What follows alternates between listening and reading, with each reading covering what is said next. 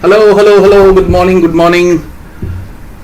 We will start this session now. Let me see how many of you are here. 86 of you, and it's going to grow, I know. I hope I am audible. Everything is visible from an infrastructural standpoint. Can you just confirm on the chat window, please?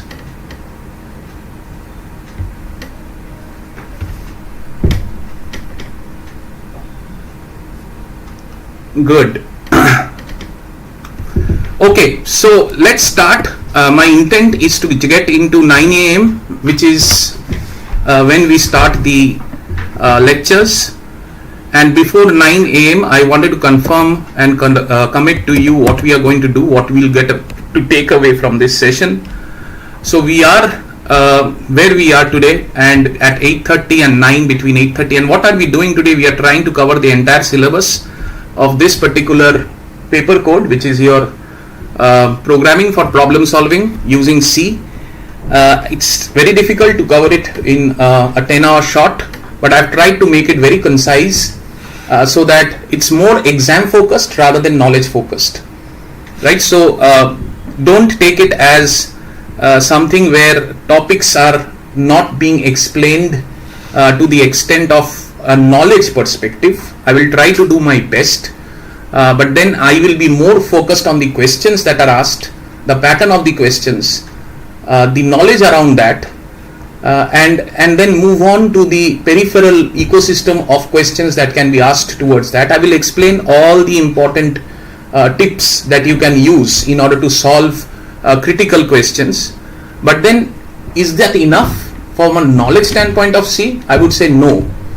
Because C itself is like a beast, right? If you have to do these 10 modules that you have in your syllabus and do justice to a knowledge of that particular syllabus, then this 10 hours is not sufficient. So this 10 hours is only from an exam perspective.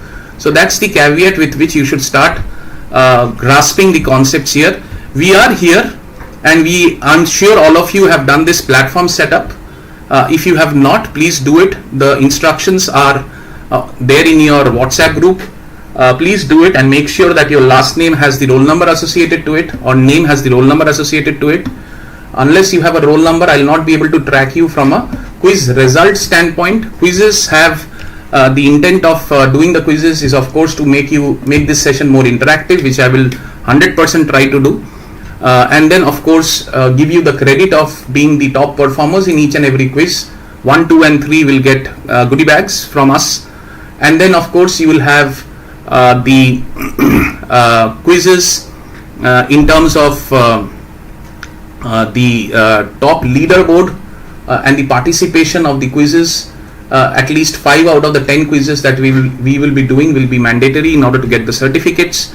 The certificates will be more to do with your MAR points. You will get 10 MAR points from those certificates.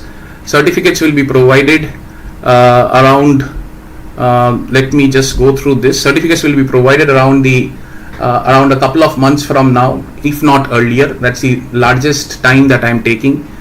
Typically, it is going to be printed within 1 month. But then, when I say printed, digital print, of course, and it will be shared. But between 1 and 2 months, you will get your certificates. Now, this is what we are planning to do, and we will get into some amount of practicing the quiz platform first, and we will also talk about one important quiz that we will do with respect to your first module, which is Introduction to Programming, within this half an hour. We are already 7 minutes into the half an hour slot that we have started, and then we get into the lectures, which starts from arithmetic expressions. Now, each lecture is classified within. I'll be finishing it off within 1 hour. I'll see if I can within 1 hour. Otherwise, there may be spillovers. Some lectures may be finished before 1 hour also. So net it will not match the exact times that you see here, but that's the intent, that I have bucketed 1 hour for each of the lectures. And of course, the lectures are followed by a quiz. We have 10 lectures and 10 quizzes to cover your entire syllabus.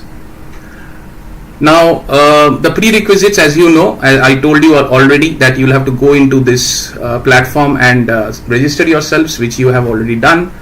I'm sure you have made this change If you have not, please make sure that you do it, otherwise you will be not tracked into the quiz participation. As I said, this will be qualifying for mark points. You'll get a certificate, top 3 performers will get a goodie bag. All that is going to happen. Breaks, we will have 10 minutes bio and rehydrate breaks every 2 hours. So 2 modules we finish, we will have a break of 10 minutes. So net before lunch we are having 2 breaks. Lunch is at 1 o'clock. So 4 hours means 2 breaks we'll have. In fact, we'll have 1 break which is at 11 o'clock, and then anyways we have the lunch break. And after the lunch we'll have the heavyweight topics which is lined up, which will have around 2 breaks of 10 minutes every 2 hours, and then we end the session at 7. Now you will need to communicate with me on the YT chat, the YouTube chat window, and in this YouTube chat window I'll be likely to see these messages because I don't have the chat open in front of me. I'll be doing an alt tab, going into the chat window time and again, seeing what chats have come in and try to respond there. So there will be a lag, but then of course please remember that I am here to answer all questions. Even if I miss something, please retype it on the chat window, and I'll surely get back on that particular topic. My number is this, but this number is right now unreachable because the recording is happening through this number itself, through this phone itself. So if you are trying to reach me, I am not even monitoring this number right now. So if there are any technical issues which you see, for example, the video is off, the network is down, I'm not looking at the YouTube chat links, then please call this alternate number or WhatsApp this alternate number. I will get to know something is wrong and I'll immediately come back.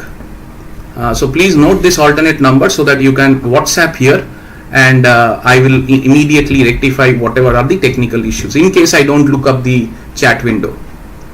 Lecture notes, as I said in the WhatsApp group, this lecture, these 10 modules lecture notes is more than sufficient for your exam perspective.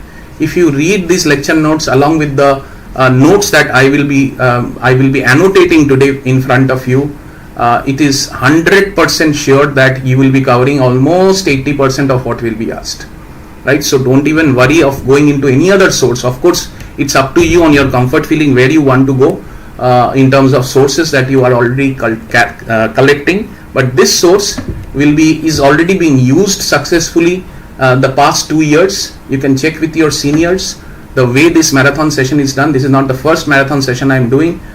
So your seniors are already part of these marathon sessions, and trust me, they have quote unquote commented that without this marathon a lot of them would have failed. So that's the intent with which I am initiating this, and as I said, that's why the more intent here is numbers in examination rather than hardcore knowledge. Hardcore knowledge, of course, there are other ways to do that, which I will also do, which I'll tell you towards the end of lunch, or when we start back in the second half. I'll tell you hardcore knowledge, what is the plan. Certificate and prizes I have already told you. So that being said, this is what we will intend to do, and if you see the topics that we have covered, there are certain topics which I have kept for offline read. These have the notes, these have the questions solved. Every PYQ for the last 10 years except for the last year. Last year obviously I have left it because there is no point doing last year topics because it will never come. So last year chhod ke every PYQ is solved in details here, and this is the note that you will get, which is solved to the extent of how it has to be done. Of course, some of it is GPT generated. There is no shying away from accepting the fact, but all of them have been validated by me in terms of the correctness of it. So don't worry about the quality of the notes. The quality of the notes are spot on. Whichever question is repeated, which year these questions came, every topic that has been discussed is up to the mark here, and that's why I said if you read this note, there cannot be any question coming out of this, but you have to be honest in reading the code. If you don't read these notes and just say that you have participated in the marathon, nothing happened, I can't help, right? So net I've taken a lot of effort in segregating your questions into your modules that your syllabus expects.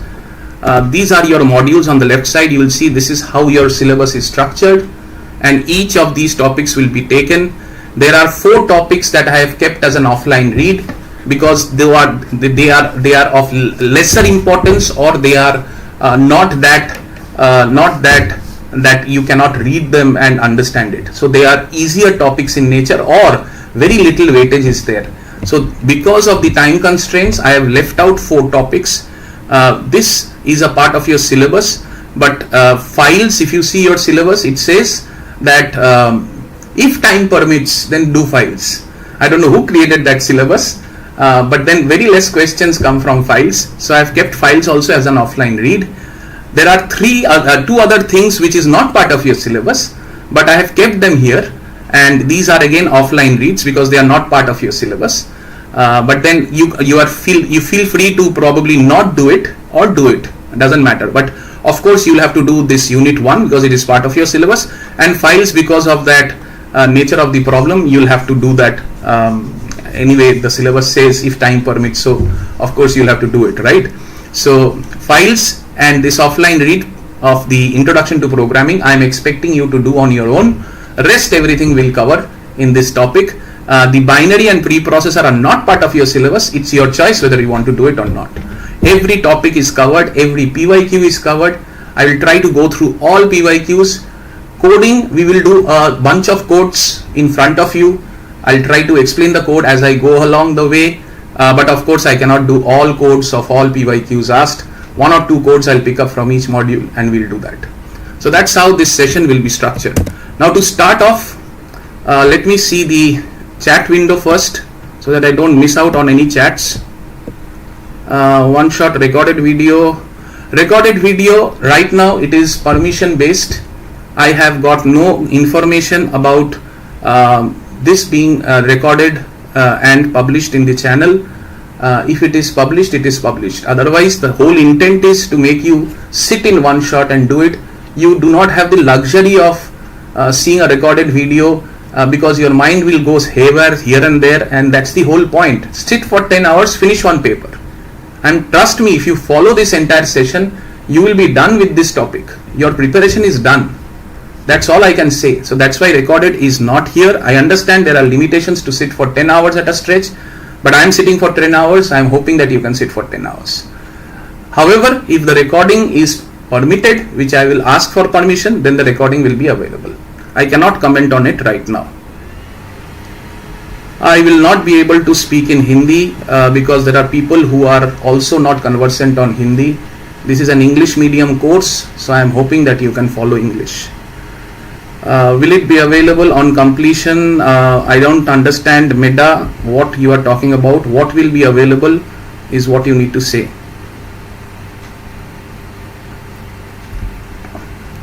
Okay, so that's okay. There is one more question, sir. There is a 15 marks question in PYQ on file handling. Yes, so as I said, file is a topic which is very vague in your syllabus, right? There is a 15 marks question, and there are all questions that I have here which is relevant to file handling. I never said that file is a lower marks or low priority. All I said was files is a very iffy kind of a statement in your syllabus, which is why I have kept it outside.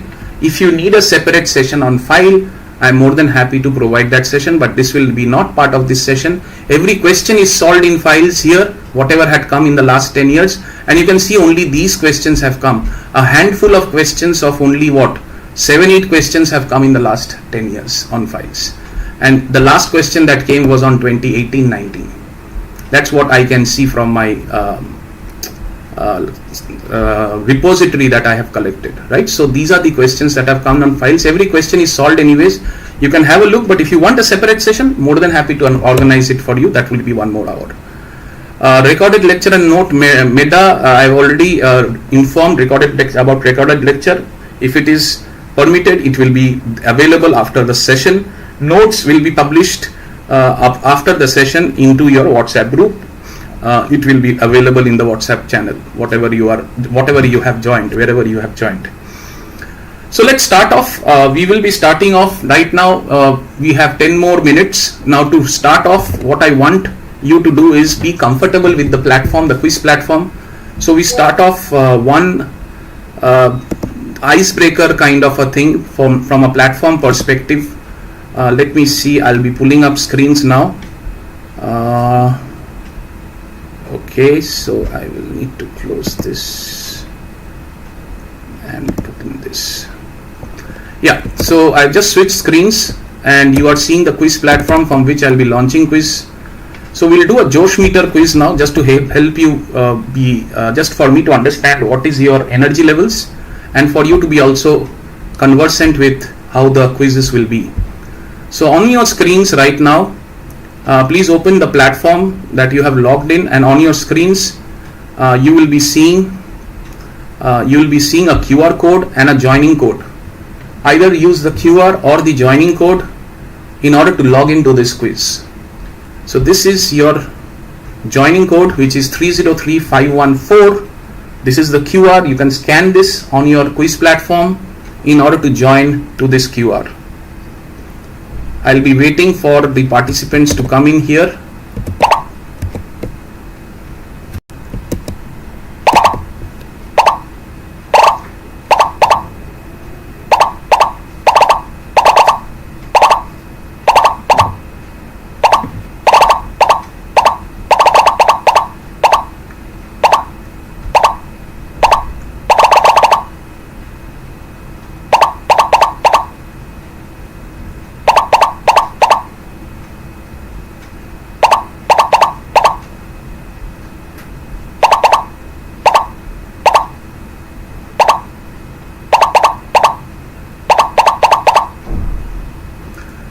Okay, Anurag Manna is asking, how do I identify you?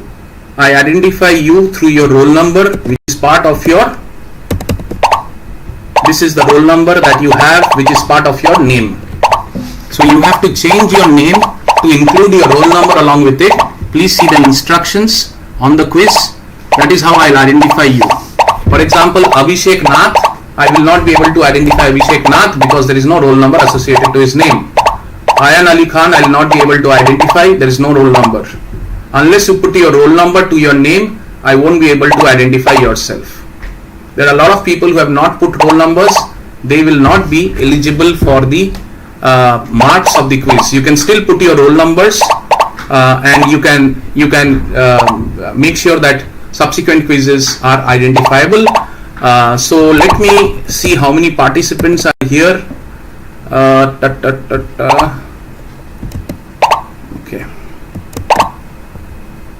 Okay, so there are 170 right now. Let me see. I have 129 of you here. So I'll start at 150. I'm waiting for 150 to cross.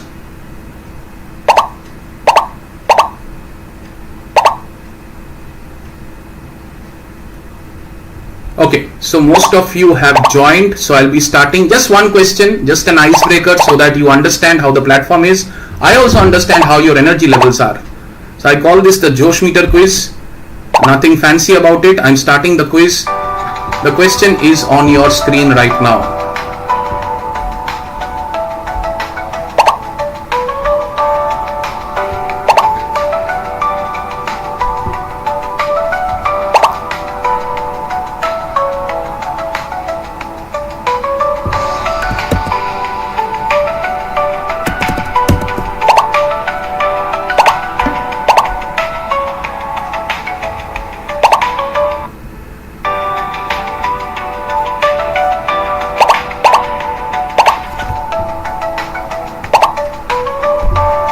One of you have answered out of 157. Let's see the numbers go up. 123 now.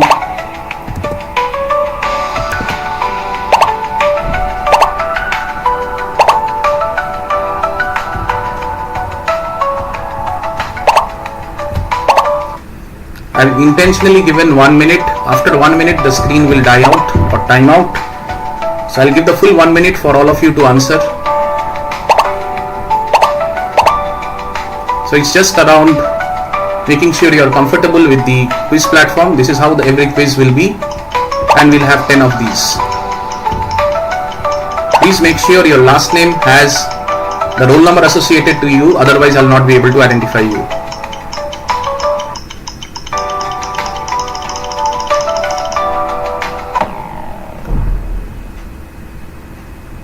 Okay, so that's 71 and 59 of you are very high, neutral 15, sinking is 2, very good. Okay, so most of you are understanding where we are right now, and this is how your answers will come up. So let me end this off, and we will start the actual quiz now. So as I said, the first module, which is on the flow charts and the rest of the things on the blah blues of the computer and the parts of it and what are the usages of every part, I have intentionally kept that as an offline read. All questions are part of this particular document that you will get. So I'm going to start a quiz on this now. This is a real quiz now. Please be prepared on getting to see the new QR code for the quiz on module 1, which is on introduction to programming, which is around your flowcharts and other things. So I'm sure you are aware of flowcharts. I'm sure you are aware of the theoretical concepts of RAM, ROM, parts of a computer, what it does. So questions are around that only. So let us talk about that. So I'm scheduling this.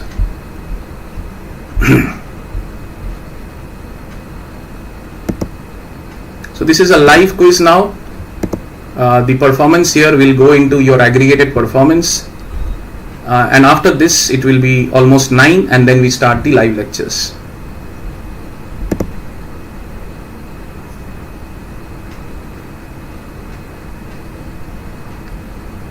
Please join.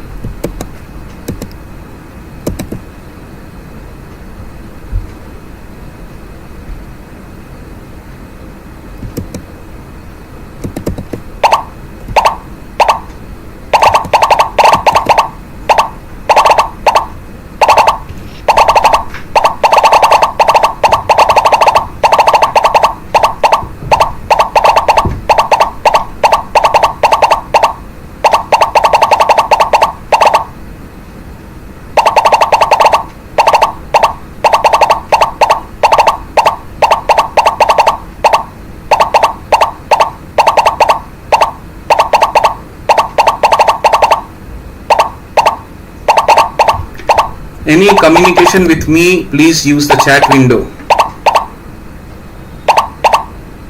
Code is invalid. I'm sure you are doing something wrong, Shiv Shankar, because I have 119 who have already joined, so I can't accept that the code is invalid. You might be using a wrong code. You have to fix the problem yourself. If it was wrong, everybody would have complained it is wrong.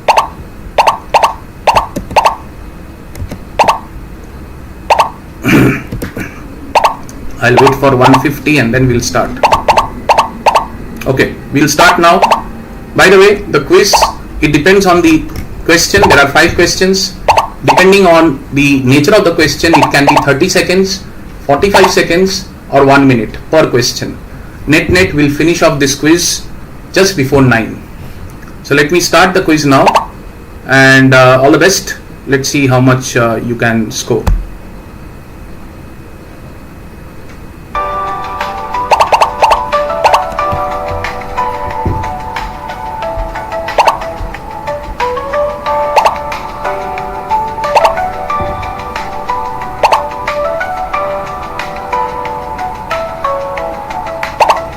This is also a fastest finger kind of a quiz. So even if you are right, you might not be in the leaderboard because people were righter before you or faster than you. So it's also a fastest finger.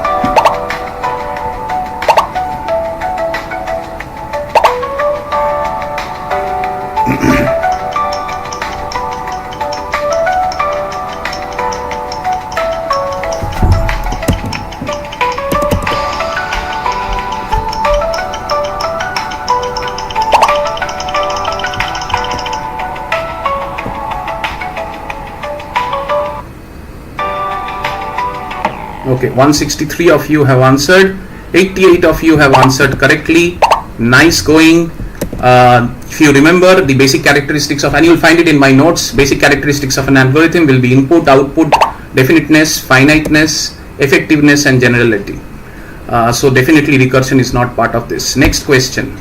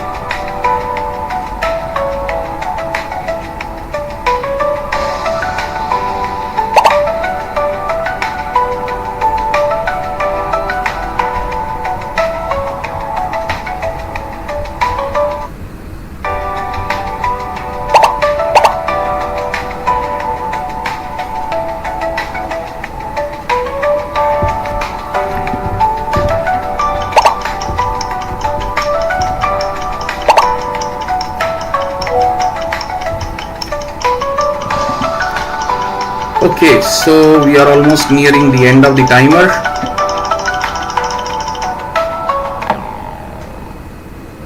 Yes, 101 of you, 52% of you have answered correctly, which is still okay. Interpreter will always execute one statement at a time. It doesn't compile. Compile means take the entire code, compile it at once. That means, let's say I give this analogy to all my students. You are gone in a restaurant and the waiter actually takes one order from you at a time. Starter, okay, this is starter. He goes back to the kitchen, gets the starter for you and comes to you with the starter. Main course, this is the main course order. He goes back to the kitchen, gets the main course, comes back to you. That is interpreter. Compare it with all orders he takes from you at once in the table, which is starter, main course, dessert.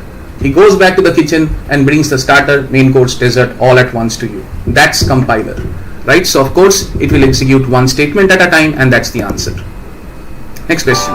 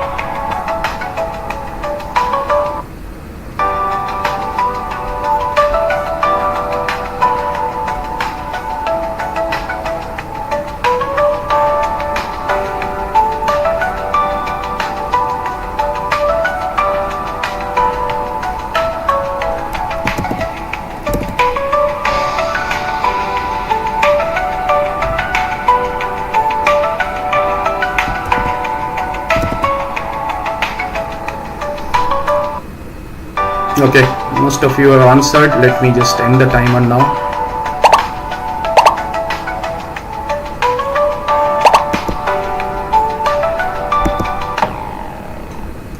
Yes, so another 50% of you have correct in terms of saying that it is ROM. Of course, ROM will have persistent storage, and that's why it will remain in memory even if the power is switched off.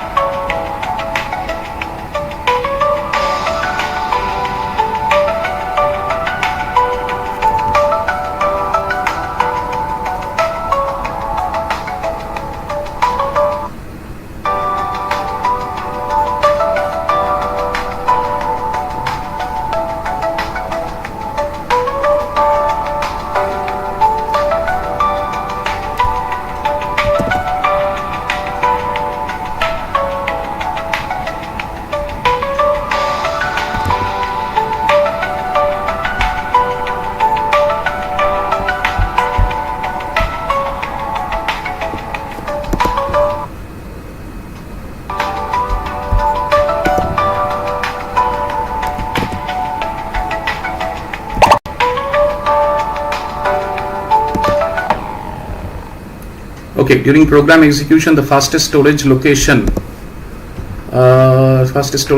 inside the CPU. Yeah, it's not the RAM, it's the registers. They are more closer to the CPU than RAM. RAM is a separate slot which is farther away from the main processor. You insert the RAM and in the motherboard, which is not co-located with the CPU, but the CPU itself has inside inbuilt registers. That's why it's much faster. You wanted me to switch off my volume. I'm going to switch off my volume now so that it is not irritating for you. So we go to the last question.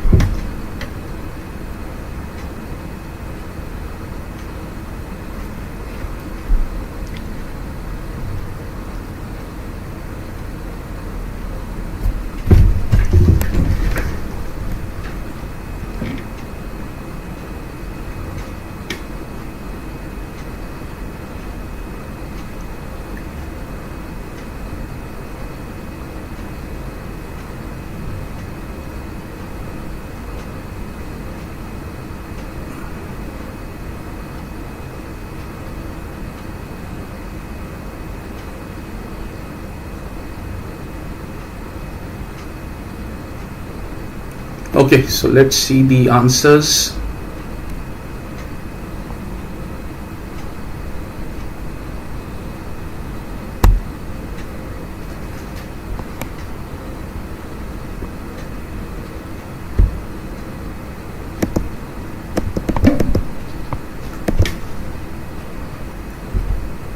For some reason the end timer is not working. Let me end the assessment. Yeah.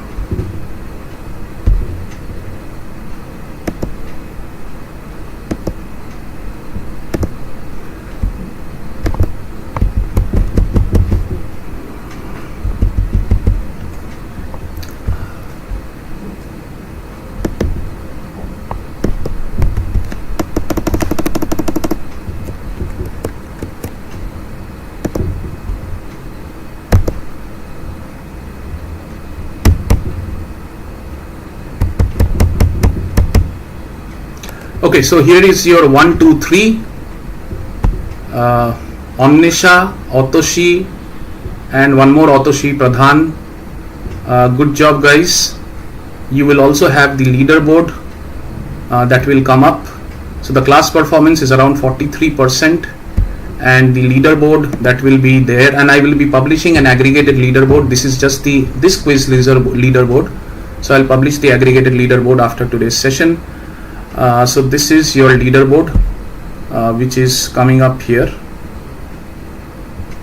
and we will this is for this particular quiz. Of course, as I said, we will anyway go to the aggregated leaderboard as far as taking the best top 3 is concerned, but for now that's what this particular quiz is all about. So I hope you have had fun.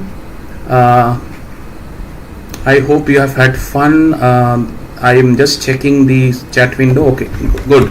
So we are slightly delayed to start our lectures. So we are now starting the actual lectures. So we are done with this. I'm going to share this again with you.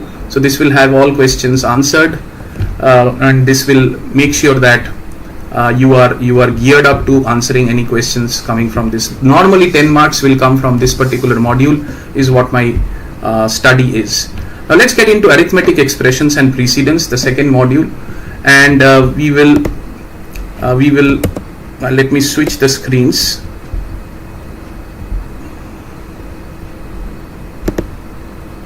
Yeah. So this is your arithmetic expression and precedence. So we will talk about certain key questions here. to start off, I just wanted to take you through the process of understanding the post increment and pre increment operators. Let us say that I have something like this. Let us say int I have a equal to 5 and I'm just saying that int b equal to a plus plus, and then I say star 3 and then I say plus 2. Right, so this looks pretty confusing as such when I just see it offhand, right? And this can be more confusing. Let's say if I say something like this, that a plus plus star b minus minus plus y plus plus c star d minus minus. What will you do to actually solve this kind of tricky lengthy expressions which have no meaning as such as far as a normal human eye goes, right? So that's what I'm trying to solve now. So the rule you already, probably some of you already know. In fact, people who I have already taught, they know what I am trying to get at. We are trying to say that whenever you see unary operators like this, be it plus plus or be it minus minus, consider that there are two things that need to be done. One is the work and two is the change, right? When I say change, it means the plus plus side of it or the minus minus side of it.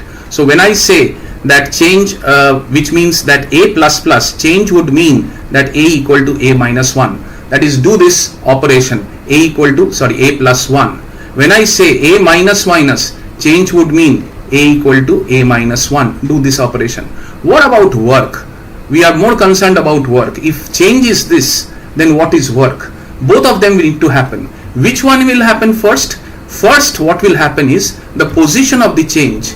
The position of the change, that is plus plus or minus minus, that is plus plus or minus minus, will define what goes first.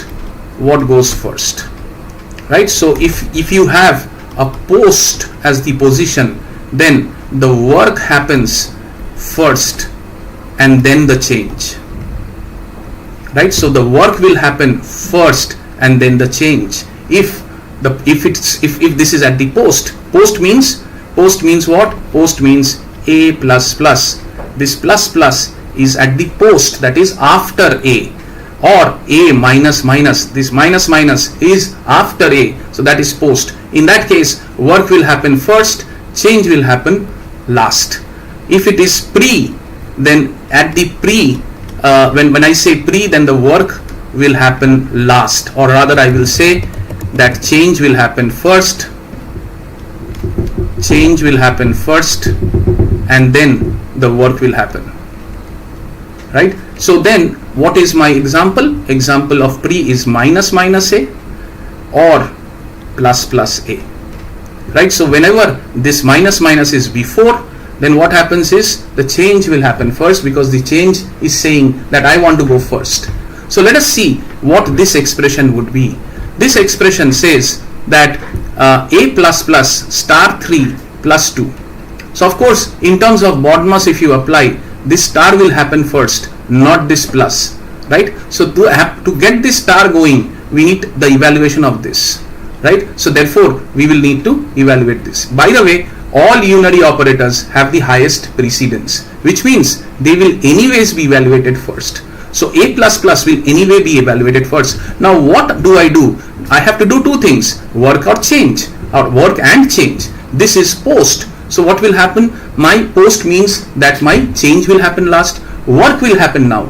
But what is work? I don't know what is work, right? So the best way to know what is work is take this expression and just do one thing, remove this. That is your work. What is the work then? The work is a star 3. That's all. So remove the change part of your expression. So that becomes the work. So A star 3 is what? A star 3 is 5 star 3. 5 star 3 plus 2 is 15 plus 2 is 17. 17 is going to go into B, but at the same time, don't forget that you also have to do the change, which is plus plus on A. So A will also be A plus plus, which means A was 5, so 5 plus 1, so A will become 6. Value of A will be 6, value of B will be 17. So that's how you solve these kind of problems, right? So that's in a nutshell what I wanted to explain to you as to what should be the way of solving such problems, or even such problems, right? Here also you can take that same methodology. It's very mechanical. Things that I will teach you will be very mechanical, non-brainy in nature. I will try to minimize the utilization of brains and make it more process oriented, mechanical oriented, so that you don't have to think too much. Just apply the process, it will be done. So I hope now you know that in complicated scenarios, what is the method that you will apply for postfix and prefix. So if you see this question, what is the value of the following if A equal to 2? So of course you can understand here that minus minus means it is pre, right? Pre means change will happen first. A is 2. So A will become what? A will become 1. So A will become 1 because change will happen first. Then I have to do the work. What is the work? Work is I will remove this. Right? I will remove this. Then what is left? Print D, A. What is the value of A? 1. So the answer is 1. Right? So that's how you will do it. Right? So this is very mechanical style. You don't have to think anything. Right? So that's the answer to this problem. So let me remove this so that in your notes it is still there. Next, what is the range of an unsigned short integer? So from, let me see the chat window.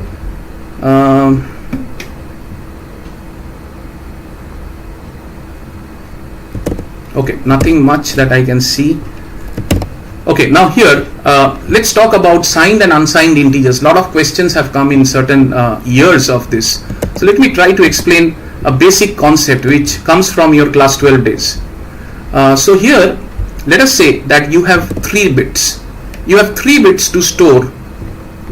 In terms of a binary 3 bits, you have to store something, right? So you can only store 0 or 1 here, 0 or 1 here, 0 or 1 here, right? So if you can store something like this, then you can very well understand that there are 2 to the power 3, that is 8 combinations, right? So what are those combinations? If I write those combinations, then those combinations are 0 0 0, or I will do it in this manner: 0 1 0 1 0 1 0 1 0 0 1 1 0 0 1 1 0 0 0 0 1 1 1 1. So those are my combinations.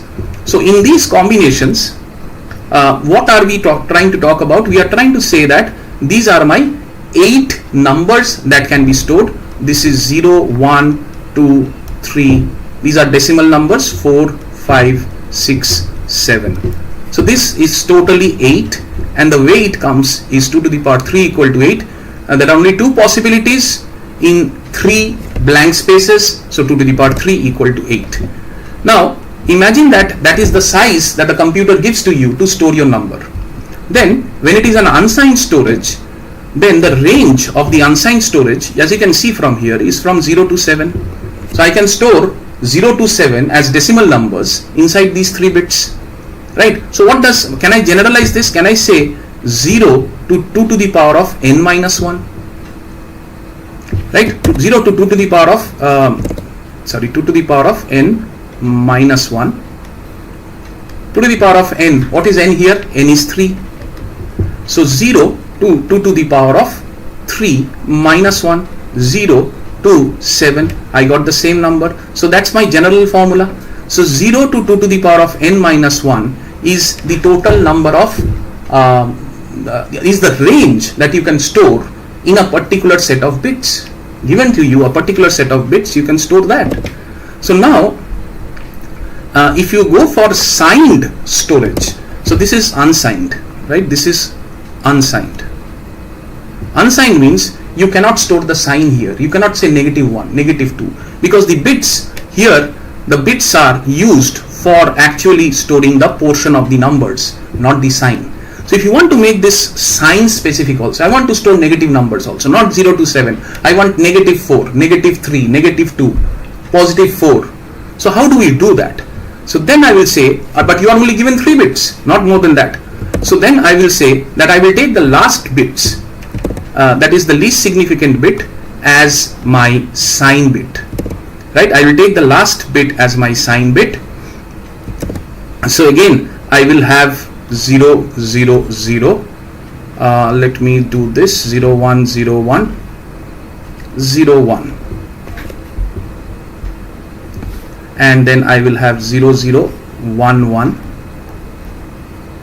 0, 0, 1, 1, 0, 0, 0, 1, 1, 1. So what is happening here is, each of these numbers now have this particular bit as the sign of that number. 0 will signify a positive number, 1 will signify a negative number. So in that sense, this first number is still 0, this is positive 1, this is positive 2, this is positive 3. Why positive? Because I am only considering this portion to calculate my number, this portion to calculate my number, this portion to calculate my number, this portion to calculate my number. I am not considering the last portion to calculate my number, because the last least significant bit is actually used for my sign. So I am not going to consider that.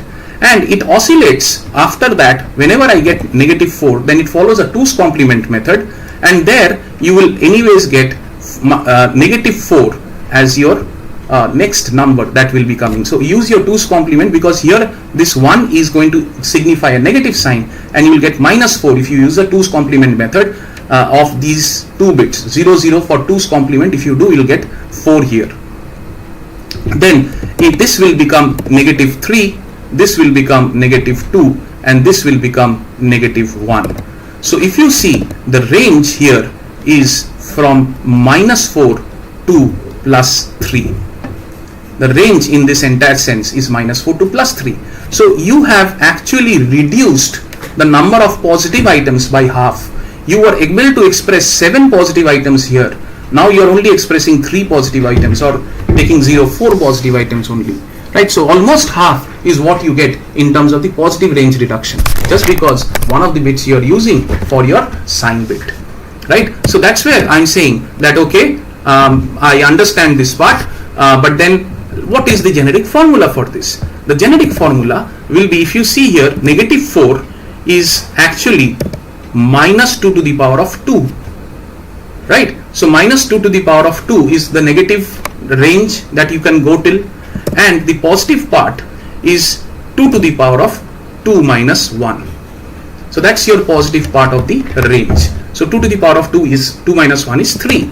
So given any bit where n, so I can generalize this to write in terms of n as, I can generalize this definitely to write it as minus 2 to the power n minus 1 to 2 to the power n minus 1 minus 1. So if my n is 3, then I get minus 2 to the power 2 to 2 to the power 2 minus 1. And that, with this formula, therefore you can find the range of any integer based numbers. Right? So that is why, if I go back now to this particular thing, unsigned short means that you have all the bits are here available for you. So the generic formula is, for unsigned, the generic formula is 0 to 2 to the power of n minus 1. Right? So do that. 0 to how many bits? Unsigned short integer.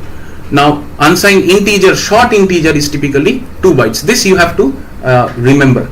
There are a lot of tables that you can refer to. What is the total number of bytes for a short integer, for an integer, for a long integer, for a float, right? So you'll have to remember that at least.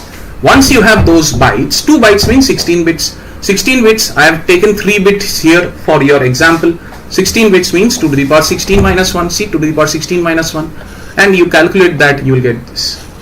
So even if you don't remember this, it's okay. you can still calculate it. So that's on the this particular question. Let me check the chat window. I'm missing anything?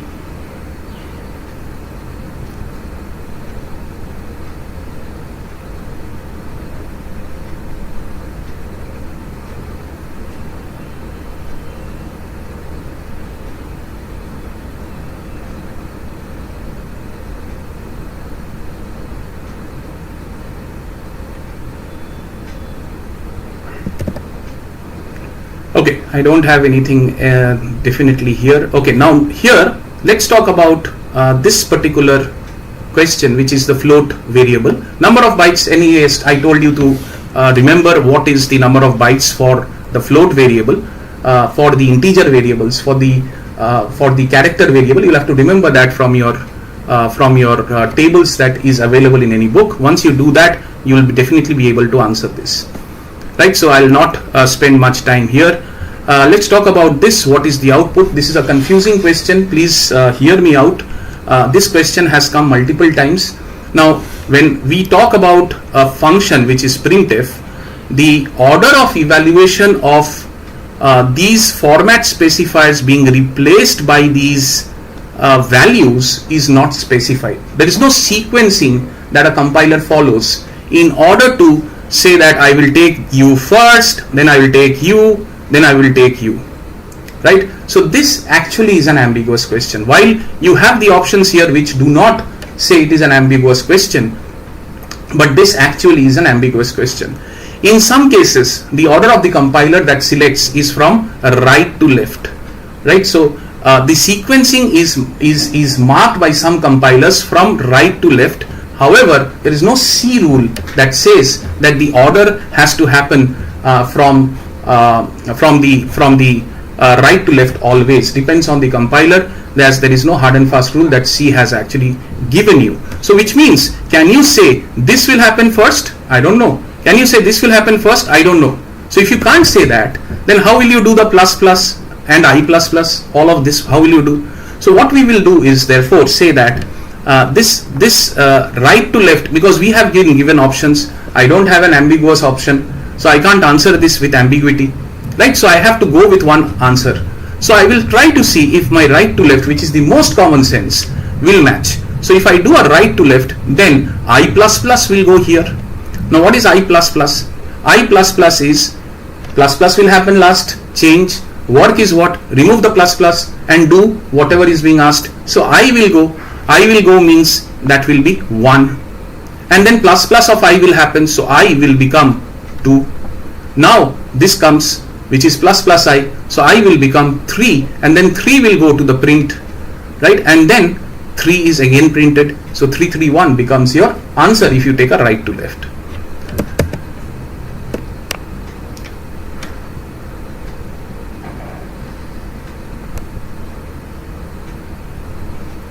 Yes, 331 would be the answer, but that is how it is going to be like this. Shomodev Roy, I do not understand this. Please clarify which is the answer that you don't understand. We can anyways do it again. Okay, so see, this is a repeated question. As I said, this question comes quite often. We will get into the external, static and auto storage classes. This comes time and again. So if you see, there are 4 storage classes in C that you need to be aware of. Storage classes are typically how a variable is defined. How will you, while a variable can be defined as an integer, float, etc., etc., but where will it get stored is what the question is.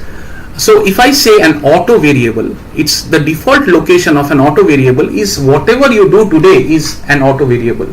If you write a variable inside a function, it becomes an auto variable. For example, if you are here and you are writing auto int x equal to 10, it is going to be an auto variable itself. I mean, even if you don't write auto and just say int x equal to 10, it is an auto variable.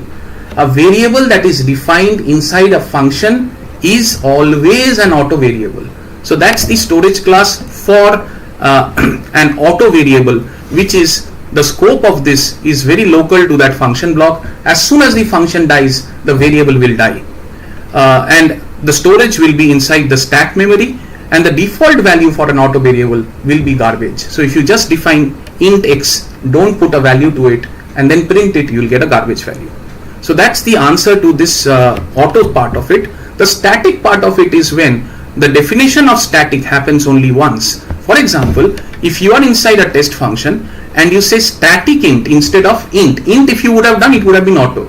But say you get static, then what it means is this variable will be initialized only once. That means in your stack memory, there will be a space for you where count will be a variable, and this count variable for this life cycle of this program will be initialized only once.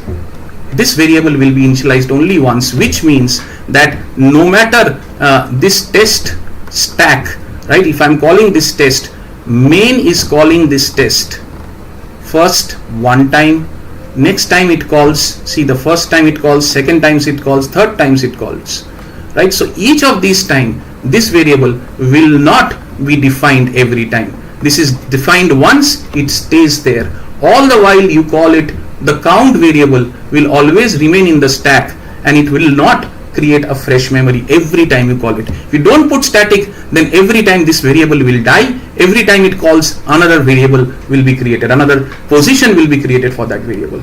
So that is why you will have to make sure that your count will be defined only once or declared only once. You can initialize it to whatever you want. So if I call this test 3 times, because my count is defined only once, this equal to 0 will also happen only once, right? After that, this line will never be executed. Second time this test is called, will be called, it will go here.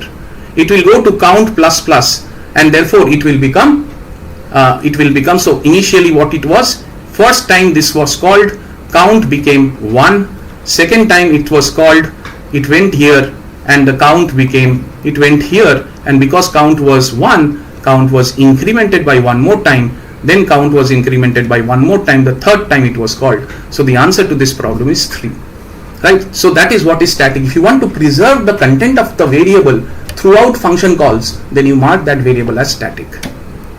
Now if you go to extern, extern is mostly global variables or variables defined in some other file, right? So this is what is extern. So if you want to put a variable outside of any function, don't put it inside any function, put it outside any function, it becomes an extern variable.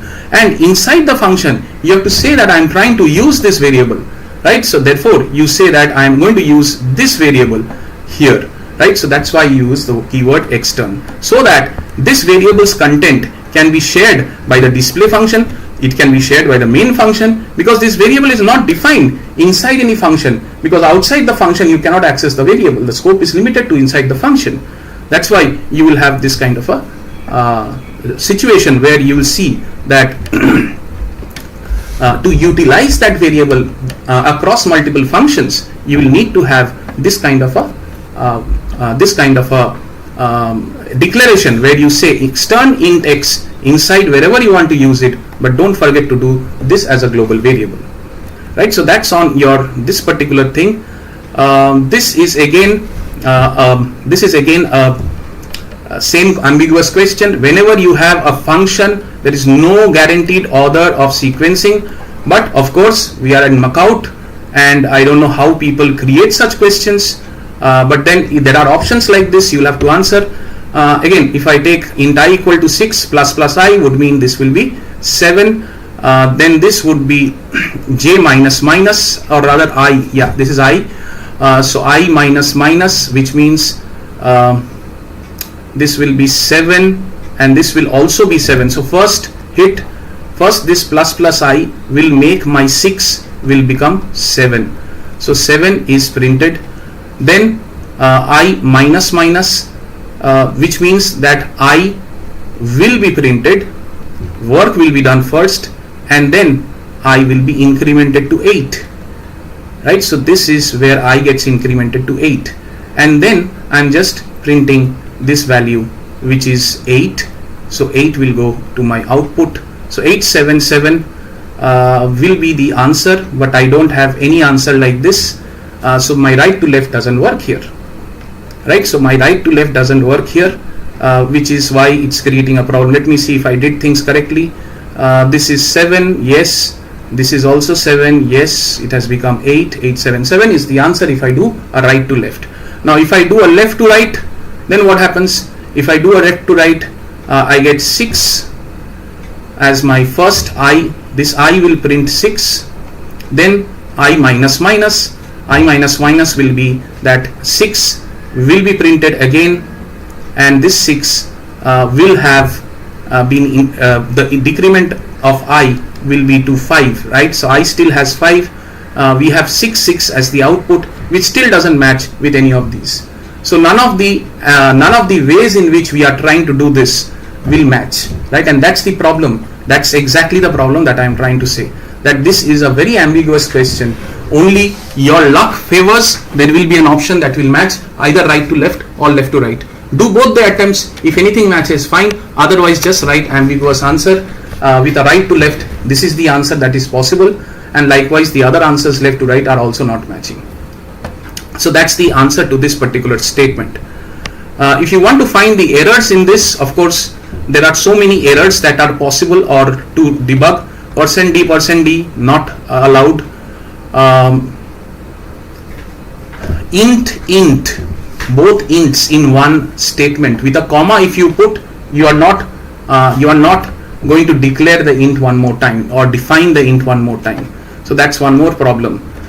Then you have a scanf where a %d itself is wrong. The variables here should be separated by commas. So those are the errors that are there.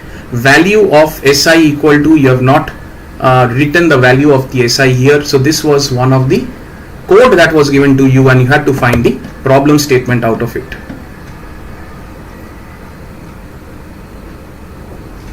Okay, let me see the answers that have come in from the chat window. What will happen if we take, yes, you can take left to right. As I said, it will be a different answer. Right to left, it will be a different answer, right? So that's why I'm saying that it is completely ambiguous. So if you get this question, please figure out if right to left or left to right matches any one of the options. If nothing matches, just say ambiguous question. Right to left is evaluated as this. So that's the answer. I will be sharing the PDF after the call. Now, can we use it without static? I didn't understand what you want to use without static. If you use static, then only you get the preference of holding that variable. Even if you call the function multiple times, the variable never will be defined one more time. It will be defined only once, the first time the function gets called. So that's on that.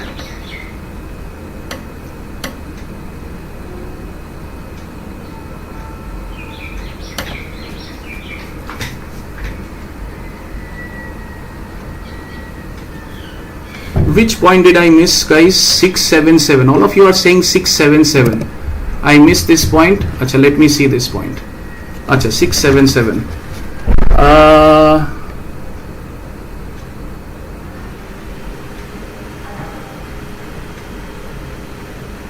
How will it be 677, guys? How will it be 677? You are saying 677. I am taking right to left. Right? If I take right to left, then plus I is already 7. Then I minus minus is also 7. Oh, okay. I got you. You are right. You are right. You are right. I was assuming my I minus minus as I plus plus. So thanks for pointing that out. But anyways, it's your luck whether you get the options correct. So let me correct myself here. When you do plus I, then if you are doing a right to left, then plus I means that I's value is 6. So plus means it will become 7, and that 7 will go to the print. Then I minus minus would mean that it will be I minus minus would mean that it will be still 7, and this would be coming back to 6. This is where I made the mistake. I assumed it as plus again. And then of course 677. So the answer is 6. So thanks for pointing that out. This is the answer to the question. Yes, there is a decrement. I missed that. Calculation error. Understand. understand. Okay, fine. So that was the only thing that was there. So I have covered this. Let me see what else I have to cover.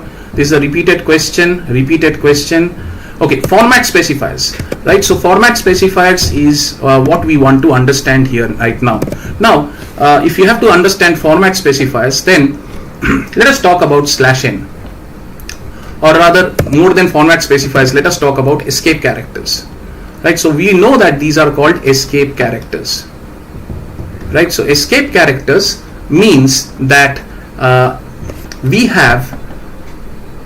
we don't want to actually do whatever those characters mean, right? So typically I keep on asking, what is an escape character? Why should an escape character be used, right? So let's say I want to print a new line. I will use /n, right? So what is escape character then? Escape character says that if I have slash, then immediately after slash, whatever character I will keep here, immediately after slash, whatever character I will keep here will be escaped from the actual meaning of that character, right? So which means that if I put /n, that means n will not be the actual meaning of n. What is the actual meaning of n? Actual meaning of n is n, right? So I will not be printing n. Actual meaning is n.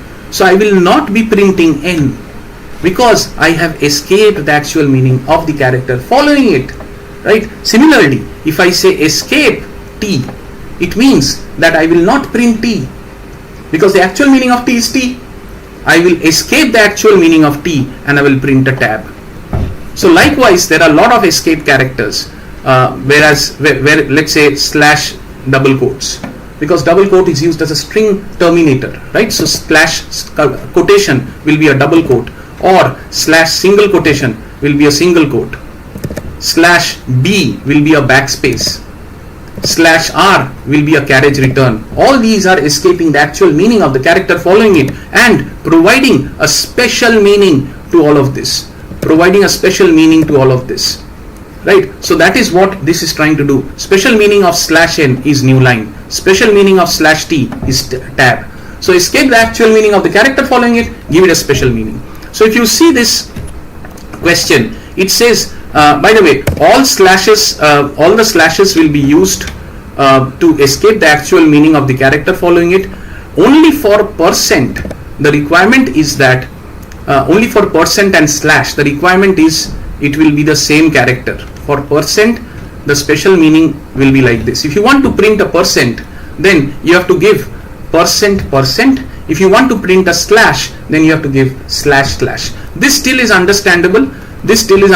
Because anyway you have the escape character, escape the actual meaning of slash, which means the actual meaning of slash is actually what? Actual meaning of slash is escape character. So escape the actual meaning of escape character. That means the special meaning of this will be slash. So you will print only slash. Here also we will be printing only the %. Right? So double % would mean that we are only going to print % as such. Otherwise, this becomes a format specifier. So I'm trying to escape the format specifier angle by giving % and then % again. So that's the only exception to the rule. Otherwise, everything is starting with slash, escape the actual meaning of the character following it. So if I have to print this, then of course I need 15% to print 15%. Right? So 15% is there only in this option, right? And hence D will be my correct option. You can check the rest of the things, it is anyway there. You want to print a quotation I told you, right? You'll have to escape it like this. It has been escaped like that. So that's the answer to this problem.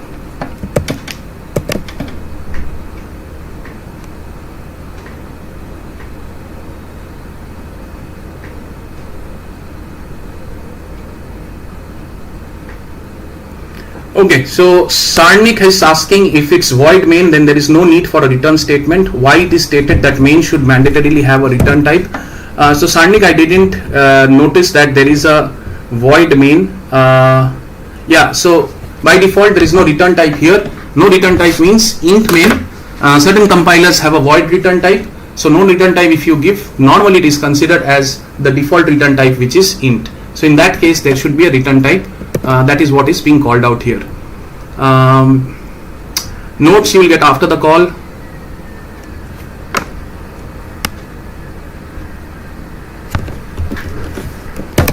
So let's move on. I don't have anything else, so this is okay. Now the precedence and associativity, let us understand that part. Then we will do some coding.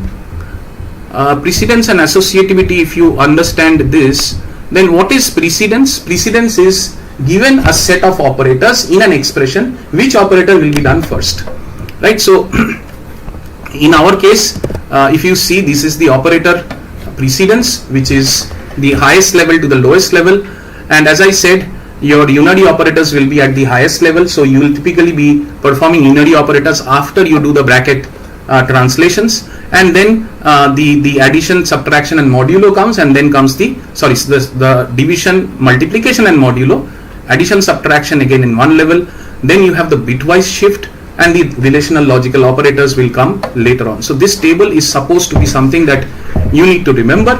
But what happens when, let me take an example. So if you have something like this, if you have int x equal to 20 by 5 start 2. So if you have int x equal to 20 by 5 start 2, then do you see that your slash and star are at the same level? So now you are confused. Will I do the slash first or will I do the star first? Because this is not plus and star or minus and slash, that you know that plus and minus will happen after star and slash. So then comes associativity. So that is the difference between precedence and associativity. Associativity says that you will have to do left to right. So left, whatever is the first one that is coming, will be the first thing that will be evaluated if you have the same precedence level. So you will definitely be doing 4 and then start 2, which will be 8. That is the answer. So that's on precedence and associativity. Simple topic. You have to remember this table. Make sure that if the precedence is the same, associativity will then come in order to help you. So with that, I think the answer to this anyways is easy. So here you will have to do the 2 star 3 first, which is 6, plus 4 star 5, which is 20, and that will be 26. So 26 will be the answer to this problem, because you are doing the stars first, because your precedence for star is much higher. What will be the output of the following program? Let us see here. You are printing okay, so you are printing here A, which is okay, because A is 10, it goes into %D, so A will be having 10 as the output. What about 10? 10 is going to ampersand I. Now what is I? There is no I here. First of all, this is inside a string, right? Inside a string, whatever you write is a string. So ampersand I is a string. Ideally speaking, we should have given ampersand A in the right side beyond that string in the format specifier. Instead of that, we make sure that we put and I here. Then and I becomes a string. Who knows that what you want? You want to probably display and I. So and I will be displayed. So the answer is and I. And what happens to this 10? It just gets eaten up. It just gets eaten up because 10 doesn't find a placeholder. Doesn't matter. If you don't find a placeholder, C says don't throw any error. There is no placeholder for 10. Why? Because there should have been one more %D for this 10, right? Which is not there, which is okay. So 10 will just be eaten up and there will be no errors. So ultimately what is happening is, this statement looks like this: printf %D %J or %I, whatever they have written, followed by A. That's all this statement is. So A is going to go into %D and then %I is going to be printed. So that is your answer. This answer is not here, so none of these. That will be the answer to this problem. Let me just quickly check the chat window.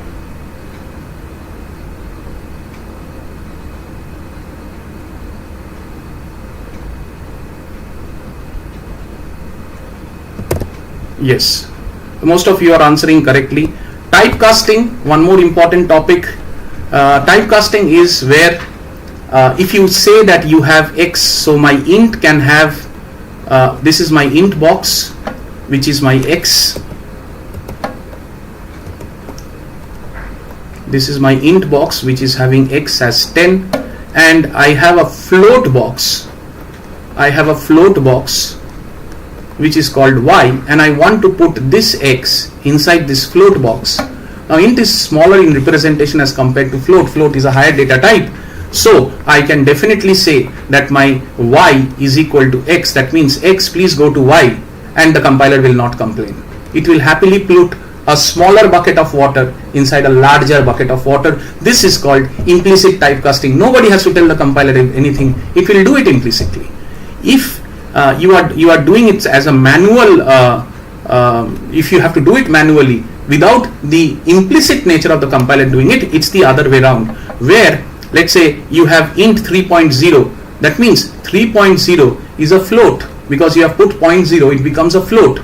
So now this 3.0, if you divide it by 3, then float by int is also a float. So the answer is 1.0, right? So the answer is 1.0. Float by int is also a float. So this will be 1.0. 1.0 you want to put inside x, which is an integer. You cannot do that because float is a higher data type. You cannot put a larger bucket of water inside a smaller bucket without any loss of information, which is why you have to tell the compiler. Compiler will not do it automatically. No implicit nature. Tell the compiler, I want to do it. I want to do it. I know what I am doing. Please take this division and put that inside this integer. I am okay if you do it. I am okay for any loss of information, but do it. So that means this entire expression, which was a float, gets converted to an int, and that int goes into x. And this x will now contain what? This x will contain the integer representation of the right side. So that's what the implicit and explicit type conversion is. So let us talk about a program now. Let me see the chat window. Anything has come up? Okay, nothing has come up. So let me talk about, let me switch windows now.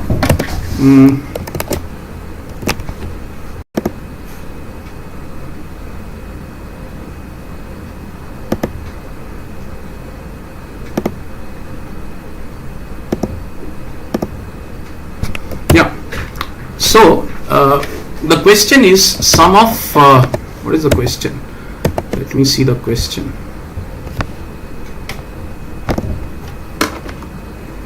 Write a C program to find the sum of the digits of a number taken from the user. You have done this multiple times in your lab, but I just thought that I will just prick your brains in terms of where exactly the things will happen. So I've just created a template here just to save some time. I hope you understand what we are doing. We are going to take a number and we are going to extract the digits and we are going to sum up the digits. That's all we'll do. So we have already taken the number, right, as a scan input from the user, and now I'm going to probably write the code that is relevant to this particular thing. You know what we are going to do. We are going to take the number and we are going to constantly decrease the number. So let's say it is 321. Then what we'll do is we'll take 321, extract 1 out of the last digit. Right, so if we extract 1, the new number becomes 32. Again we'll extract 2, the new number is 2. The digit is 2, the new number is 3. Then we'll extract 3. Then we are left with no more number. So till the time that the number doesn't become 0, till the time the number doesn't become 0, because we are constantly going to reduce the number, right, we are going to extract the digit. Extraction of digit means that it is as simple as saying modulo of 10. Every time we do a modulo, we will get the last, the remainder means the last number or the last digit of any particular number. You do a modulo 10, the remainder will always be, because we are working with base 10 numbers, decimal system. That's why modulo 10 every time will work. It will return you always with the last digit, because that will always be the remainder if you divide a number by 10. So that's what the digit will come out, and then we will say that my sum will be equal to whatever is the sum, because the digits have to be summed. So I have taken a sum variable. I will just add it with this digit that I just now got. And don't forget that while the sum of these digits, the digit has been extracted, 321, 1 has been extracted, 1 has been added to the sum, fine, but 321 has to become 32 now, right? So how will 321 become 32? You will just need to say num equal to num slash 10. That's all you will have to say. So num will now reduce. So if you do an integer division of num, then what will happen? It will be num equal to num slash 10. 321 slash 10 will be what? It's an integer division. So the decimal portion will not be there. So you do a slash 10, 32.1, the integer part of it is 32. So 32 will remain. So the number now has reduced, and then the loop goes on until the time it doesn't become 0. This entire step will follow. And let's run it, and that's all we had to do.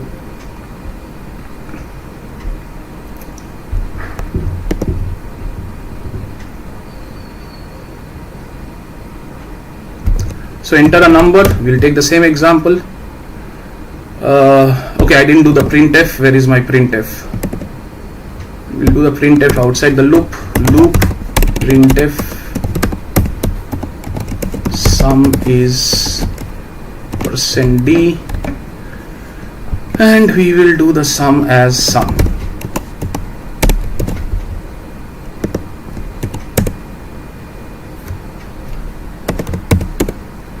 Yeah, so that's your answer to this problem. This has come once. So let me switch back to the OneNote window.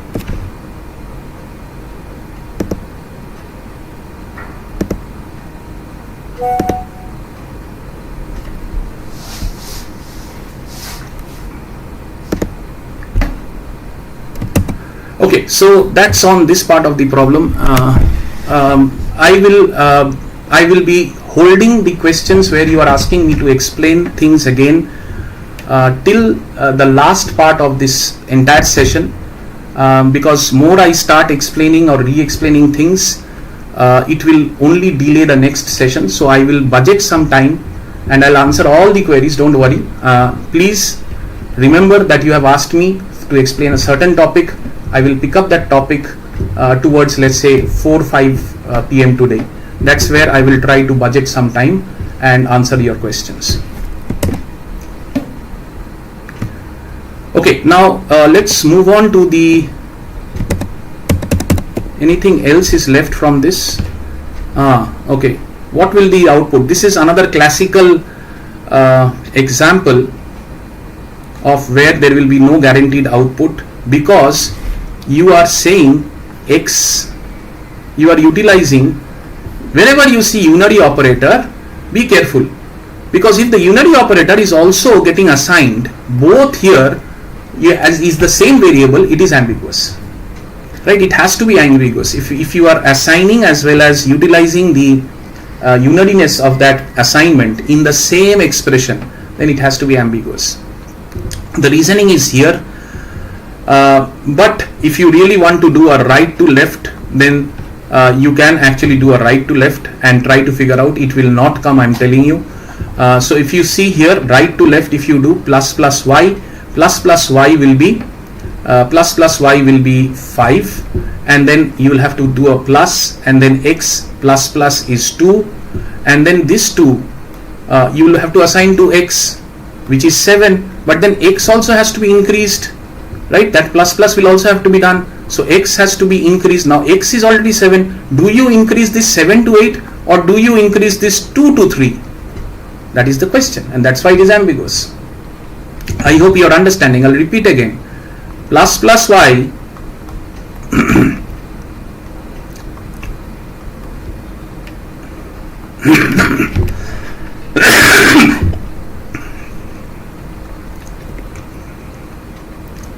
this is 5. Put a plus sign, do the x plus plus, x's value is 2. So if I do 2, plus plus is at the end, so I have to do the work. Do the work means 2 plus 5, 7 will go to x. So x is here, which has 2. Now x will become 7, but x is also supposed to become 3. because this plus plus has to happen. So which will it become? Ambiguous. So none of these will be the answer. At least they had the decency to put a none of these option. So that's on this particular module. We are bang on target, but we'll have to do the quiz now. So these are the questions that have come from this module. I hope this revision will be useful. Anyways, whatever doubts still you have, I will be picking up those once, as I said, at the later part of this particular session. Okay, chalo, we will get into the quiz mode now on this particular chapter. Let me switch windows.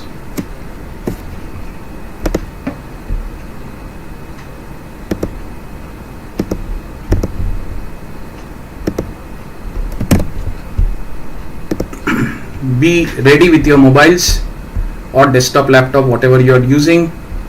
We are starting the quiz on arithmetic, expressions and precedence.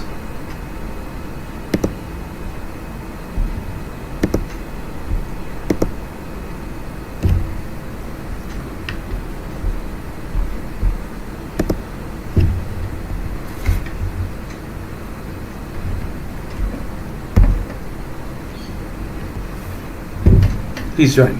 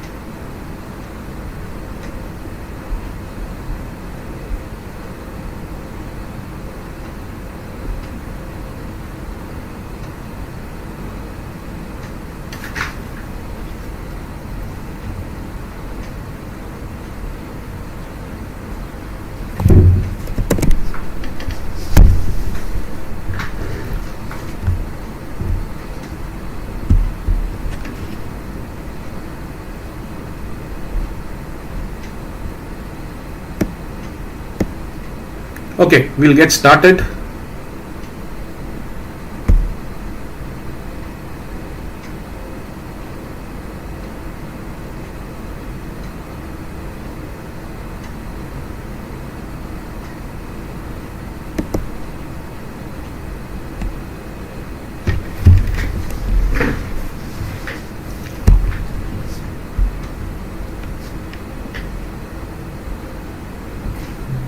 First questions on your screen.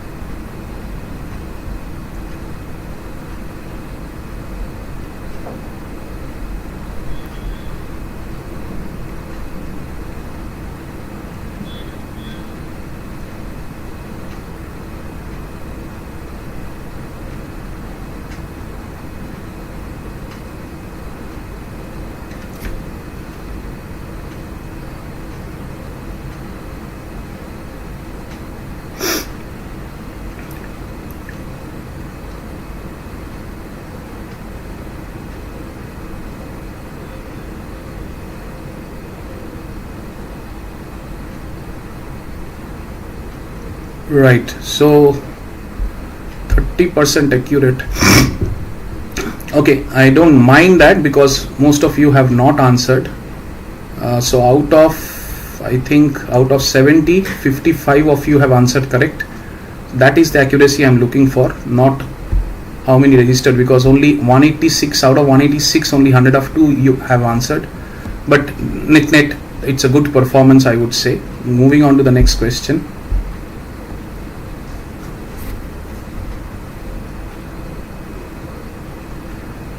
Try to answer whoever has joined quickly within the time frame.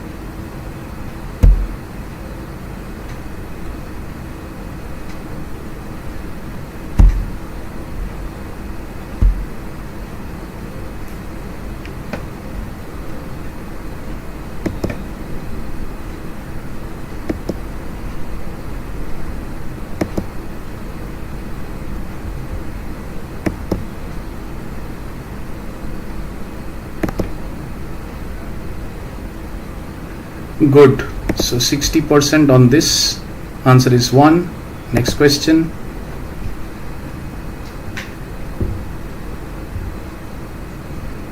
This question has 45 seconds.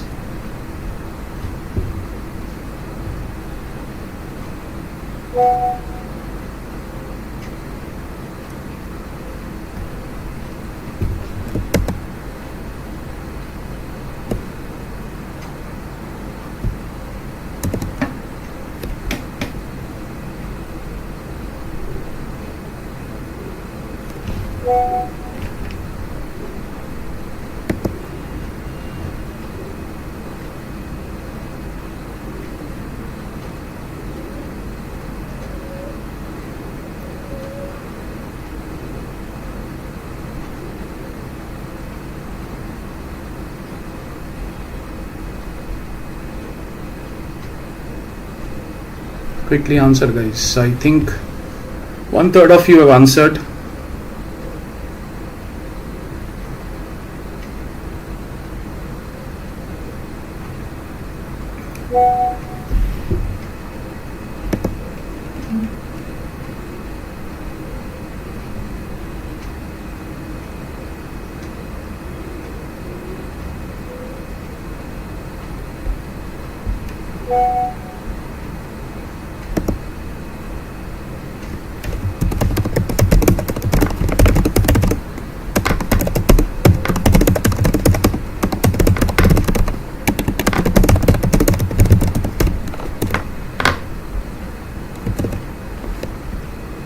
Okay, I'm ending the timer.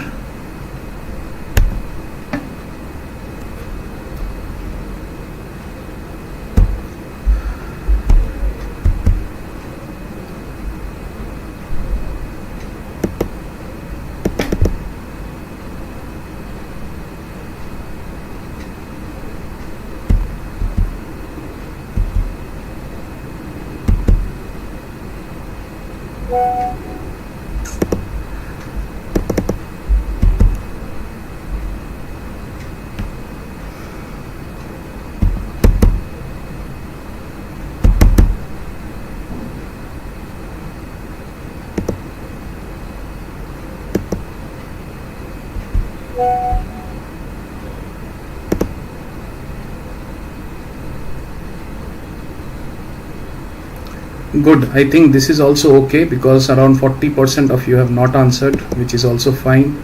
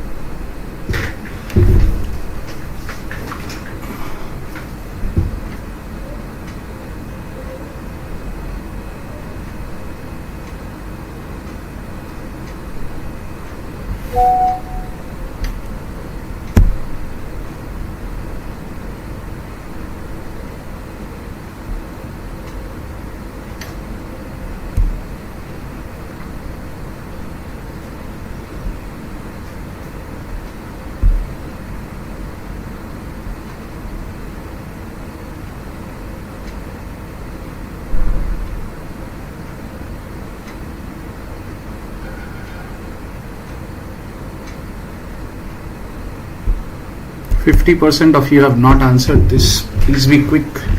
I'm going to end the timer shortly.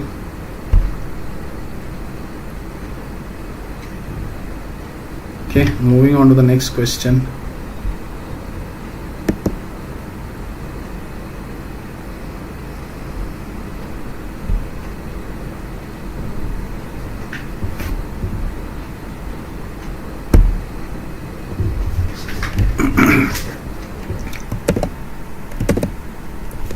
Blank screen coming up. I don't know why.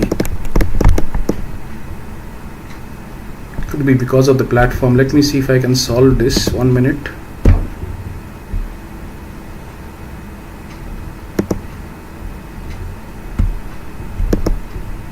Yeah, I think the next question should be up on your screens.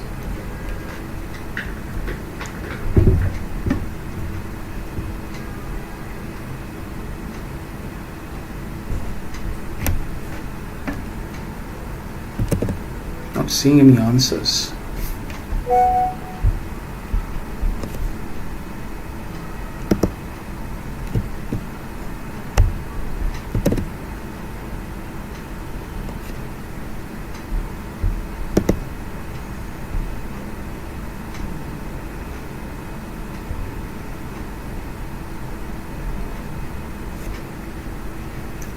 Okay, that's the reason.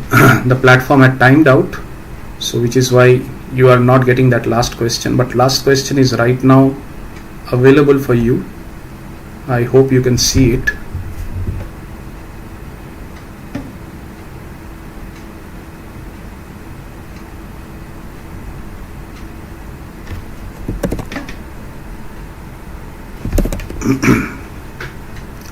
The questions are the answers are shuffled, so if you see C, it's not necessary others are also seeing C.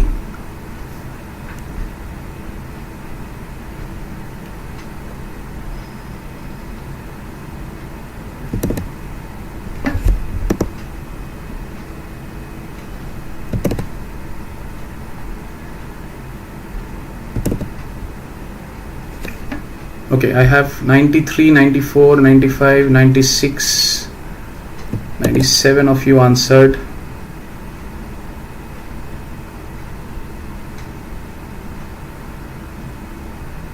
Lot of you are answering and some of you are saying it is not showing. If it's not showing, just try to refresh it. The platform was not responsive in the last couple of minutes, so people who have refreshed are still answering it. So I'll be ending the assessment now.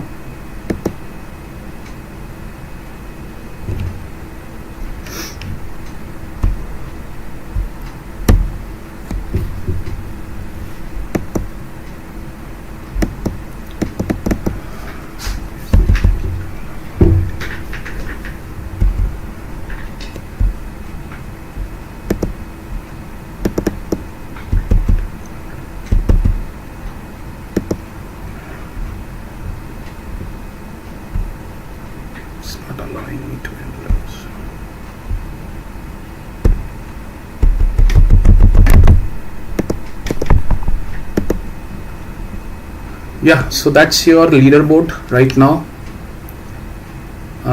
If you can see, the leaderboard has changed. I don't know who this is. If you are serious enough, please change your name, and the rest of the leaders you could see. So the class accuracy is around 50%, which is good, because anyways most of you have not answered in time, which is why it created a problem. But then we will move on. We will have other quizzes also. Let's move on. A lot of things to cover up. I'm switching windows right now as we speak.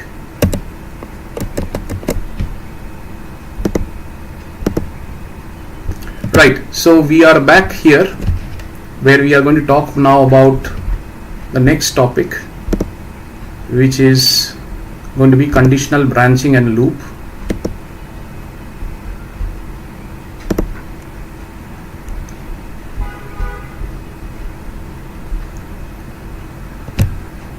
So we start off with the switch case here, and let's see what are the tips and traps from a switch case perspective which you should be aware of. In a switch case perspective, the thing that you need to understand is within, let me see if you are seeing the same screen I'm seeing. Yeah, okay.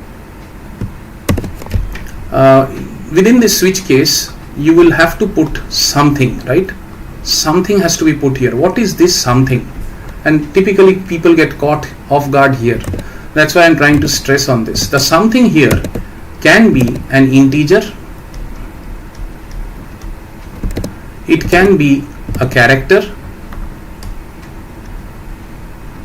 or it can be an expression that produces an integer. Right, so this is all that you need to remember as far as this bracket inside that what to put. So can I put let's say if I say int a equal to 2 and then I say switch a plus 7, can I put this? Of course I can put it. It's an expression, right? So expression which produces an integer. 2 plus 7 is 9.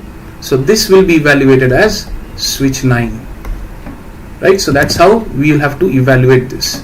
But what about the cases?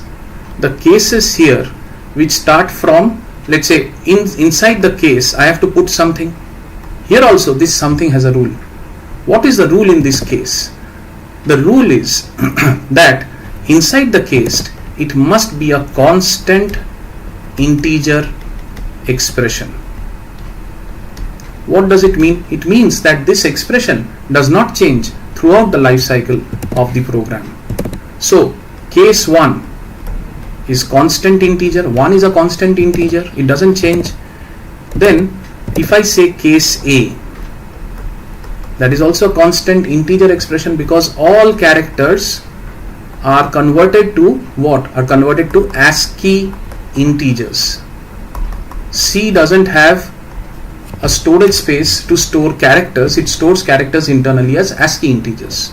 So capital A will be converted to 65, right? That's the ASCII for 65. So this becomes evaluated to 65. So this becomes case 65, and that doesn't violate this clause, constant integer expression, right? Then we have we can write case 2 plus 3. Is this allowed? Yes. Constant integer expression, this is an expression. Is it constant? 2 plus 3 is 5, it's always constant, right? Case 10 minus 4, that's also allowed. Constant integer expression. So these are the tips that you need to remember. And if I put int x equal to 1 and say case x plus 1, is this allowed? It's an expression, but it's not constant. X can take any value. Today it is 1, tomorrow it can be 2. So then it doesn't become constant. So this is not allowed. So that's on the initial part of why switch case, what you need to understand as to what the quiz switch case can help you to do. Coming back to this question is if you enter 1, what would be the output? If I enter 1 into this double character here, first of all, is double allowed? Just now I explained to you, double is not allowed.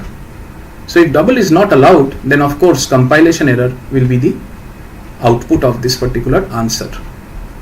So that's on this.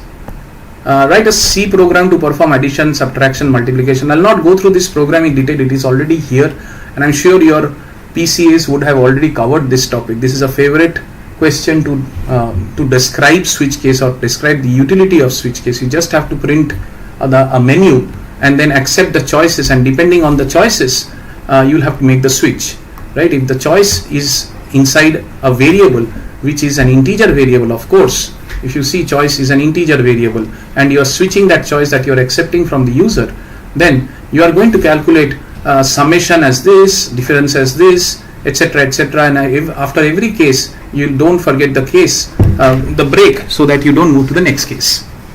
And then of course you'll have a default at the end, which will be printing that you did not enter the allowed cases that you are supposed to do. So that's how you utilize switch case. You can do it with if else, you can do it perfectly with if else, but then the utility of switch case is when you have a constant expression coming in, you know exactly what will be the values that will come in, 1 or 2 or 3 or 4 or 5. No, not that it will be any and every value between 1 and 4, right? Let's say I take an expression which is accepting inputs between 1 and 100. Then will I use switch case? Then I have to write 100 switch cases. Instead I will use ranges using if else. But if there are small number of singular choices, then I will always be using switch case, because that makes the code more neat and meaningful to understand. That's where I will use switch case, not in any and every situation. Write a program to check whether the number is even or odd. Number even or odd, it's very simple, you know, right? Take the number and just check the modulo, right? If you check the modulo, if it is 0, then of course it is even, else it is odd. That's all that is there, and this came in 2023-24, very recent. So that's the nature of problems that is being asked. What is nested if else? Nested if else, you are aware of it also. Let me just quickly explain. If there is an if within an if, it's a nesting. So nesting is like, if you think of a nest, then there is a bigger nest, inside that there is a smaller nest and smaller nest. In this way the entire nest gets built. Bigger circumference, then smaller circumference, and then so on and so forth. So this is that bigger if, inside that there is a smaller if, and so on. Inside else, can you have another if? Yes. Inside else also I can have another if. Inside if, can I have another if? Of course I can have. Inside this if only I have another if, right? But don't think that inside this else there cannot be another if. There can be another if. So you can have any kind of combination here, and that is where we are trying to say that if can be positioned inside any statement. It can be positioned inside an if, or it can be positioned inside an else. Is else mandatory for every if? Is else mandatory for every if? No, it is not mandatory. Else is not mandatory for every if, right? So this if can stay without this else also. So that is also something that you need to remember. So this is just an example. So let's move on to the conditional operator. Conditional operator, let me just talk about the conditional operator. All of you know what a conditional operator is. Conditional operator says that int x equal to a greater than b question mark then 7 else 10. So if a is 10 and b is 15, then a greater than b is false. A greater than b is false, right? So if a greater than b is false, then 10 greater than 15, which is false, would mean that this 10 will be assigned into x, right? So that's all it means. This is my else part of the if, and this is my true part, or the if part of that if else, right? So if the condition is valid, then this 7 will go into x. If the condition is invalid, we go to the else, and this 10 will go into x. That is what this conditional operator is. Now if we have to make it a bit more tricky, right? So let's see what happens. Let's say int a equal to 5, and then I say that int b equal to a greater than 3,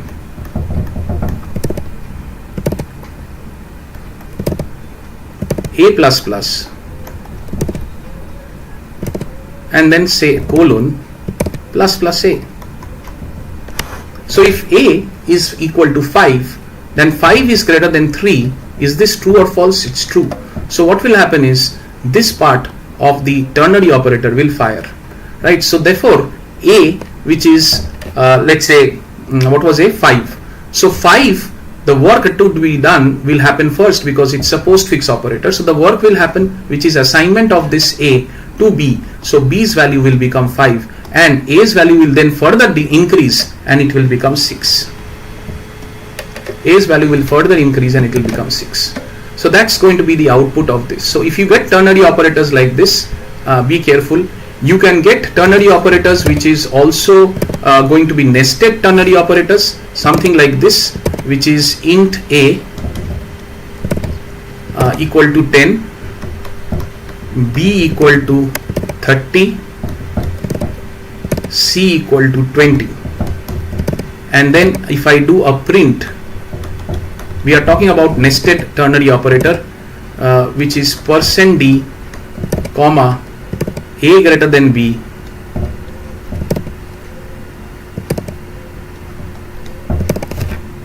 then I do a greater than c, and then if that is the case a colon c, else I do b greater than c, and if that is the case I will do a b colon c. So if I write this, then what happens is, if you see a is 10, so when I am comparing the first case a greater than b, then a is less than b, so this particular section will not be executed at all because the colon here is separating two blocks, one the true part, another the false part. So it will come here, inside this b greater than c is true, therefore b will be printed, so output of this will be 30. So that's going to be the answer, right? So likewise there will be other combinations that is possible. You can go to any levels of nesting here. It's just if else in a compact fashion, that's all it is there is to it. So that's what is explained here. What is a conditional operator? Go to statement is like, suppose I have written a code and it has it's a large number of lines of code, and suddenly I think that on a particular condition, a portion of code which is above 200 lines needs to be executed. So I already have the code 200 lines above, but I am now in the 400th line, and in the 400th line I am thinking that my 200 number line needs to be again executed. So I didn't put a loop for whatever reason, so I am unable to go there through the loop. Then what do?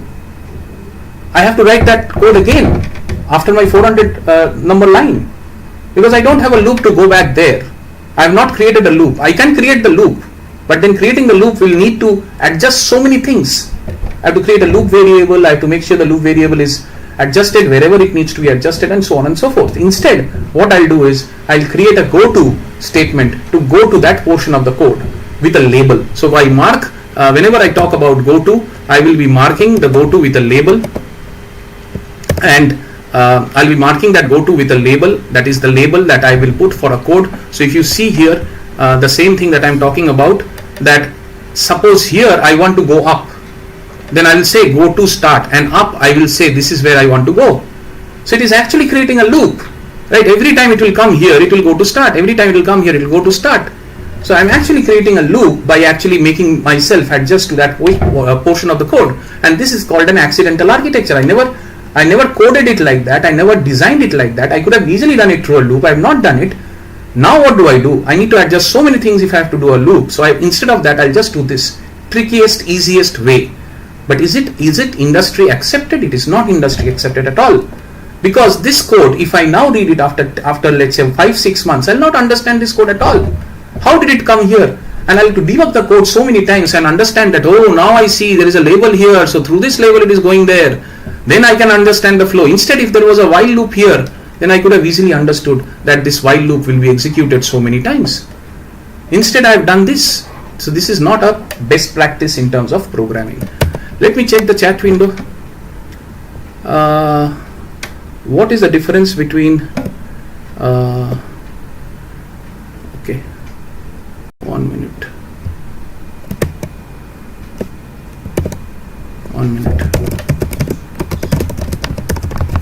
Someone is asking a question which is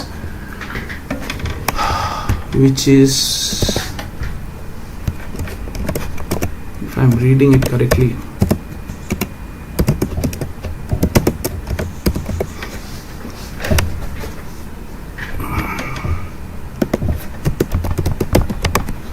I'm just trying to open the chat window, guys. Just give me 30 seconds.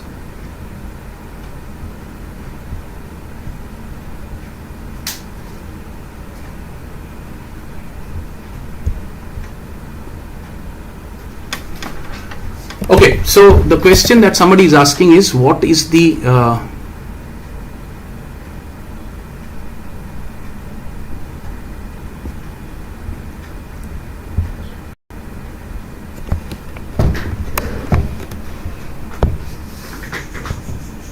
don't know why this chat is not coming up. 1 minute, guys.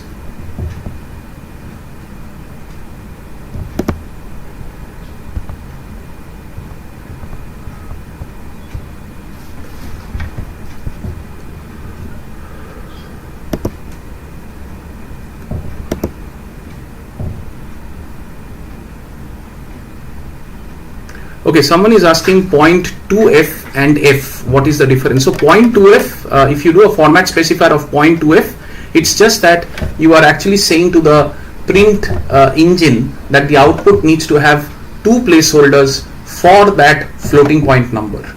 Instead of all 0.000000, it will only have two placeholders for that floating point number, whereas %f will have the default format specifier of the entire nature of the floating point number will be printed, rather than just printing only a section of the decimal points. So point 2f will only print a section of the decimal points, whereas %f will print every available decimal point floating point precision number for that particular expression. You can go outside a method. You can go outside a method using goto. That is also possible. Goto does not restrict yourself. The scope can be anywhere defined in that. The label that will be used can be anywhere defined in that particular scheme of things, in that particular code. Wherever that scope is, wherever that label has been defined, it will go there. It doesn't matter where you are or where you have defined that label. So that's on this particular answer. Let me see where we are. We are 30 minutes into the current session. So I have to take a note of the time also as we progress. 22-23 goto has also been asked. I've already explained this. Which one is the right output? So here you will need to understand one thing, that and I've told my students, whoever I taught, that this if, inside this if, all of you think that here a condition is expected. All of you think that here a condition is expected. A greater than B, right? A equal to B. You expect a condition. I am saying forget it. No. Condition is not expected there. What is expected is an integer. And that integer, if it is a 0, then it will be evaluated as the so-called false. And if it is a non-zero, then it will be evaluated as a so-called true. So if I say if 20, this is not a condition, isn't it? If 20 is not a condition, then how will you answer such questions if you just think that after if there is only a condition, right? So that's why I'm saying forget it. From now on, understand this, that in C, a condition here, whatever is expected inside if, is it only if, while, for, do while, wherever you see a condition, right? Everywhere it's an integer that is expected. That integer, the definition of that integer is this. This is what you need to remember. So if 20 is what? It's a non-zero, right? So if it is a non-zero, it's a true. So this will go inside the if. If 0, where will it go? It will go to the else. If minus 10, where will it go? It will go to the true part of if, right? So this will go where? If 10, true part of if, right? So it will go here. X plus plus will happen first, that is 10, answer is 10. So that's how you answer such questions on if. For that matter, anywhere there is a condition, please evaluate it as an integer. For example, if I say if A, or rather, if A equal to 20, I forgot to give this double equal to here. I forgot this. Then this is no more a condition. This has become an expression now, where 20 is getting assigned to A. Then if I would have been hung up that after if I need a condition, how will you solve this problem? There is no condition here.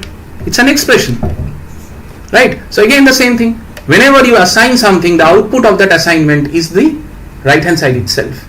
So the right output of this assignment is going to be 20. So therefore this becomes if 20. And if 20, now you know, if 20 means what? Non-zero, 20, right? So therefore it will go inside the if. So I hope that becomes useful for you in terms of understanding this concept. Okay, so this is repeated again. See, this same question was repeated 2018, 19, 15, 16. Logical operator, logical and, logical or, logical not, all of them you are aware of. If there are two variables which you have to compare simultaneously, that is not just one variable, a greater than 0, okay, that though everybody can do. But a greater than 0 and b greater than 0, then put an and becomes the logical operator. Or, which means pipe, will become two, double pipes will signify the or logical operator. So either of them can be true and then this becomes true. Not is a unary operator, it will only have a greater than 0, not. If I say not of 20, what will it be? Not of 20 will be, what is 20? 20 is a non-zero. Non-zero, what did I say? It becomes treated as the so-called true. So not of true, this becomes not of true, which means this becomes false, right? So therefore not of 20 will be evaluated as false. So it will go to the else part of it. So I hope you are now getting a hang of things. So here there's an example. Anyway, they asked, this is a theoretical question, which of the following is a conditional operator? Of course, hash, less than, greater than, that's not a conditional operator. Conditional operator will be your question mark colon, which is called as the ternary operator, right? So don't worry about this. Why it is called ternary? Because there are three operands that we are talking about. Before question mark there is an operand, before this colon there is an operand, after this colon there is an operand. So since we have three, therefore it is called as ternary, right? So that's the reason for this. Next, what is the output of the following C code? If you see this, we have a double variable k, and what we are doing is we are incrementing this for loop or implementing this for loop to actually increase the value of k and then print the value of k. But don't forget that there is a semicolon here. So when you see a semicolon where it is not supposed to be, all you need to do to solve this is move it to the next line. So what happens is this k will look like this, k plus plus, and this semicolon, just move it to the next line. So what is the next line containing? The next line is actually containing a blank statement along with a semicolon. So for loop is allowed only one statement if you don't put a bracket. So the for loop, that one statement is this blank semicolon wala line, right? So the opportunity of actually writing a statement inside this for loop is lost. This has been taken up by this semicolon. This semicolon is that only line which is allowed inside that for loop. Just now you took that line, you took that opportunity away by putting this there, and that's what the compiler does. The semicolon is misplaced, it will place it in the next line, right? So when it places it in the next line, then the for loop becomes complete. That's the only statement. What is the statement? Nothing.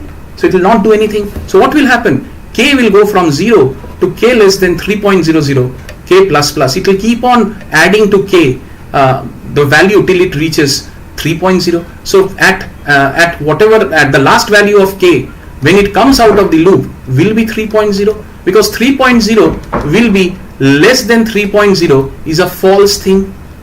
So that is where this will become false, and therefore it will come out of the loop. So when you come out of the loop and this print will happen, it will be printing whatever is the false statement with which you came out, which is 3.0. So that's the answer to this particular question. Let me see the chat window.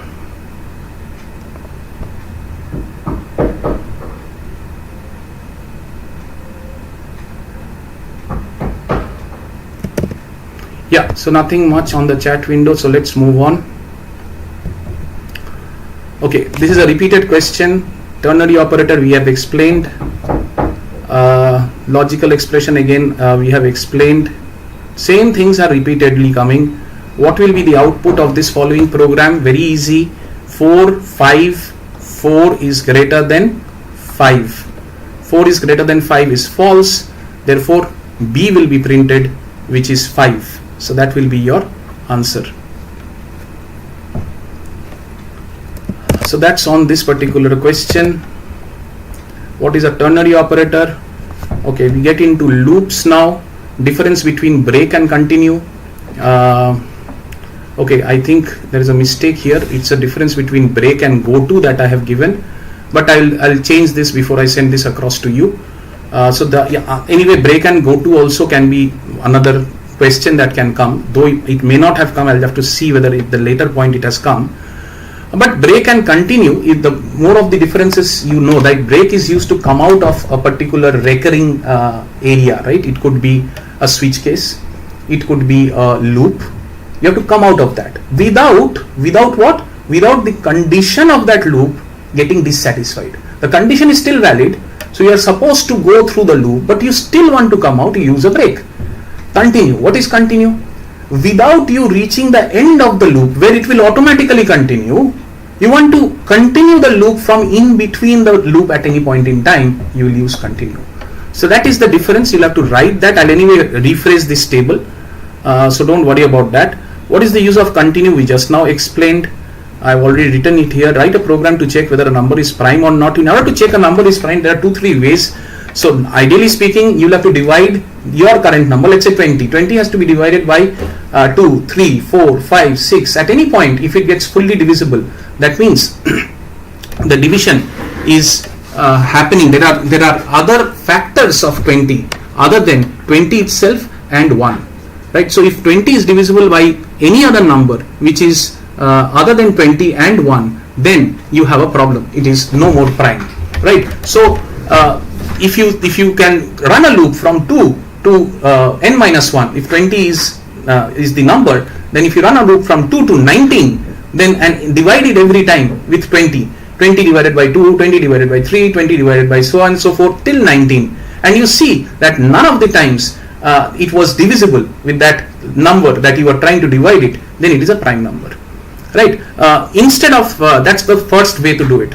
The other optimized way to do it is do a number slash 2 instead of saying go to number minus 1. So I was saying that for I equal to 2, I less than equal to num minus 1, I plus plus. This was what I was saying. Here what I am saying now is, okay, don't do this, do this, I less than equal to num by 2. If you do I less than equal to num by 2, then you are going to optimize this loop further, because there is no point checking beyond the halfway. If you go till the halfway and you check till the halfway, then it is quite evident that the rest of the half will not be divisible at all. So you are just going to go till the halfway and just make sure that the rest of the half you are not iterating, saving precious CPU time. So that is the crux of this. There is one more method where you will actually say that I am going to not even go till the halfway, I am going to go till the root over of that particular number. So that is also one more method, and that was also asked. So let's go to the next problem. This is a repeated question. While and do while. Let's see, while and do while. So do while guarantees that the code will execute at least once. When you do a while, then what happens is the condition here, whatever that condition is supposed to be satisfied, only then you are going to enter. Whereas when you are doing a do while, then the condition here, it has already entered the loop. The loop has already entered, and once this condition is checked, it may or may not go there. That is okay. But then one time at least it will enter. Second time it may or may not, because second time onwards the condition is checked. Here, first time onwards the condition is checked. First time onwards the condition is checked. Right? So that's the difference between do while and while. Output of the following C code. Let's see this. What is the output? I equal to 5, I less than equal to 5, I plus plus, I modulo 2, and we have a continue here. So if I modulo 2, we have a continue here, then every time it is divisible by 2, it will continue the loop. So i's value is 1, it is not modulo 2. So I modulo 2, what does I modulo 2 mean? I modulo 2 means that what is the remainder? So what is the remainder? Remainder is 1. Right? So if remainder is 1, I modulo 2, if remainder is 1, see, 1 modulo 2, what will be the output of this? It will be 1. So what does the if expression look like if 1. What did I tell you? Integer, non-zero, that means true, so it will go to continue, right? It will jump the loop and it will go to the next iteration of the loop.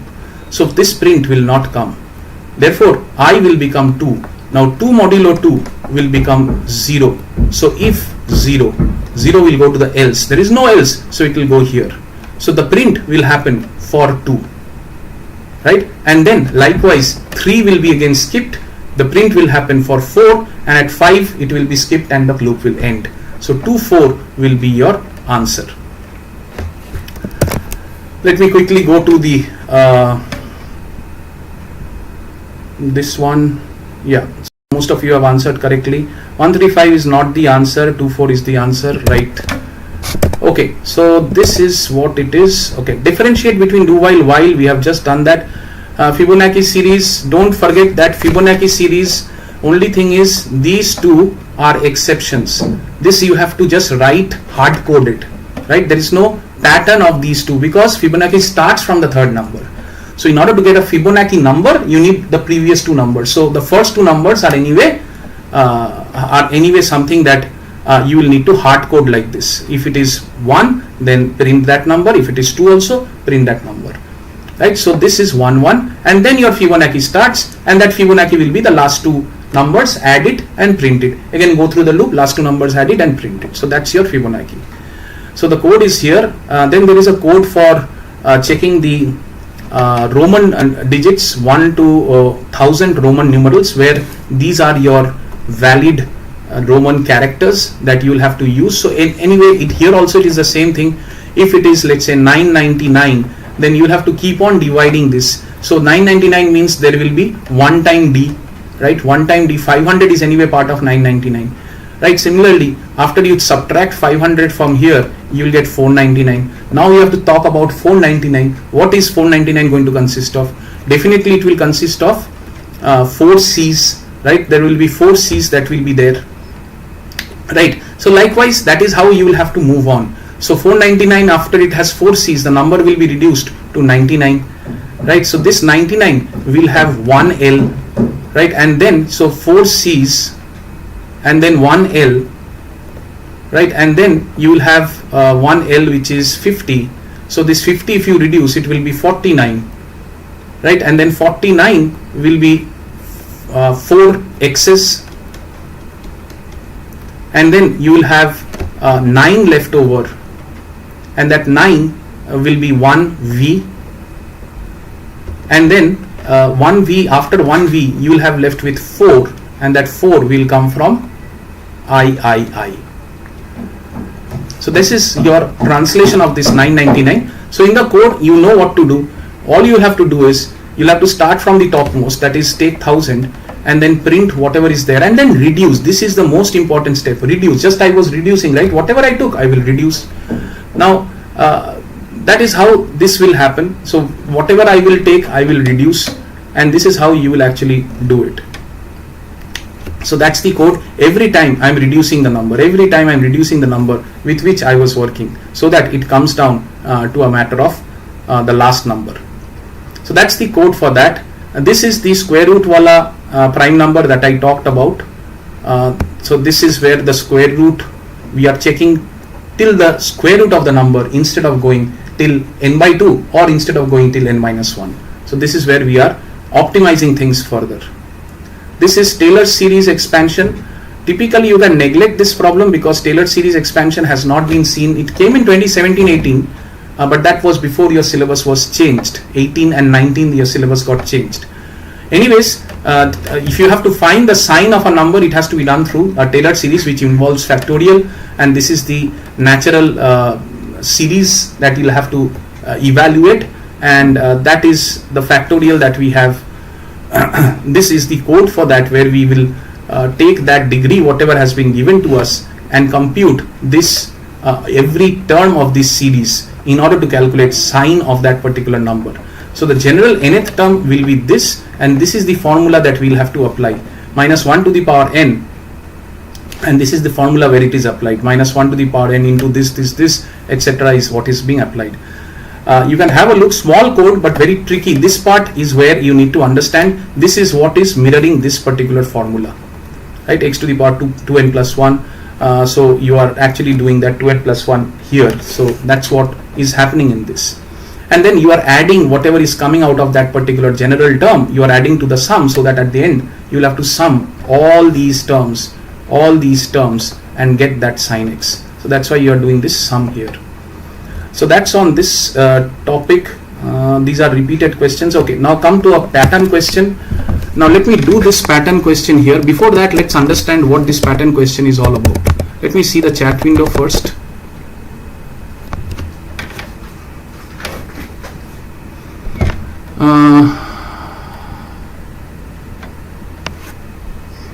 Tanay has asked, first term of the fifth series isn't 0. You can start from any number as the first two terms. That's not the point. The point is, wherever you start, the first two terms will always be calculated without any calculation, like hard coding. You start from 3 Fibonacci series, it will be 3 and 5 will be printed just like that. So 0 1 or 0 0 will be 0 1 is okay as the first two terms. 1 1 is also okay as the first two terms. It doesn't matter. Wherever, my point was to help you understand, wherever you start, the first two terms will have no calculations behind it. Okay, now what is the other question? Sir, can you provide a list of common programming questions that can appear? Yes, I will provide that at the end. Please keep watching the WhatsApp channel. There will be a lot of activities in the WhatsApp channel even after this session is done. So please keep a watch on that. Roman numeral question, I just now explained. If you want an explanation again, as I said, I'll try to budget some time towards the end so that we don't miss on these sessions. I still have 10 minutes for this. I have to do a lot of things now, but then let me see. Okay, so let me get into this programming wala thing. This is pattern. A lot of you are confused on the patterns. Let me see if I can solve it. Okay, so this pattern says that there are 4 rows, right? So we have how many rows? 4. Okay, and in each of the row, let's say row 1 has 1 star, row 2 has 3 star, row 3 has 5 star, and row 4 has 7 star. Now the pattern that is emerging therefore for the number of stars is, if my row is taken as I, where I ranges from 1 to 4, then can I say that my pattern is, or the number of stars will be 2 star I minus 1, right? 2 star I minus 1 would mean that if it is 3, then 2 star 3 minus 1 will be 5. So this pattern you will have to decipher. There will always be a pattern. The number of rows where you are in, the values in that row will always try to mirror itself with the row number with some kind of pattern. You'll have to find that pattern. That is going to be your loop terminator, right? So this is your one of the things. Other thing that you will have to find out is, what are my leading spaces here, here, here, and here, right? So that you can push these stars. You know how many stars to print, but you don't know first star will be printed after how many spaces. Individual stars will be printed either back to back or with one space. That is okay, but the first star needs to be pushed, right? How much push do I need for each star? And that's going to come from another pattern where I'm saying that row 1 is 3 spaces,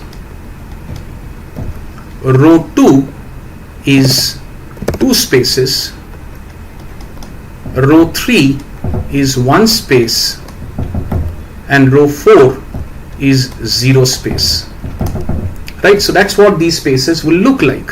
So if I have to now create a pattern on these things, then I can say that n minus 1 will be the total number of spaces that I need to, n minus I will be the total number of spaces that I need to actually put wherever I am. Suppose my I is hovering around this 2, Suppose my I is here, right? So then my total number of rows that is to be printed is 4. So 4 minus 2 is equal to 2. So I will print these two spaces here. So with that in your mind, that okay, there has to be 2 star I minus 1 and there has to be n minus I spaces. Let's get into the code for this, right? So I will be switching the windows now. Let me get into the code for this.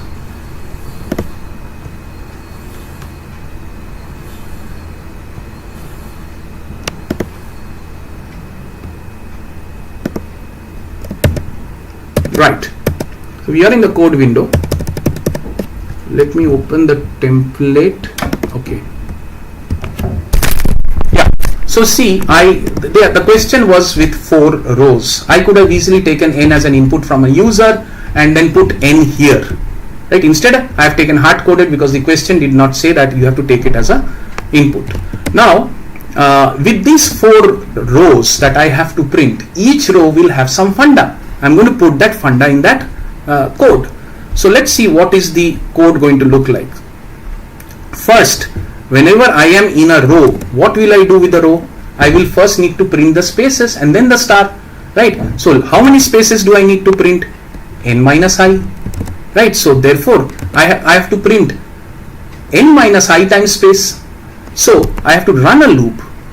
I have to run a loop which will go from let us say j equal to 1, j is less than equal to 4 minus I. That's what we discussed, right? The spaces have to be 4 minus I times wherever I is, right? And then j plus plus. So this means that I have to print that many. If I print the space here, that is printf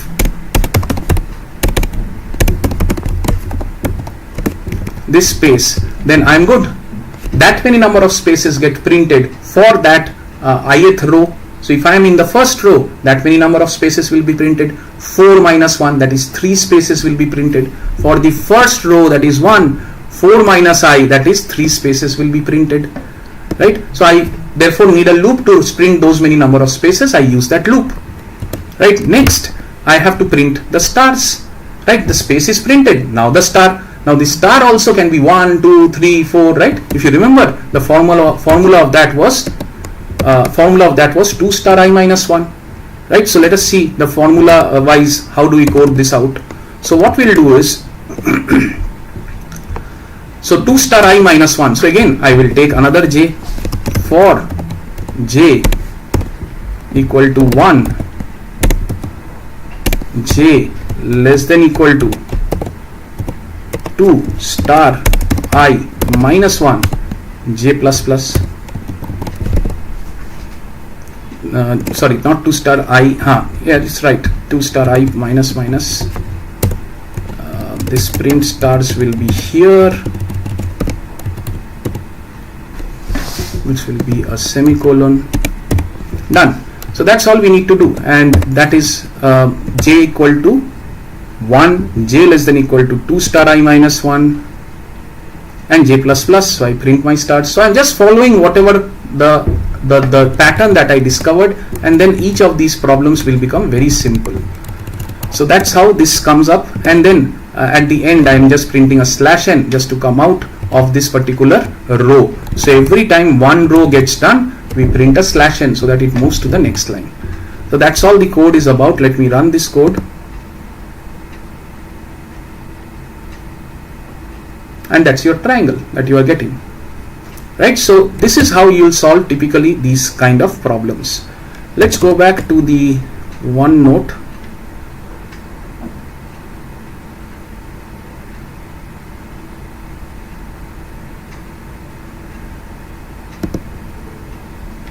Yeah. Now there will be so many patterns that is there, and it's impossible for me to cover all the patterns. But then if you have any pattern which you want me to explain to you, please write back to me separately in WhatsApp. I'll be more than happy to get back to you with a similar explanation of how I debug this particular pattern. We will move on. Here there is this another pattern that is coming up. I think there is one more pattern that is there. Let me go back here. Yeah, okay, so let me put this code here, whatever we wrote, so that you have a reference to this. Yeah, good. So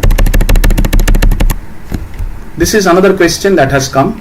1 2 3 4 5 6 7 8 9 10. We have to print this. How do we do this? So if we have to do this, then again there are 4 rows. Row 1 is printing 1 number, row 2 is printing 2 numbers, this is printing 3 numbers, this is printing 4 numbers. That is a pattern I can see. So when I am actually getting into this question, then what I will do is I will be printing. See, I will actually learn a loop, which is my row loop, which is from 1 to 4 again, and I will then need to make sure that my j is only going to run till I. So wherever I am, whichever I am, I will run my loop till that, starting from 1. So 1 to 1 will mean 1 here, so 1 will be printed. 1 will go from 2 to 3. So if I have started a loop for numbers, where you see that number is a first number, I have taken num is equal to 1 outside, then I am saying that I am inside a for loop which is running from 1 to 4. So the first time it runs, I am saying take this number and go till this number of iterations, that is take this number and print it 1 time, right? So I will print this 1 time, right? And then I am going into the second, and I am saying that whatever, once you print it, increase it to 2, right? So that's what this is saying, increase it to 2. Then in the second row, I am saying that print this number, whatever is this number, 2 times after you increase it every time. So which means 3, and these 2 and 3 will get printed. So 2 and 3 is also printed here. And in this way, when you are at the third row, this would have increased to 4. So this prints will have happen only to 2 and 3, and the last 4 increment is happening here, right? So that's why the 4 increment will be there, but will not be shown unless you go to the next line. So 4 and 5 will be again shown here. It will be 4 5 6 rather will be again shown here. It will be increased to 7. So this will be actually shown, and this will be stored for the next line. So when you are in the next line, again you will have 7 8 9 10, and then it will become 11, but we will only be showing this, and that's going to end the loop for 1 to 4. So that's the answer to this particular problem. Again, we discovered it through a pattern. Differentiate between break and continue. I think this is what it was missing at the top, where it was do and while. So I think it's already here. I'll just push this at the top. So break and continue I've already explained. So I hope you remember that explanation. Anyway, this was the module that we were talking about. So we are done with module 2. Let's get into the quiz mode now, and after this quiz we will have a short 10-minute bio and rehydrate bake. Okay,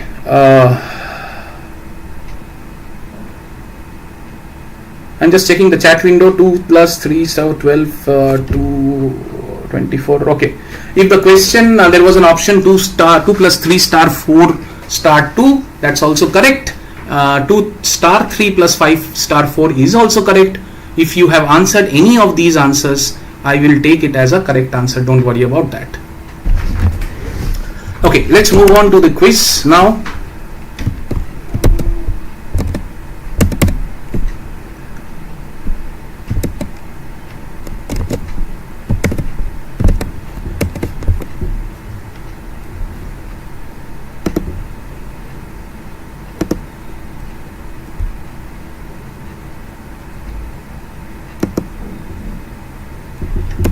Right.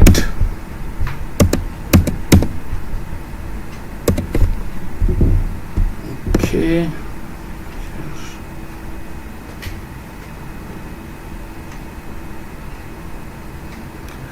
The quiz platform can be laggy, so don't mind that. Anyway, it's not my platform, but this is the best platform that we have in the market for such volume based quiz. So let me go to the next one we have to do.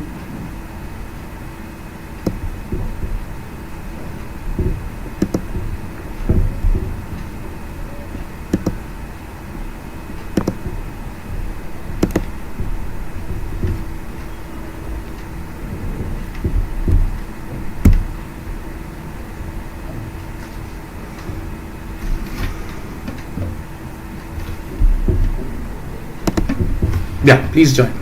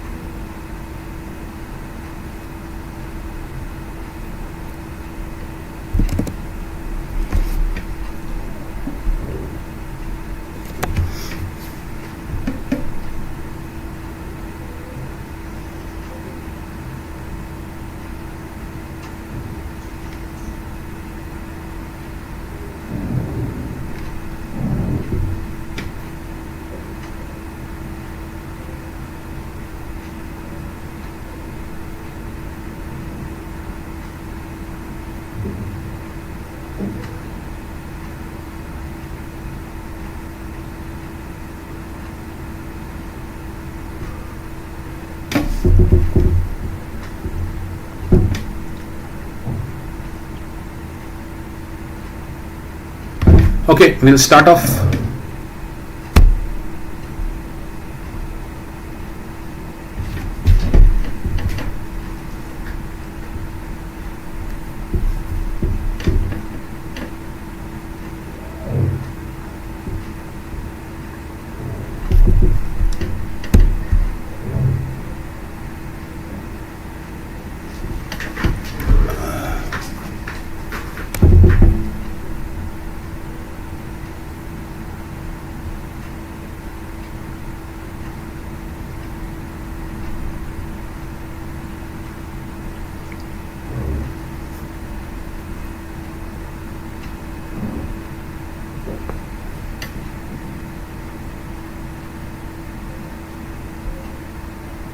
Most of you have answered.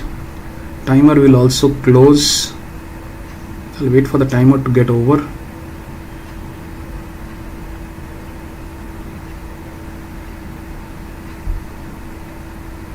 Sharnik, Akriti, Banti. Those are the top 3 for this question. 70% good. You're listening to me, looks like.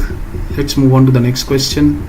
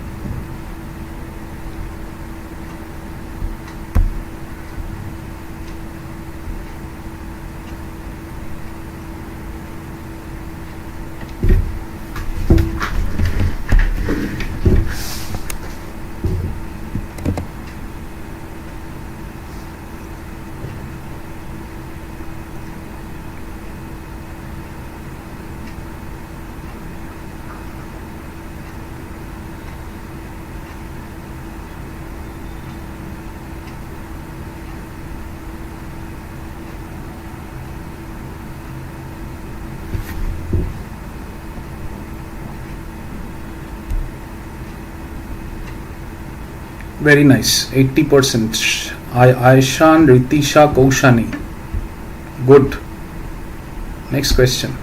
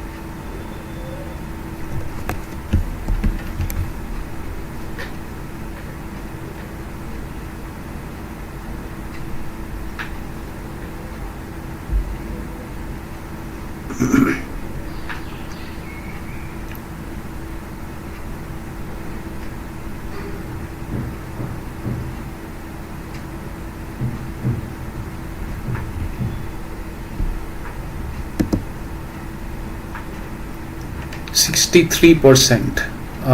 Aishan, Kaushani, Ritisha, same leaderboard. Okay, we'll move on.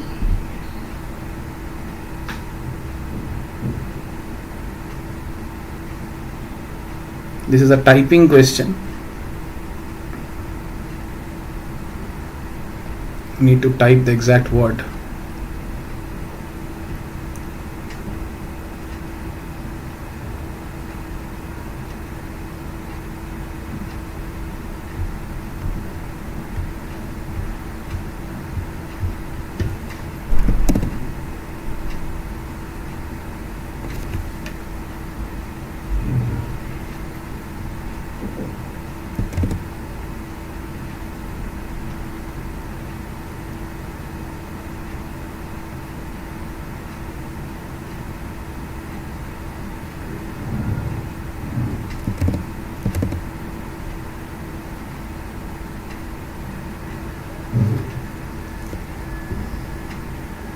Some of you are still left to answer. I'll wait.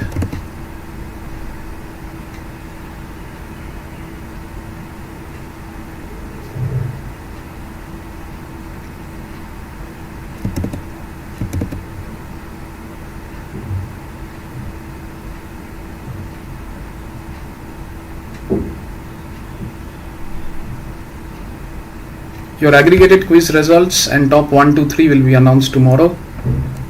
So wait for that announcement.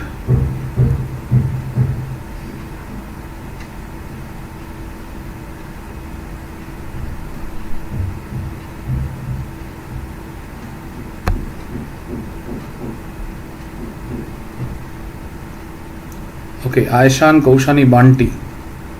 Good, 54%. Not good, 54%. I would have been expecting better answers. But then let's move on. We are already 11 minutes off track.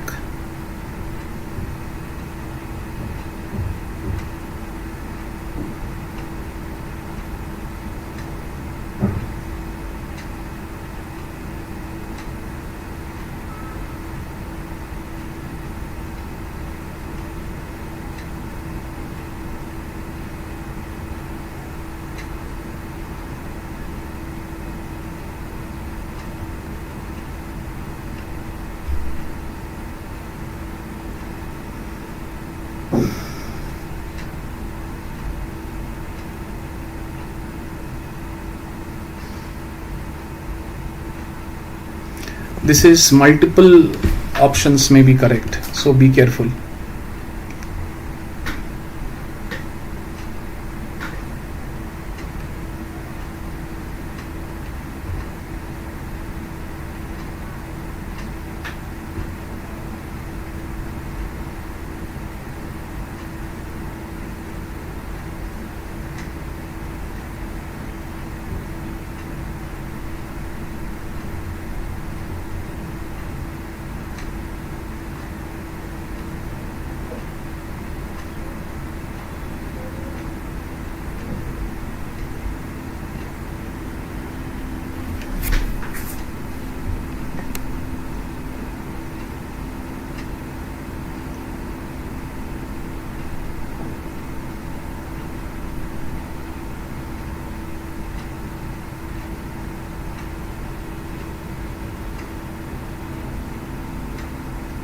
Almost there. We will be ending the timer now. Yeah, 39%. Probably because it was an MSQ. Some of you would have missed multiple marking. Kaushani, Aishan, Ankan. Top 2 remains the same. So that's this particular quiz. And here is your top 1, 2, 3. Kaushani, Aishan, Ankan will be your leaders for this particular quiz. So that's on the quiz for this particular topic. Let us move to the next one. We are now having a break. This will be a 10 minutes break. So we are going into a break mode now.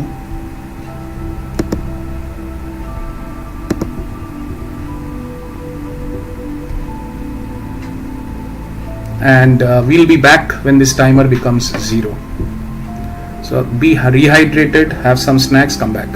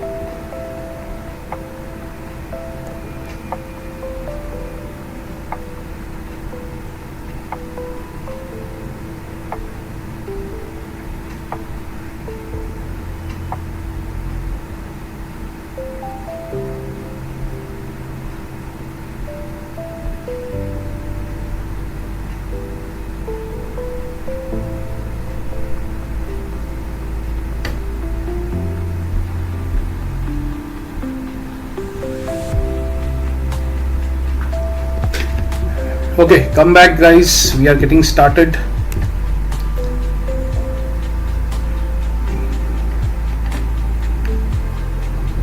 I see a drop to 120 from 200, so people who are out, please log back in. I'm sure you can't hear me out, but then I hope you are keeping a watch on the time.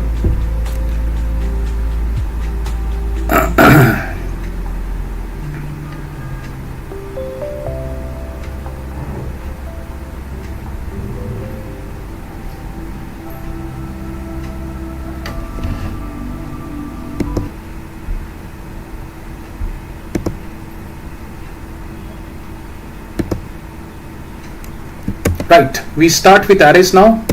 Important topic. I wanted to do pointers first, but then I'm going with the sequence of how it is.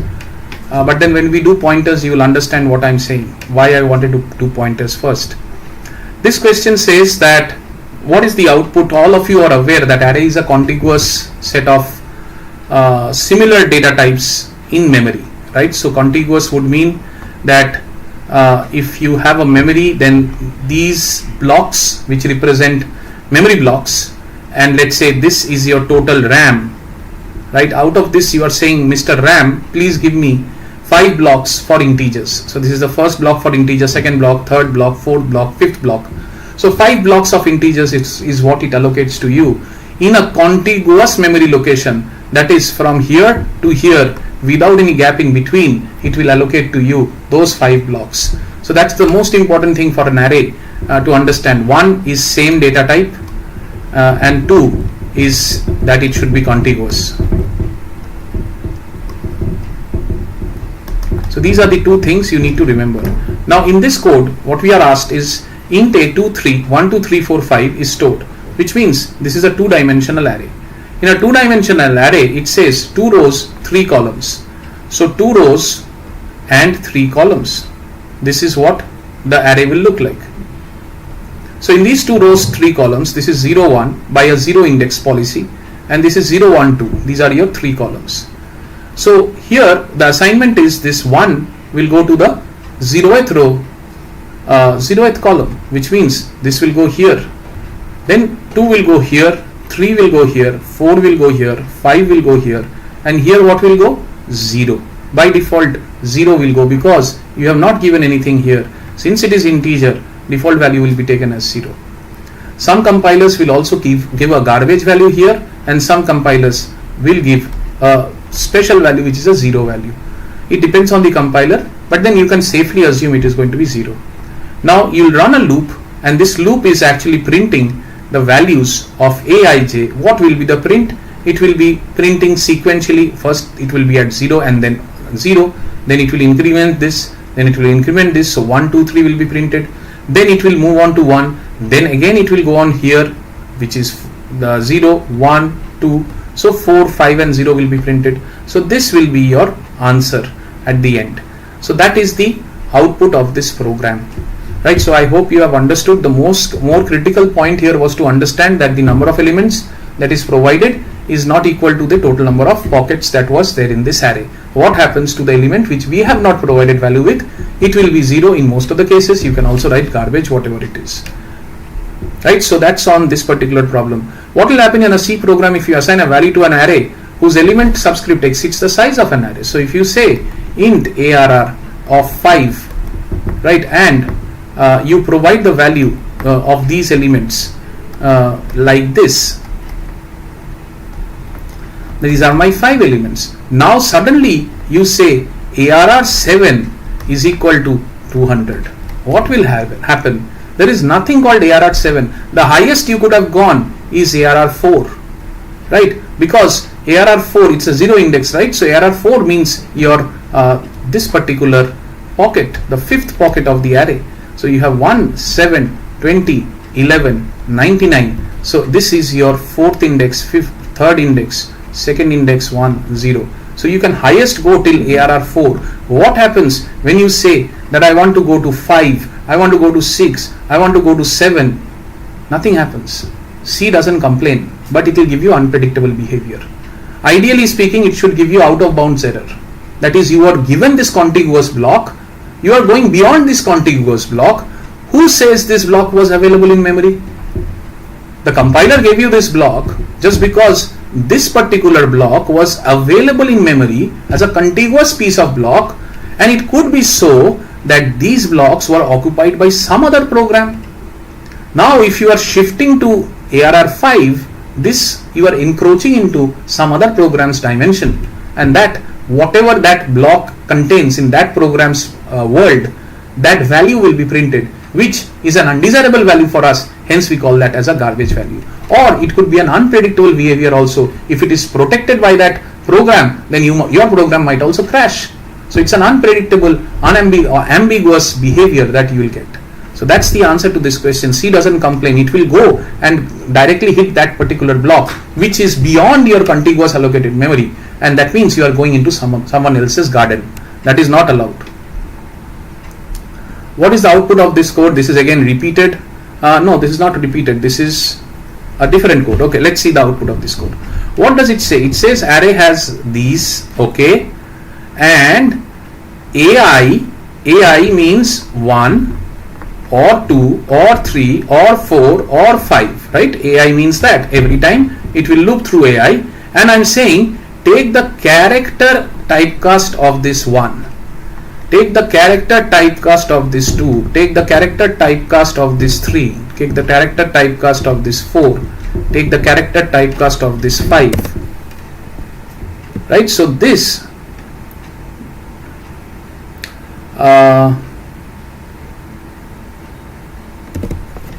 take the character typecast of these. Okay, so character typecast of 1, I told you, right? Every character in C is actually represented by an integer which is found in the ASCII table. Go to the ASCII table and see what is the character representation of the ASCII of 1.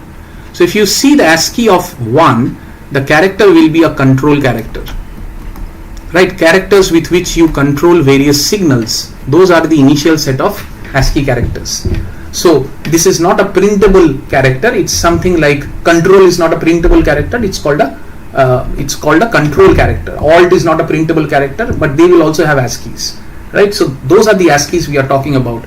So 1, 2, 3, 4, 5, all of these are control characters, right? So they will not have any character representation, but their character representation which is printable they will not have, but definitely they have a character representation, but not a printable character representation. Now see the other side. Other side is saying that I want to match it with 5. I want to match these control characters with the character 5. None of these will be true. None of these will be true. Na? These are all control characters now. You are comparing the character of this particular ASCII with 5 as a character, right? So that will never be true, because this control character is something else and this 5 is something else. You can imagine it in the other way around. Let's imagine this 5 to be interpreted as an ASCII. Then this is 53. 5's ASCII is 53 in integer terms, right? So if you think about 5 as a character, internally C stores it as 53. So what are you comparing? Now AI, what is AI? AI is 0. Is 0 equal to 53? No. Is 1 equal to 53? No. And none of these are equal to 53. 1 to 5. None of these will be equal to 53. So all of this will be printing fail. So that is the answer to this problem. So I hope you got this answer. Synthwave says, sir, doubt hai. Kahan doubt hai? Please explain me. Let me see if I can explain it quickly back.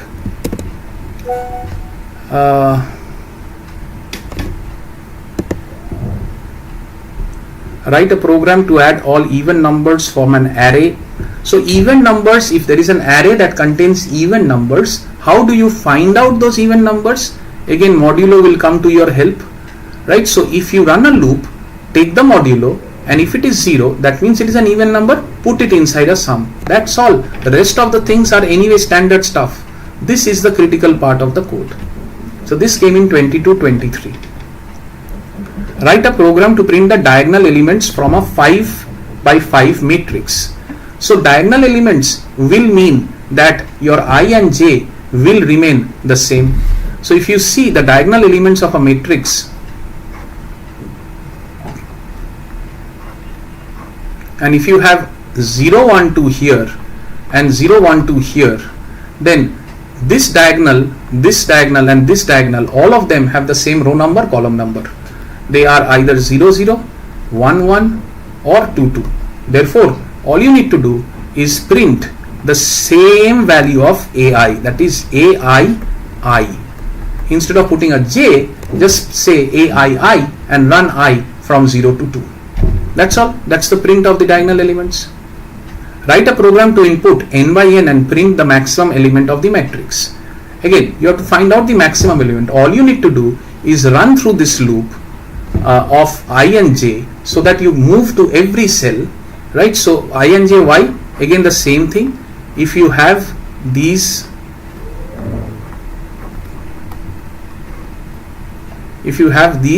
then this is 0, 1, 2, 0, 1, 2. This is my I, this is my j. Let's say I could have interchanged that also, doesn't matter. Now if I say that I have to find out this element, what do? I will say I at 0, j at 0. So I 0, 0. Then the second element, if I have to go here, I will say I 0, j 1. Right? In this way I will go on traversing through this. So what am I doing? I have kept one of the elements static, which is 0. The other element I am increasing. Then when this goes to the end, I will change this element and then again restart the other element. So these are the two loops I need, therefore one for the row, one for the column. Right? The column loop goes on till the row loop remains static, and whatever value you are getting, all you are doing is checking it with a maximum. Right? You have assumed the maximum to be the first element to start off with, and then if any element crosses that maximum, you are changing that maximum to that particular value. That is the new maximum for you, and after the loop you are printing that maximum. Now a very important question that comes, okay, let me check the chat window. Classified CSC says please explain again. Guys, please tell me what to explain. I know that you are probably typing it when I'm explaining it, but when I'm seeing it I don't know which context you are telling me. Just tell me which to explain. If I find that it can be explained quickly back, I will explain it. Otherwise, anyway, I told you I'll take it at the end. Please remember these questions. I will take it at the end once we finish off the main stuff. Calloc and malloc functions. Now this is a very important thing. You have to understand two things here. One is the fact that when you are asked to create an array, you have to create the array knowing the size of the array that is being asked of you. So if I say that I will create an array today of 5 pockets, and suddenly I am told that I will not tell you 5 pockets, I will accept that size from the user. Then what will you do? Int x equal to 20, and then I want to write an array which will be having int arr x. What will happen to this? Right? Suppose this x comes as a scanf, then what will happen? That means the size of this array is not decided during compile time. The size of this array is decided during runtime, when the scanf happens that I want to create 200 pockets. Now in the runtime, the compiler starts creating those 200 pockets, starts allocating memory for you. Conventional array declaration will not allow that to happen. Conventional array declaration says, during my code writing itself, tell me how many things you want. That is, during my code writing means compile time. When the compiler has compiling the code, does it know the size of the array? Yes. Okay, good. I am happy. If it doesn't, I am not happy. Then what do? I resort to calloc and malloc. This is called dynamic memory allocation. Right? So in dynamic memory allocation, there are two ways to do it.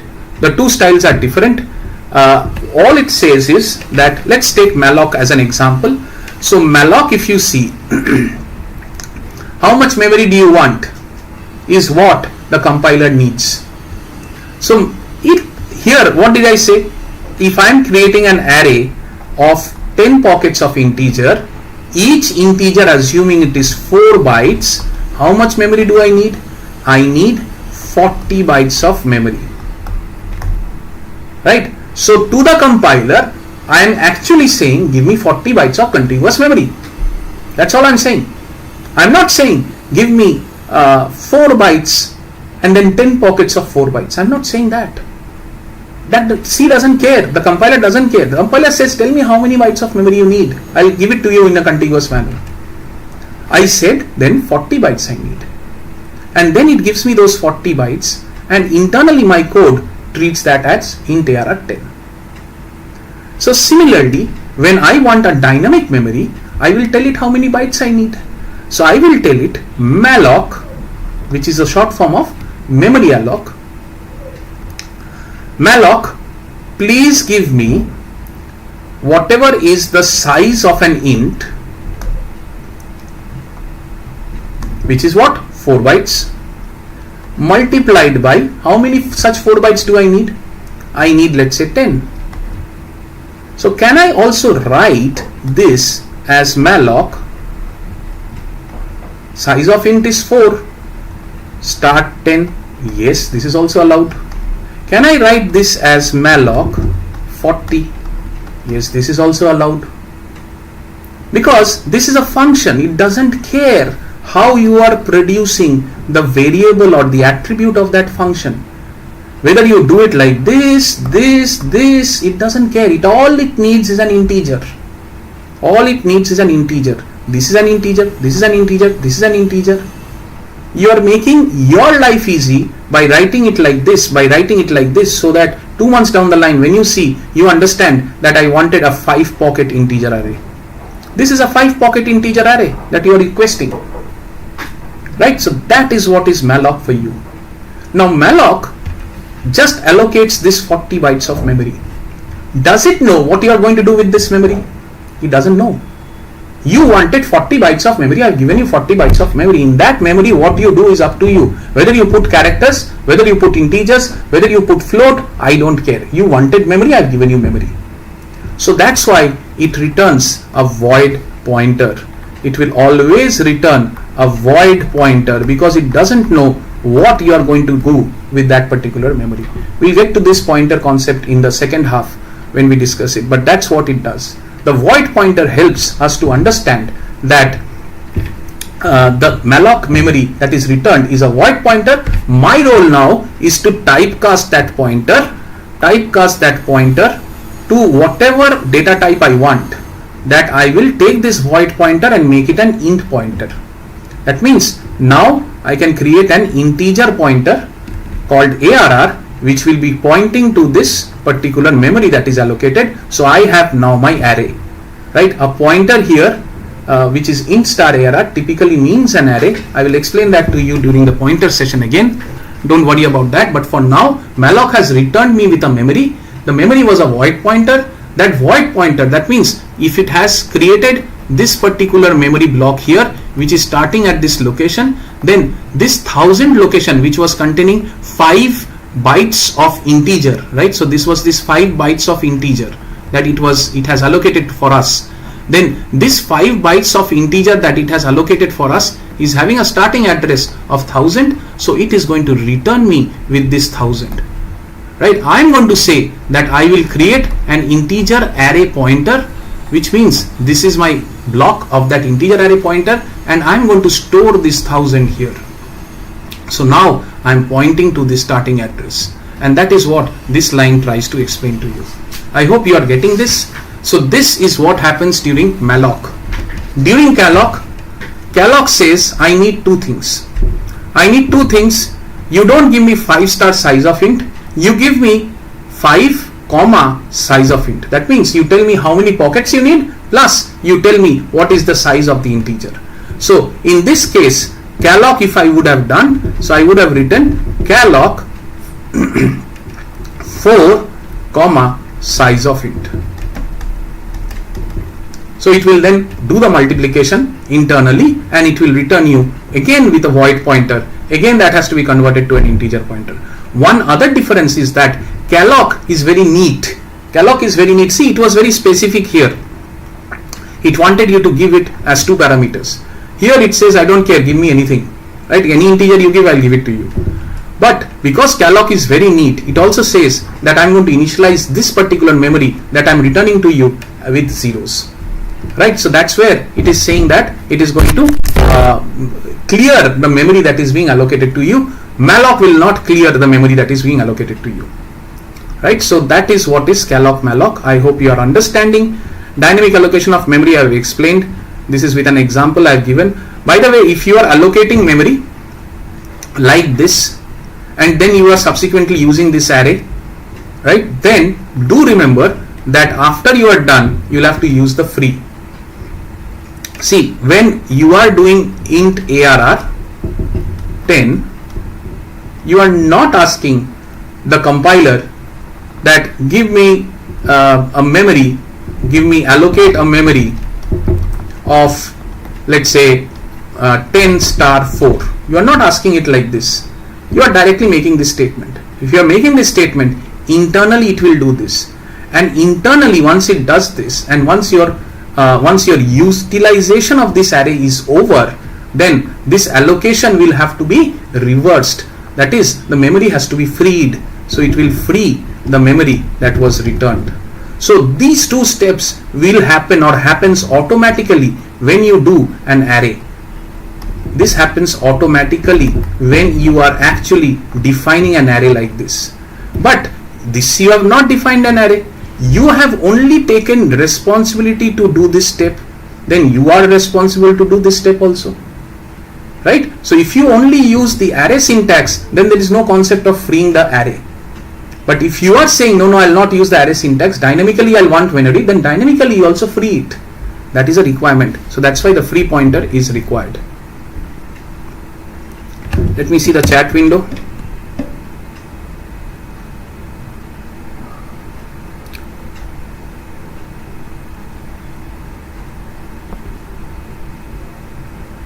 Okay, so I don't have anything special on the chat window. Now going on to the this particular question, it says the string length of this is how much? Computer. So of course the string length will be 8 characters. When we go into strings, we will talk about what this null terminator is all about, and it will be very interesting when I talk about that. So wait for that to happen.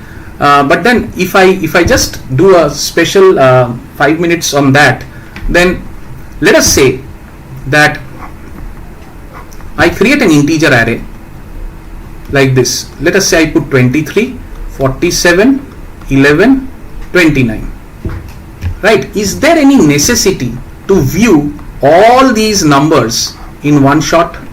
I mean, will all these numbers together make any meaning to you? Probably 23 separately will make a meaning, 11 separately will make a meaning. What with 23, 47, 11, 29 make any special meaning to you? May not, right? But now come back to, let's say, characters. So if you come back to characters, then if suppose these are my characters, then now viewing all these characters all at once makes a special meaning. No, it's a word now, right? Somewhere it might not make any special meaning. You might store discrete characters, male, female, others, right? That may not be all put together, may not be meaning any word. But here these characters added together will mean some word. So that's the difference between an integer and a character array. The integer array together may not mean anything. Character array together may mean something, and that meaning something is called a string. So if it means something, then that becomes a string. But string doesn't happen easily like that. Why?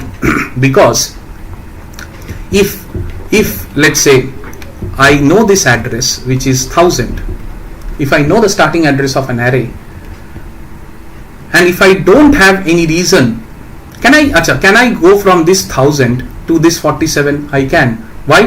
Because I will just be adding 4 to my initial starting address of the array to go to 47. Then I'll go to 1008, I will visit 11. Then I'll go to 1012, I'll visit 29. So if 1000 is my starting address of the array, then 1008 or 1004 will be the next pocket of that array, because integer takes 4 bytes. So this 4 bytes will be reserved, then add 4 bytes, you will get the next pocket of the array, add 4 bytes, you will get the next pocket of the array. That way you can go to any dimension of this particular array. Now if you are going like this, is there any reason for you to actually view this entire array in one shot? As I said, no. You might be going to 1004 and extracting this, 1012 and extracting this. But if there is a reason for you to view this together, then don't you think that given this starting address, which is 2000, and only knowing 2000, can I print this entire string? Right? So then what I'll do is, I'll go to 2000, I will print hello, that is H. I'll add 1 byte to it, characters take 1 byte. So the next position will be 2001. So I will print E. Next position will be 2002. I will print L. Next position will be 2003. I will print one more L. Next position will be 2004. I will print O. Next position will be 2005. I will print, I don't know. Right? How do I know that the string has stopped there? Because my job is to print holistically this array. Then I should be sufficient to start with the starting address and print holistically whatever is contained there. But how do I know the size of the array? I don't know. Where will I stop? So that is the problem. So that's why if you want to make this a string, that is holistically treat this, you need something called as the null terminator. As soon as you put a null terminator at the end, then here is where I can stop. Seeing the null terminator, I will stop. And I have now printed holistically the array without actually going into each individual pocket dimension and printing each individual pocket dimension. I have started from the root address and I've incremented that and printed all the variables or values that are contained in that, stopped at the null terminator. That's why a null terminator is required for a string, because now you are holistically trying to print an array. So that's on this particular topic. I hope you have understood.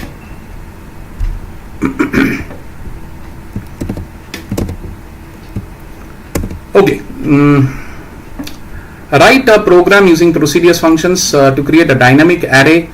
Okay, it says that fill the dynamic array with 100 to 10,000, in the range of numbers 100 to 10,000. So if you have to use the rand function, which is a random function. And that random function will do what? That random function will say that I am going to print till 9900.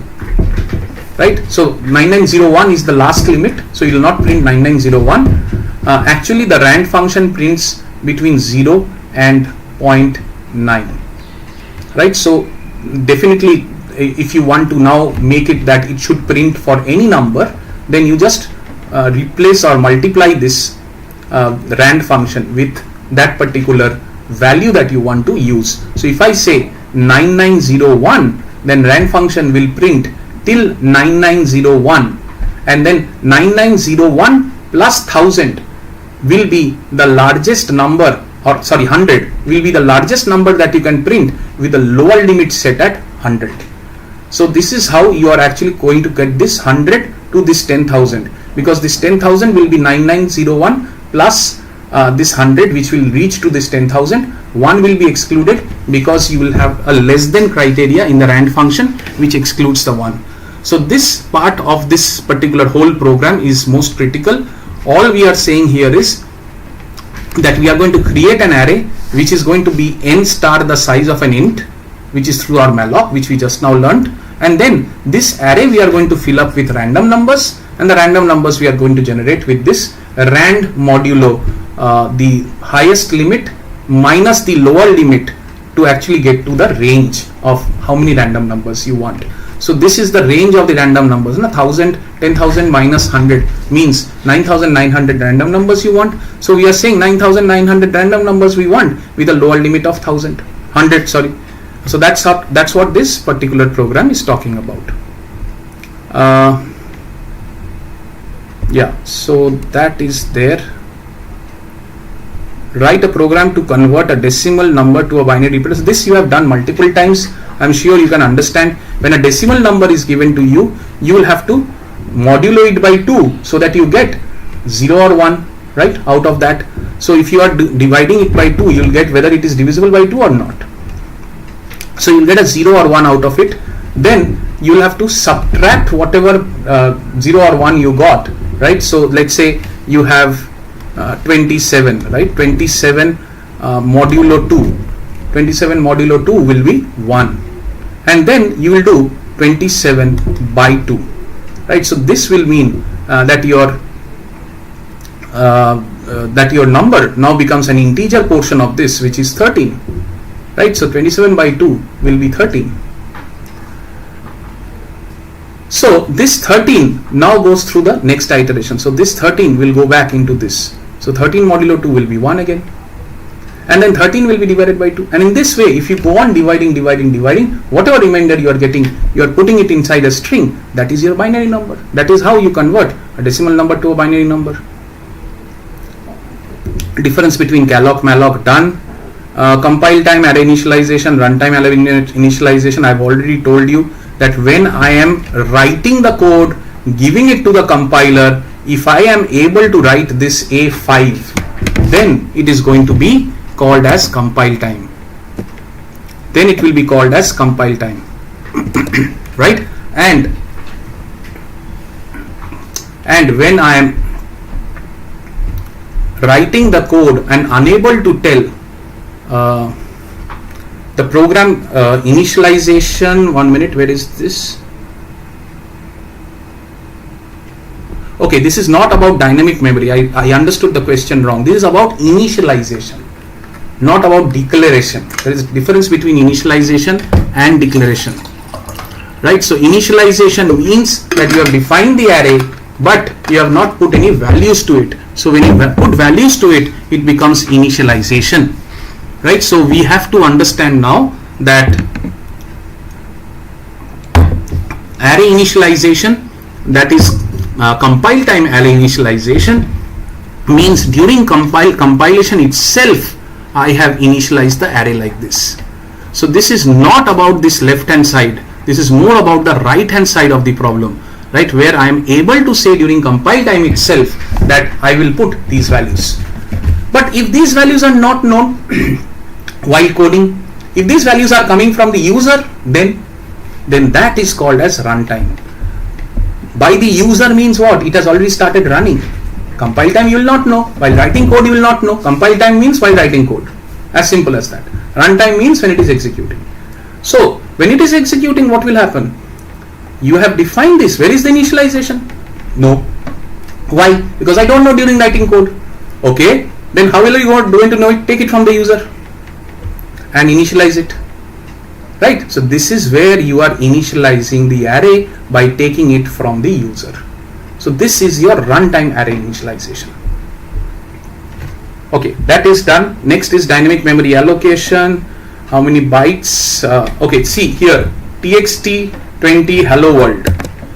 Now if you see this question, how many bytes are getting allocated here?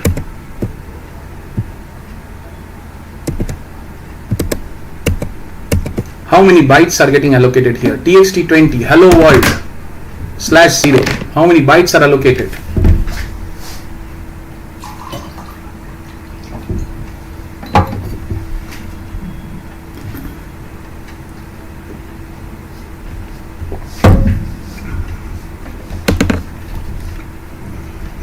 Okay, so whatever is the number of bytes that are getting allocated, one is allocation and the other is the utilization. So the allocated bytes is still 20. You asked for 20 pockets for storing 20 character arrays or 20 characters. So how many bytes will be allocated for you? 20. Doesn't matter what you are storing. 20 will be allocated for you. Right? What have you stored? You have stored actually what? How many? 13. Right? So you have stored 13. So the rest of the stuff. So let me draw it for you. I think it will be easier. So I will draw 4, 5, 6, 7, 8, 9, 10, 11, 12, 13, 14, 15, 16, 17, 18. Let me see how many I have. 0, 1, 2, 3, 4, 5, 6, 7, 8, 9, 10, 11, 12, 13, 14, 15, 16, 17, 18, 19. I don't need the last pocket. So I will have 19 zero index spaces. I will have 20 pockets. So in these 20 pockets, I have stored H, E, L, L, O, space, W, O, R, L, D, exclamation, and then a /0. So /0, fine. What happens to the rest of the stuff? The rest of the stuff becomes this only. It is /0 all the way. If you want to change it. But C will treat this as, because it is a character array, C will treat it as a null terminator all the way from the first null terminator, whether you use it or not. So how many have you actually stored here? So you have actually stored how many characters here? You have actually stored 13 characters here, 0 to 12. This /0 you only gave, right? So it will be treated as a part of your story, your string. So you have stored 13 characters here, but your allocation was for this entire set, na? Your allocation was this entire set. Allocated to you was 20. Answer is 20. And don't miss this /0. The /0 concept is that if you don't give it, compiler will add it for you as a string. If you give it, excellent. If you don't, the compiler will add it for you if it is a string, right? So we'll come to that when we go into strings in details. We'll come to that, but don't worry about that. For now, you know now that in the integer world for an array, there is no reason to visualize those integer pockets all in once, but in the character array world, there is a reason to visualize them all at once. That's why you need that /0 at the end. Multiply two matrices and display the resultant matrix. So you'll take those two matrices, and this is the keyword line. Each of these matrix, you are using that the current, these two, the row versus the column of the first matrix with the second matrix is what you need, and then you need to add it to the destination cell. The destination cell is this C, destination matrix, and that destination matrix you are taking by adding the individual row with the individual column, again the same row with the next column, same row with the next column, and then that's how you get a culmination of the net total for that particular target cell. So net it is about talking about this particular loop only. The rest of the things are just taking the inputs from the user. Take the first matrix input from the user, which is here. Take the second matrix input from the user, which is here, and then you are talking about more about the way to do the mathematics of this resultant, and this is the only line that you need to be worried about. I'm sure these parts of the code you can write all by yourself. This is the only line which you need to remember, right, which will help you to actually cross this problem. What is dynamic memory? We have discussed. Name two functions in C which is used. We have talked about it. Malloc, calloc. Write a program to create n by n matrix. We have done about that. So that's all that we have for this particular array side of things. So we have discussed array, we have discussed necessity of a string terminator. I think we are on time, but then we need to do a quiz and then break off again. So let's get into the quiz. I'll see the window, what it is.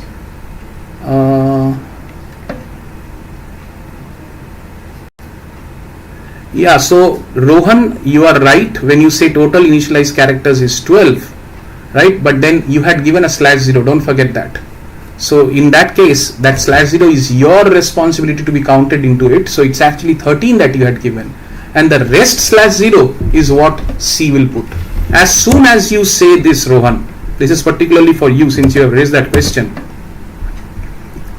Let me put it this way. Where is this question?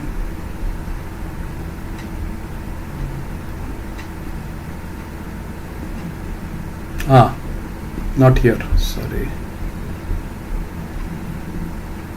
Yes, so here if you see, if you have said hello and then put a /0, right, you are putting it as a part of the string. First of all, whatever character array you are taking, right? If you are yourself giving this /0, it was not necessary. First of all, you could have easily said HELLO. C would have happily put that /0 for you at the end. You are saying, no, I don't trust you. I want to put my own character here. So then it doesn't treat it as a /0. It treats it as a normal character, right? So your allocated character is 13, because C will anyway put a /0 at the end, because you are putting it inside double quotes. When you say double quotes, it's C's responsibility to put a /0 at the end. So here it will put /0. So what happens to your /0 that you put? That's your character. Be with it. But it's your allocation, not C's allocation. That's why it will be 13, Rohan. I hope you are understanding.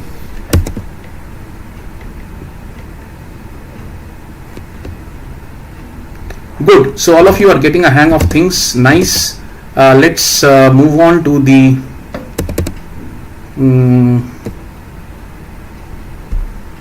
quiz. I'll switch window.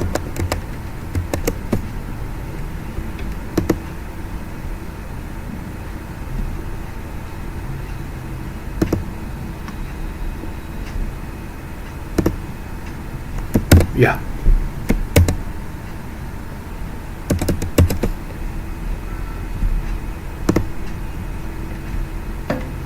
Be ready with your phones.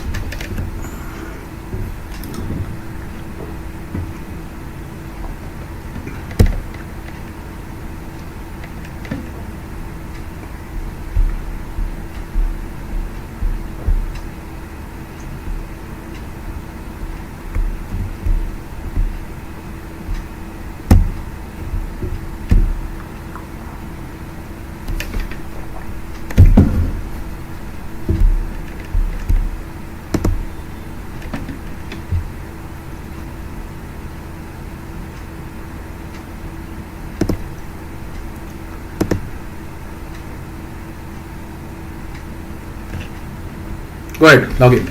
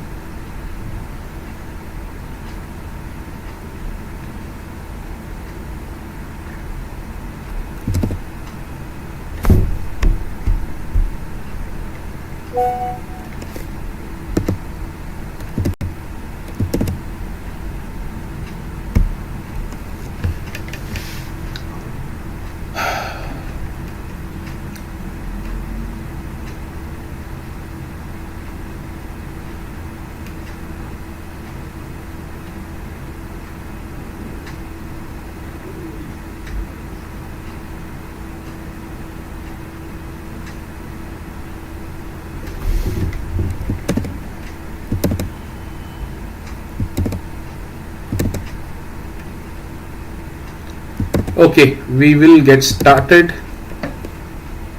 Starting the quiz now.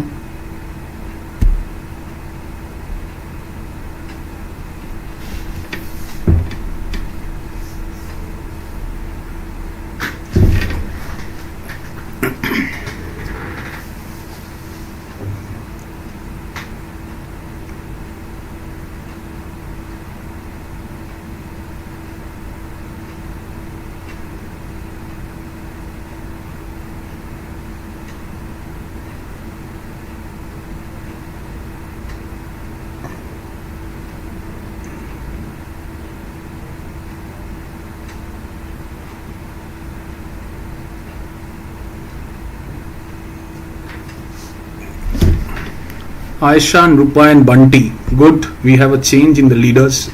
Yes, it will be initialized to 0. That is how you are guessing this. Do this on Calloc.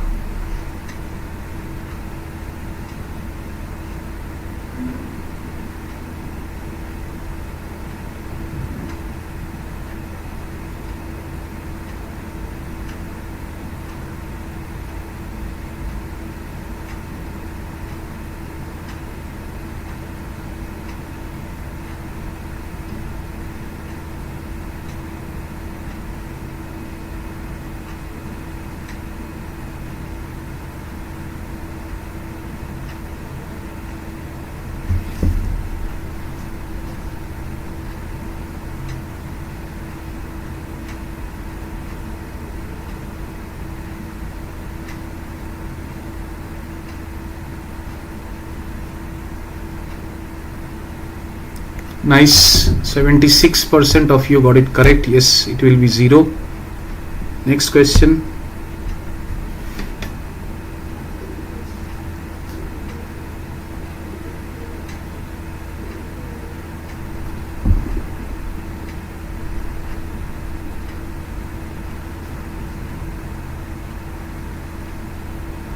This has a 1 minute timer. Type correctly.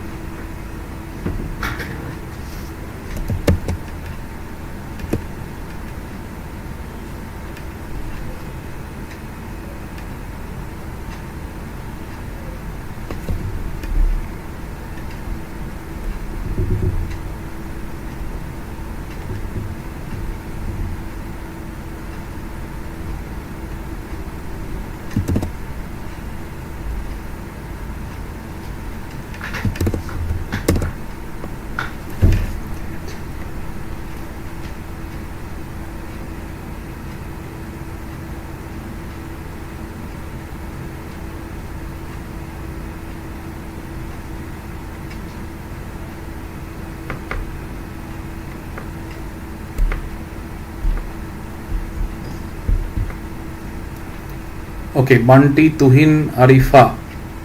Top 1 remains the same. Let me see your answers. Yeah. So a lot of you have put brackets, which is okay. Delete, I didn't discuss that. Free is the right answer. Malloc is not the right answer. Okay, net, most of you have answered it correctly. Let's move on to the next question.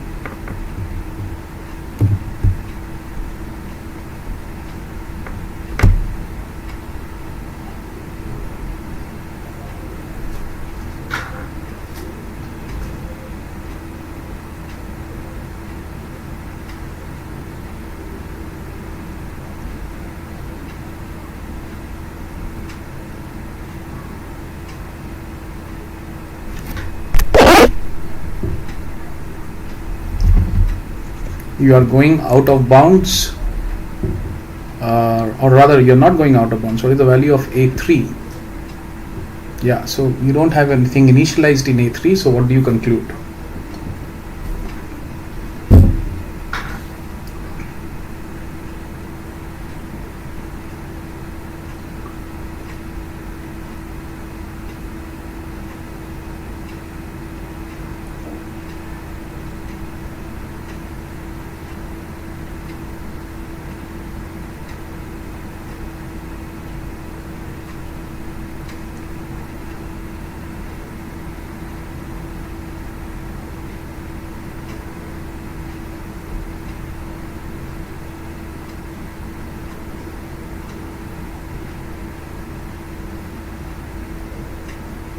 You're right, most of you have answered.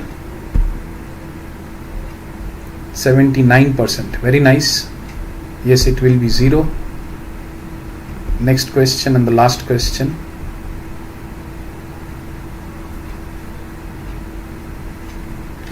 Be careful on the index.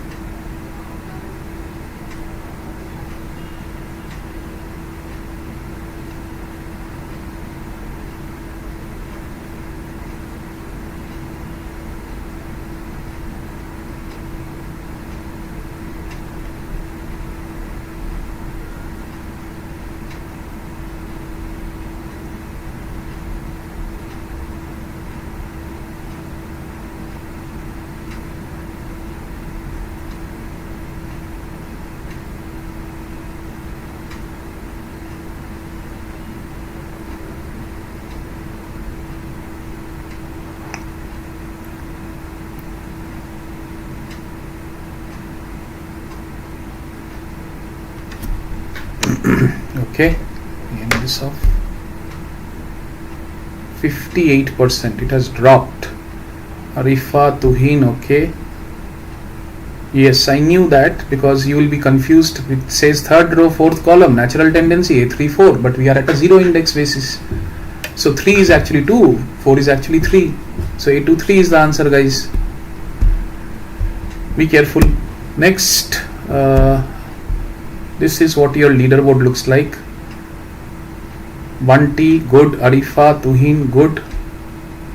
So that's on the leaderboard. And then we get into the last topic before our lunch break, which is on our famous sorts, basic algorithms, right?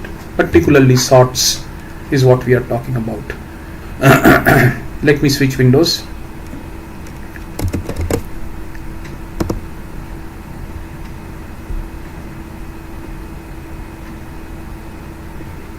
Orgo Shao has asked what is free. Okay, so free I explained to you, Orgo. I don't know whether you are following. Let me go back there.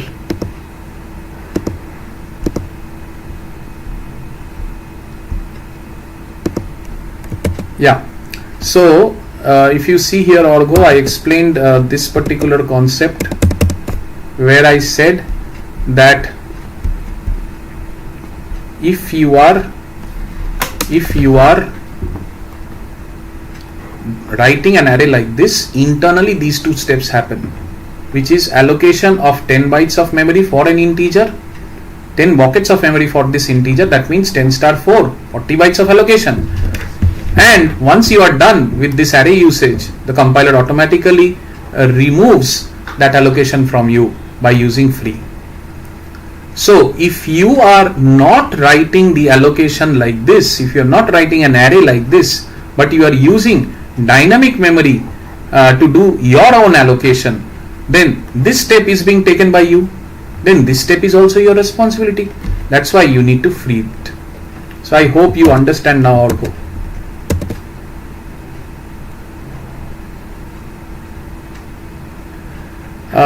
Ronaldo is the GOAT. Because I gave free answer like free bracket, so it is incorrect. No, it's not incorrect, Ronaldo. I will have to take care of that. This platform doesn't allow you to have fixed boxes. It's a free flowing box, so I'll have to take care of that when I actually handle the answers. Okay, let's get quickly into the last topic before lunch. We are now into basic algorithms. We are talking about the various sorts that are in place, and of course certain other topics regarding complex numbers, calculation, and all of that.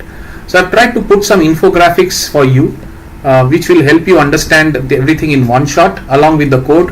Whatever you need is in this one picture that is available for you as far as bubble sort is concerned. We'll discuss all the 4 sorts: bubble, insertion, selection, and merge. So what is happening in bubble sort is that whenever you are here, let us say this is your array, right, and you have to sort this array. So what you will do is you will always move, wherever you are, you will always move one step ahead and compare it. So if you are here, you will be here, as well as you will try to compare it with the next element of the array. So if this is marked as I, then you will compare I with I plus 1. That's what I am trying to say, right? So if you are comparing this and seeing that you are not in the correct order, then just swap it. Then what happens is this 6 will go here. Now you will move wherever you were, right? So your I was here, your I was here. Now you are going to move your I to here, and again the same thing, you will compare it with the next element. Next element 28 and 4, that will also be eligible for a swap, and the swap will happen. Again you will move your I forward, you will move your I forward, and then I will come here, and again you will call I with the next I, which is 28 and 2. Again the swap will happen. Again you will move your I forward. Again I with the next I will be compared. Again the swap will happen. So this is what you will get as an output. Now what does bubble sort ensure? Very, very important thing. The important thing that bubble sort ensures is that 28 is right now in the correct position. So the element that is last in an iteration will always be in its correct position. Even after the first iteration, I can say I have put 28 in the correct position. Rest of the items can be misplaced in the next iteration. 28 will never be misplaced because it is right now in the correct iteration. So if that is the case, then the next loop, do I need to check 28? I don't need to check 28. So I will run the loop one time less. So I will only run the loop till here, right? I will only be considering this portion of the array for the next iteration because 28 is in the correct position, right? So that's why you will see that in your code, you will see that this context is there. See, n minus 1, that is what you are actually going to do. So 0 to n minus 1 is basically these 4 passes, and within each pass you are saying n minus 1, n minus I minus 1. So if you are in pass 1, then how many items will you compare? If you are in pass, actually it starts from 0, right? So if you are in pass, if let's call this as pass 0, 1, 2, 3 in that sense, because anyway our C wants us to call them in the index manner, right? So if you are at 0, that means the first pass. So n minus 0 minus 1 means that j will go till n minus 0. What is n? 1, 2, 3, 4, 5. So I have my n as 5. So 5 minus 0 is 5, minus 1 is 4. So I have to go till index 4 in my first pass. Yes, I will go till index 4. See, I is moving from index 0, index 1. This is index 0, index 1, index 2, index 0, 1, 2, 3. So I will move from, and this is a less than, right? So I will move from 0, 1, 2, 3, and because it is less than, so you say j is less than 4, that means it will stop at 3. Similarly, if you are in this pass, you are going to eliminate this. You are not going to run this loop for this. So how many times I will move? I will move from 1, 2, 3. That is the times it will move. That is 0, 1, 2, right? So it will move from 0, 1 and 2. And if you calculate the value of I with 1, 5 minus 1 is 4, 4 minus 1 is 3. So you are actually doing this loop 3 times. So that is how this is happening. This particular algo is working. Rest of the thing anyway, it is a swap algo here. We are not worried about that. So net when you do these swaps, you are actually pushing your I. So your I is right now here, then it becomes here. So swap happens, then again one more swap happens, I gets moved forward. There is no swap needed. So your final array looks like this. Now what is ensured? What is ensured is that 24 and 28 are in the correct position. No matter what, these two are now in the correct position. So similarly, the next iteration starts. It will only do these comparisons, not touch 24 and 28. And once it is done, it is ensured that 6, 24 and 28 are in the correct position. And the final iteration will ensure 4, 6, 24 and 28 are in the correct iterations. And because there is only one element left, that will obviously be in the correct position. There is no other way it can go, right? So 2 will anyway be in the correct position, because you cannot touch 4, 6, 24, 20. You only said that it is in the correct position. So that is what is the working of the bubble sort. Mostly what comes is the algorithm or the code of bubble sort and the time complexity. So we will see the questions, but this is more theoretical GAN. Let's see the best case. If the best case of bubble sort is that the array is already sorted, right? So if the array is already sorted 1, 2, 3, 4, 5, now the best case of bubble sort with one simple flag. I have used that flag, I think here. Yes, this is the optimization flag that I have used, right? So it says that if I go through this iteration, suppose I get my array, I have given the array as 1, 2, 3, 4, 5. It's a sorted array. So when I do this swaps, when I am pushing this I from here to here to here to here, am I making any swaps? I'm not making any swaps now, because there is no reason. It's already sorted. Anyway, it doesn't know, na? Bubble sort doesn't know it is sorted, so it will go through one iteration at least, and it will find no swaps are done. So if no swaps are done, then I will, if no swapped will be equal to 0. Swapped will be equal to 0 if no swaps are done, because if swaps are done, then only I do swapped equal to 1. So if no swaps are done, then it will be 0. If it is 0, do I need to do the next iteration? This one, next iteration, this one, next iteration, this one. I don't need to do it, right? So that's why this is an optimized version of bubble sort, where with just one single flag, you can actually help to achieve a better complexity, time complexity. So now if you see here, where is this? Okay, so now if you see here, now let's talk about the complexity, how to derive the complexities. So without optimization, every element that is being compared is compared with n minus 1 number of times. Your first iteration, what did we do? Your first iteration, if there are n elements, then how many comparisons did we do? 1 with the second, second with the third, third with the fourth, right? So how many elements? So this, if it is if it is these many elements, then this is one comparison we did, then this is one more comparison we did, this is one more comparison we did, one more comparison we did. How many comparisons? 4. How many elements we had? 5. So we have made n minus 1 comparisons. The next time I am not going to do this comparison, this is already in my correct place. So the next iteration that happens, it will do 3 comparisons instead of 4. So it will have n minus 2. In this way it will go on like this.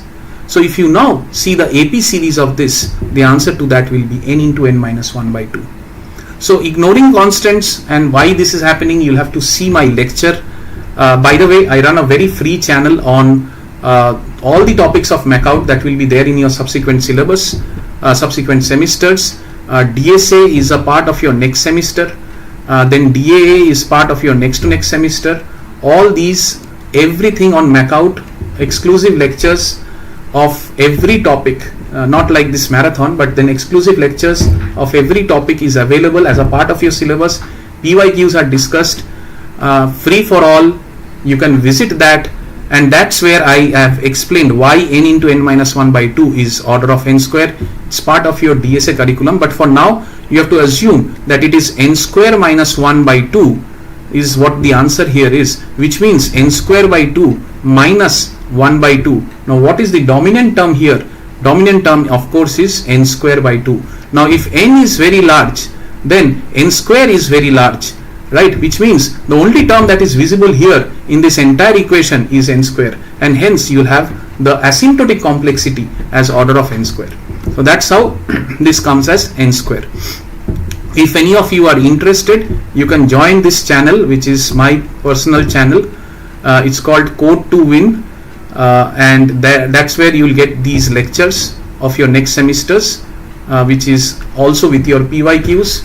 You can have your subscription done in this channel and visit any subsequent lectures that come part. C is not part of this channel. I'll put C, but then your juniors will benefit from it. Not that you can benefit in this situation because it's not there. But definitely DSA, the entire syllabus is there. DA also, the entire syllabus is there. Right, so that's on this. So with the optimization flag that I just now explained, which is swap equal to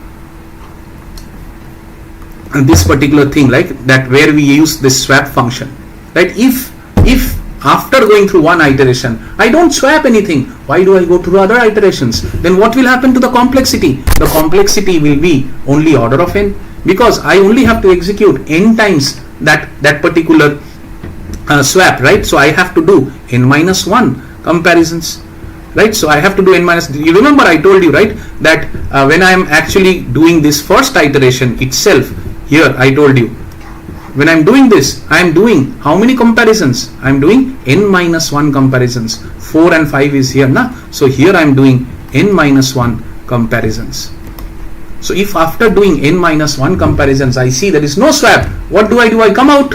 If I come out, then how many comparisons I have done? I have done n minus 1 comparisons, right? Which is equivalent to order of n. Again, you have to imagine, if n is very large, is 1 comparable to n? No, then just take n. Order of n, asymptotic complexity.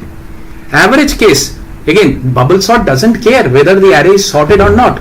So even if you take a random array like this, the output will still remain the same. Your average case will also take the first iteration will be n minus 1, second iteration will be n minus 2. So net you will land up with this AP, right? And net that will again be n square. Worst case scenario, Worst case also the same thing. Again, it doesn't know what is worst case, what is average case. For it, if there is an array, it has to be sorted. If the array is already sorted, if you put optimization, it will be order of n. Rest everything will be order of n square. So that is what is the answer to this. Let me see the chat window.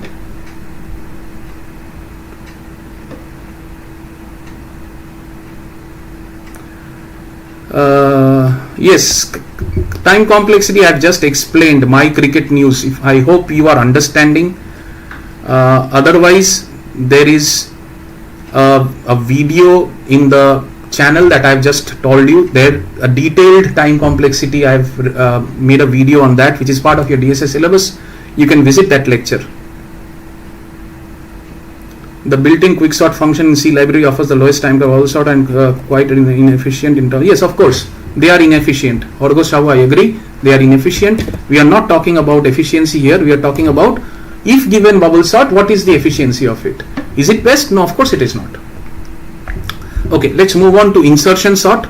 In insertion sort, it is like you are standing in a queue and there is the queue is arranged by height, right? And there is a person who comes from outside the room and wants to stand in the queue. Then he has to come in the right position in terms of height. Then what do? You find the position, you ask everyone to shift to the right of that particular person. Suppose this is how it is. Suppose this is how it is. This is how you are standing. Right, and there is a person who wants to come with this kind of a height, so the position of this person should be here. So what do? You will ask these two people to go to the right, and then put this guy here, and that solves your problem. That's how you do it, right? Practically, that is what is insertion sort for you. So what is happening here is, let's take this array. Again, one shot everything in this picture.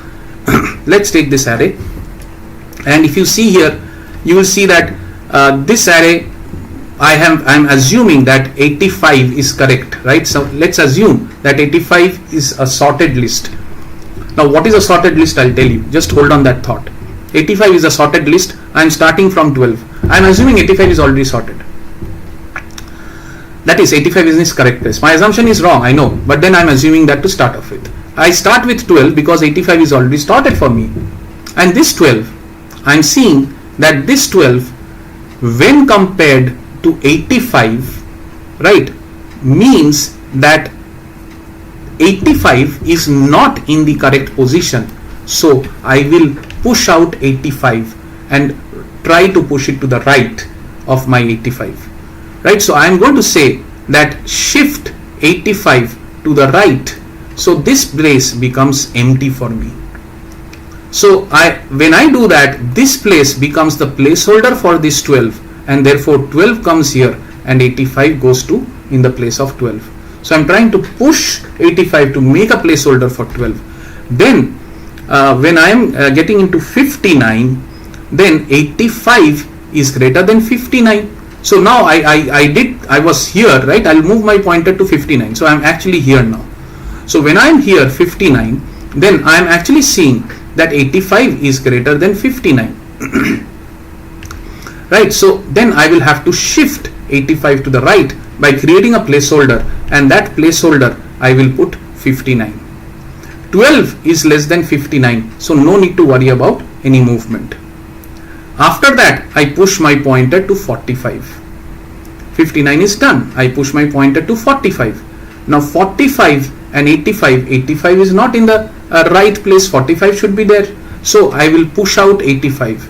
Make a placeholder for 45. Right? And if I push 45 here, then will 45 be in the right place? Still it will not be in the right place. So I'll have to push this 59 outwards. So then the placeholder becomes correct. So 59 will go here and this 85 will go in place of this original 45. So all I'm doing is wherever I am, whatever I'm evaluating, everything to the left should be satisfying my sorting condition. If not, I am pushing everything to the right, creating a placeholder and putting that item there.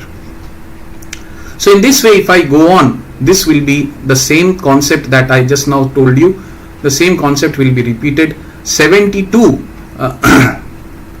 we discussed about 45, yeah, 45, and then comes 72. 72 again, it will see that 85 is not in the correct position, so 85 will be pushed, shifted right, and then 59 is less than 72, so it is in the correct place, so 72. So what is happening? If you see at the first stage we had considered 85 to be a sorted list. The second stage, when everything was done, 12 and 85 was a sorted list. Then when everything was done after that, when everything was done after that, we had 12, 45 and 59 as my sorted list. And then when everything was done after that, we have 12, 45, 59, 85 as my sorted list. Then we had 12, 45, 59, 72, 85 as the sorted list. And then finally, this became my final sorted list. So every time you are closing the positioning of an item, the left side of the array is a sorted list.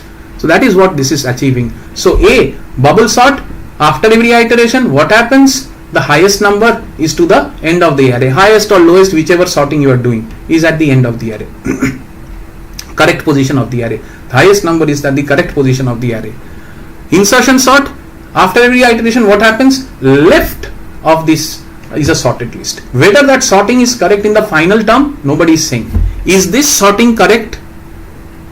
I am not saying that, because sorting is like this. Final sorting is like this. Is it matching with this? No, I am not saying that.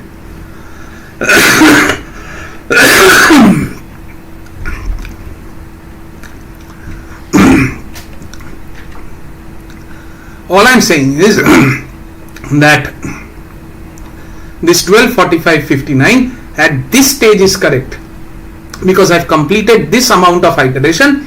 To the left of my array, whatever is there is sorted. After this iteration, to the left of this, whatever is completed is correct. So that is all I am trying to say. And then finally, I will get my correct iterations here. What is the time complexity? Best case condition, the array is already sorted. Do you need to push? See what is happening. If this 12 is already correct, right, then will I need to push 85 to the right? Will I need to create a placeholder like this and push it? I just need to compare, and there is no push that is needed. So if the array is sorted, I don't do any push. I will just spend 1 unit of time to actually just compare and say that okay, everything is good, I'll move on to the next. I don't need to push you, right? So that's where it will be n minus 1 times n minus 1, because you know, right, by now you know, if there is an n array, comparisons are only n minus 1. Comparison is between two elements, that's why you have n minus 1. So the best case time complexity will be n minus 1 times 1, 1, 1, 1, 1, right? So what will happen is, if you are doing this, so how many comparisons you are doing? this, and this. So if there is n, you are doing n minus 1 comparisons. You are understanding everything is in the right place. So that means your total comparison is n minus 1 only. Right, so these are the 1, 1, 1, 1s that you do, and so total we are doing n minus 1. N minus 1 again, what is your asymptotic complexity of n minus 1? It is order of n. Average case complexity, order of n square, will be order of n square. Why? Because let's see an example. The example says that suppose you have 5, 2, 1, 4, 3. So now you are going to insert, let's say 2, right? So 2 has to make sure that 5 is shifted, right? So 2 and 5 will be the final sorted array. So what was the work you did? 1 shift. If you want to insert now 1, then how many shifts will you have to do? You will have to insert 1, means 5 has to be shifted, 2 has to be shifted, so that one a pocket gets created here. So that's why this one, if it has to come there, 2 and 5 has to be shifted. So that means 2 shifts will have to happen. Right? If you have to insert 4, then how many shifts will have to happen? Only 5 will have to be shifted, then 4 can easily come. right? So that is one shift. If you have to insert 3, then what will happen? Then 3 has to be inserted means 5 has to be shifted, 4 has to be shifted. So 2 shifts you have to. So sometimes you are doing 1 shift, sometimes 2, sometimes 3, sometimes 4. On an average, it is about what then? If you take an average of this, it will come to be k by 2. Right? So if it is k by 2, then the first time you are doing the shift will be, let's say, 1 by 2. Second time, k stands for if there are k sorted elements. Right? So the first k sorted elements means you will have to go till k minus 1 iterations, right? So if you are doing k sorted elements, then the first time that you are running the loop, it will be 1 by 2 shifts, 2 by 2 shifts for the next, 3 by 2 shifts for the next, because k by 2 says whichever iteration you are in, k by 2 will be the average shifts that you will be making. So here I was, this is this array, entire array, if you have to do, right? So this entire array is actually n elements, and every time I am doing one insert, right, I am doing k by 2 shifts on an average. So here I am doing one shift. So on an average I can assume whichever k I am in, first pocket, first iteration, then k is 0, sorry, k is 1, because that's the first iteration that I am doing, k is 1, so 1 by 2. So here I can assume that I am actually going to do 1 by 2 shifts. Next time I am going to assume I am going to do 2 by 2 shifts. Next time I am going to do 3 by 2 shifts. So this way the total number of shifts, if you add and if you do the mathematics here, again you will land up with this, right? So that way what we are saying is that again n square will be the dominant term, and therefore we will have an order of n square. So that's on the average case complexity. On the worst case complexity, if it is in the reverse order, if the array comes in the reverse order and I have to sort it in the reverse order, right? So then that's my worst case. Every time I'll have to swap. Again, here also the same thing will happen. First of all, if you see here, the insertion of 4 means that 5 will be shifted to the right. So how many shifts? 1. Insertion of 3 would mean that if 3 has to be inserted, then 4 and 5 has to be shifted 2, right? So 2 shifts will have to happen. Then for insertion of 2, 3 shifts will have to happen, right? 3 shifts will have to happen. If for insertion of 1, then 4 shifts will have to happen. So net for n elements, how many shifts will have to happen? We will go till n minus 1. 1, 2, 3, 4. Every time we are doing 1 shift. Next time we are doing 2 shifts. Next time we are doing 3 shifts. Till how long? N minus 1 times. Right? So that's why 1, 2, 3 dot n minus 1.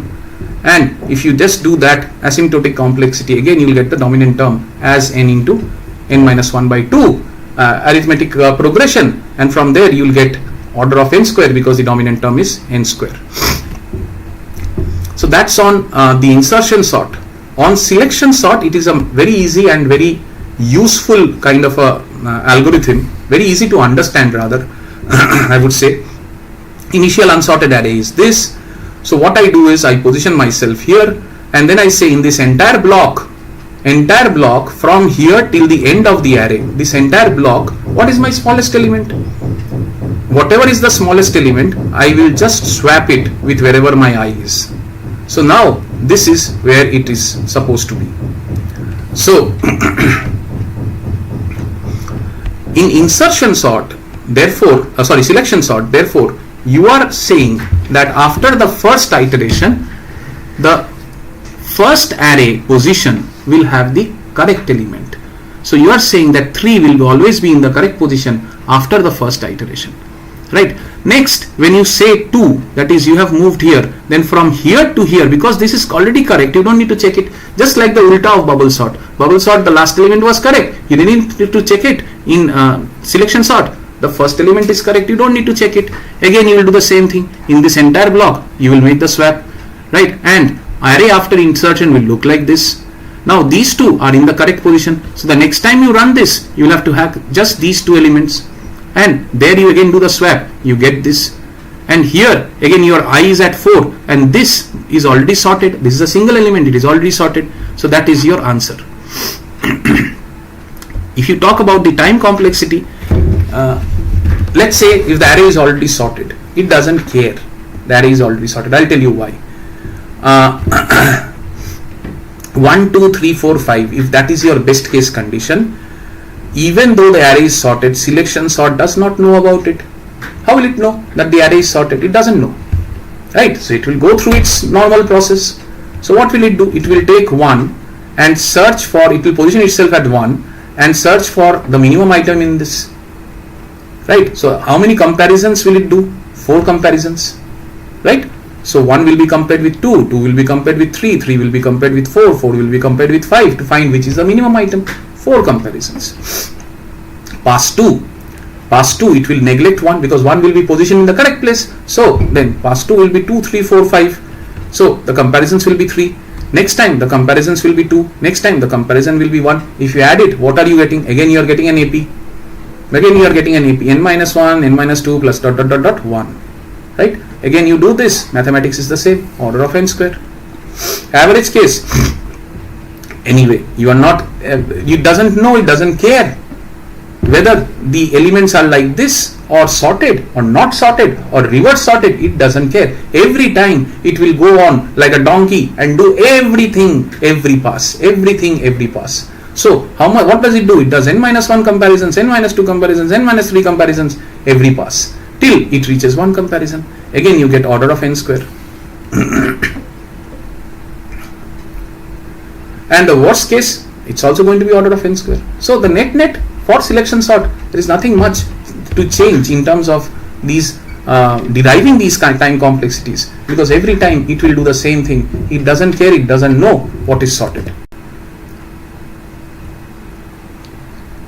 Okay, so that is on this. Going to merge sort now, the last topic before we break off. Merge sort is a recursive algorithm, divide and conquer algorithm, the only divide and conquer algorithm that you will have in your syllabus.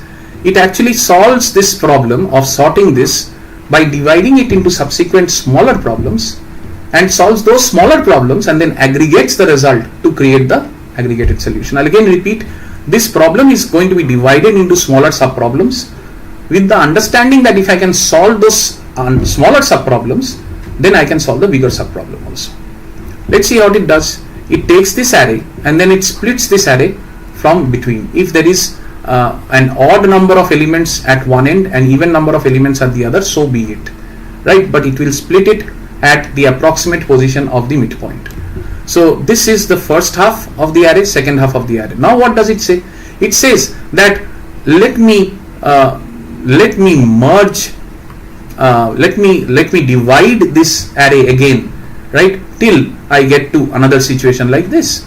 So it will divide this array again, right? So all it is saying is every time go on dividing whatever array you have into its smaller subproblems. These are the smaller subproblems that you are generating.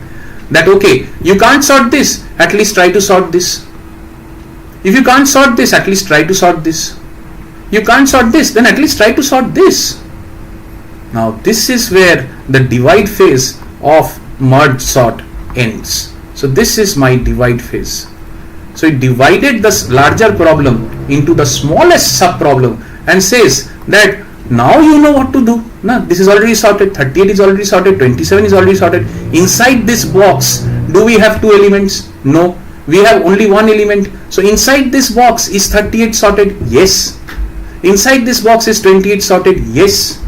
So I have reached a situation where I can thump my chest and say that I know that I have sorted 38. I know I have sorted 27. It might sound naive, but then that's what it is. I am inside a small leaf element and I am saying that I have sorted that. Now I am saying, okay, then do this. Then take 38 and 27, which is already sorted, and sort them amongst each other. Then you are going to sort them amongst each other like this. Similarly, this you will sort them amongst each other. Similarly, this you will sort them amongst each other. And this doesn't have to go through any pair, so it will come directly here. Again, you sort them amongst each other. 27 and 38 with 3 and 43 will need to be sorted. And that's where this will also be sorted, and finally these will be sorted. So each individual sorted array that you are creating will go through one more iteration to create the final sorted array. So you are solving these subproblems to achieve the solution of the bigger subproblem or the bigger problem like this. That is what is the conquer phase. So this is my conquer phase of the merge sort. Right. So now you know what to do here in terms of divide and conquer. Only thing you have to remember is that when you have two arrays which are, let's say this is a 2-pocket array, this is a 2-pocket array. Now these two pocket arrays, if you have to merge them, then you need a larger array. Right? These two pockets array, if you have to merge them, you need a larger array. You need a 4-pocket array. That means the space complexity that is required here is going to be much larger than any other algorithm because of this auxiliary array.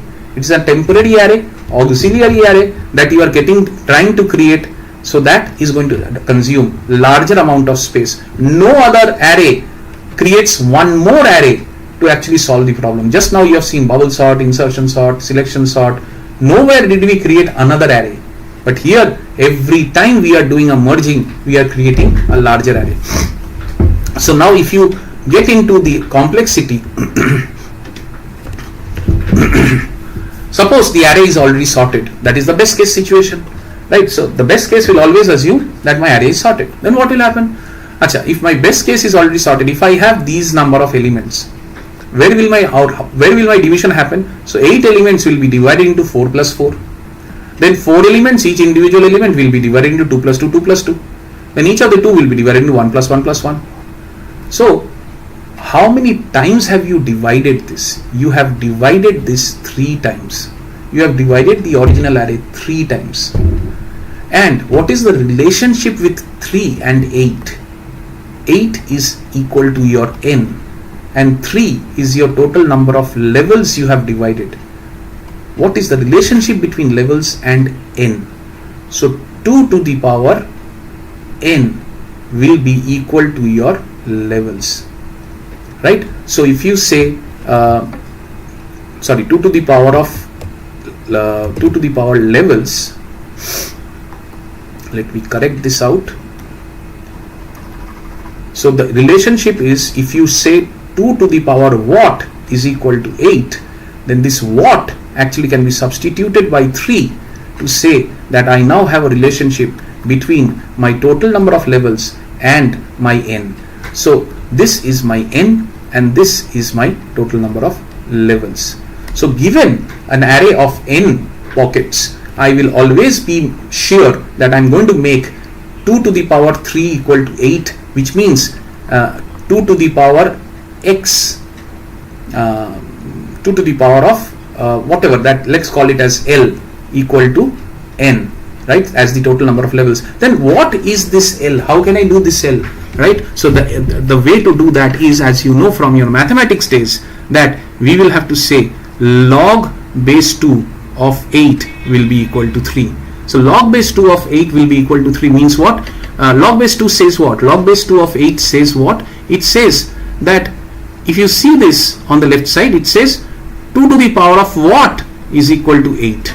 That is what the left hand side says. So then you can assume that 2 to the power 3 is 8. So that's why you put log base 2 of 8 as 3. So that way you are immediately understanding, given n, log base 2 of n will be the total number of divisions you will do. So that is done, right? So you now know I will have to divide it log base 2 n times. Now when I'm merging things back, right, I have divided it. Now I'm merging things back. In the merge phase, what am I doing? Let's see this merge phase. How many adjustments did we do? In this merge phase, when I'm merging these two, I spent some 2 units of time in order to do this, because I have to take 38 and 27, compare it and then create this. So I will anyway have to work with these 2 pockets. Here also 2 pockets, here also 2 pockets, here also 1 pocket.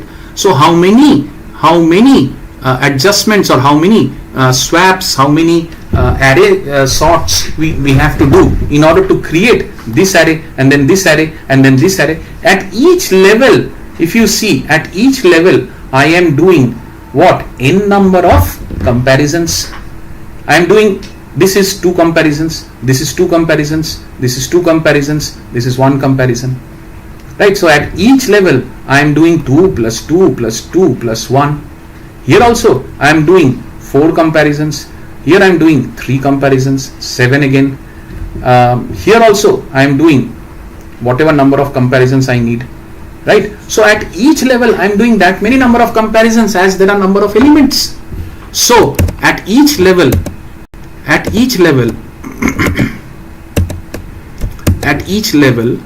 where is this?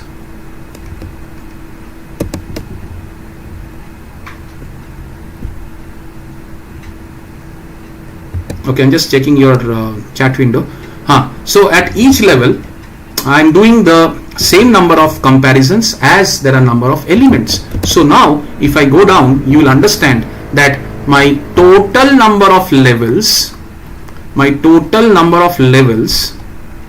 is 3, which is what? Log base 2 of n, and at each level I am making n comparisons, right? So at each level I am making n comparisons. So don't you think my time complexity will be n star log base 2 of n, right? So my order of n will be n star log base 2 of n.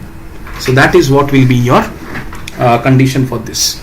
So I hope you are getting a hang of this particular problem, and it doesn't change for your average case. Same logic applies, n log n.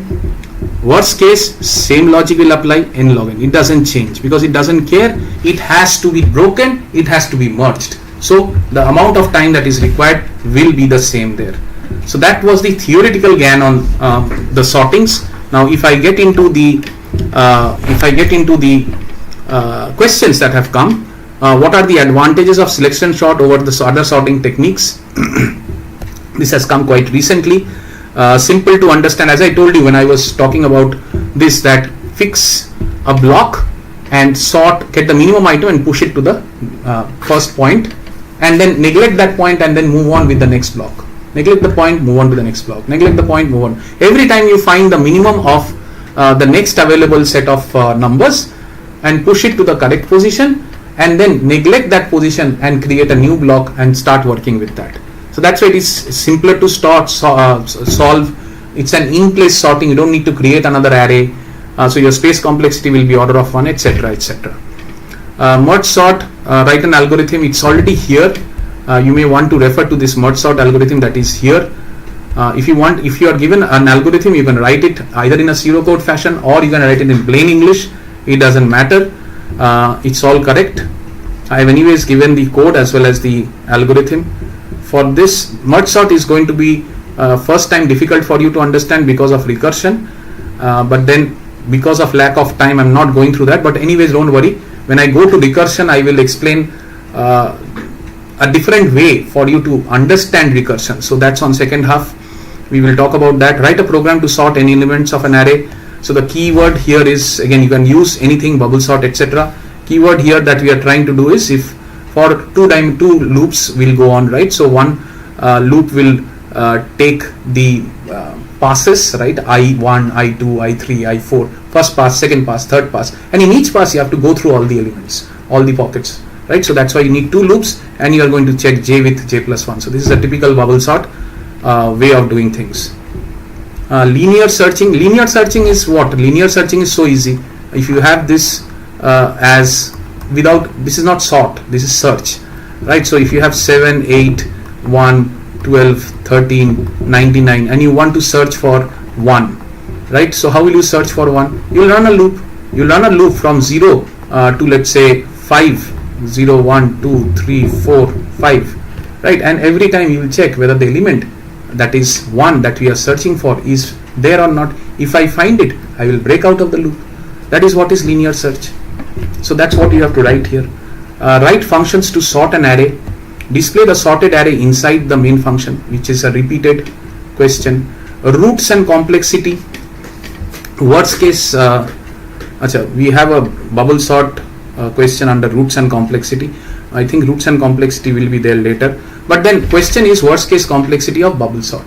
Worst case complexity of bubble sort is order of n square. We have discussed that. Calculate the time complexity of merge sort. We have discussed that. Write a program to find the roots of a quadratic equation. I hope you can do it, because roots of a quadratic equation, when did this come? 22-23. So very much in your syllabus, and very much it can come. So minus b plus minus root over b square minus 4ac is the root finding thought process. So you will take what as an input? You will take a, b and c as an input, then you will calculate the root, right? There will be two roots, and first you have to find out the discriminant, which is this part of the expression. So if this is only greater than 0, then only you proceed. Otherwise you say that there will be an imaginary root, and you can also create that imaginary root through your code. So if the d is greater than 0, right, discriminant is greater than 0, then minus b plus minus root over of, or plus minus b plus root over of d divided by 2a, that is one root, and this will be minus, which will be the second root. If d is equal to 0, then anyways you have minus b by 2a. The inside portion of this is 0, right? And if there is if d is less than 0, the else means d is less than 0, then the real part will be minus b by 2 star a, and the imaginary part will be the square root part divided by 2a. That means I am making this d forcefully positive, because d was negative. I am making it one more negative, means it will become positive. So I will get a square root now, right? And that square root will be that expression will now become my imaginary part, and then you print it. So that's the answer to this particular problem. Complexity we have discussed, worst case complexity we have discussed. This one anyway you know, and again if you are not clear, please visit my lecture. I've explained this as a part of my lecture on DSA, where we talk about BIGO, omega, theta, what they are, what is it used for, upper bound, lower bound, tight bound. You will require that in your next semester. So if you have time, watch that lecture. If you don't have time, just remember here that BIGO is for upper bound, which actually is a worst case complexity. It represents it, but in my lecture I have countered this and say it doesn't necessarily represent it, and why I have countered it you can understand from there. Big omega is the best case complexity, which is basically the best way, when an array is already sorted, right, and you have to sort it. That's your best case. Array is reverse sorted is your worst case.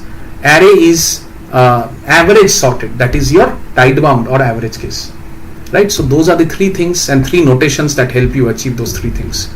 Let me see the chat window and see what has come in. Nothing much. Expected programs, I will talk about it in the WhatsApp group. I've already given a sample question paper, a medium difficulty and a easy difficulty sample question paper. Other than that, expected questions also I will publish, so wait for that. Okay, so we get into a quiz mode. Last quiz before we break for lunch. We are just bang on time, just that this quiz will take some this thing. Amar PDF will be after the session is done. Otherwise you will not have my annotations.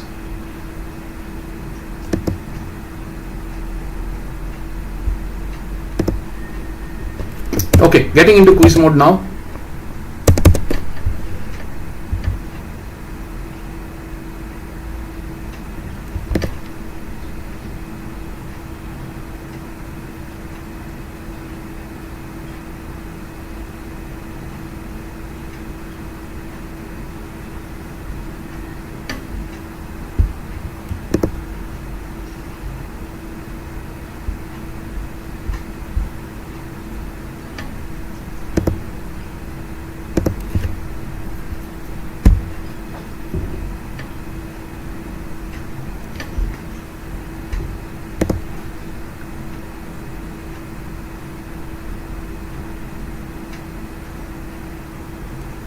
Yeah, please join.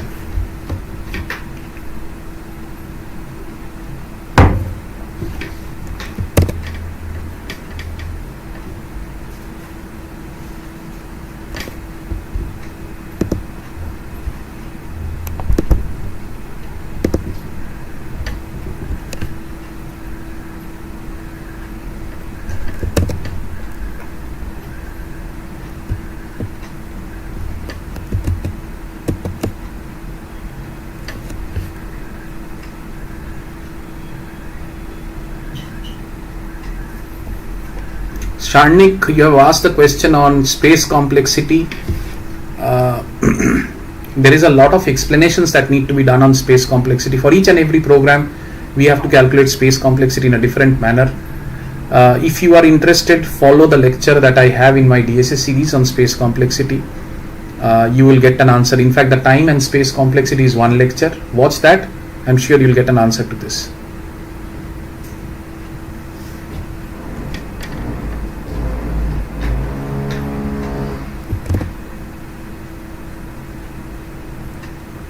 Okay, let's get started.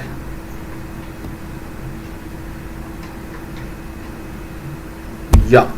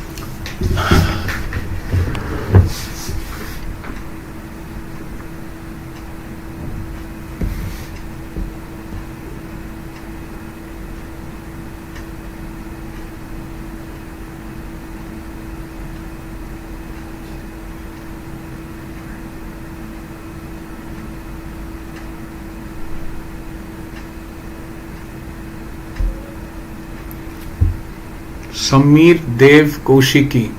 I recognize only Kaushiki. Samir and Dev, good job.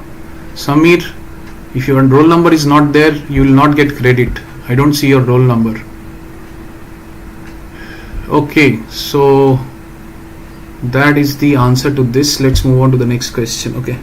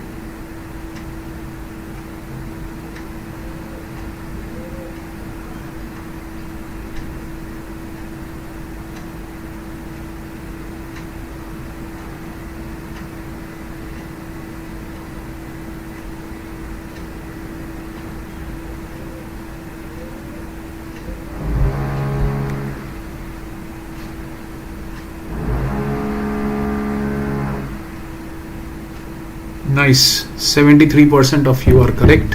Dev, Samir and Kaushiki, good.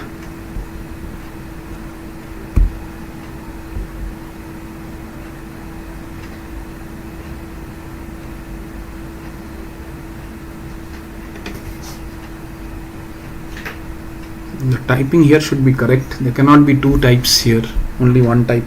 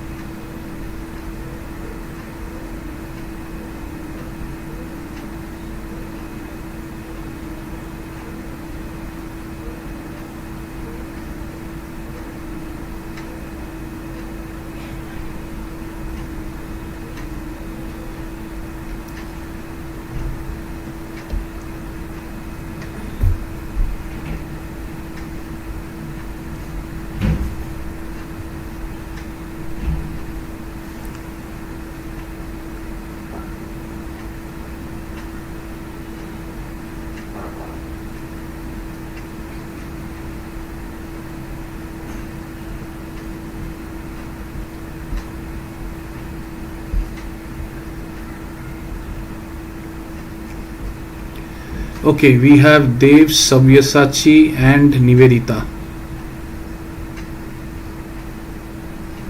110 of you got this correct. Okay, good. This was the correct answer, so that's why I said there can be only one word possible, best. Right, so many of you have written best, some of you have written average also. Case was already part of the question. Why did you type case again? Right, so that's why you'll get it wrong. So be careful, guys.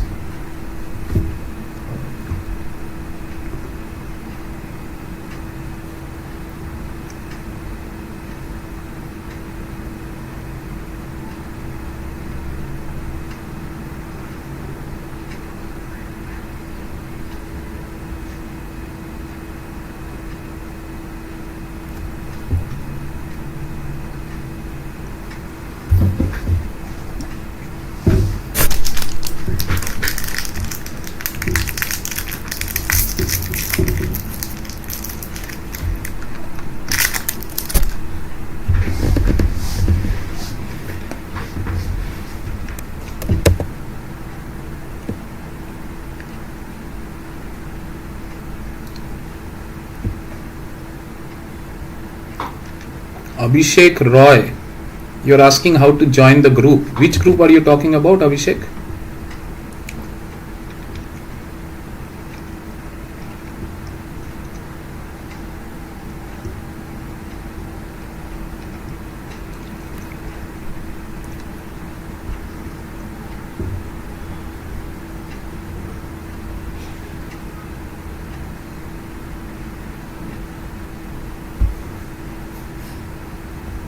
%, nice.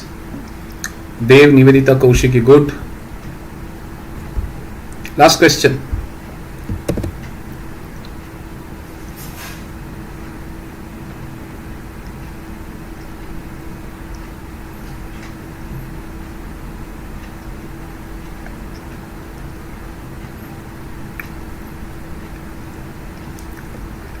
Abhishek, it's the same WhatsApp group where this video YouTube link was posted. How did you join this session then?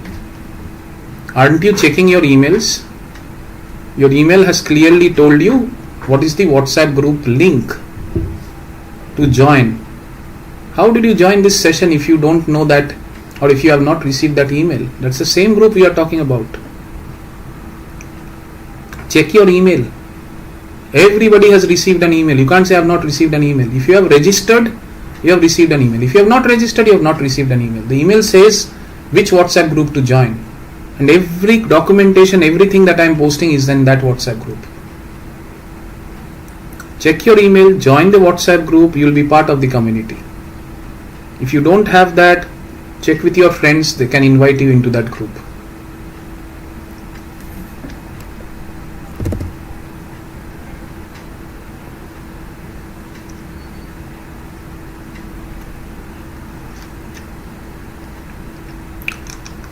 This is the same log base 2 question that we talked about. So I've given the same example, whatever we discussed.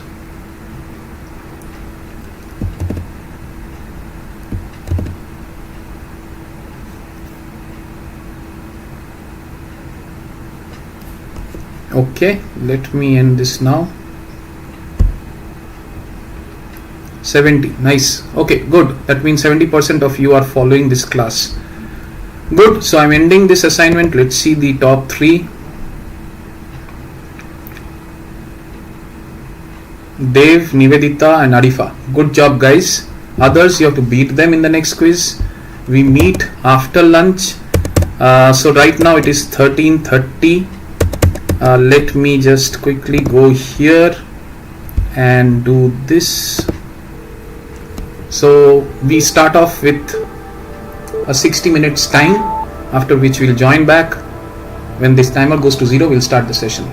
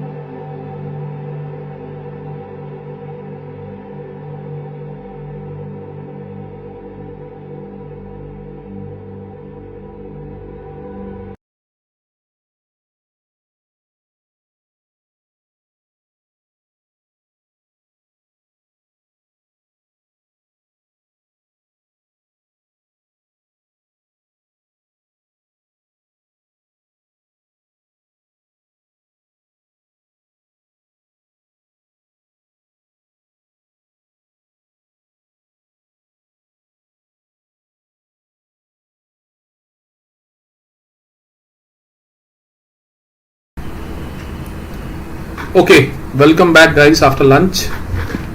And unfortunately or fortunately, the heavyweight topics are after lunch only. Thanks for being alive till now in this session. Some of you will join back, I know, because there was a Viva that was scheduled and people requested that they will join back after lunch, so count is going to increase is what I understand. But let them join. We'll get started with what we have to do. We have to do the next topic, which is functions. After functions we'll cover recursion, and after that we'll have a 10 minutes break. There's going to be 10 minutes break, and then we'll finally wrap it up by 7. I would advise you to keep a tab on whatever doubts you still want to be clarified, like one more time, please explain, did not understand, please explain this one more time, those kind of stuff. Please keep a tab of that. I will finish everything off, and then we will have to create some time to explain that to you again. So now we are into the next topic. Let me go to that topic, which is functions. And to understand functions, there is a slight concept of pointers that we'll have to cover. So increasingly I was feeling that I should be covering pointers before we start arrays, before we start functions, before we do recursion. But because the nature of your syllabus is that pointers is at the end, I kept it that way. Now if you see about, or if you talk about this, then yeah, I hope you can see the screen. I hope you can hear me. Just give me a thumbs up if you can see the screen and hear me, just because it is after lunch.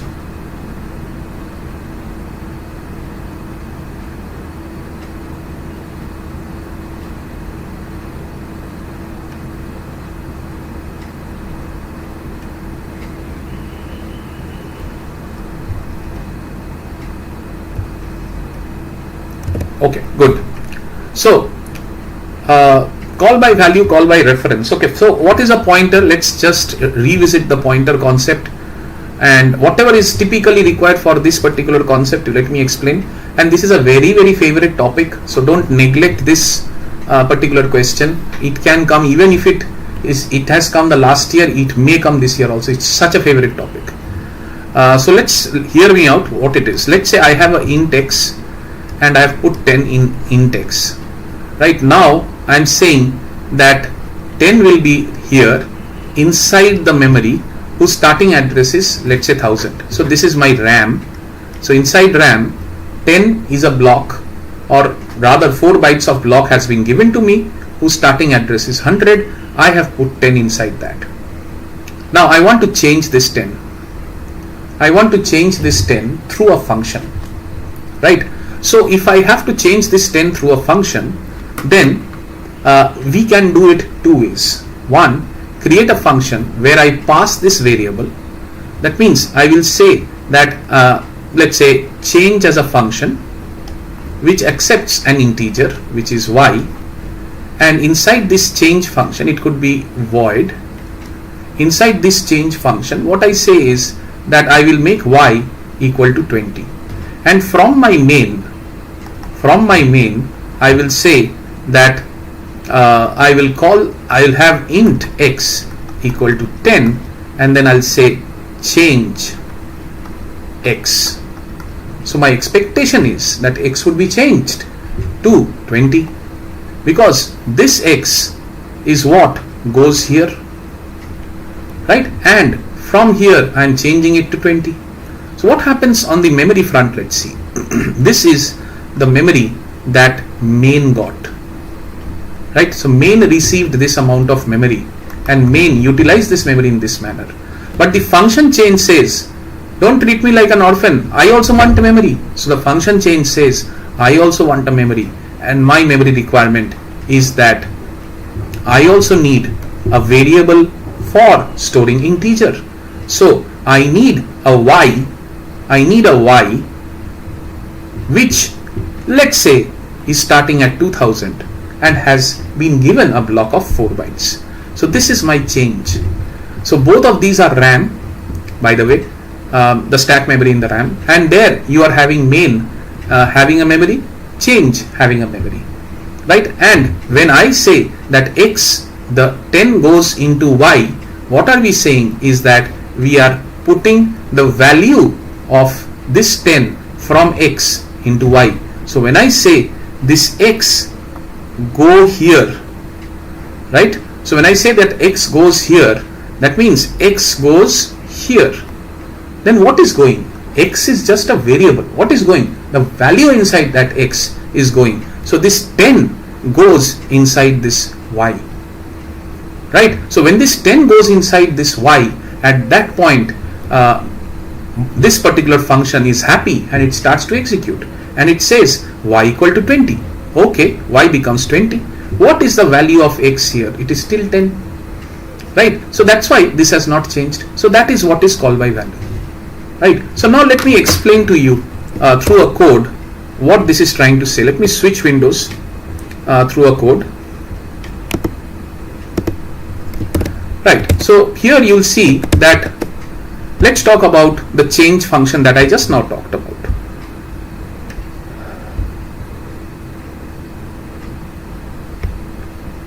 Yeah, so let's say that the same int x that was going into that change function, this is the function, right? The change function will make, let's say, make it to 20, and inside main what I'll say is I will say that my original value of, let's say, a is 10.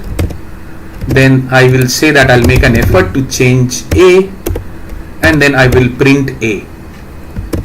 So if I run this code, I will of course see no changes, right? So I'll of course see no changes when I run this code. So as you can see that 10 which was in a remains in a, because though you are changing this x and this a are not the same. Only x is actually a carbon copy of this a. So the value of a has been copied, but you have not got that location yet. So unless you get the location, you cannot actually do a change of a particular variable's value. So now if I show you how to do that, how to solve this problem. So instead of actually saying that I will pass the value, you have to say that I'll pass the address, so that now it knows that it has to go into that address of what main had and then change the value there rather than getting a carbon copy. So if somehow main can share the address of its variable, that is the location of its variable on the RAM, then I can go to the RAM and change that location's value. So that's where main will say that, or change will say that I now need the address. Don't tell me the value, I need the address. That means I have to be a pointer to hold that address. So that's where you have int star x as the pointer to hold that address. And when you get that int star x as a pointer to hold that address, let's do it from main side so that you understand. Let's say I have int a as 10, then change this, and then we will do a print a, right? So what I'm saying is I have a, okay, now I'm saying that I'm not going to pass the value of a, I'm going to send the address of a to this guy, and this guy will say that, okay, you have given me the address, I will go inside that address and dereference that address. Address is just a location. I have gone to that location. What is there inside that location? Star is there inside that location. So star x means dereferencing the address into a proper value, right? So the value inside that address is star x. Change that value to 20, right? So then if you run it,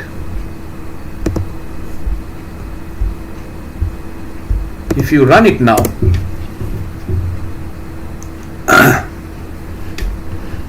one minute, you get 20, right? So that's where you had 10 here and you made a change through a pointer, and that's where you got 20, and this is called as call by reference, and that's what the difference between call by reference and call by value is, right? So if I come back to our note, then this is what we are talking about in terms of call by reference and call by value. You can see the differences that we have called out, and these differences are critical for your examination point of view to be provided, right? So the code I'm pasting here, whatever code we just now tried. So call by value and call by reference, I hope you have understood. We will get to more of this in terms of pointers when we get into that session, but that's what this call by reference and call. But this is a very, very important topic, guys. Please be very careful not to skip this at all, even if it is come last semester or last year. What is the default return type of a function definition? So it has contradictory answers. It came last year, last to last year. In modern C, there is no default return type. Every function must explicitly specify a return type. In older C, it was assumed int by default. In the morning I was explaining int main, somebody said void is there, why we have to return, why is that called? So we are talking of older C, that is pre-ANSI, ANSI C 89. During that period when the original C was actually conceived, int was the default return type. In modern C, there is no default return type, therefore every function must explicitly define the return type. So this is the answer to this problem. What is the limit of the number of functions in a program? There is no limit. You can have n number of functions in a program. Write a C program to find the maximum and minimum of some value using a function that returns an array. Okay, so you are saying that I will give you an array and you give me back another array which will contain maximum and minimum element. That means 2 element array. Given an n element array of size n, give me back a 2 element array which will have a maximum minimum from that array. So if I have an array like this, let's say 5 elements, 7, 8, 11, 1, 2, then I have to accept this inside a function which is called findmax. Findmax will accept this, and findmax will return an array which will contain, let's say the first pocket will be the minimum element, which is 1, and the last pocket will be the maximum element, which is 11. So this is what we have to do. So of course you can understand that you'll have to run a loop and you'll have to check once if it is greater than the conceived maximum. So for example, you start off by saying my 0th pocket, whatever is there, is both the minimum and the maximum to start off with, and thereafter I'm going to check through the loop and I'm going to change the maximum and minimum depending on the values that I'm going to get. But then what do? You have to create a result array which will actually have 0 as maximum, 1 as minimum, right? I made here 0 as minimum, so let me change that. So this is 11, and because you have not been mentioned, you are free to do whatever you like. So 11, 1 at least to maintain parity here. So that is where this is your result array. Now how do you return an array? An array is actually nothing but a pointer, and I'll explain to you when you get into pointers. So you will have to return it as a pointer here, or if you want, you can also write like this: int array find max min, then whatever you have, keep it here. This is also a correct style. So this will mean that it will return an array. So you can return an array like this, and that's what this program does. Now write a C program to print all palindrome numbers. Palindrome numbers are what? Let's say 2, 3,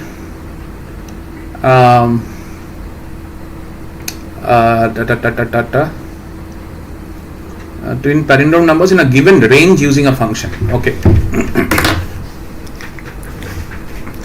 So what is a palindrome?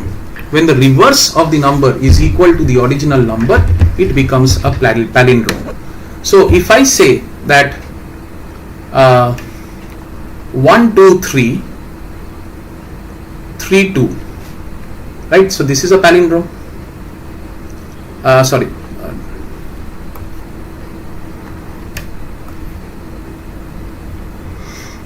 3 to 1 to 3. If you go from here to here, it reads the same as if you go from the other direction. 3 to 1 to 3.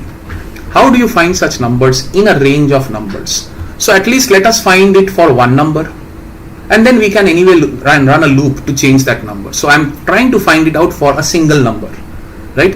And let us find a different way. When we go into main, we'll see how we can change this number to run for a range. right? And it has said using a function. That's why you have to write this function. You can't do everything inside main. So be careful when you are given such questions. I have seen in the last semester people disregarded this function and did not get marks. You will not get marks if you don't write a function, right? So write the function. The function will be for creating the palindrome for one number. Use that function multiple times for actually running from within main to get the range. Now what do? You will actually do that again, the same thing. You will extract the digits. So extract digits how? So if you do a modulo with 10, you will be extracting 3. That means this 3 gets extracted. So do one thing, take a reverse number which is equal to 0, and then do, whenever you extract a digit, you do that extracted digit, you do a reverse, whatever is in reverse, multiplied by 10 plus the reverse, the digit that you actually extracted, which is 3. So after your first cut, what will happen is that 3 was extracted, 3 was added to a number, so your new reverse is right now 3. Next, you will have to trim off this 3 because you are now going to work with 3212. The work of the last digit is already done. So you have to reduce the number. Remember the problem we solved in the morning. We have to reduce it till we get to 0. Right? So we have to now work with this number. How do we do it? We will do a num modulo 10. Sorry, num slash 10. When you do 32123 slash 10, 32123 slash 10, you are going to get 3212.3. And if you take the integer portion, it will be 3212 because this is an integer divided by integer. This is your new number with which you start, right? So this new number, when you go through this process again, right, then you are going to do a modulo that will return you with 2, right? This 2, you will come here and say that 3 multiplied by 10 plus 2, what do you get? 32. And then you reduce this 3212 to 321 by doing a modulo division, and then by doing an integer division, and then this 321 is fed into the loop again. So then you extract 1. This one you will do a 10 multiplication and add that, right? So this becomes 321, right? And then you will extract that 1 out by doing an integer division. You get 32. This 32 is fed back again. So here you get 2, and this 2 will be again utilized here like this, which becomes 3212, and then this becomes 3. This 3 is fed back again. So this 3 gets extracted as is, and this 3 multiplied by 10 plus 3 will be equal to 32123, right? And then you will have no more numbers, your loop will stop. So this is your reversed number. This is your reversed number. So if this is a reversed number, is it equal to the original number? Then it is a palindrome. So that's how you will do this. And inside the main function, you are going to see that, okay, starting number and ending number, if you have taken, I will go from a loop from start to end, and I'll call this function that many number of times. That's it. That's all I need to do. Right? So this is how you will tackle the range.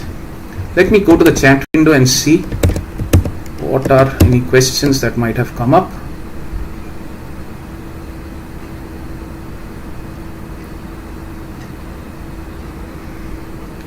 Okay, nothing much. Let's move on. Okay, what is a function? What are the advantages of using function? What is function? Function is a piece of code which is reusable in nature, which is pre-tested, which can be called multiple times. You don't need to write the code again and again. It's a siloed block of common functionality. All that points is here, right? So please look at these points, mostly theoretical in nature. I don't have any more to say on that. Purpose of the return statement, you know, it has to return something to the caller, right? The caller needs to know an output, let's say, then the function has to return an output.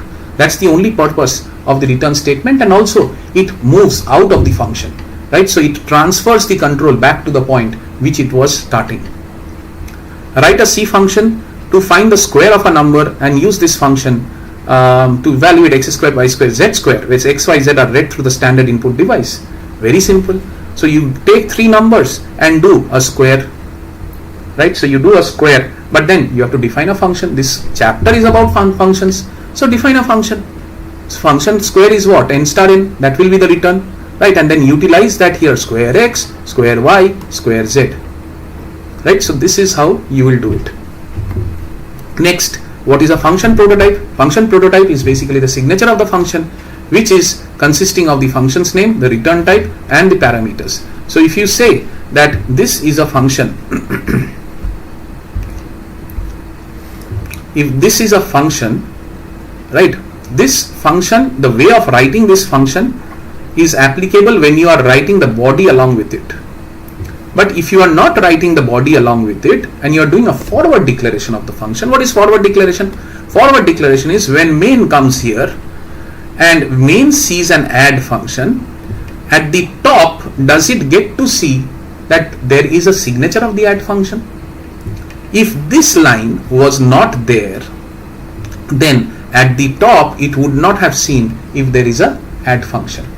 The add is written at a later point in time. Main doesn't care. If I get to see add here, I need my add definition at the top. And that's why we do a forward declaration of that function like this, or we define that entire function at the top itself. Why unnecessarily go for signature and all of that? We will define the function at the top itself. So that is where this style of programming, where you are defining the function prototype at the top, will need to include what this function can be uniquely identified with. The function can be uniquely identified with its return type, with its name, and with its parameters. So put those here. I don't care what you call those parameter values, A or B, it doesn't matter. They will be int and int, and the return will be int, and the name of the function will be add. That's what is a function prototype. So this is a repeated question. GCD LCM, it's a Euclidean algorithm to find out GCD. This is the logic for that.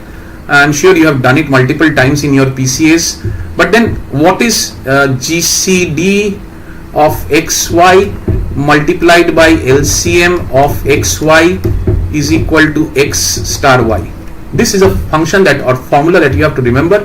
So if you find the GCD through the Euclidean mathematics that is here, then you can find the LCM of XY as X star Y divided by the GCD that you found out, and that's what is written here, right? So that's how you will solve this particular problem. Write a program to check whether the number is strong or not. A strong number will mean that the factorial of the digits and sum it up will be equal to the number itself. So get the digits, do the factorial, and then sum it up. You should be getting the number itself. That is what is a strong number. So of course then you need a factorial function. This chapter is about function. So create a factorial function. You will get n, and what you will do is go from 1 to n, and every time you will multiply the factorial, which is 1, with the number that you are getting. So 1 will be multiplied by whatever number has been passed, let's say 5, and store it inside fact. Next time the loop runs, next time this loop runs, then i's value is okay, I we are running from 1, so then we are just multiplying this by 1. So we will have to go from this 1, 2, 3, 4, 5. Let's say 5 is the number I have given. Int n is equal to 5. So this n is equal to 5. Then my loop will run 1, 2, 3, 4, 5. Right? So this is what my loop will run for. And every time, so my fact here is 1. So 1 star 2, this becomes 2. Then this becomes 2 star 3. This is 6. This becomes 6 star 4. And this becomes 24 star 5. Because every time fact is getting changed. And that's your factorial return that you are going to get. Right? And then what you are doing is you are taking a number from the user and you are extracting the digits, which is a common thing that you know now. And for each of the digit you are calling this factorial function and getting to put that output inside sum. So every time there is a digit, you are summing it up using this factorial call. Whatever is the output of the factorial, sum it up. Right? So 327. That means the first digit you get is 7. So 7 factorial will be something. Put it inside sum. Then the loop runs. You get 2. 2 factorial will be something. Put it inside sum. Then 3 factorial will be something. Put it inside sum. right? Now once you are out of the loop, check whether this sum is equal to this number. If it is so, then print it as a strong number.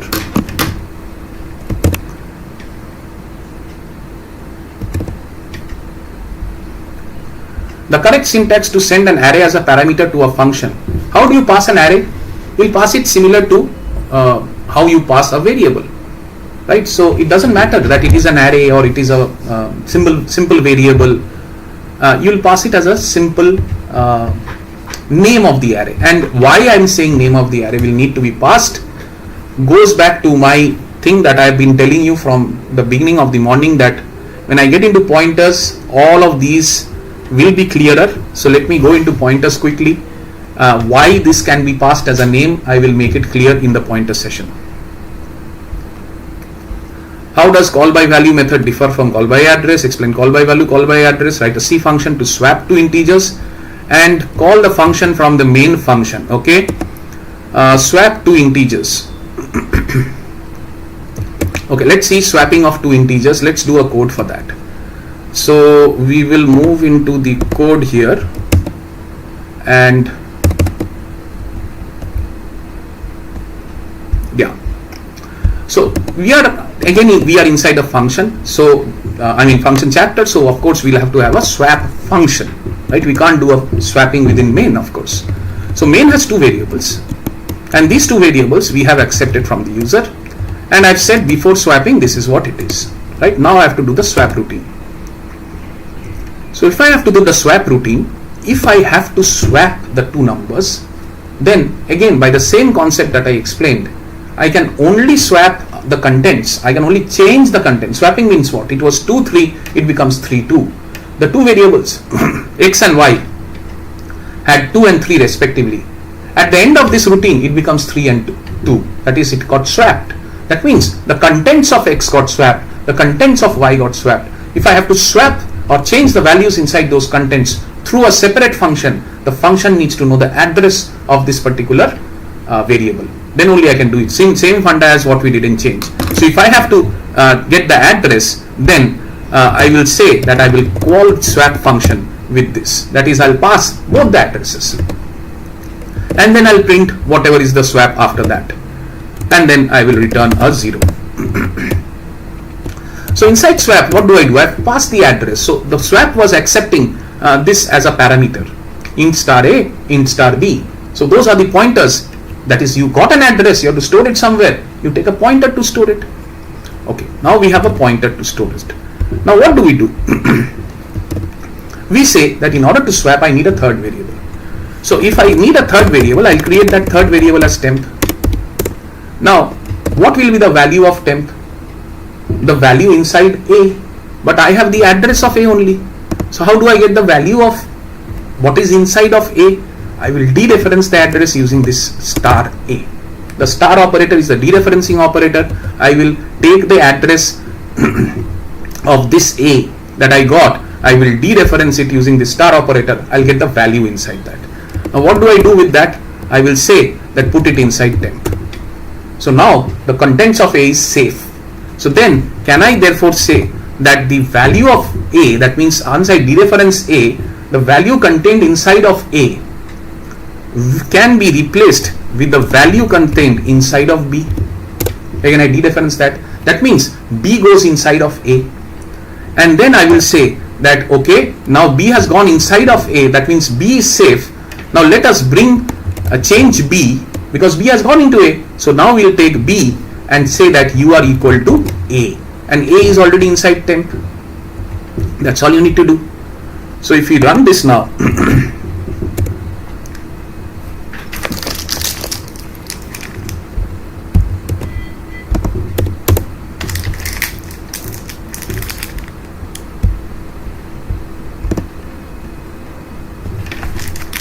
it asks for two integers, let's say 12 and 20. So before swapping 1220, after swapping 2012. So that is how you are doing things using pointers and making sure that the function actually gets the location rather than a copy of the value. Right? So this is okay. Let me copy this and bring it into your notes.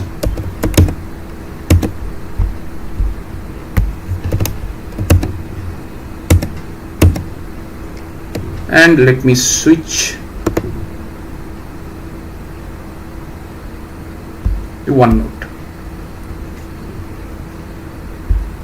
Okay, now that is done. So this completes the functions questions that have come till date.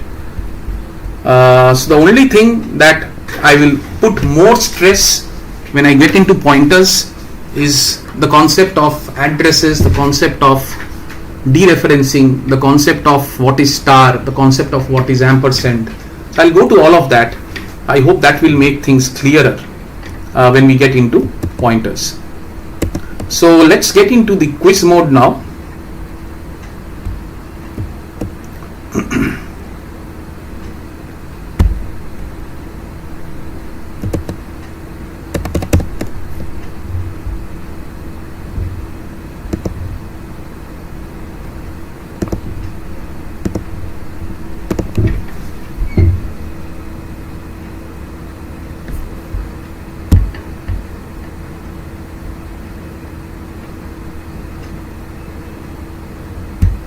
Yeah, please join.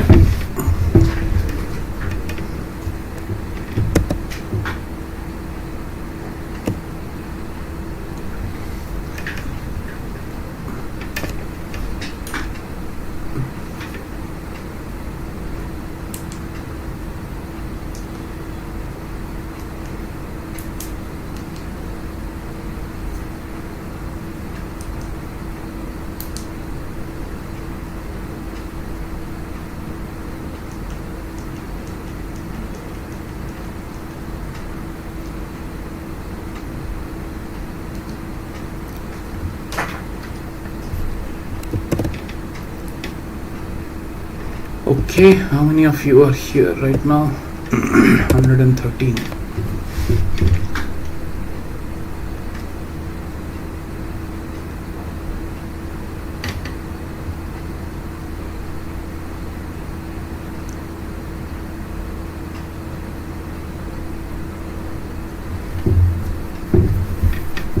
Okay, let me start off.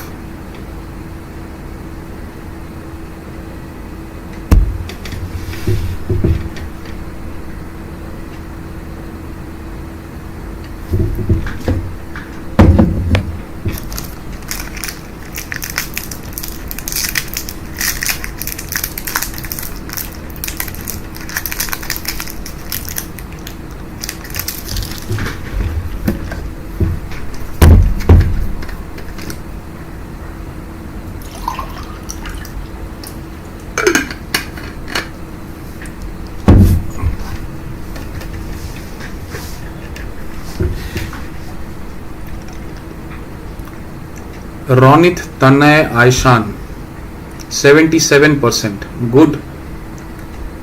Yeah, good. So almost everybody has answered correctly. Next.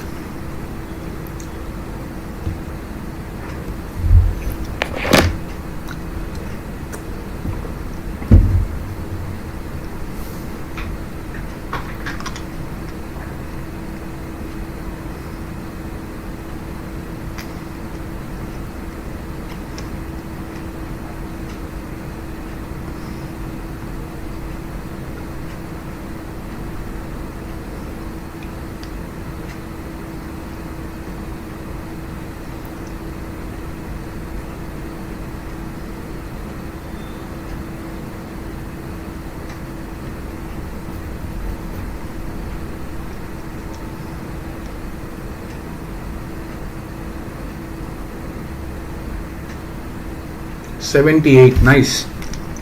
Tanay, Aishan, Avishikta. Okay, Tanay, Aishan, I have seen. Avishikta, congrats, you are here for the first time. Next.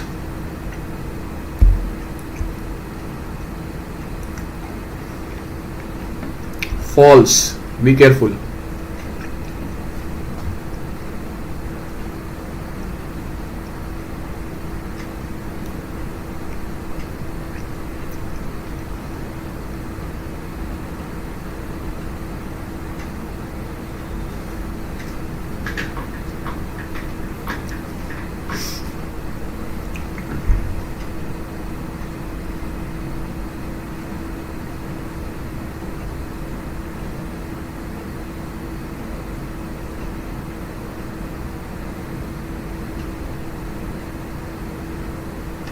Good.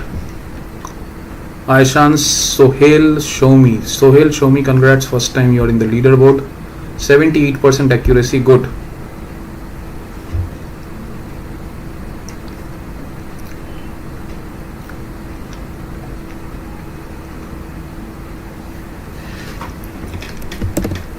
There can be 2-3 variations of this answer because the platform doesn't give me choice of giving you the number of blanks.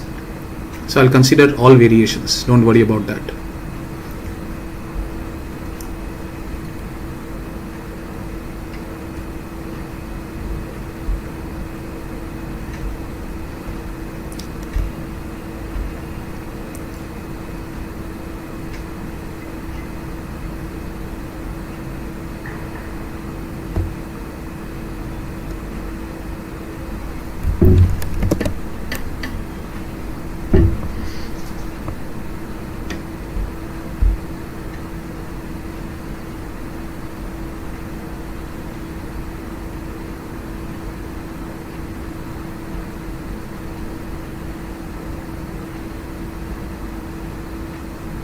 Closing it off.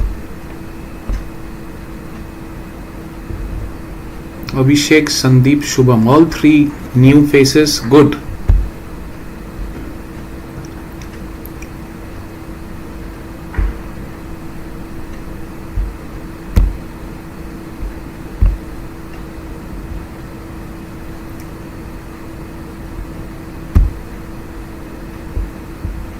Okay, next question.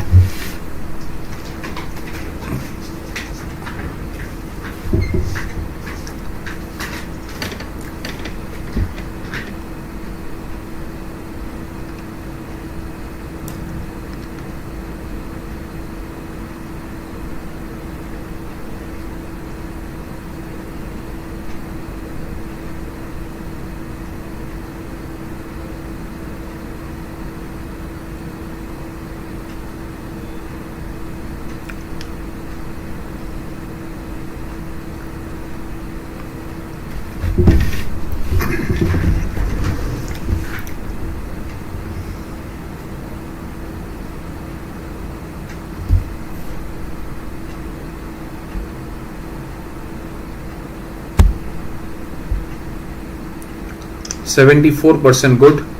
Shubham, Sumit, Nivedita, good. That's all for this particular quiz. Shubham, Sumit, Nivedita, that's your functions leaderboard. So we now get into the next topic. This was the last question. Tanay, I thought this is the last question. I can see the result. Yeah, so this is 75% Tanay as the last one. And before that it was 40%. And before that this was what it is. I am not sure what last question. Last question came Tanay. I can see here last question is 75%. Okay, so let's get into the next topic, which is one of the important ones around recursion. And we will switch screens now.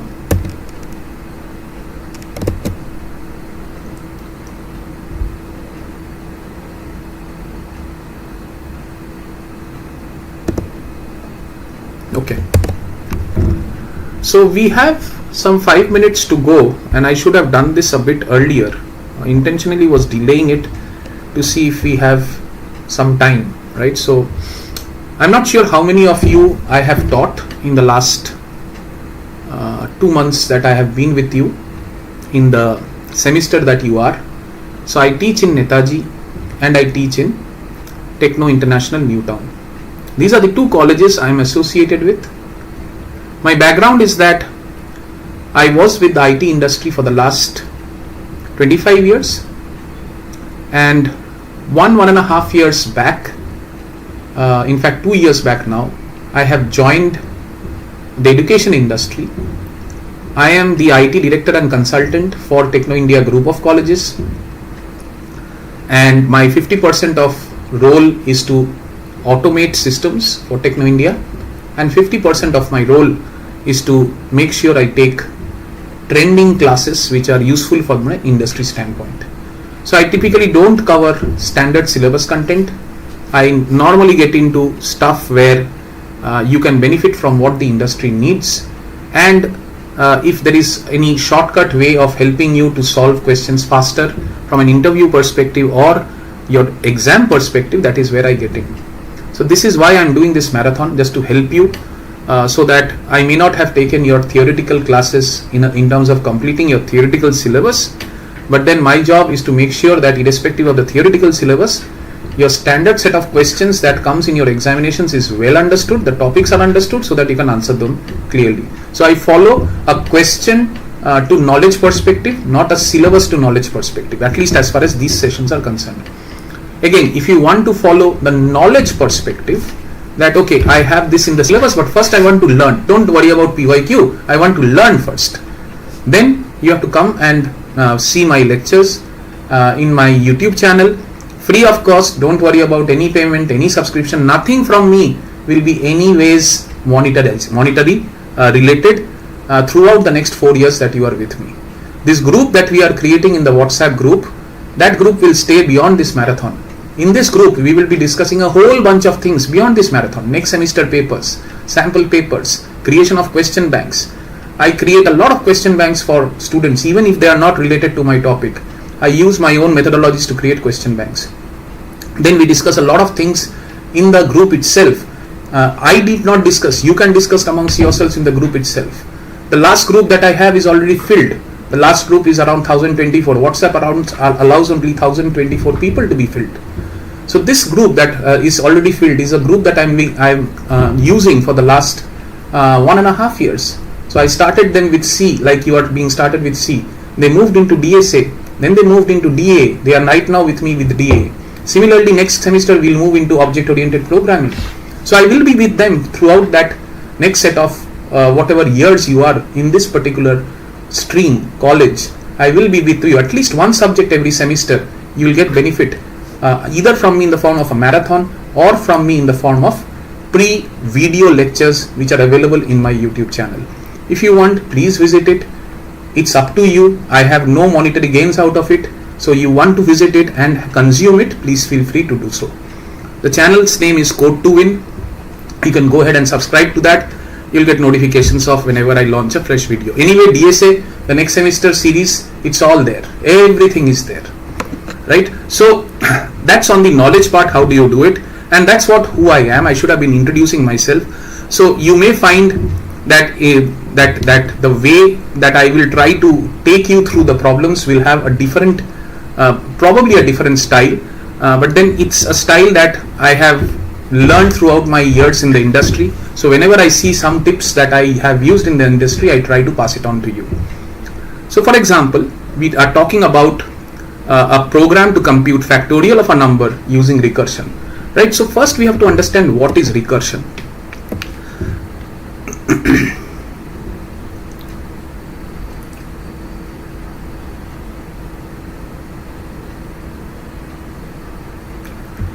Okay, so I was just checking the chat window, nothing there. So how do you understand recursion? Let me try to make an attempt for you through a timeline chart which you will not get in any books. This is a timeline chart or I call it typically as a lifetime or lifeline of a particular function. So let's say there is a factorial function.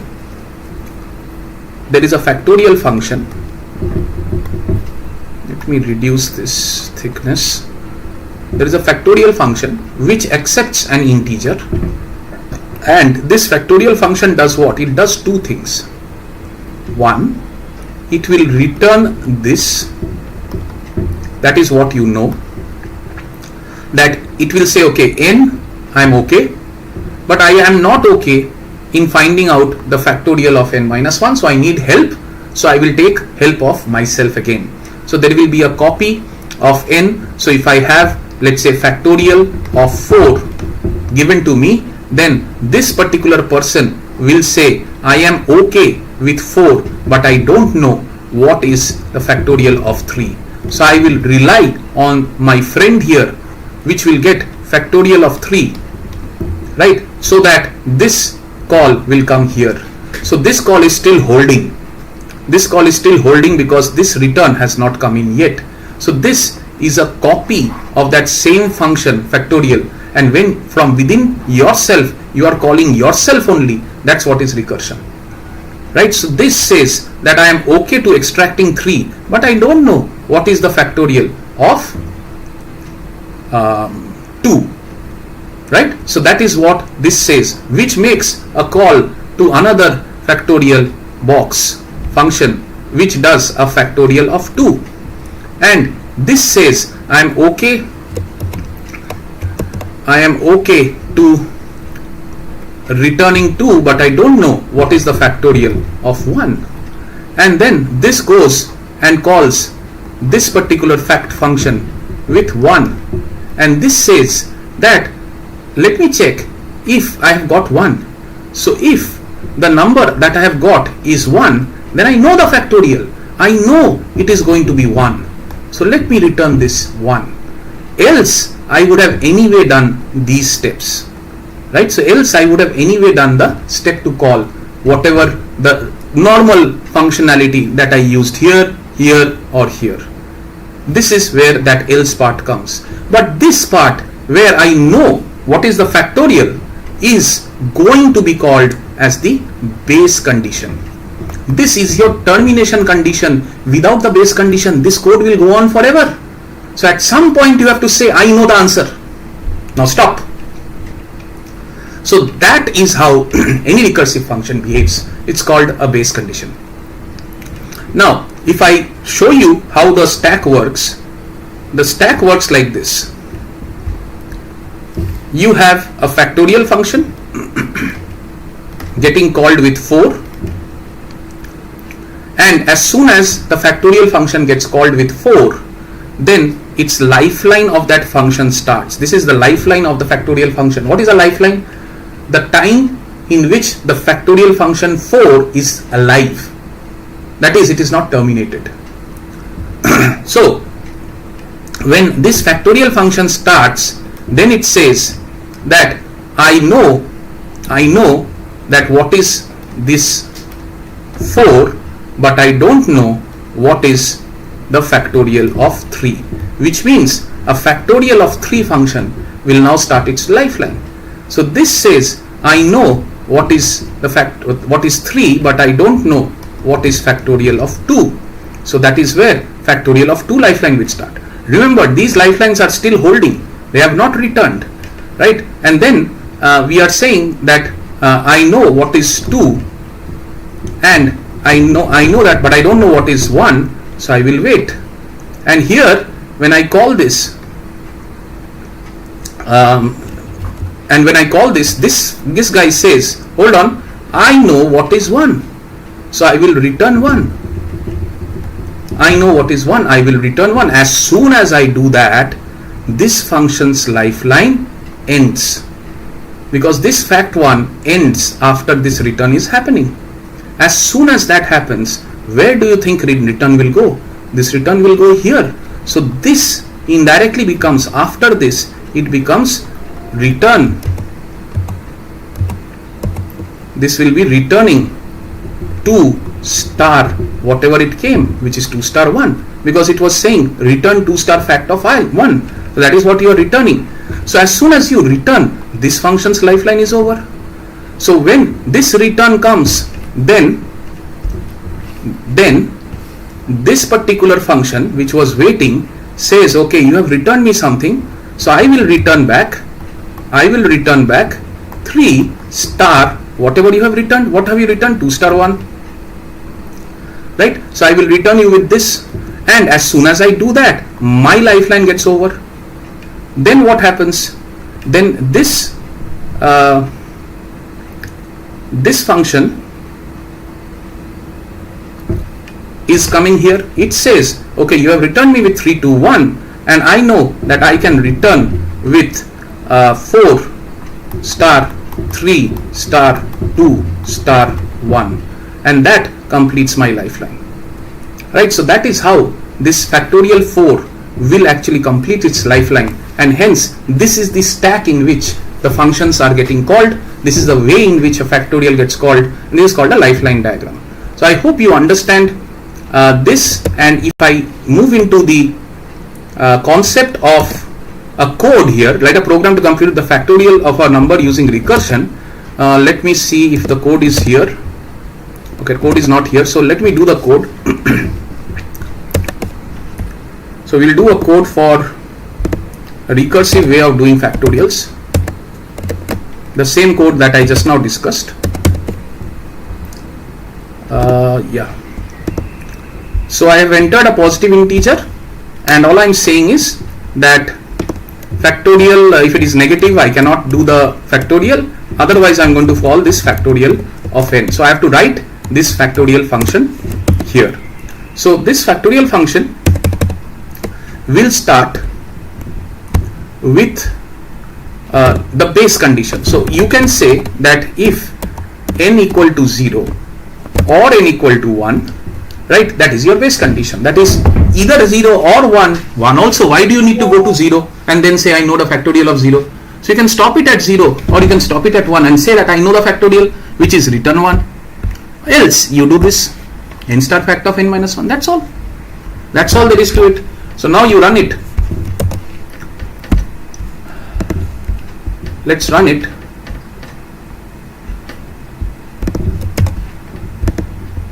Minute.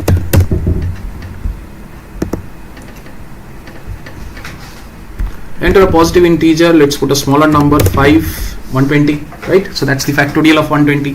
So that's all. Please be careful of any recursive function needs a base condition to stop, otherwise it is an infinite loop. Please understand that concept. Let me take this code, put it here so that you have a reference.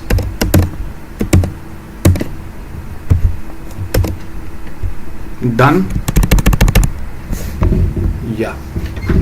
Okay, so next, see, again the same thing repeated, 20, 23, 24. Fibonacci series, same thing. Fibonacci of n minus 1, Fibonacci of n minus 2, because you are now saying that give me the Fibonacci of the last term and the last term, right? So that's the two terms that you have to find. The previous two terms summation is what you need to find, right? So previous two terms summation, right? So that's why this is the Fibonacci series, and there also if you see that if it is 0 and 1, then you are going to return either 0 or 1, right? So that is your base condition. What will be the output of the following code? If you see this, this is again a factorial code. Yes, so this is also a factorial code. Let me go to the code. Yeah, so you are saying f1 of 4 output is going to be c x star f1 x minus 1, same thing, n star f1 n minus 1. Base condition x equal to 1, return 1. Factorial of 1 I know, right? So this is the factorial code only. Recursion uses which data structure? Recursion uses a stack, right? So recursion uses a stack. What do I mean by that? Let me explain you that. So when I have factorial 4 to be deciphered, then what happens is that every call to a function, this is a call to a function, factorial function, every call to a function demands some memory from the compiler, that I need some memory, give me some memory. So this is the stack from where you get a memory for fact of 4. So when fact of 4 is running, this is the area which fact of 4 will use to actually store its values.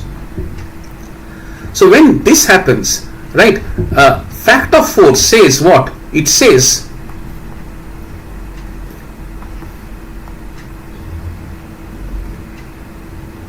fact of 4 says what? It says that I know 4 but I don't know this. As soon as fact of 4 says this, right, fact of 3 comes into existence, which is a different function again.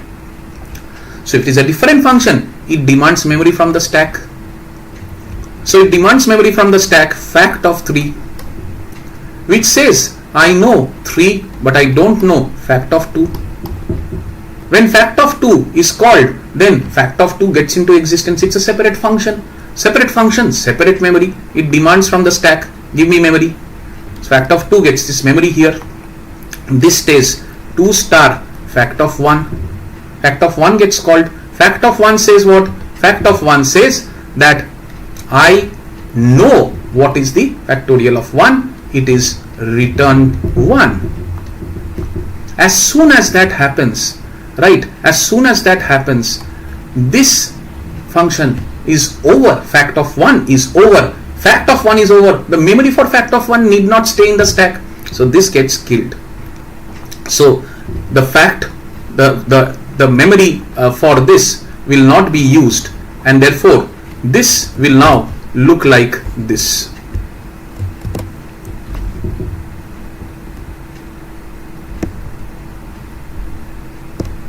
So what will happen is, now it will look like this.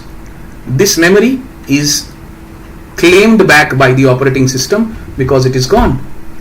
Right? Next time what happens is, this particular code says, okay, you have returned me with 1, so I can now produce my result as 2 star 1. I will want to return this. As soon as I am saying I will want to return this, then this particular area will not be further used. Right? So if this particular area will not be further used, then I will actually need to give it back to my operating system. So that part of the operating system of that particular memory will be returned back to the operating system. Right? So now my stack looks like this. Right? So then what is going to happen is, when this said that I have returned 2 star 1, so 2 star 1 has come here from the previous area. So this said, okay, you have given me 2 star 1, I want to return 3 star 2 star 1, and that means I am done. That means I will therefore have no necessity of my memory. So Mr. Compiler, please take back my memory. So from the stack, this memory will go away. So from the stack, this memory will go away, which means that we will not have this. 1 minute, let me see this. Yeah, okay.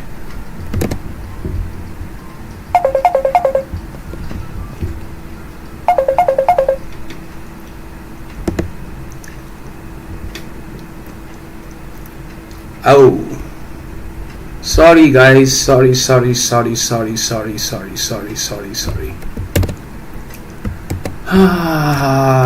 Thank you for calling, thank you for reminding me. Sorry for that. Let me change the tabs. So we worked on that code. So we will come back to the tab. 1 minute. Let me switch.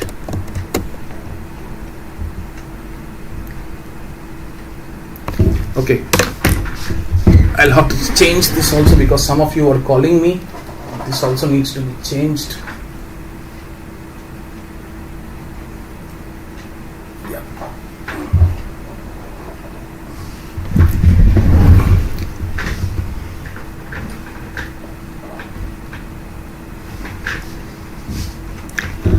So where were we? I have to change the tab first of all. Let me do that. And we did the code and then we didn't do anything. So which means that we were, my God. Yes, so this is done. So I think just confirm me that this part is covered. You have seen this part, right? So from this lifeline, we have gone into the code, we did the code, and we are coming back now. Just confirm me this is from where we start.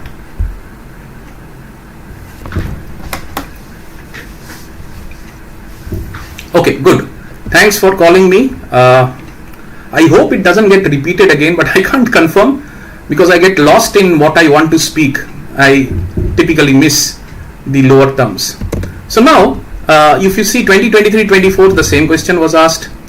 Fibonacci series, same kind of a recursive program is asked. So you know Fibonacci, right? You have to take the previous term and the previous to previous term, add them together, and then only you can get. right? So that's where, but you also have to remember the base condition. 0 means 0 and 1 means 1 if your Fibonacci number is that way. So you start with 0, then 1, and then you proceed with the additions of the next set of Fibonacci numbers. So it's also very simple there. This code is a factorial code. If you see, n into factorial of n minus 1. So this is again a factorial code. You are passing f1 of 4, you are getting n into factorial of n minus 1. Right, so that's how it is. Next question is what I was explaining here. Recursion uses which data structure? Right, so I have been painfully writing this down. So let me remove this, because the way I am writing, if you go through my writings, then only you will try to follow. This is a very important question. It comes in your interviews also, that is factorial a good way to write a program?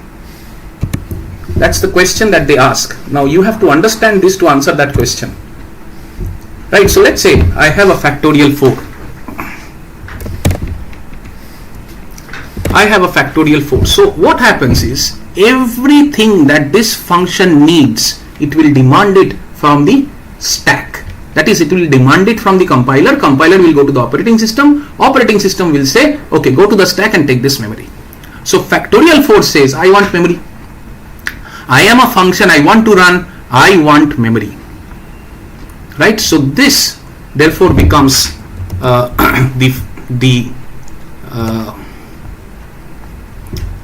return of, or this is the stack that I'm trying to draw, and when factorial 4 wants to enter into the stack to get a memory from the stack, then this is the factorial 4 memory area, and it says that I know 4, but I cannot calculate the factorial of 3,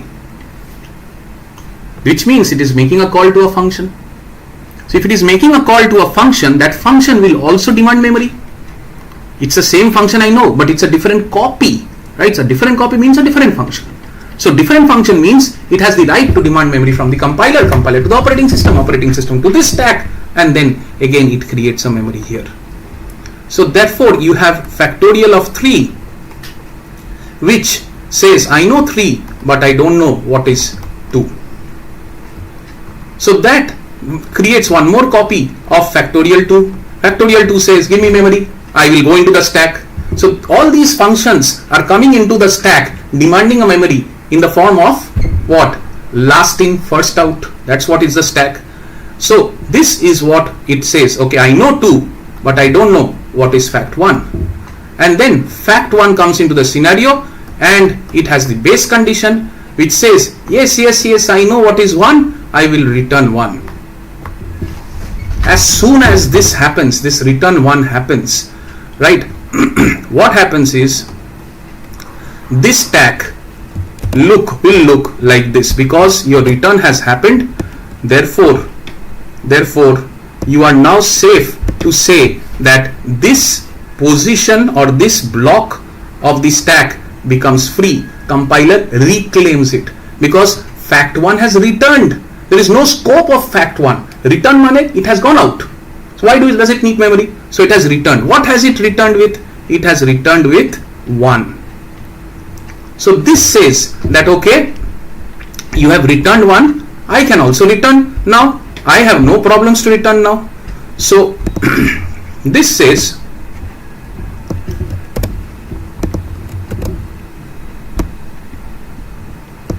that I will, you have returned 1. So if you have returned 1, I can also return. So I don't need this. I am returning means I am gone. And what am I returning? I am returning 2 star 1. So what goes here? 2 star 1. Right? So the earlier fact goes out because it has returned. So now this 2 star 1,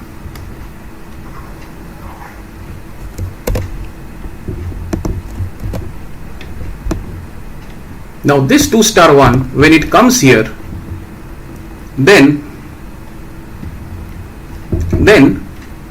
this, because it has returned, Therefore, this says 3 star fact of 2, 2 has returned 2 star 1, so I can also return, so I will not be there. So this will be returning 3 star 2 star 1 to this, and then finally this will return with 4 star 3 star 2 star 1. So the stack will become empty at the end. The process of building the stack like this is called as stack winding. The process of clearing the stack to this state is called as stack unwinding. Now, can you understand, the more functions you call, the more memory you need? If you would have done in an iterative program within main itself, a loop, simple iterative loop to find factorial, this is not the memory you would have needed. Main is a function. It will get into only one block of this and complete the entire program. Whereas if you call it so many times, you are actually building into the stack, building into the stack, building into the stack. So that's why recursion is not preferable when space is a constraint. That's the answer to that question. I hope you are getting what I am trying to hint at. Let's move on. Differentiate between recursion and iteration. Just now I have explained. Recursion will call the functions repeatedly. Iteration is just a for loop. Recursion will use more memory. Iteration will use less memory. Those are the two important points. It consumes more memory, it will consume less memory. Because of memory being consumed, there can be a stack overflow. There is no stack overflow condition. You need to have a base condition to stop it. You don't need to have a base condition, but definitely you need to have a loop condition to stop it. What is recursion? Explain with an example. So that's all that was there as far as this particular recursion is concerned. I have explained to you how we go through this lifeline of a particular function. Then I have explained to you the stack way of doing things. We have written the factorial code. There are typically these kind of codes come. Practice Fibonacci, practice power, practice factorial. Within these three, something will come.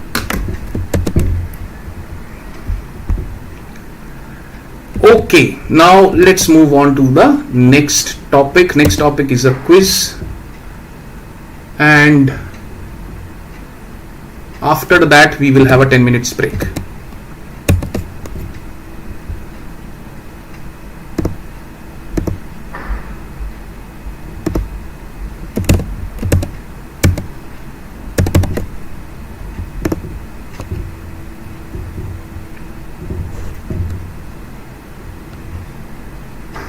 So as you see, recursion didn't have much questions from your PYQs.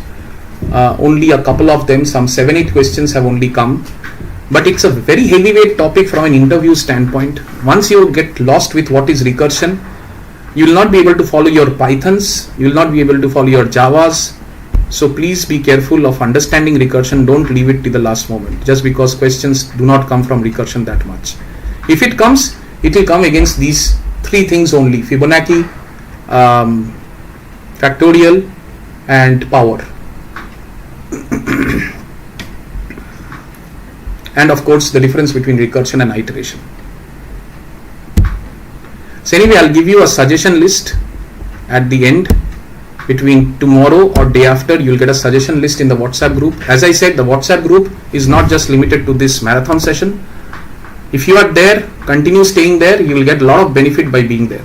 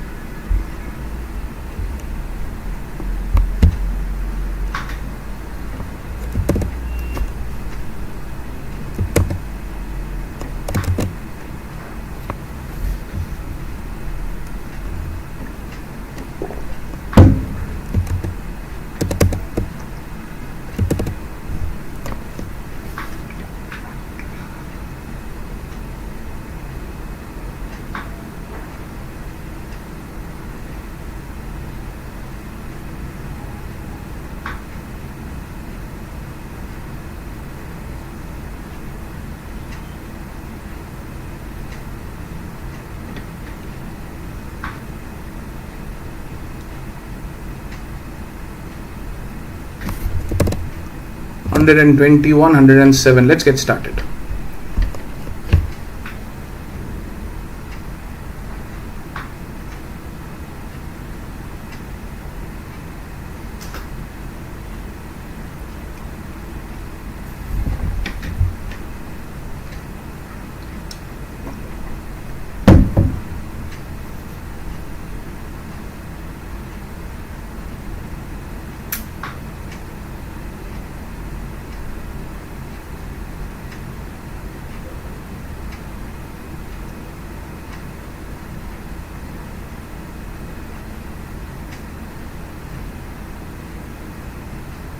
%84, very nice. This is, I think, the best result that you are showing. Kaustuvi, Avisikta, good job, guys.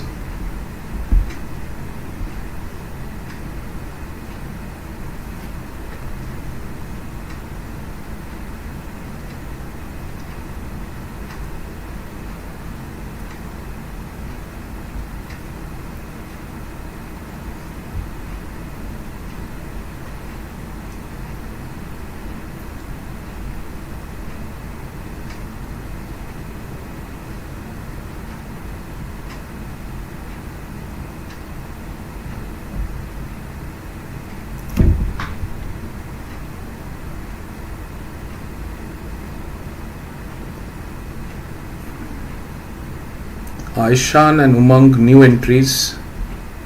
Good, 71%. Okay, not bad.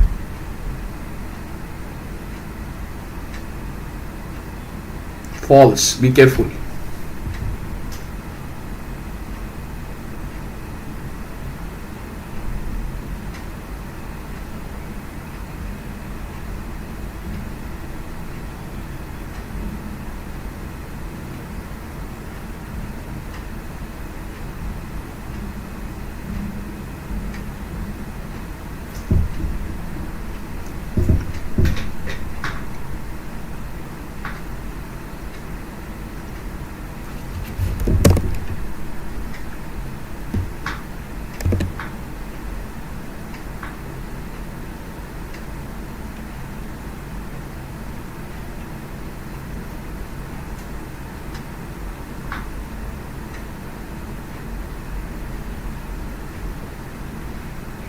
$77, very nice. I didn't expect this high for this question.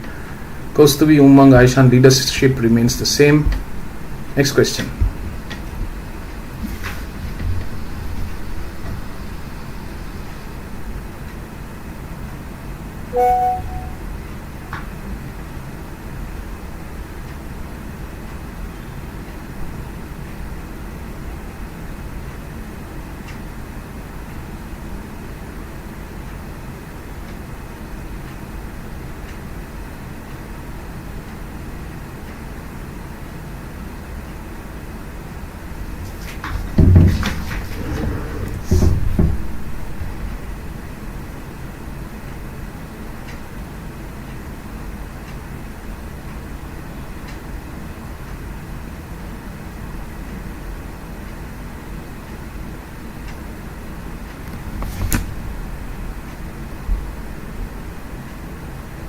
%84, nice. Aishan, Ronit, Abhishek, 2 people have changed in the leaderboard. Good job, guys. You have to defeat the leaders.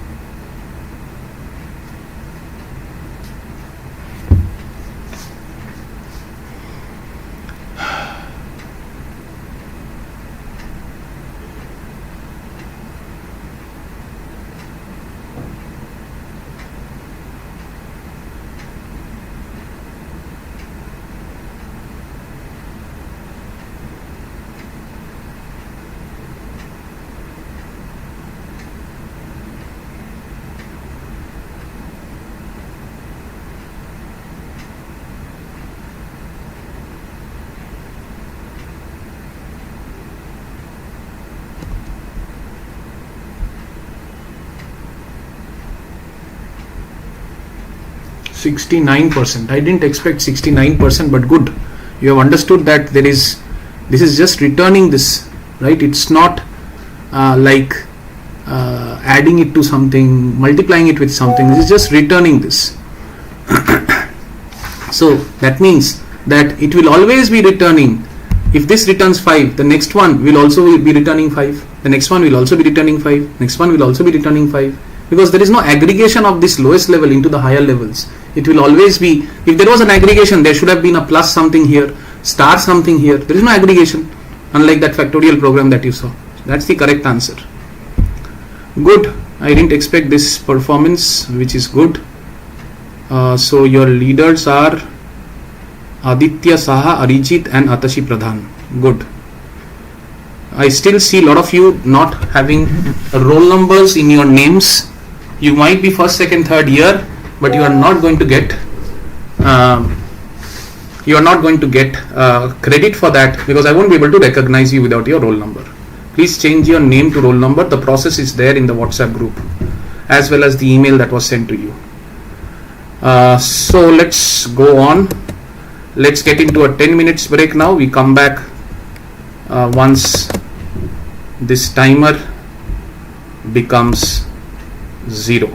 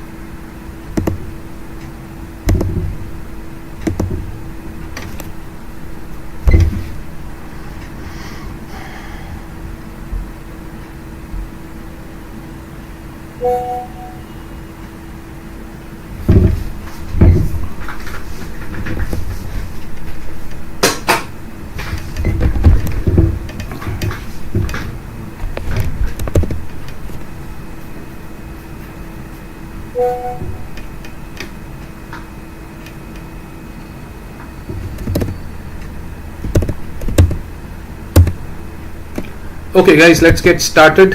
Let me see what's happening on the WhatsApp side. Okay.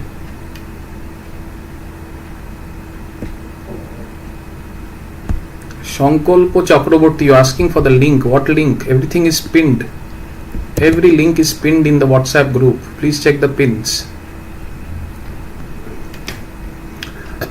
Chalo guys, we'll start with pointers. I wanted to skip structures because structures is the next logical thing, but I want to really start pointers now. I don't want to get into structures without doing pointers at all. So let me explain pointers first. Once I explain, all of this will be very clear. All of these questions that have come from pointers will be very clear for you. But let me explain pointers in the simplistic way that I can. So, yeah, okay. So let me see if all of you are seeing what you need to see. Yes, now everything should be okay. Okay. So, if there is a variable called as int x equal to 10, as I mentioned, this variable gets memory. From where? It gets memory from the stack. So if this is RAM, and from here they are segregated, the RAM is segregated into stack, heap, etc., etc. Let's consider this is my RAM, and let's consider this portion of the RAM is called as stack memory. And inside this stack memory, I have got a memory that I asked for, which is called as X. And I've put 10 there, and this 10 is located at an address of, let's say, 10,000 or rather 1000 in the RAM stack. So 1000 is an address. I'm just taking 1000. Simplistically, it's a large hexadecimal number with which you can go to a particular location of the memory. So everywhere, if you have to go to an address of, let's say, some house, you need that address. If you want to go to a house, you need that address. If you want to go to this memory, you'll need the address of that memory.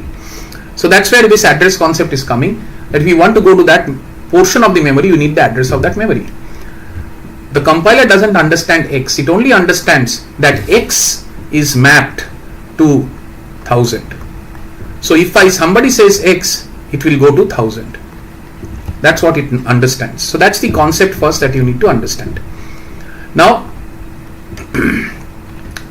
if I say what is the address of this variable that I just now created, the address of this variable that I just now created can be found out using the ampersand operator, which is also called as the address of operator.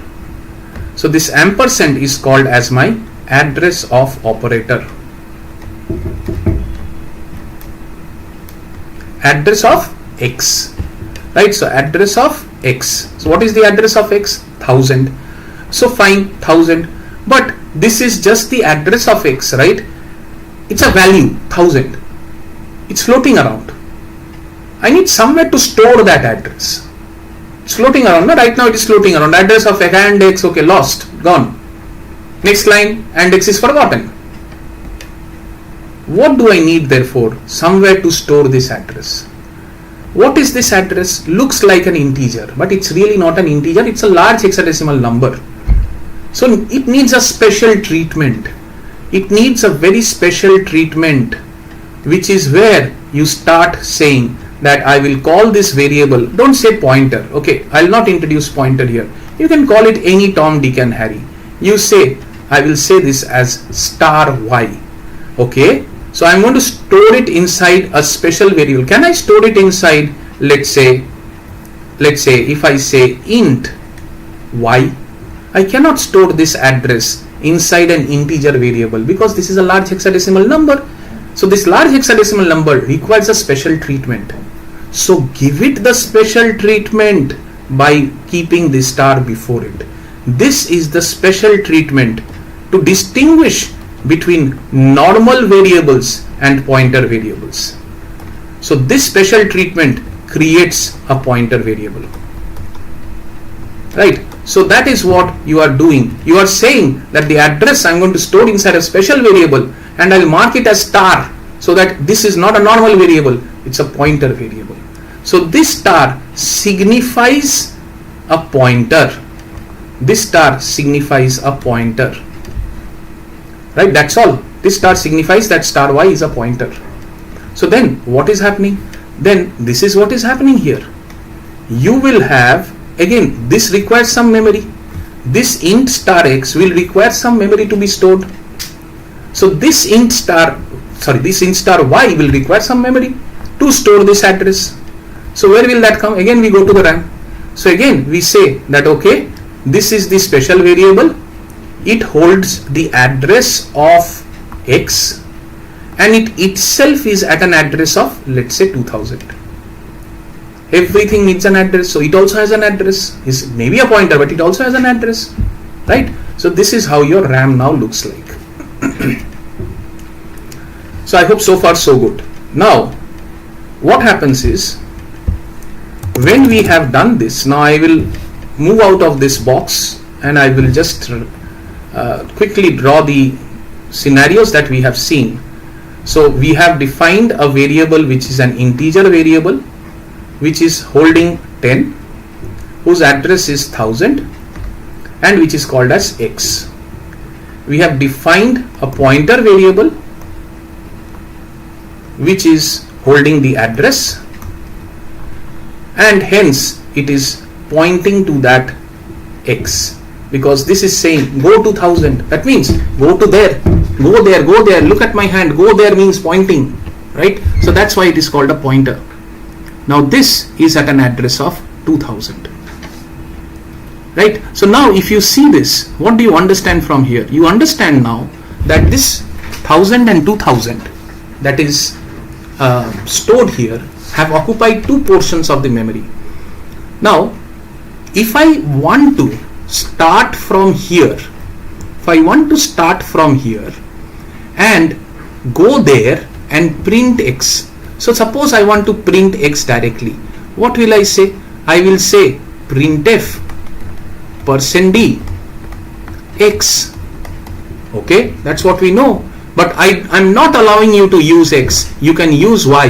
How will you print x? Then you know that x is being pointed by y. So I will say that okay, y contains 1000, and I know that I can go to 1000 and dereference that pointer.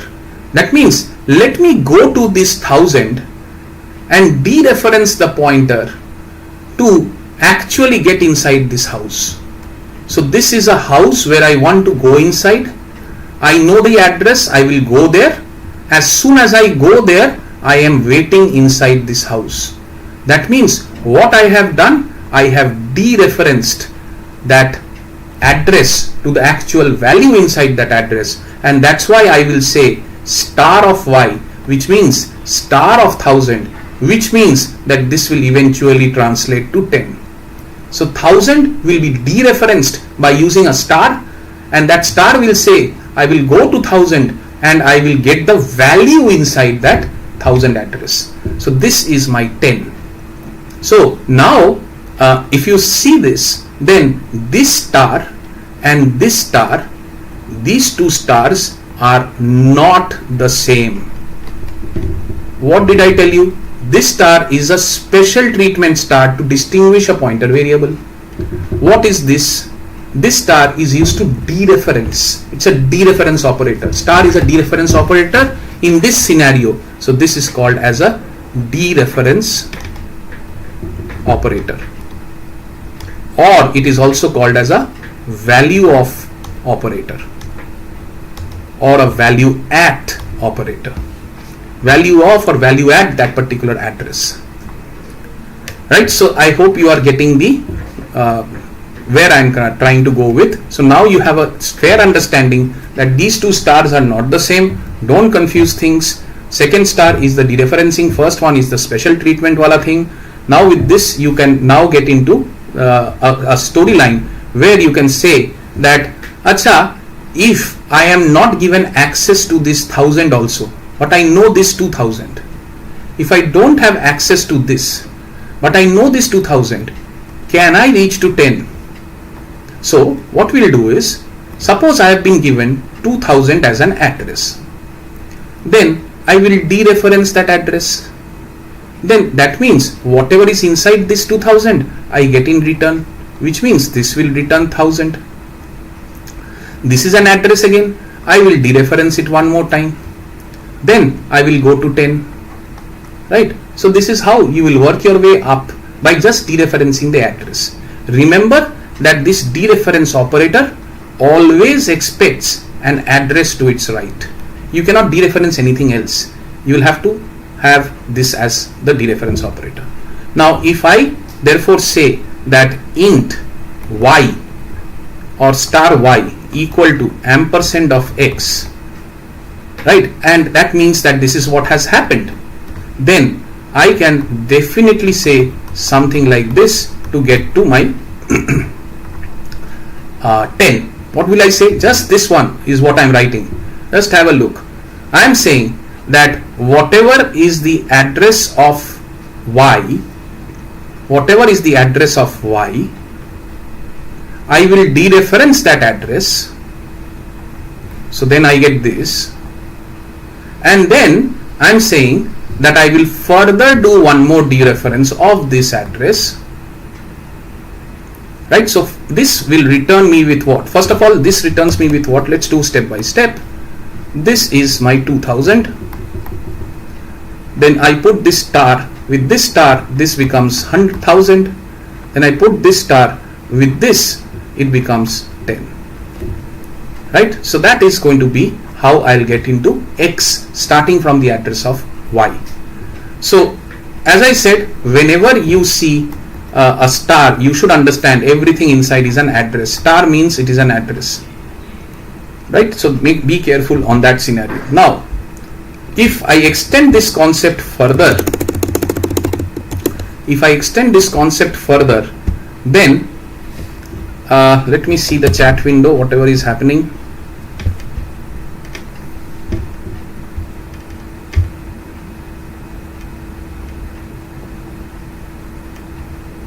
Double star concept, I will do it, don't worry. Okay, so now this is what we have understood till now. Okay, we have understood this, nice. Now let me do the same problem again. Int x, I have x as 10, I have this as 1000, I have star y, which is defined as a pointer. So this has the address of 1000 pointing here, whose nijer address, khud ka address is 2000.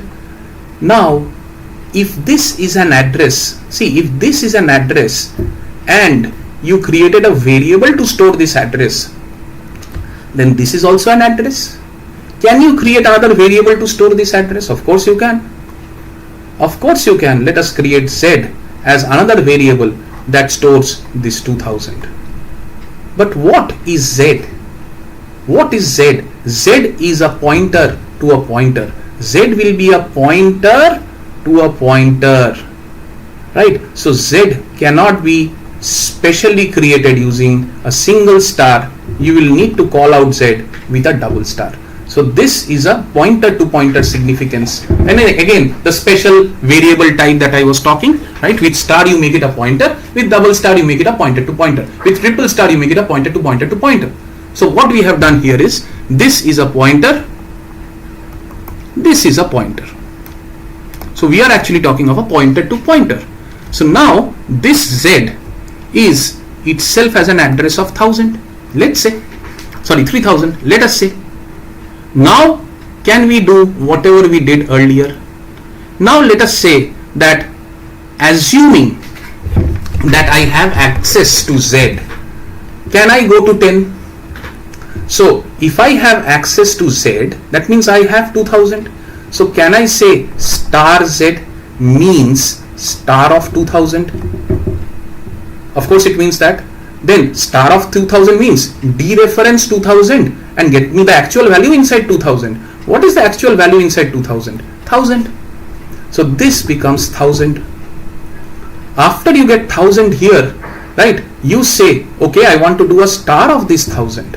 That means I want to dereference this 1000, go to 1000 and get the actual value inside that 1000. So that becomes my 10. So this is how you will get to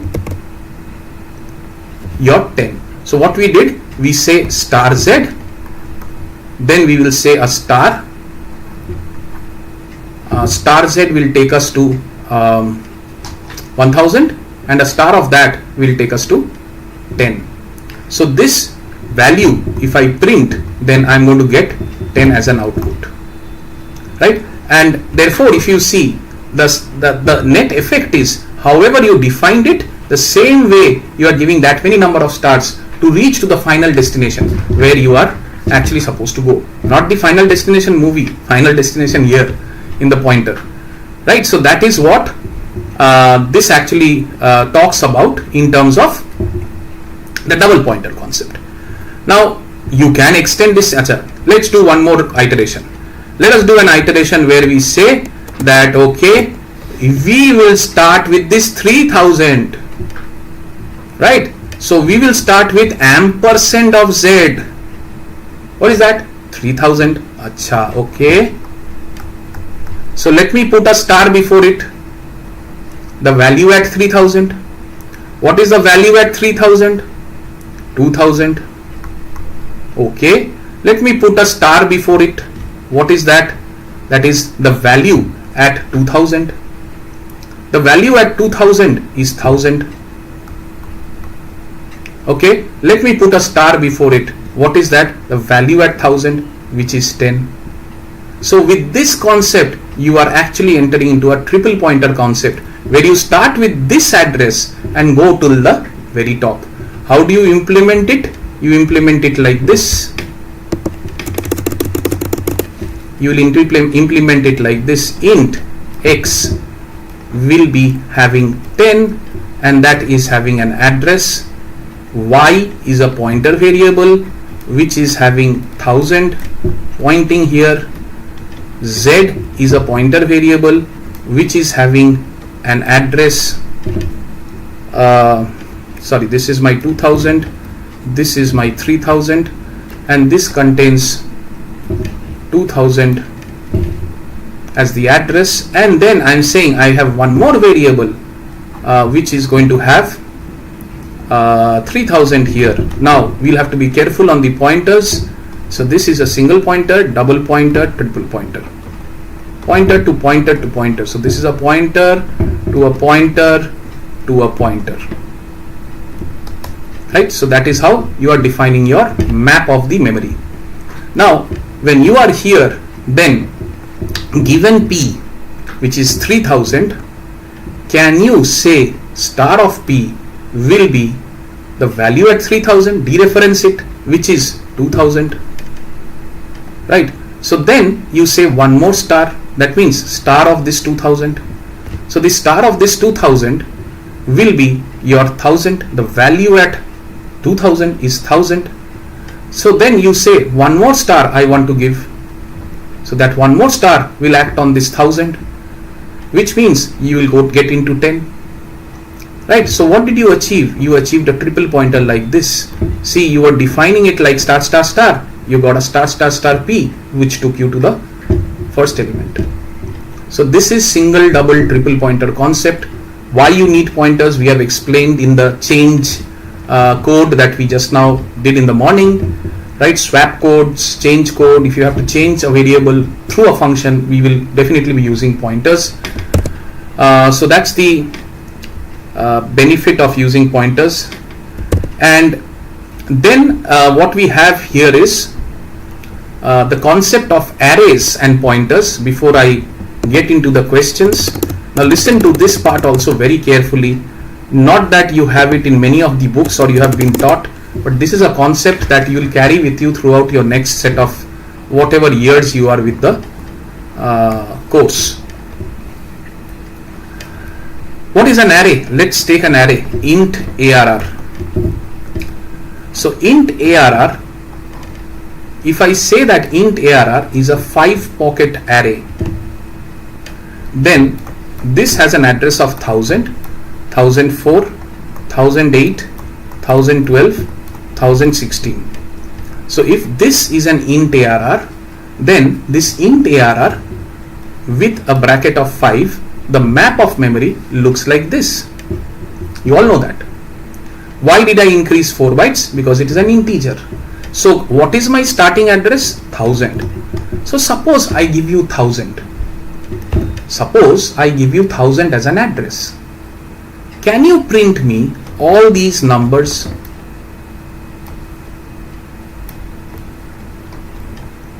Right? I'm not giving you the liberty to use index method. Index method is 0, 1, 2, 3, 4. So you can always print ARR 0, ARR 1. Right? You can always use that to print all the numbers. You can put it in a loop and you can print.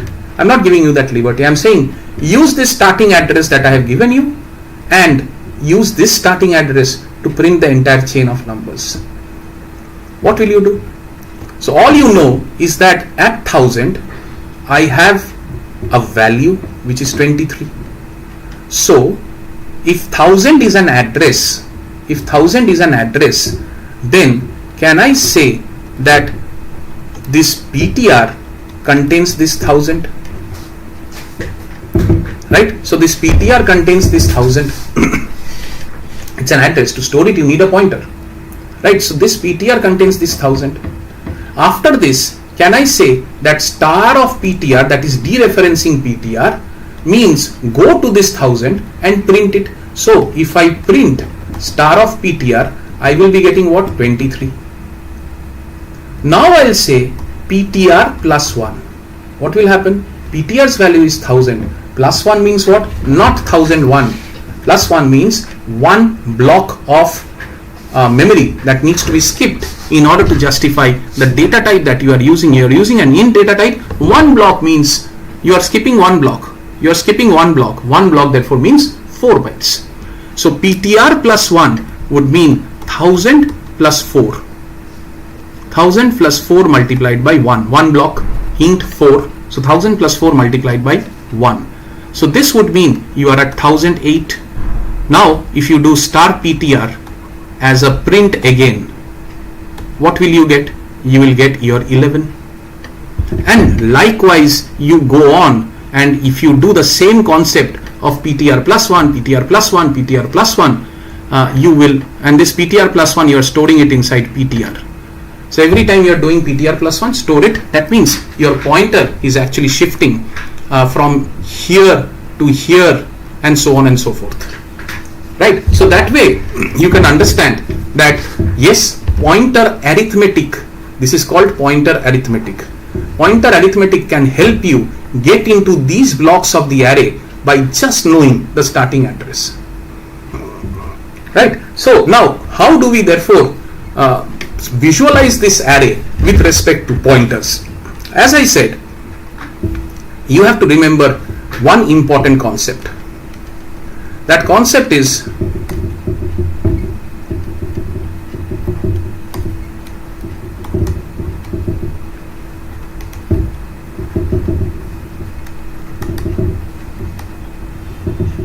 name of an array is the starting address of the array. That is the important concept that you have to remember. Again, I'll repeat. Name of an array is the starting address of the array. If that is the case, then ARR is the starting address of the array. If ARR is the starting address of the array, if ARR is the starting address of the array, that means ARR contains what? ARR contains 1000. Right? So name of the array is the starting address of the array. Simply ARR will contain 1000. Then what are we talking about here? We are saying ARR is like this. No, ARR is not like that. ARR is like this. ARR is actually having 1000. Name of the array is the starting address of the array, and that address is actually pointing to your actual array elements. Okay, so that is where you are pointing to 1000. This becomes 1004. This becomes 1008. This becomes 1012. This becomes 1016, and so on. So the name of the array is the starting address of the array. Then if the name of the array is the starting address, Acha, where can I store address? Pointer. So can I therefore say ARR is a pointer? I have to know. That means if I define an array like this, I am actually defining a pointer. That's all. I am actually defining a pointer, isn't it? So name of the array is the address. So the name of the array has to store. If it is the address, then it has to be a pointer. So therefore it has to be star ARR. So then I will have a star ARR created here, which will have, let's say, 2000, and this 2000 will be pointing to an area which will have 20 such pockets. Right? So 20 pockets. That is what will happen, and incrementally the addresses would be incremented. So in this case, if this is the case, I hope you are understanding this now. So if this is the case, then now that we know that this is the way to actually write an array in terms of an understanding plus in terms of a memory map, then can we start accessing the elements of the array using this concept and not using the index concept like this. We will not use this index concept. We will use this array to actually or this concept to actually use to get to the individual elements of the array. So let's say that I am let me take a simplistic example. Let me draw it like this. Let's say I have 4 elements: 23, 17, 20, 15, 1000, 1004, 1008, 1012. This is my array, which is a pointer. By now you should know this. Now this is having the starting address of the array, which is pointing to this block of memory, where it is pointing to the actual block of memory where the different elements are. Now I am asking you to tell me what is ARR of 0, or I am asking you to tell me what is the first pocket of that array. Right, so what you will do, you know that you are at star ARR, right? So sorry, you know that your ARR contains 1000. So if you know that your ARR contains 1000, all you need to do is dereference that. As soon as you dereference that, you will get to what? As soon as you dereference that, you will get to the value at that address. So the value at this address is stored here. This is the address 1000, and you are doing a star of 1000. Star of 1000 means you will get to this value. So that means you are getting 23 here. Star ARR will therefore always mean that the first element's value of that array. Can I write this as star ARR plus 0? Of course I can write it. Doesn't matter. ARR contains what? ARR contains 1000. I am adding what? 0 to it. It remains as 1000. And I am going to put a star here. So what does it become? It becomes star of 1000 again, which is 23. Right? So now if I tell you, I want to know what is ARR of 2, then what will I do? I will say, okay, ARR plus 2. 1 minute, let me remove this. Yeah. Okay, so then what will I, ARR of 2. So I will take the starting address of ARR, which is 1000. I have to add 2 blocks to it. So I have to add 2 blocks to it. Right? So if I add 2 blocks, pointer arithmetic, the compiler will automatically take care of adding 2 blocks of 4 bytes each. So this is 1000 plus 2 star 4 gets automatically done. So this becomes 1008. Right? So this becomes 1008. Now if I say star of this, where will you reach? You will reach here, and that is your ARR2. So can I write this as star ARR plus 2 is the way that I want to reach to ARR of 2. Right? I hope you are now getting a hang of things, how it is happening. So in this way, you can therefore say that ARR 0 is equal to ARR plus 0 star. ARR 1 is equal to star of ARR plus 1. ARR of 2 will be equal to star of ARR plus 2. So that is how, using this pointer concept, you can actually get to the different elements also. Now there comes a variation here, that if this is possible, then can I say star of 1 plus ARR is what? Do you think this will be the same? Of course it will be the same. Addition is commutative. X plus y is the same as y plus x. So this will still yield what? 1004. So star of 1004 will be 17 in both the cases. So this is commutative operation of pointers. Right? So please remember that whether you do it with this concept or that concept, it is the same way. Last topic before I get into the questions is that, so now you know that an ARR 0, or let's take a non-zero value here to make you understand better.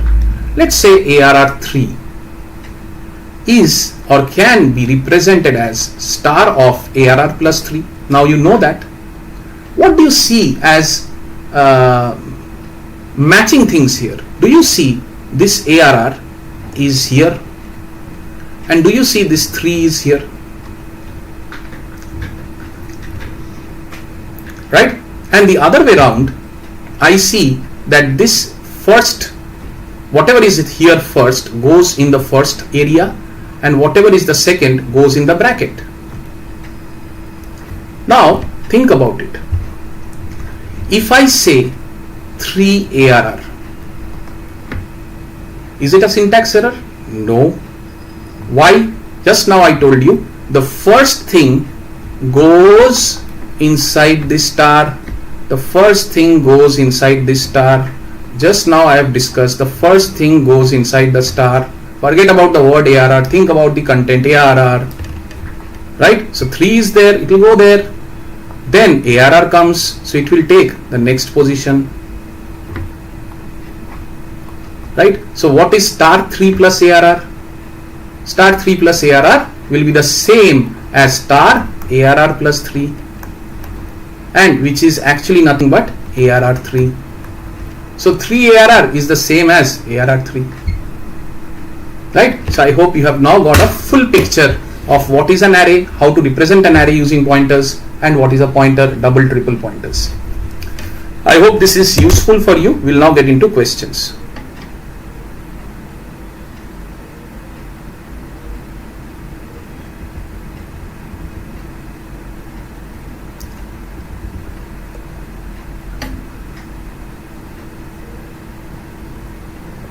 Okay, good. Nothing much. I think most of you have answered the doubts that others were having.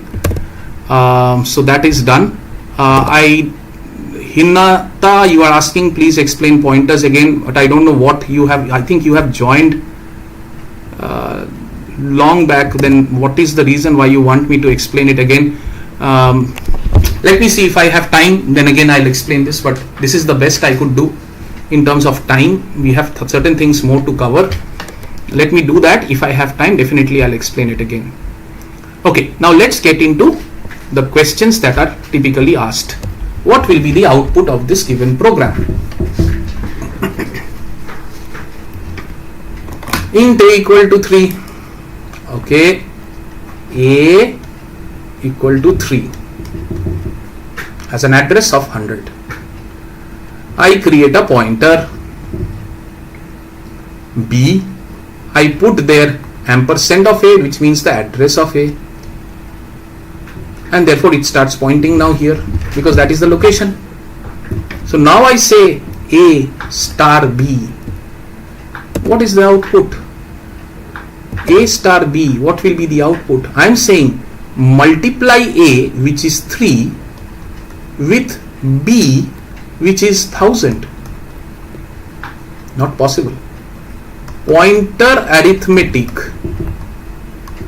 is what we are talking about, which says I am only allowed to do addition and subtraction with pointers. right? So I'm not allowed to do multiplication, division. You are doing a multiplication to a pointer, so you're not allowed to do that. So this is going to create a compilation error, right? So that's the output of this code.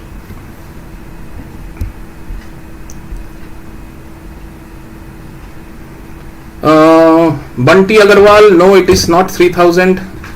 I just explained it will not be 3000. You are doing a pointer arithmetic here. It's not going to be 3000. You cannot multiply a pointer with a number, and there is a reason for that. I don't want to explain that as to complicate things, but it is relevant to the contiguous nature of an array. That is the reason. Explain pointer arithmetic. I have just explained that you can do a plus, minus, you can do plus plus, minus minus. So if you do an integer pointer p, and then that p stores some address, then you can do p plus plus, which would mean add one block of an integer to this, which means do this p plus 1 star 4, because int is assumed to be 4 bytes necessity, right? So that's pointer arithmetic. You can decrement a pointer. If you have added this to p, then you can decrement it back to p again, right? So that's something that you can also do. Explain pointer to a function and a function returning a pointer. So these are two different things.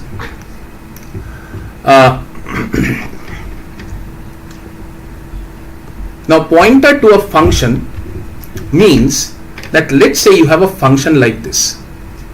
Now this function is also written somewhere in memory. So this is also somewhere in memory. It's not a data, I know, not a variable, but it still needs a memory to be stored. That means this function has an address. This function has an address. Let us say the address of this function is 10,000. So main says that I am going to create a pointer which will be a pointer to a function. So this part you know. This part you know. The part that you don't know is this part, where as soon as you see these brackets, you should understand that because every function starts and ends with brackets, this becomes a pointer to this function which is stored in memory. So this function is not saying that I am going to point to this 1000. This function is still not saying that. So I will not put this arrow now. This function is saying that I want to create an FP pointer, and the characteristic of this FP pointer is that it will be pointing to a function which accepts two integers. Which accepts two integers. So this is what it says. I will create an FP pointer which accepts two integers. So when I say which accepts two integers, it becomes a pointer to a function. Which function? I don't know yet. Then I say function, please start pointing to this add memory. So then this starts pointing to 10,000. Now you have FP to be used to call add. So instead of saying add 10, 20, you can say FP 10, 20. That's all function pointer is, right? It has various uses, why it is done, etc., etc. There are concepts that are explained. Just have a look at that. But I hope you understand that we have created, one more time, we have created this code inside memory, and that starting address of that memory is 1000. Every code needs to reside in memory. It also has an address. All I'm saying is I will create a pointer to that piece of code. But first I will create a pointer saying that I'm going to point to somebody which accepts two integers. And then I will associate that somebody. Then it immediately starts pointing here. So instead of saying add now, I can just say FP. So that is your pointer to function. Function returning pointer is easy. Function returning pointer we have seen in the case of that result, right? We returned the minimum and maximum, same thing. So see, if we are saying that the value of A that we are receiving is greater than the value of B that we are receiving, then return A or return B. Right? So what are we saying here? See, we are saying I am passing. Let us do this. Let us do this. X and Y are 15 and 20. Okay. X is 15. Y is 20. X has an address of 1000. Y has an address of 2000. And this is the memory that is needed in the main block. So main block says I need this memory. So main block calls what? Maximum. So maximum is a function. It says I also need memory. Right? And maximum says I need a pointer memory where I will store some pointer.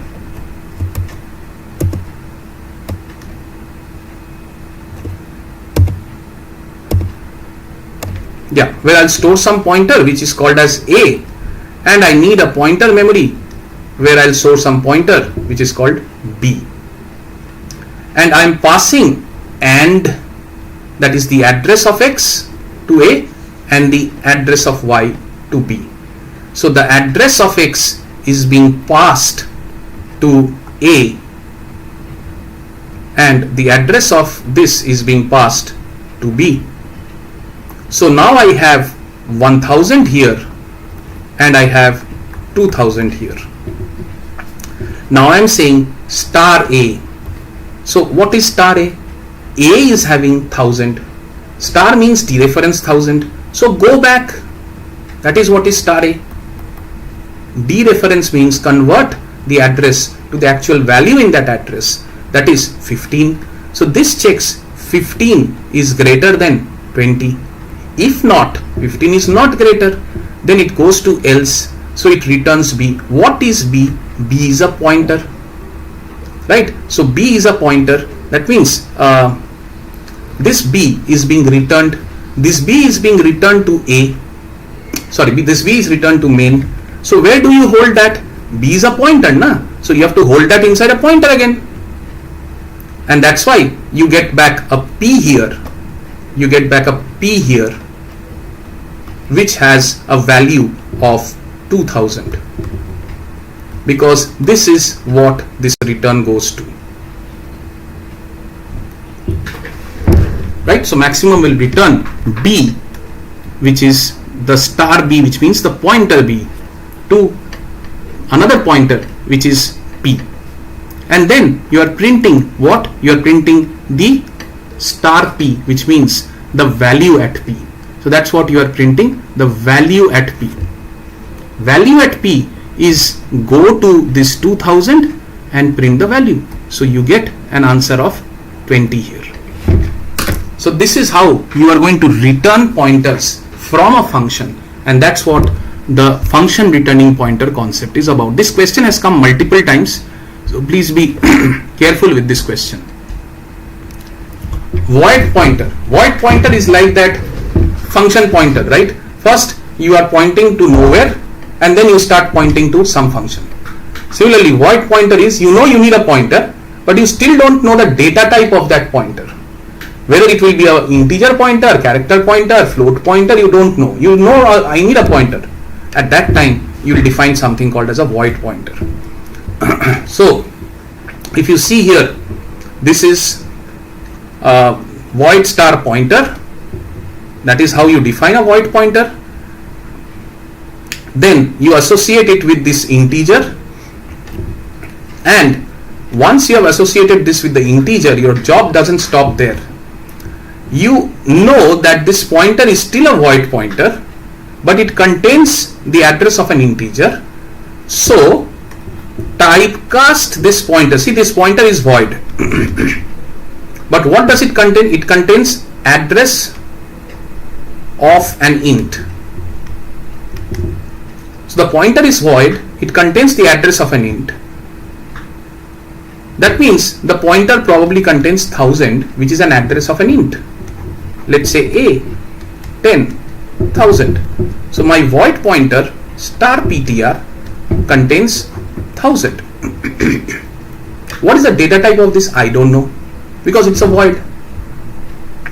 So this is my void pointer.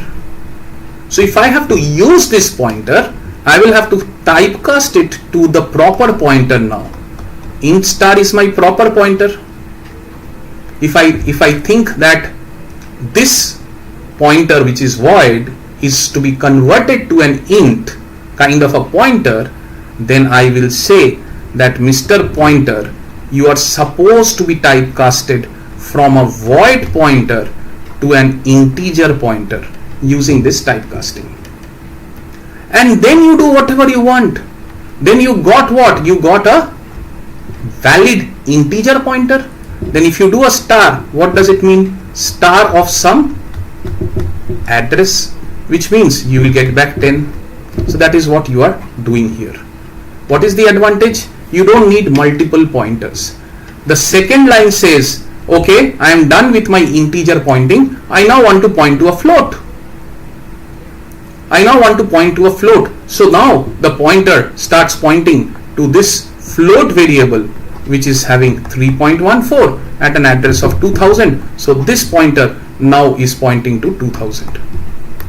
So again, there also the same thing. You will first convert that void pointer ptr to a float pointer first, right? So from a void you will make it a float, and then you can do whatever you want to do with that float pointer. That is star of 2000 will print you 3.14. So I hope now you understand the advantage of using a void pointer. You just need one pointer. It can switch between multiple pointers. Pointer arithmetic I have explained. Array of pointers, it's just same thing. I mean, if you have array of variables, you can of course have array of pointers, because a pointer is anyway what? A pointer is a value stored in memory, right? So it's a memory here that I have taken to store a pointer, right? So it is, let's say this is star of x that I have taken. Can I take the next block for another pointer of the same data type? I can take that. Can I take the next block for another pointer of the same data type? I can. Then what are we creating? We are creating an array of pointers, right? So this may be starting at 1000, this will be 1004, this will be 1008, and so on. So that's what an array of pointers is, which will help you to actually navigate through a list of things that you are pointing to, but the list is a common heterogeneous list. So that's what the array of pointer definition is. Example is given here. What is the relationship between arrays and pointers? I've explained that in length, right? So you can go up and see my writings. Everything is explained there. Write short notes on array of pointers. I'm sure you can. Pointer is a variable containing the address of a variable. Of course it is. The rest of the things are not correct. Pointer is a, okay, this is again repeated. That's all that is the questions. So from a pointer concept, the concept of changing elements, swapping elements, call by value, call by reference, difference between pointers and arrays, the concept of void pointer, concept of function pointer, pointer to function. These are the things that becomes important. So I hope you have understood pointers to the extent that I wanted. Let me see the window, chat window. Let me have a look. Okay, when we declare, then it is a pointer. Okay.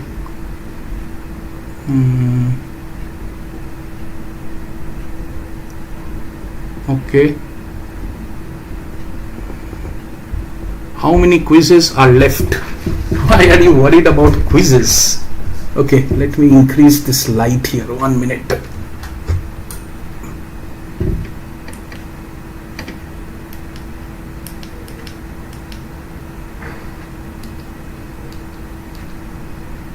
Yeah, that's better. Don't worry about the quizzes. The number of modules left is the number of quizzes left. So we are doing pointers now, then we'll do structures, then we'll do strings. So 3 quizzes are left.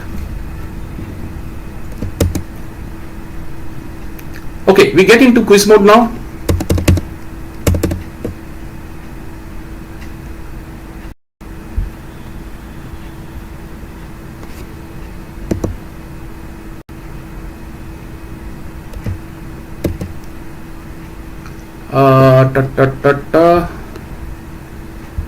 Stop this. Yeah.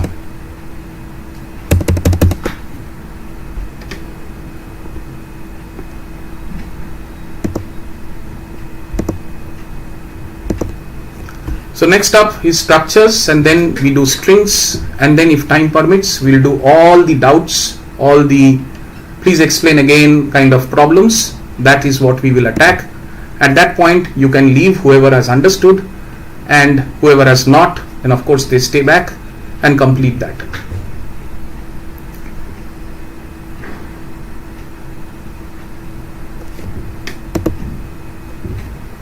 Come on, join.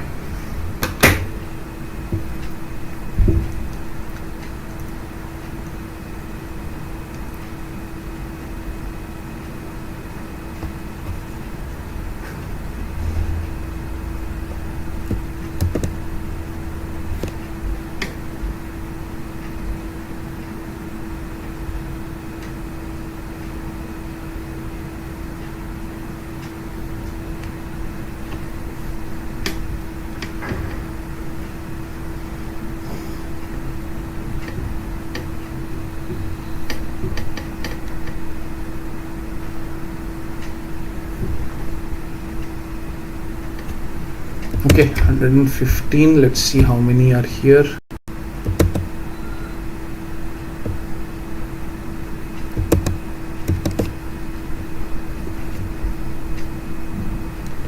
$104. Fine, we'll get started now.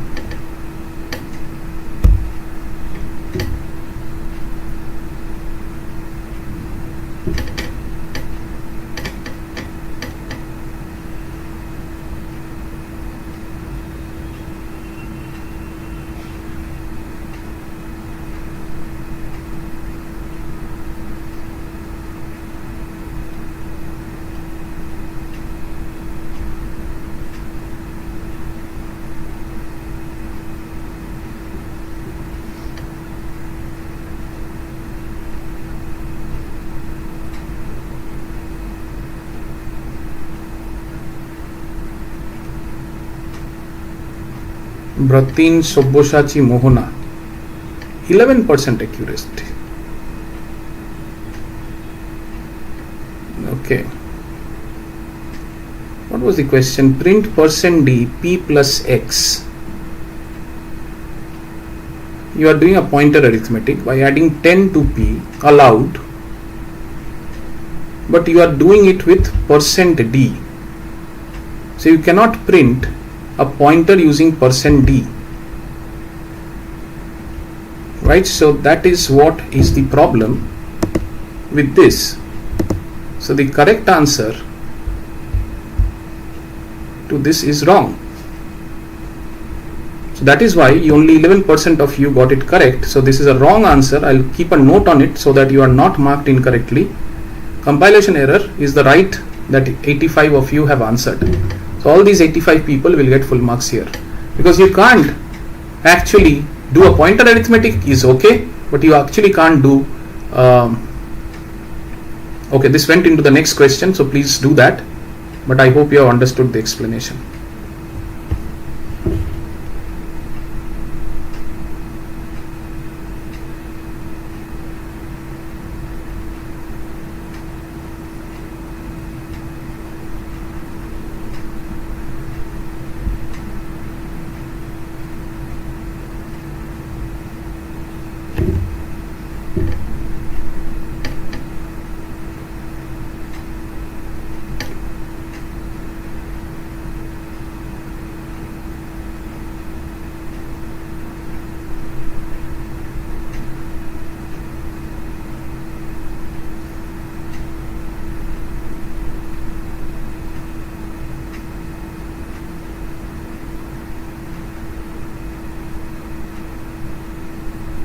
Again 18, what is happening? Let me see if this is also wrong. Int a equal to 5, p equal to the address of a, but p is not the address of a. You cannot do that because you have not defined this as a pointer. Yeah, I think 53 of you have answered this correct. 25. Okay, this answer is also wrong. This is also going to be whatever these 53 people have answered, because you have not defined it as a pointer. I think while pasting, that star is eaten up by whatever that editor was where I was pasting, right? So my bad on that. These two questions, we will make sure that all of you get proper marks for this. So let me go to the next question.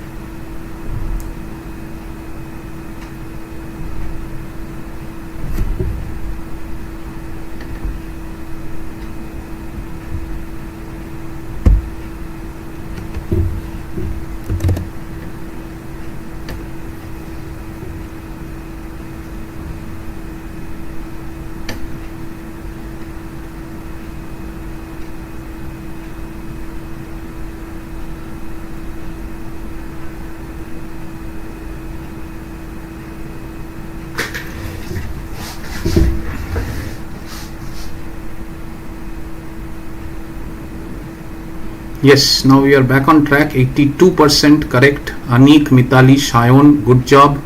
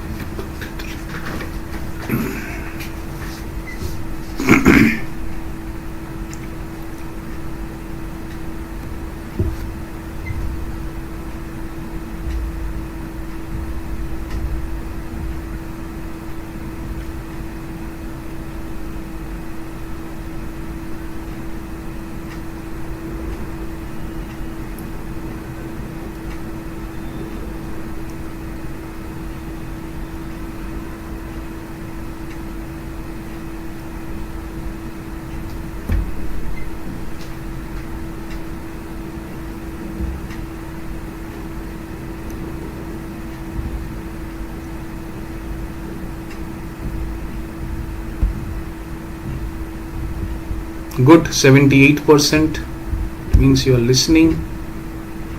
I think the next question is done, so we'll move here.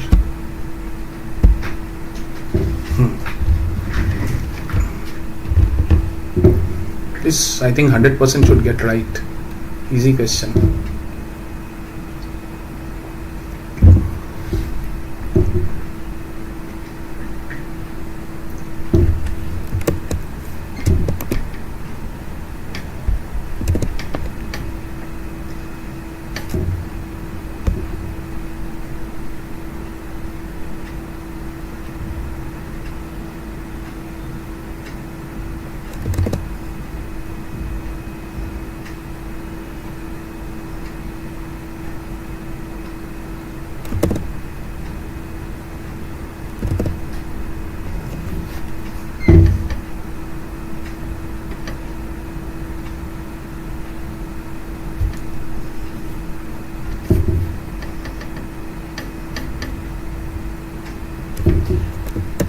How much time is left? Okay, let me end this. Good, 86%, but I expected 100%, but that's okay. Mitali, Anik, Prajakta. Let me close the assessment.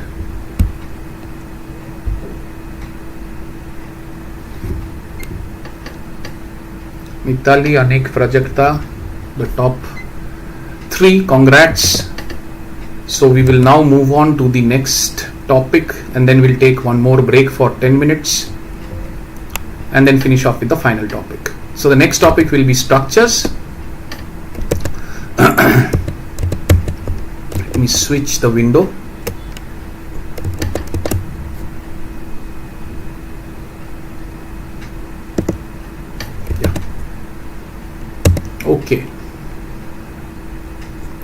So what is the necessity of a structure? So let us understand the necessity, and then just like I explained pointers first and then we moved on to the questions, here also let me explain you the necessity of the structure and then we'll move on to the questions. So this is done. We will bring in the structure notes.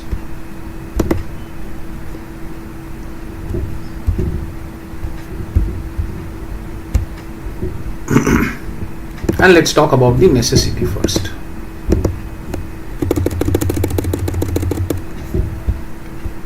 Okay, so here's the thing. Suppose you want to store information about a student. So let us say that the student has a name. So you have to store something like this. Char name 20 equal to, let us say, Rahul. Why it's jumping. Okay, it's outside probably. Right, so now the student also has a roll number. Let us say it is 101. The student also has a marks. So let us say that is 89.5. Now this works as long as there is only one student. Suppose you have 100 students or 1000 students. What will you do? So there is one way, that what you do is you will create an array of these individual data types. So you might say that I want a name, I want 1000 names, each one 20 characters each. Then you might say I want 1000 roll, and you might say I want this will be int,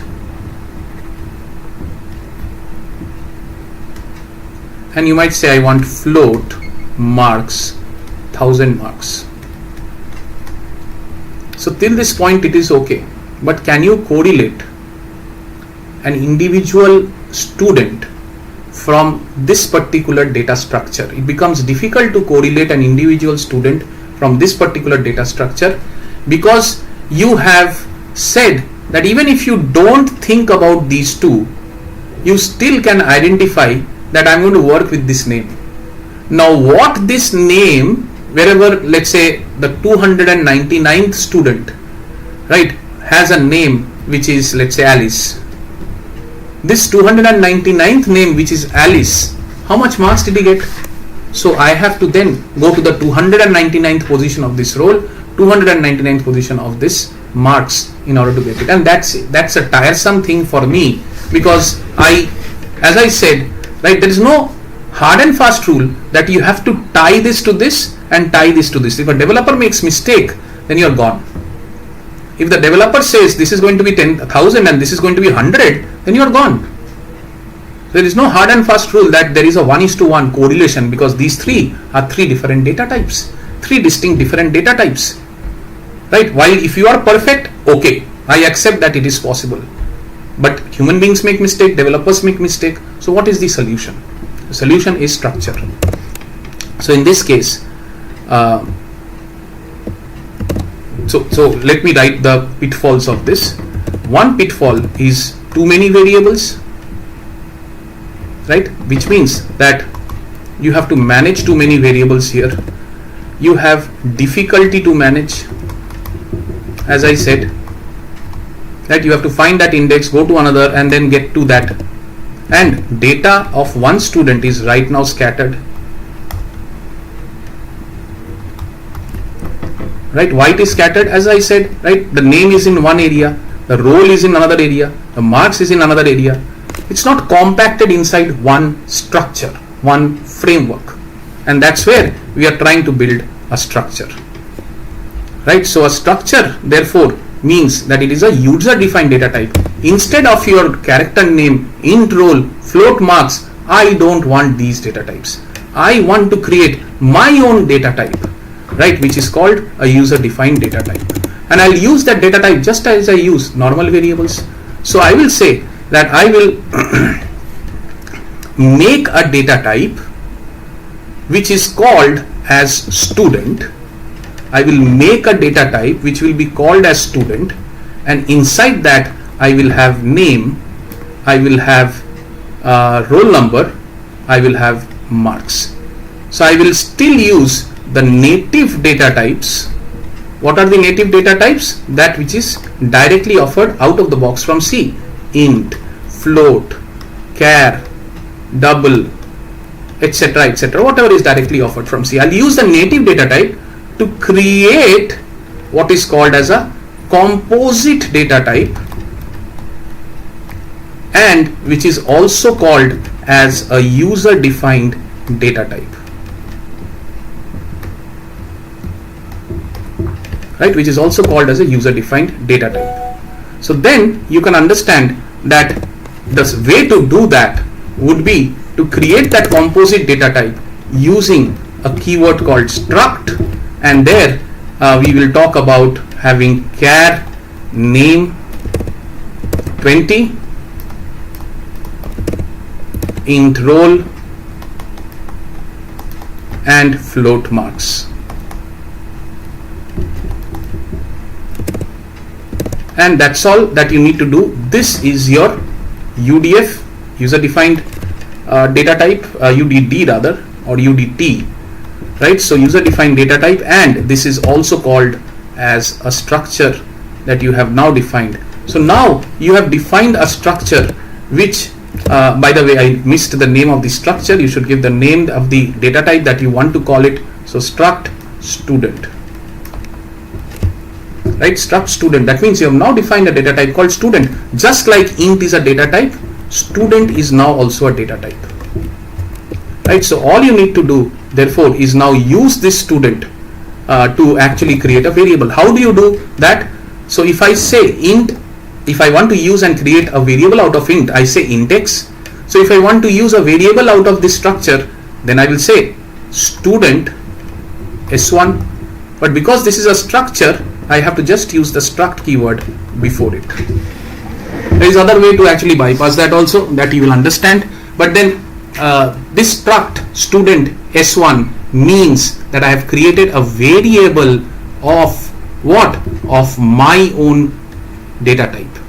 This is my own data type.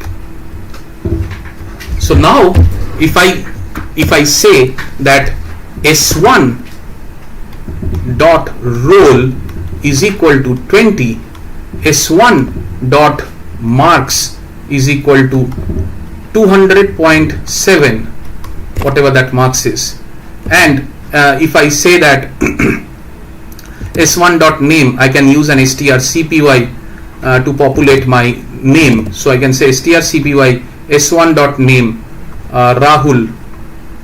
Then I have just now populated my custom data type. So instead of saying int x equal to 20, I am populating the native data type. Similarly, this is how I will populate my custom data type. So this is my initialization of my data type.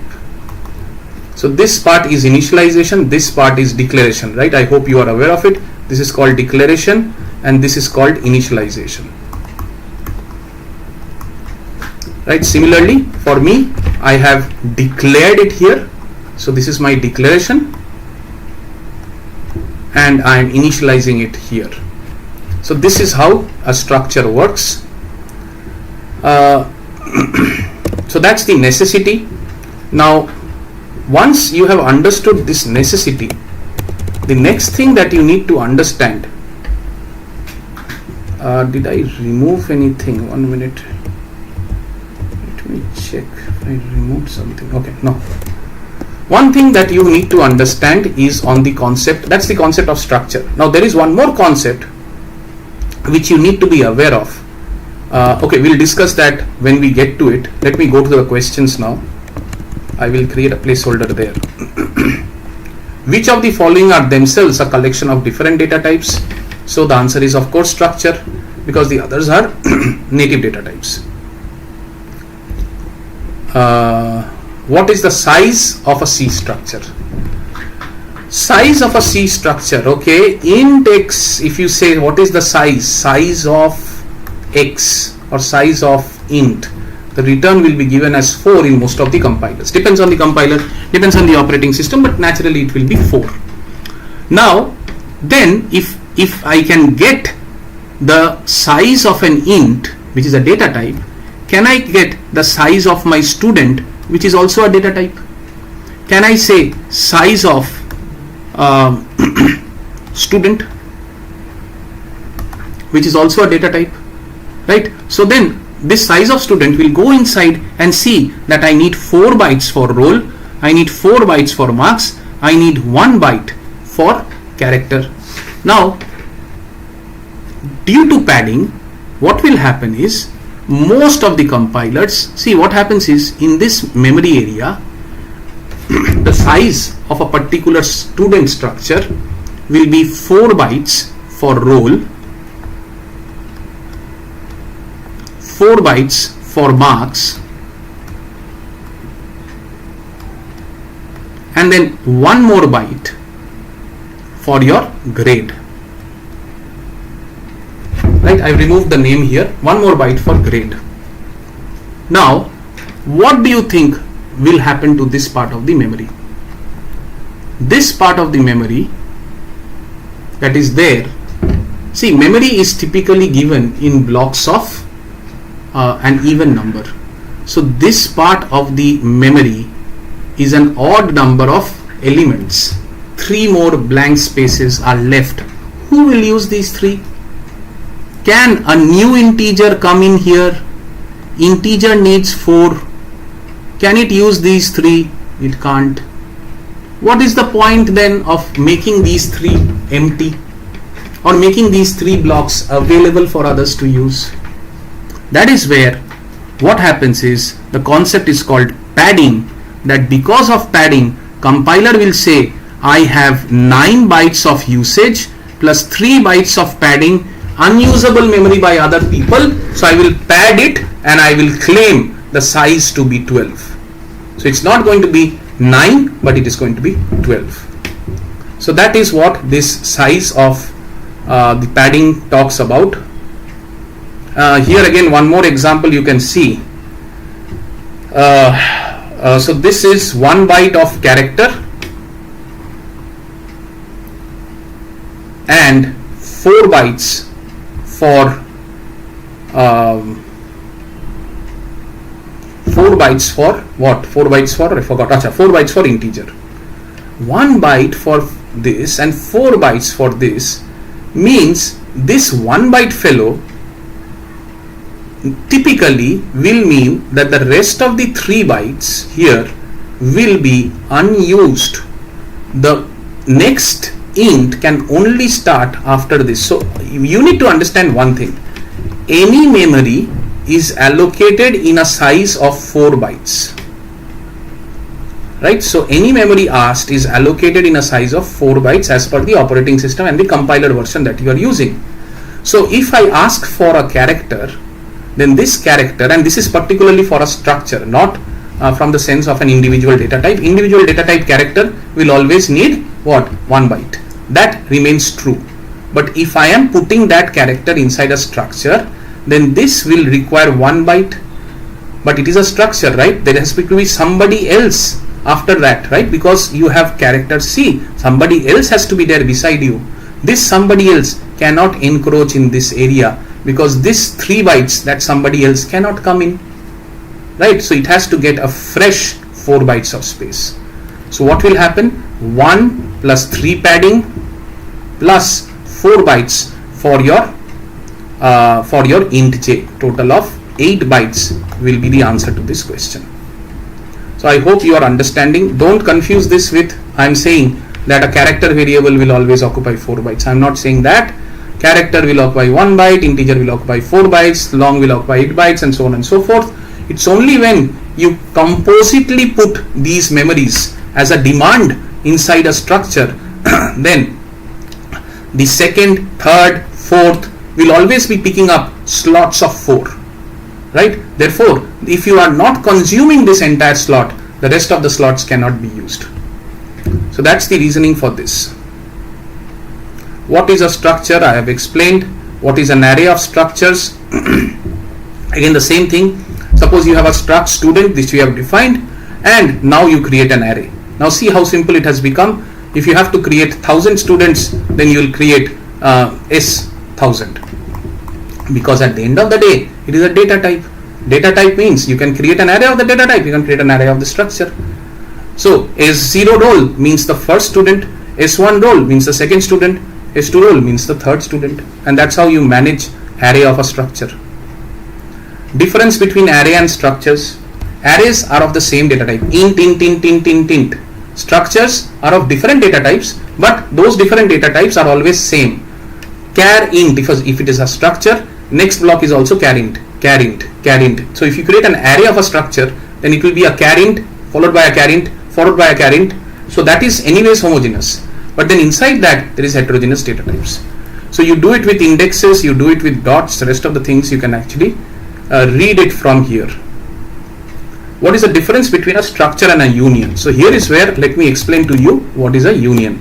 Before that, let me go back and see if there are any comments.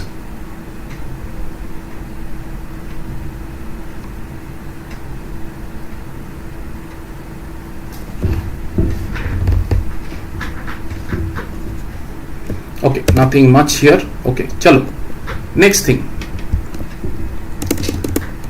thing is here, which we are talking about. Again, this one slide is creating a problem. Let me increase this light.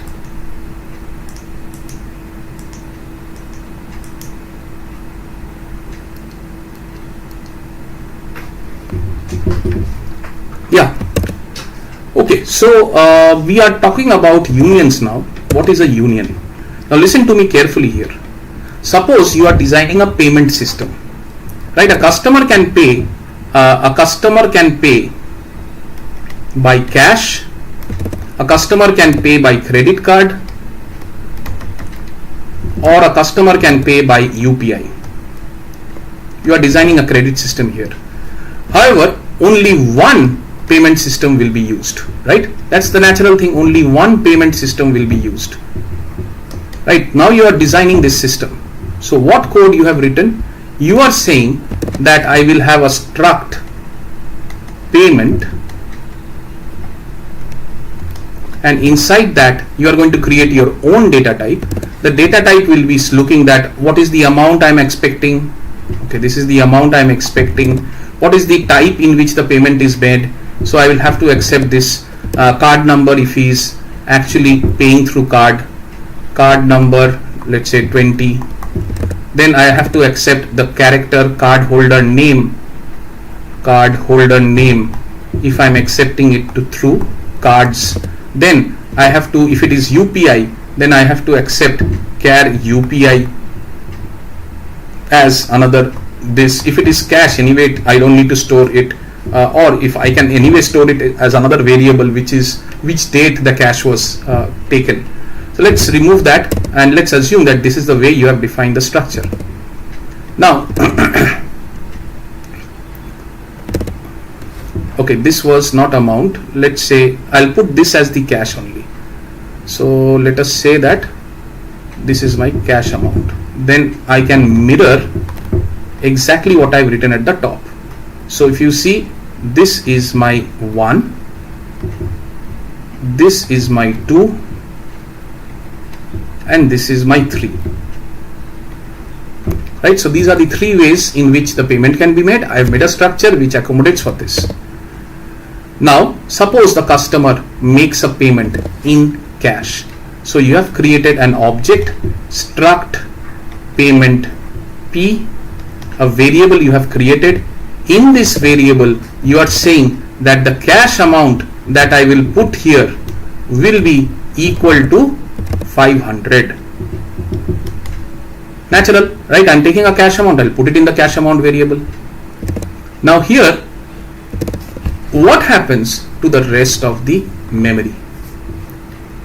Once this is done, the rest of the memory is unused, because you are only going to accept cash or card or UPI. Why do you need 3 separate variables? Only one variable will be used, the rest of the 2 will be unused always, right? And that is where the union comes in. So the solution is that instead of a structure, create a union which will only use the maximum memory that is needed for any of your data types. It will be clearer. Hold on, we will get there. Not struct, we are talking about union now. So we will say union payment. So similar to the structure syntax, we are going to use the union syntax and say that it will have a int cash amount, it will have a char card number,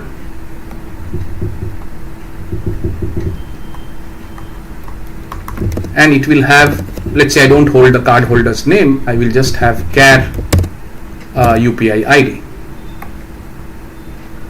Let's put it as 30, just to make a difference between 20 and 30. I know this was this, I will change this to 30 also, right? And let me remove this so that you are not confused. We don't have this. Let's say only card number is sufficient. So the same thing I have written here, now, but I have written it as a what? As a union.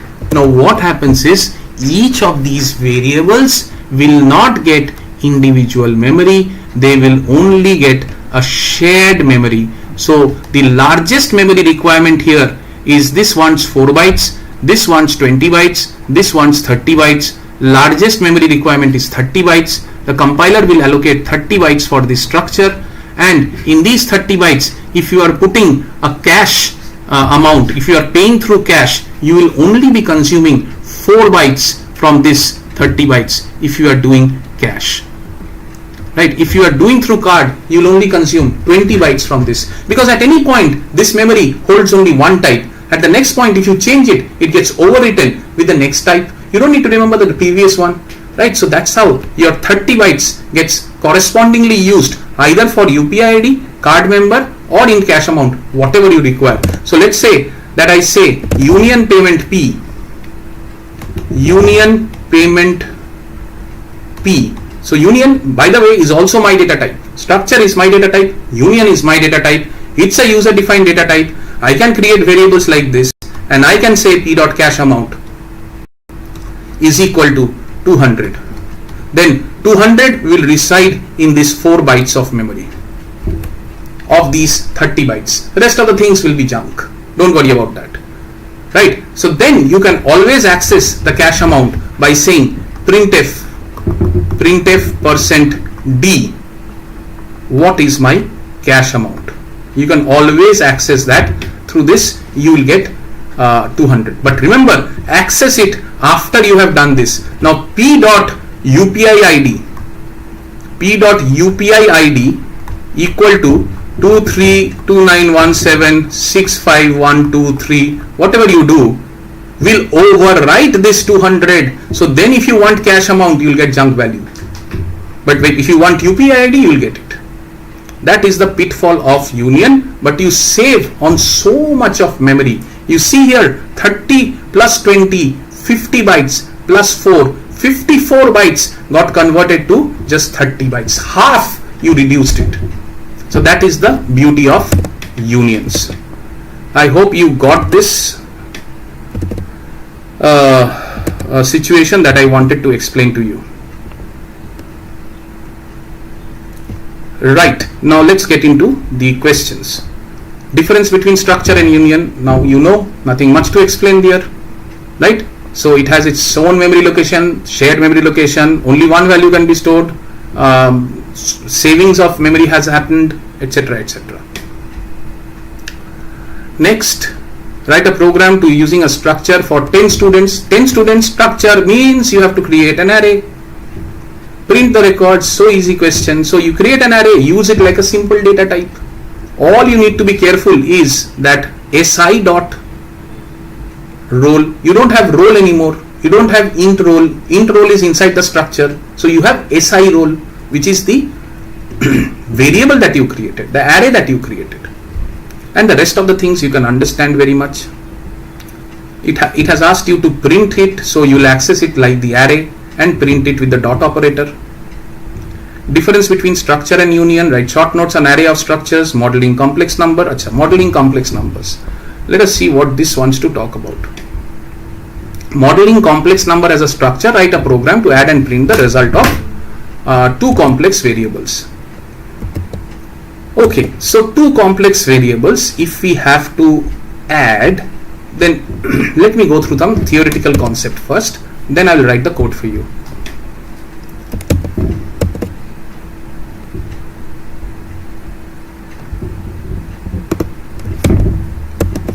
So I need a complex number. What is a complex number? Is there a data type for complex number in C? No.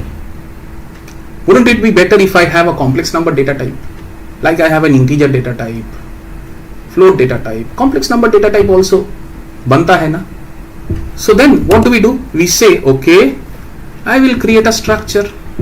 Now I know. And inside that I will say that I have what? Inside this complex number data type, I will create two variables only, the real part and the imaginary part. What is a complex number? 7.1 plus I 8.7. That is what is a complex number, an imaginary part and a real part. Right? So this is what you will have to talk in terms of complex numbers. So then I need a float variable which I will call as real, which is this part, and I need a float variable which I will call as imaginary, which is this part. Right? So that's all I need. This is going to be my complex data type. And then the add and print the result of two complex variables. So then it is easy. I have to accept two variables. That means C1 is a data type. I will so struct complex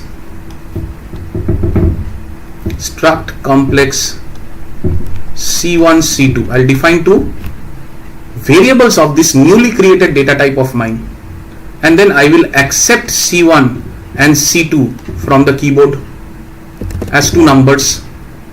Where will I accept it? I will accept it inside ampersand of C1 real, and I'll accept it inside ampersand of C1 imaginary from the keyboard. Similarly here also I will accept C2 dot real and C2 dot imaginary. And then what will I do? Input the second, the complex number is done, add the complex numbers. So what is the addition of two complex numbers? 8.2 plus I, let's say 7.9. If I add them, I will get another what? Another resultant, let's call it as sum. So I will get a sum which will also have a real component plus an imaginary component. Right? So I will create a sum as one more variable here,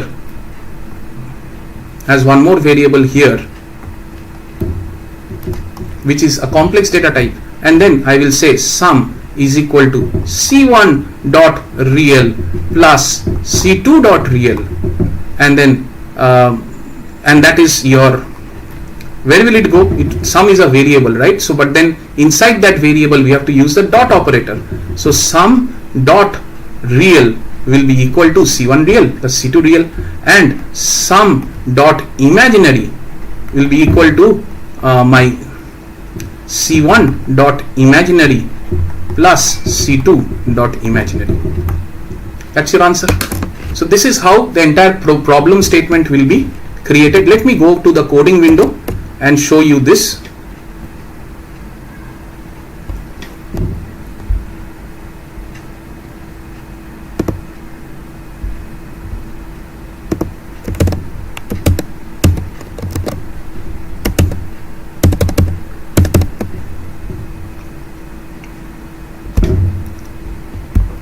Okay, So this is where I take the input for the first complex number. So I have done a print here. First of all, let me write the structure. So the structure will look like this: struct complex, inside that structure float real and float imaginary, and inside my main I will first need to define my variables that I need. So I will have to define the variable of this newly created data type, which says struct complex C1 C2 sum. These are the three variables I need: C1 for the first, C2 for the next, and sum for the sum. Now I will enter from the keyboard into my first complex number. So from the keyboard means scanf. So what will I do a scanf for? And C1.real and C1.imaginary. And similarly I will do a scanf for the second set of inputs into my C2, and then I will have to add the complex numbers to say that sum dot real is equal to C1.real and C2.real addition, sum.imaginary, C1.imaginary, C2.imaginary. So all I am doing is, these are variables, three variables. I am just playing around with the dot operator and trying to assign it to the appropriate areas. And then finally, if I want to display the result, then I will say printf sum of the complex numbers is some real, some imaginary. That's all. That was what was asked. Let's run this and see.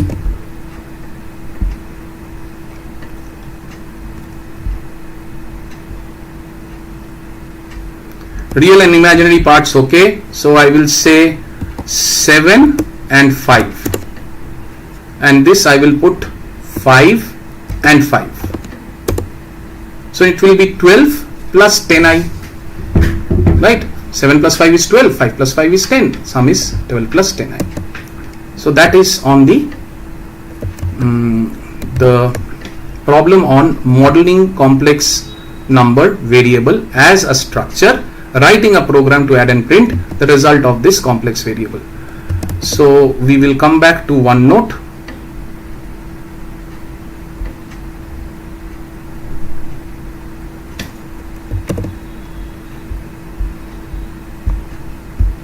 Okay, done. Union and structure I have explained. Differentiate. You see, this is getting repeated so many times. Union and structure. Please understand the concept of union, the padding of union, why it is necessary, and that's the major thing. Members of union, same storage location. We have explained that. Differentiate between structure and union. Again, 2014-15, same question repeated. Members of union are same storage location. That's all. So mostly what is coming? Differentiate between structure and union, padding for a structure, how union is saving cost of memory, and if there is a necessity, they will give you a program to write on structures, which could be, you can expect an array of structures to be created, right? So that also we have as a part of this answer sheet, how an array of structures can be created. It has come once or twice. So those are the 2-3 things from structures you have to study. That's all. Right, let me check the window. Nothing much. Let's get into the quiz mode.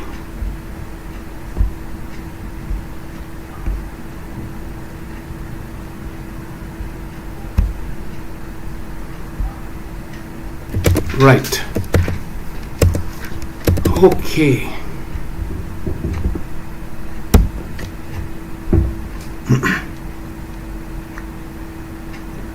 So after this we'll have a 10 minutes break, and we have one more module to go, which is strings.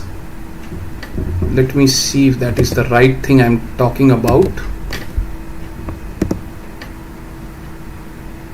Structures is done, pointers is done. Yes, we have strings to go, and the rest are offline read that I have mentioned.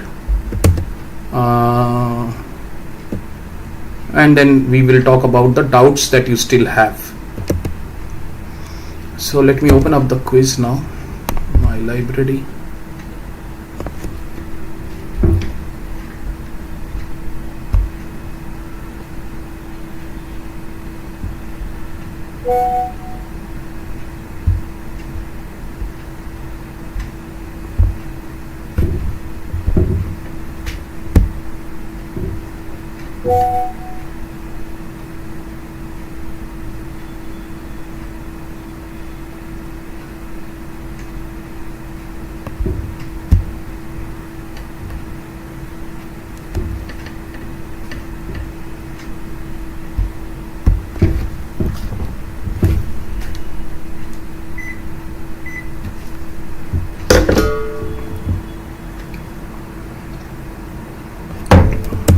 Please join.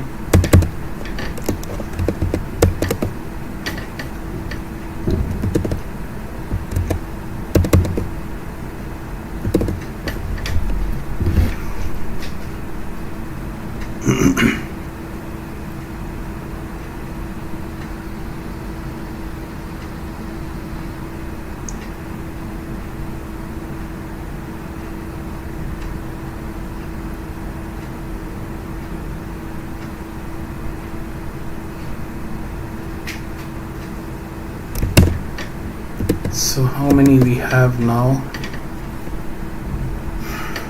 102. Let's start.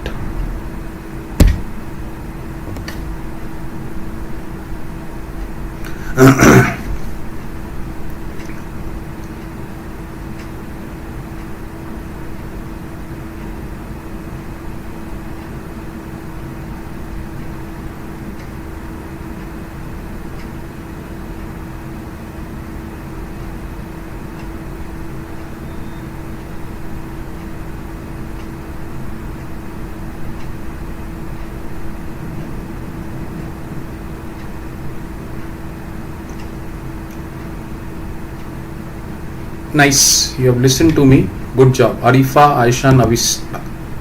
Good.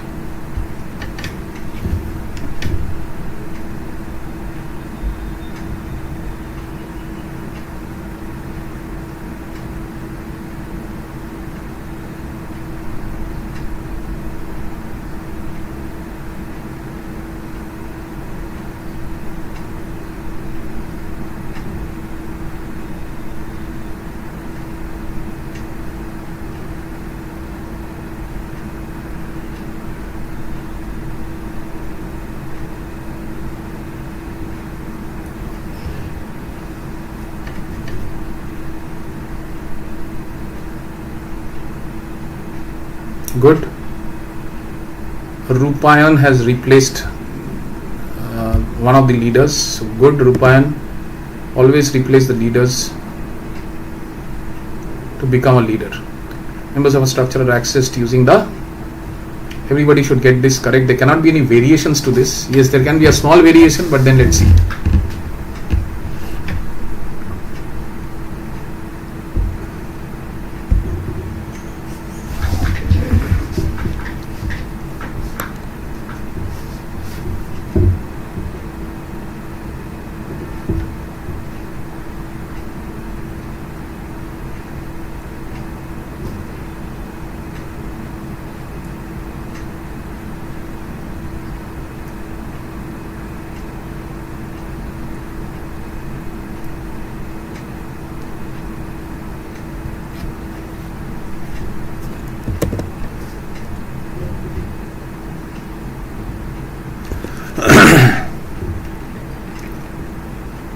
Still some of you are answering. I'll wait.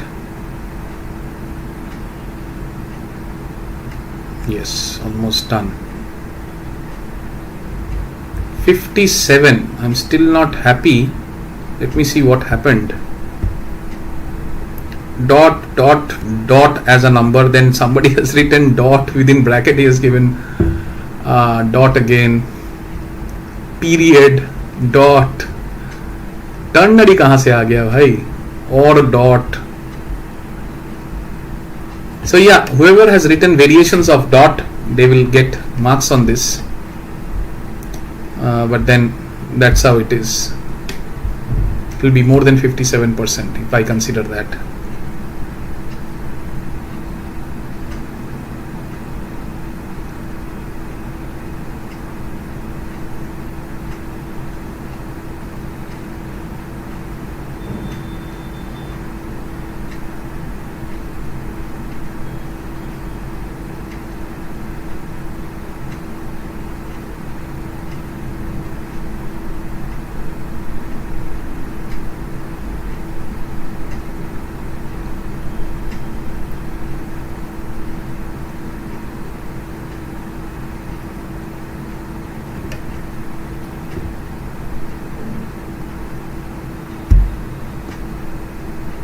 77. Good.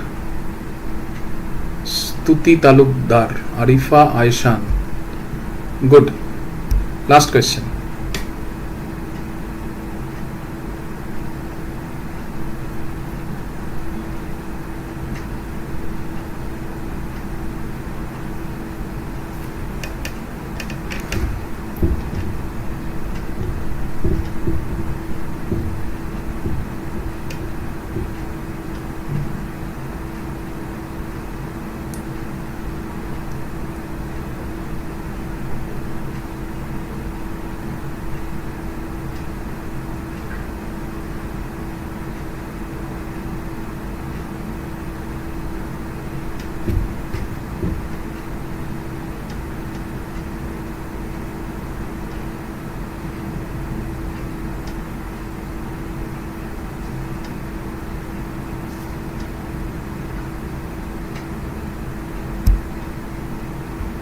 %84. Good, nice.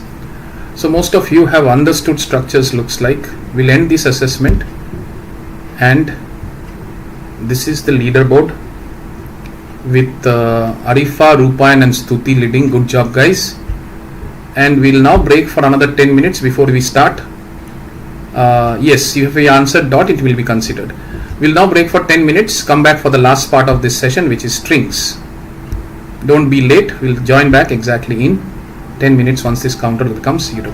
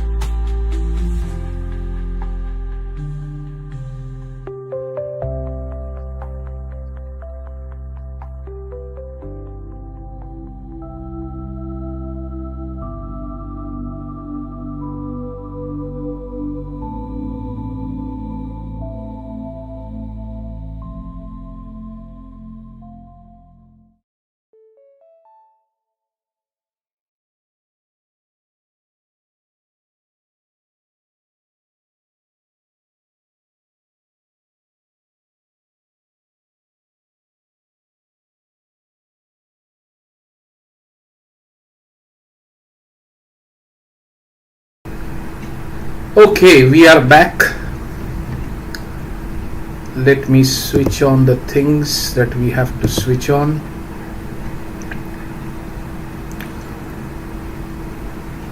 And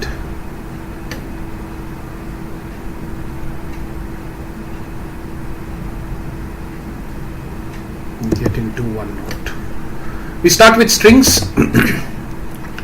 We should be finishing this off in another half an hour, and then I'll see if you want any kind of further doubt clearing. I'll take a poll of what all you need further doubt clearing of whatever we have covered, and at that point others can leave, the rest can stay back, up to you. So completing strings. The first questions, and I have explained string again. I'll explain that one more time, which we covered in the morning. Let me talk about that first, and then we can get into the questions. So as I said, an integer x, which is an array, can be represented like this, which has different distinct numbers. Aggregatedly, these numbers have no meaning. So aggregation of these numbers have no meaning to us. Each number has its own significance, like 23 is a marks for this particular student. Aggregatedly 23, 45, 97, 20, 21 does not mean anything to me.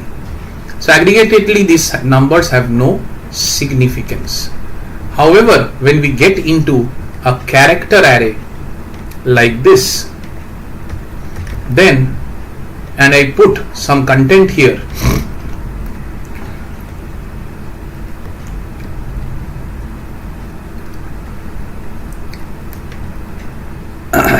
and the rest of the stuff is, let's say, empty.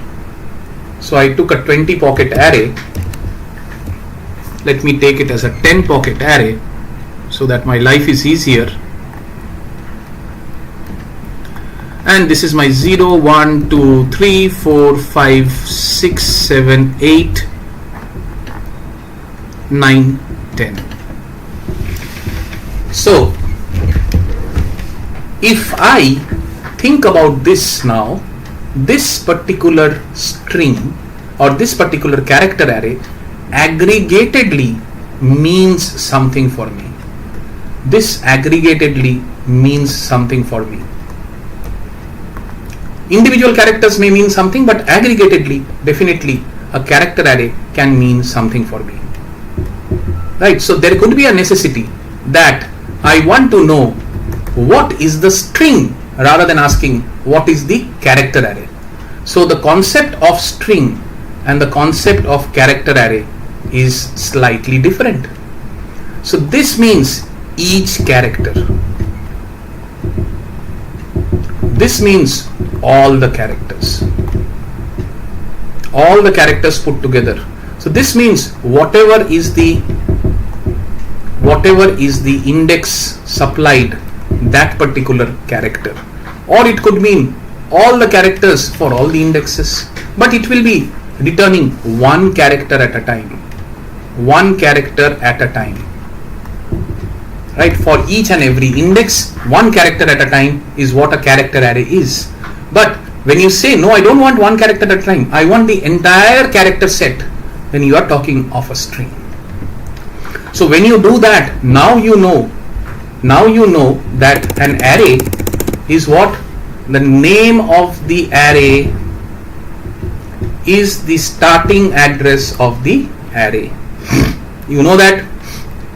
So name of the array is ARR, is the starting address of that ARR or that array. So the name of the array is the starting address of the array, which is nothing but this block of 10 pockets. 1, 2, 3, 4, 5. 1, 2, 3, 4, 5. So this is my 0, 1, 2, 3, 4, 5, 6, 7, 8, 9. So this starts at 1000, and therefore the name of the array is having the address of 1000 pointing towards this block in memory, which is having 1000 for it. Right? So that is what right now you know the name of the array will actually hold. If I now put the characters here, write this hello, and I say that name of the array, you know the starting address, print me whatever is in this array. So this array, poor guy, just has the starting address. He doesn't know that where this address ends, where this block ends, because it has no clue that there are 10 elements in this. It only knows that my starting address is this. I told it that print me the entire array. What will happen? How will I print the entire array? Right? Even for integer arrays, even take an integer array, integer array x10 or x5, let's say. Take this example. You will have the same problem. Int x5 will be what? It will be again x, name of the array is the starting address of the array, and that will be looking like this. And here I will have 5 elements, and this will be 2000. Here there is 23, 9, 10, 11, 25. If I say that you know the starting address, print me all the elements. Can you do it? I can't. I will print here using star of 2000, that is star of x. That will print me what? 23. So what did I do? Star of x plus 0. Then I will print star of x plus 1, which will print 9. Then I'll print what? Star of x plus 10, which will print 10. Then I'll print what? Star of x plus 11, which will print 11.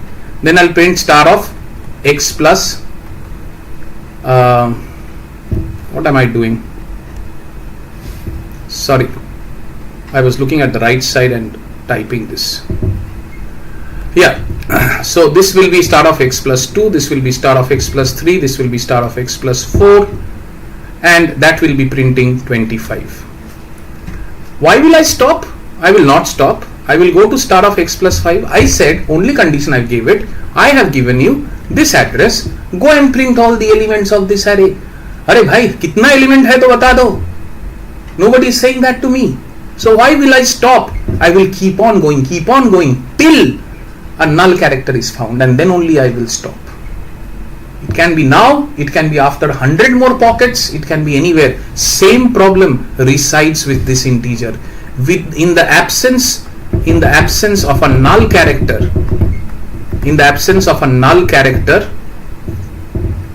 accessing the entire array in one shot from the starting address is impossible. I won't say impossible, is erroneous. That is the problem statement. So that means I have to put a /0 here, and then only I can say, okay, ARR 0, ARR 1, 2, 3, 4, I'll stop there.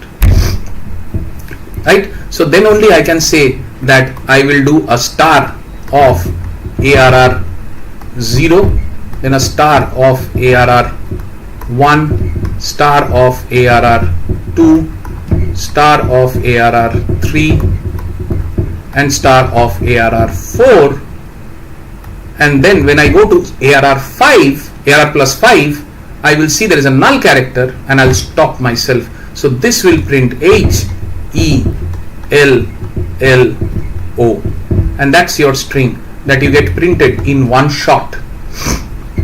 Now, if you are defining the string, character by character, you said character x5. If you are defining the string character by character like this, H, E, L, L, let's take this as 10, L, O. If you are defining the string character by character like this, then the compiler thinks you are trying to store characters and not string, because you said I want one character H, one character E, one character L, one character L, one character O. Each character to me is important rather than the entire string. So that means that the compiler will say, okay, I will give you that H, E, L, L, O is what you wanted. I will give you that. The rest I will keep empty. This is your 10 bytes of space. I will not put a /0 here. I will not put a /0. The compiler is not going to put a /0 there, because you wanted to create a character array and not necessarily a string. So then how do you bypass that? You say char x10 and then say HELLO. That's all.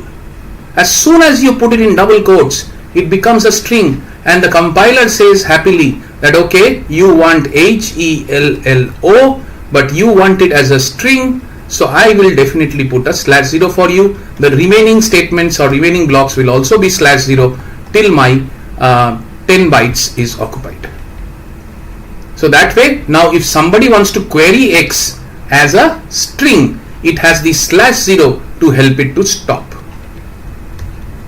So this is called the null terminator, which is used for you in terms of finding out or in terms of creating a string, defining a string.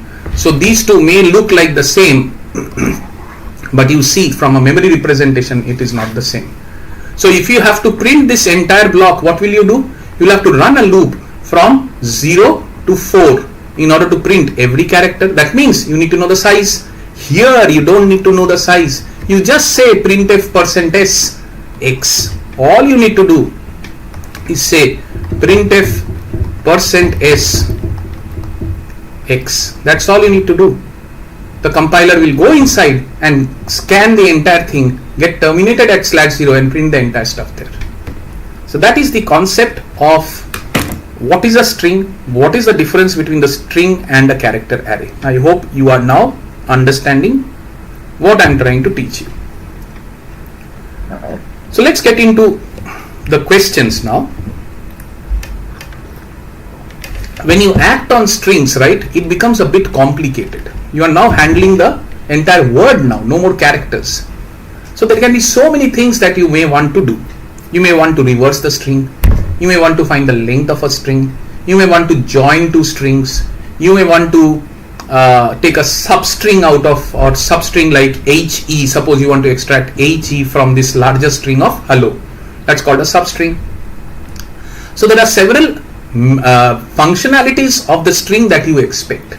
That's why C has given you a header file which is called string.h, where such common functionalities are there. What is the string function used to reverse the string in that header file? strrev. strrev says that given a string called hello, strrev of str will create the reverse of this string and therefore will be printing this. So the entire array gets flipped, right? It's not that the output of this is the reversed array. Thus str itself gets mutated, it gets changed. This str itself gets changed, and then you are printing this str and therefore you get the reverse thing.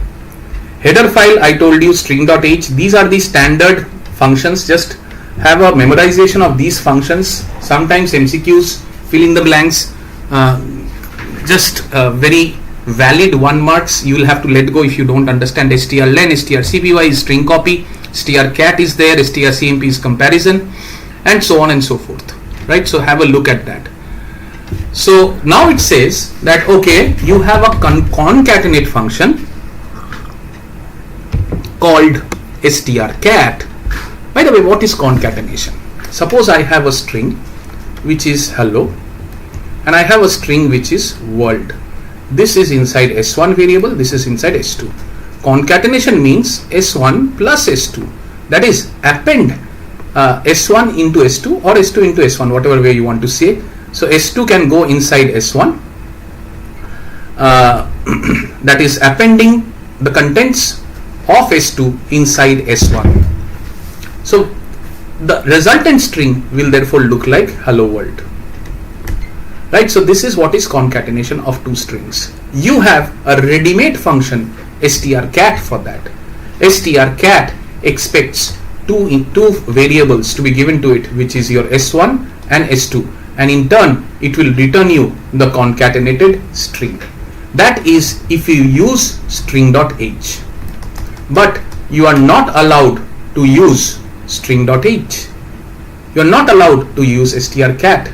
You are being asked to create your own function to actually concatenate that string. So what will be my methodology? My methodology will be that okay,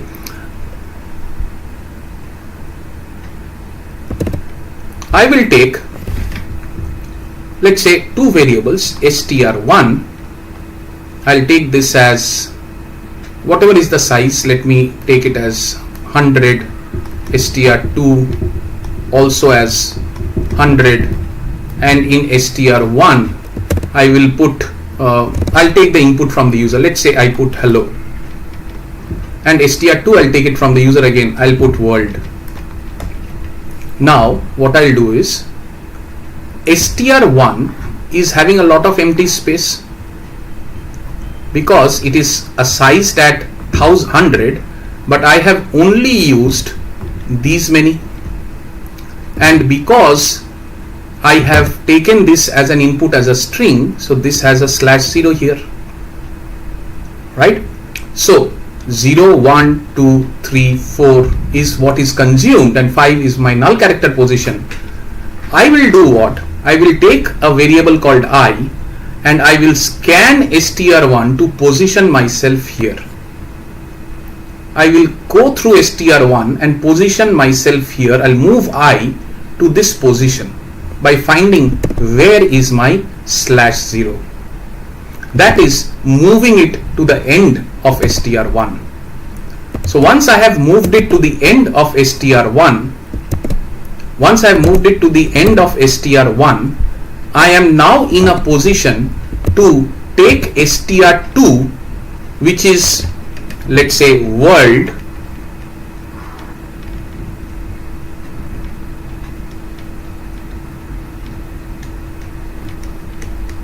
and here what I'll do is in this position I will be putting this W, and this is, let's say, my J, and then I'll move J forward here, and then I will put it here, right? So this O will go here, so this will become W, this will become O, this will become R, this will become L, this will become D. So that is going to be how your str1 will typically look like once I run this loop and position all these characters inside of this area, right? So I will be positioning all these characters inside this area. That way I will satisfy the fact that hello is now concatenated with world, and don't forget that after everything is done, because I have removed this /0, I have utilized this to store W. That is quite necessary, otherwise the print will stop here, right? So I have to remove that /0 because now the string is not hello, it is hello world. So there cannot be a /0 null terminator in between. To remove it, but then I have to add it at the end. So don't forget that. So let's try to do this code now.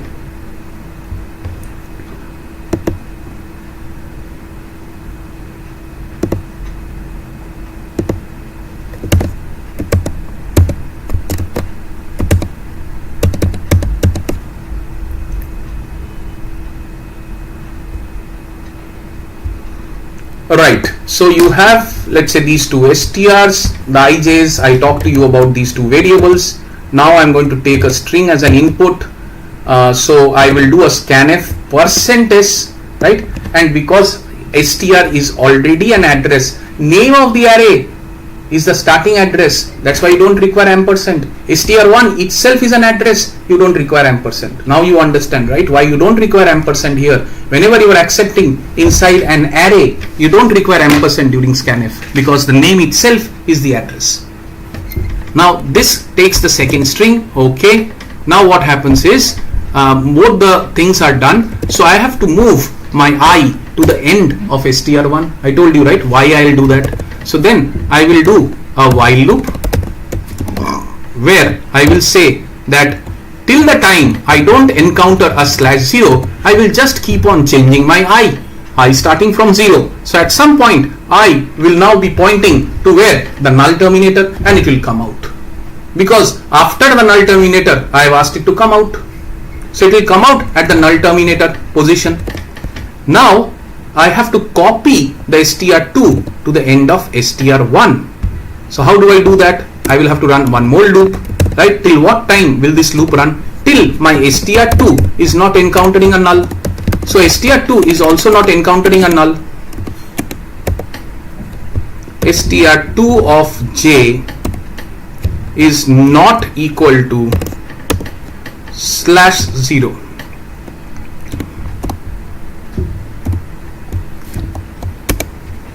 Till this time I will run this loop, because all I'm saying is I'm going to go through the traversal of str2 till I reach the null, which means I'm going through all the characters of str2. What do I do with that character?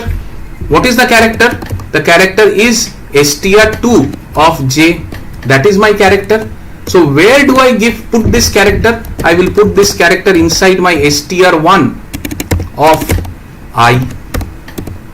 Wherever I had stopped, right, from there this character will be inserted, str1 of I. And then of course I have to increase my I, because the target, wherever I am putting, that pointer has to move. The j pointer is not necessary, because the j pointer is being taken care of, right? So strj, j pointer, of course this j pointer is strj, which is moving. J starts from where? Let me see if I have j as 0. So here also I have to do this. So j has to move from whatever position 0 till the null pointer, and I is already pointing to where the first string ended. So from then on I am increasing the value of I. And then last step, don't forget what we have to do. We have to add the null terminator. Where will we add? str1. At what position will we add? Of course at I, because I is controlling the index of wherever we are placing inside str1. So I has stopped because str2 has no more characters. So after that value of I has stopped means I has gone to I++, and then only it has stopped. So this last time when it did an I++, it is now into a blank position. In that blank position I will do a /0, right? So that takes care of my string, and that is what I will print with %. See, I am printing with %. I don't have to worry, because /0 is there to save me. So let's see if I run this, what happens.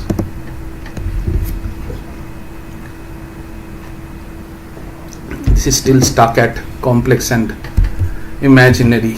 Okay.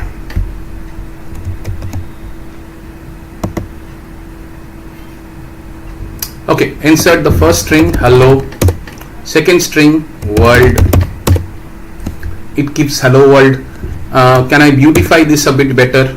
First string hello, second string space world. Then what happens is you get space is not counted, because in the editor, in the terminal, a space is a command input separator. Space, tab, enter. Through this you actually give multiple inputs, right? So if you are asked for two things to be inputted, you can always separate those two things with a space. Therefore the way I attempted this using a space before actually was interpreted as another parameter, not as the string with a space before. So what I wanted to achieve I couldn't show you, but then let me give it in a different way.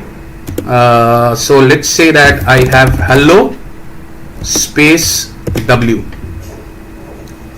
right? So let's say I have this. Yeah, see, the last space, it was there in the pipe and it took the input for the last space. Anyway, I have to run it again. Hello space W. Okay, so this is also being treated as the same thing. This space is being considered as the second string. So W is considered as a second string because space is a input terminator. So I cannot use this terminal to actually give a space to a particular string that I want to give. So I'll have to then use my code to actually take that kind of an input, right? So I hope you are getting a hang of what I'm trying to say. So that is in a nutshell. Let me copy this code so that I can present this back to you, and then I'll switch the window.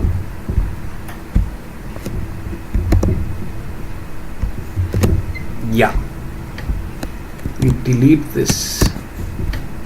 I'm coming back to the note editor.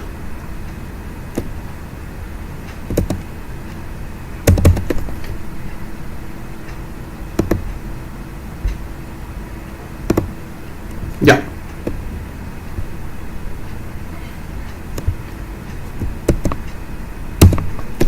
Got it. So now little bit left. We are almost at 6 o'clock. Input two strings and pass them to a user defined function and compare them. So if you have to take two strings and compare, then of course you need a compare function to write. Two strings means two string arrays to that compare function. If you have to compare, comparison means that if the character in those strings are different, suppose the first string is hello, second string is world. So I am saying I will be comparing age with W. If they are not equal, then I am going to return a 0. Right? I am going to return a 0 because then I will assume that the strings are not equal. Right? Otherwise I will go on and on and on. Right? And then I will see that wherever I landed is a null terminator available at that, because I am looping through this, I am also looping through this, because both are being looped till str1j is not, or I is not null, or and str2i is also not null. You actually go around the table and see if every character matches. Then finally you will come out of the loop when either of them has encountered a null. If either of them have encountered a null, so somebody may be null, somebody may not be null. So for example, if I say HEL and the other string is HELLO, then this will succeed, this will succeed, this will succeed, and then this will encounter a null, which means this loop will fail. It will come out here. Are the strings equal? They are not equal. Right? So here is where that check happens. Has both encountered a null? No. Therefore, the lengths are different. Right? So that is the important part of the code that you need to understand. String is a palindrome, which I can, it's similar to your numbers concept, where you will just go to the half, like let's say Malayalam. We have to check whether it is a palindrome. From this side, the way you read it is the same as from this side, wherever you read it. So what you do is you divide this Malayalam, okay, spelling is bad.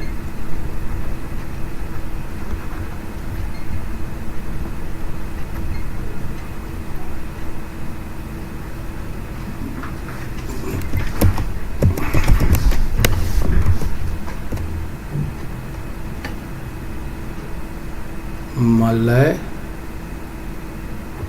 and you will have Malay.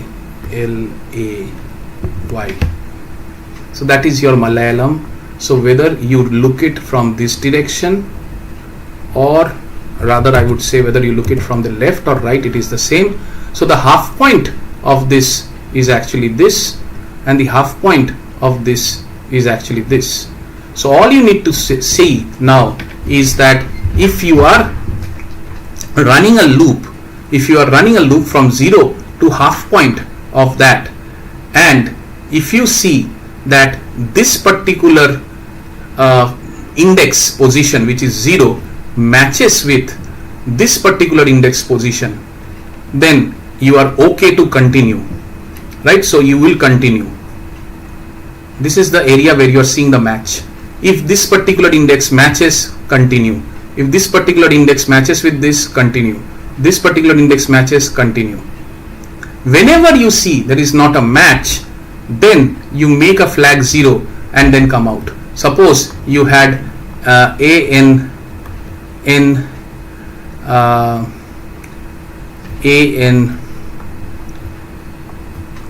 B N A, right? So if I take half of this, then I am going to scan whether this matches with this, yes.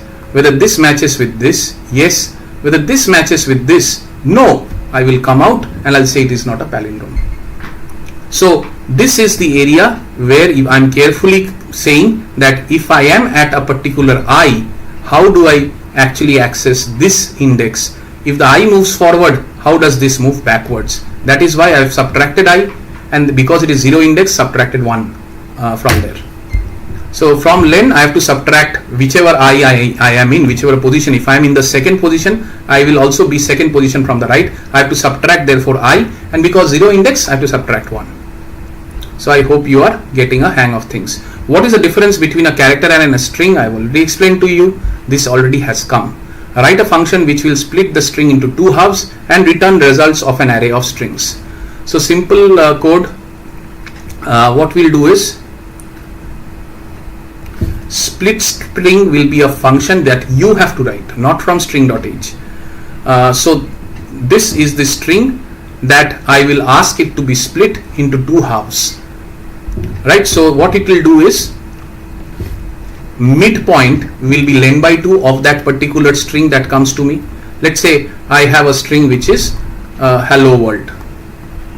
So what is the midpoint? What is the length of this string? 1, 2, 3, 4, 5, 6, 7, 8, 9, 10.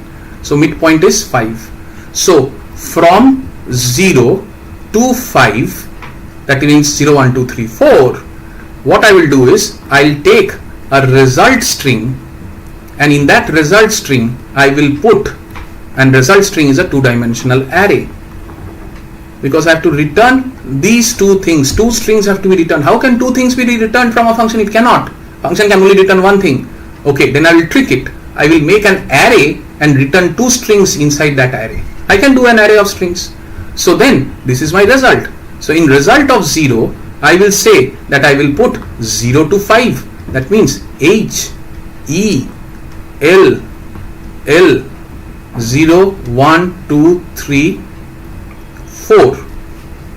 So this is what I'll do.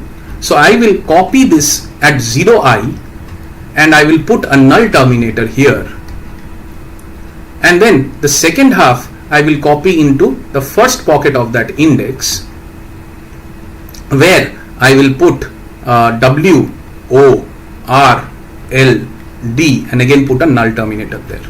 So this is how the code is written, and then I will return result. So I return 2 things. See, I return 2 things. In the main, I will interpret the result accordingly, that this is already split. There are 2 pockets of the row, and the columns are actually my characters of the string.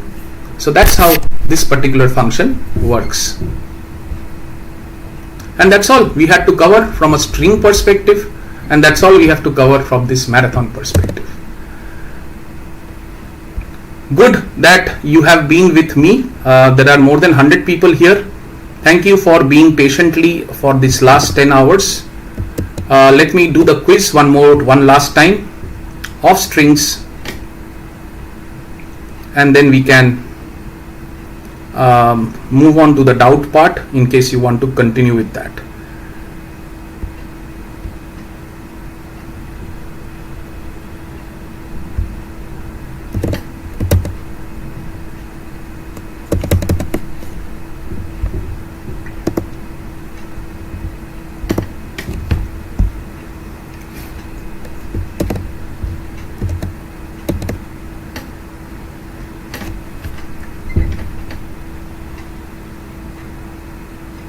Okay, so after we finish the quiz, I will have some announcements. So please stay back till I let you go, and then we can all communicate on the WhatsApp group.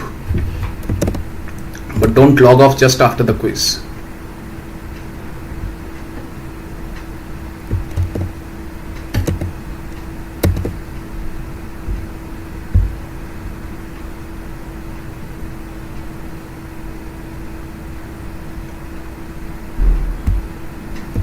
Please join.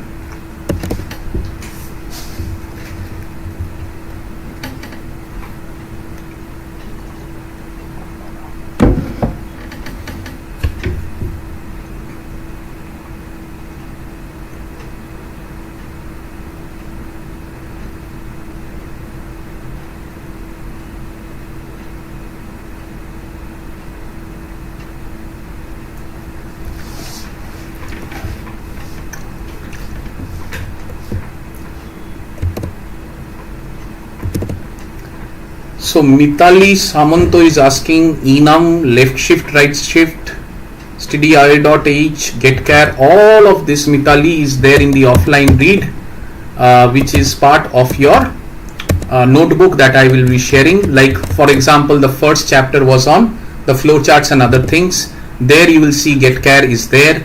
Left shift, right shift is under bitwise. That's also a part of this chapter that we have. The PDF that I will be sharing after this call.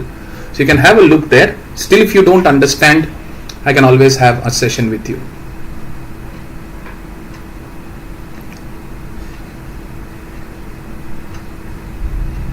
So there are certain things I've intentionally kept out of this marathon just to make sure that we finish most important things in 10 hours. Very difficult to finish. As you have seen, I have been a bit hurriedly into some concepts, which typically I don't do. Right? People know me to be having very elongated conversations in my lectures. If you see my videos in my channel, you will see most of the videos are around 1.5 hours for a particular topic. Right? So visit the channel. I'm sure you will get benefited from the DSA perspective, which is in your next semester. But let me start the quiz for now. Let me see how many people have joined. 107. Okay. 109.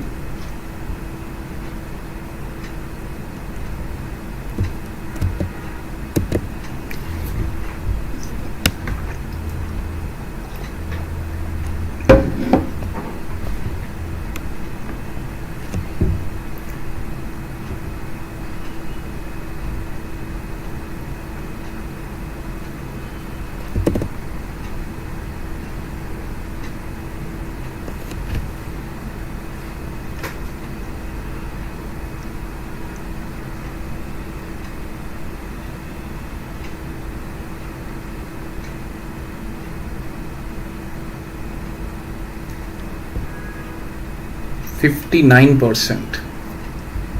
Navarup, Arifa, Aishan.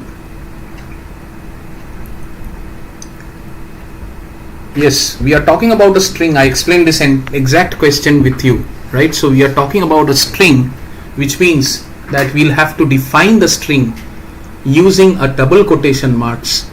If we do it like this, it becomes a character. So that is not the right answer.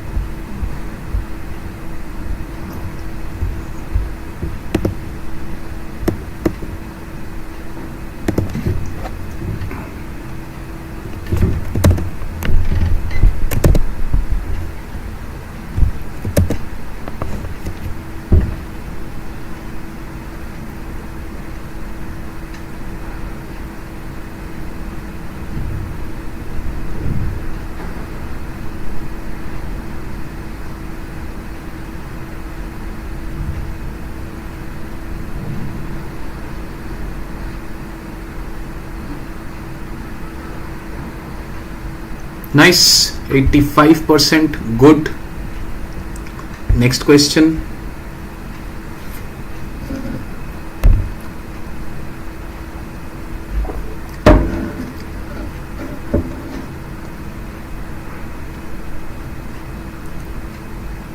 This will have variation of answers.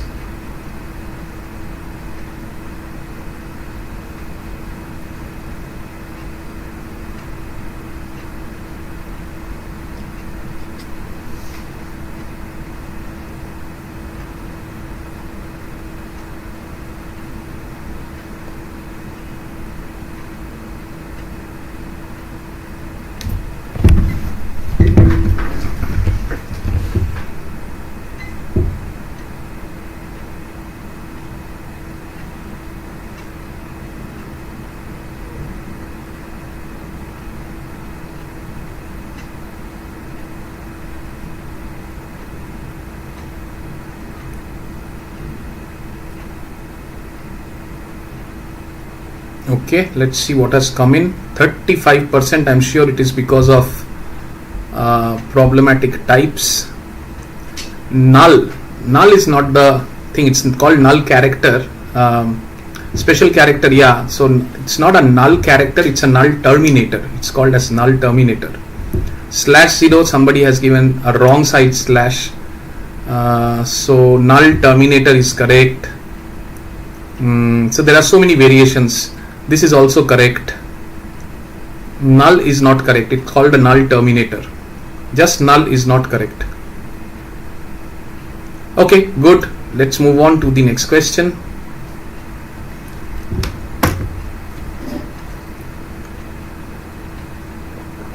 All of you should be getting this correct.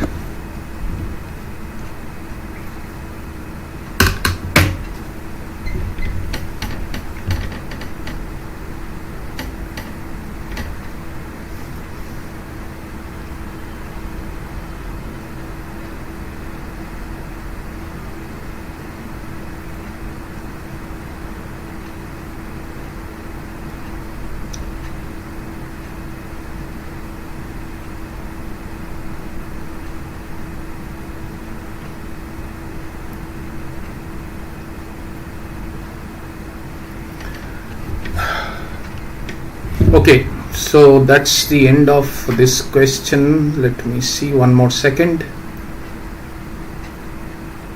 91. Still some of you are answering wrong. stdio.h. No, yaar. Okay, last question. Don't leave after this last question. I have some important announcements regarding certificates, Marpoint, what next. Please be there.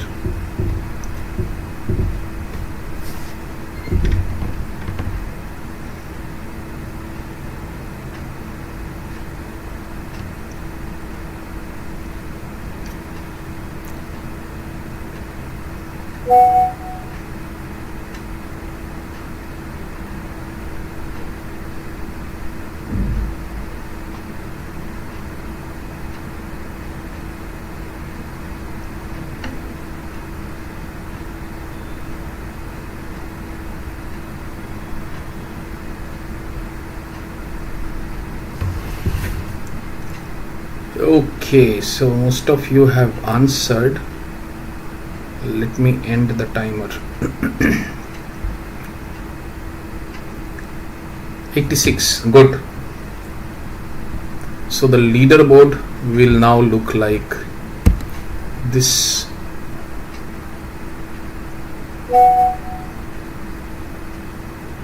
Aditya, Atin, Adrika. Good job, guys. So the announcements that I needed to make was at least 5 participation in quiz is for you to get the certificates.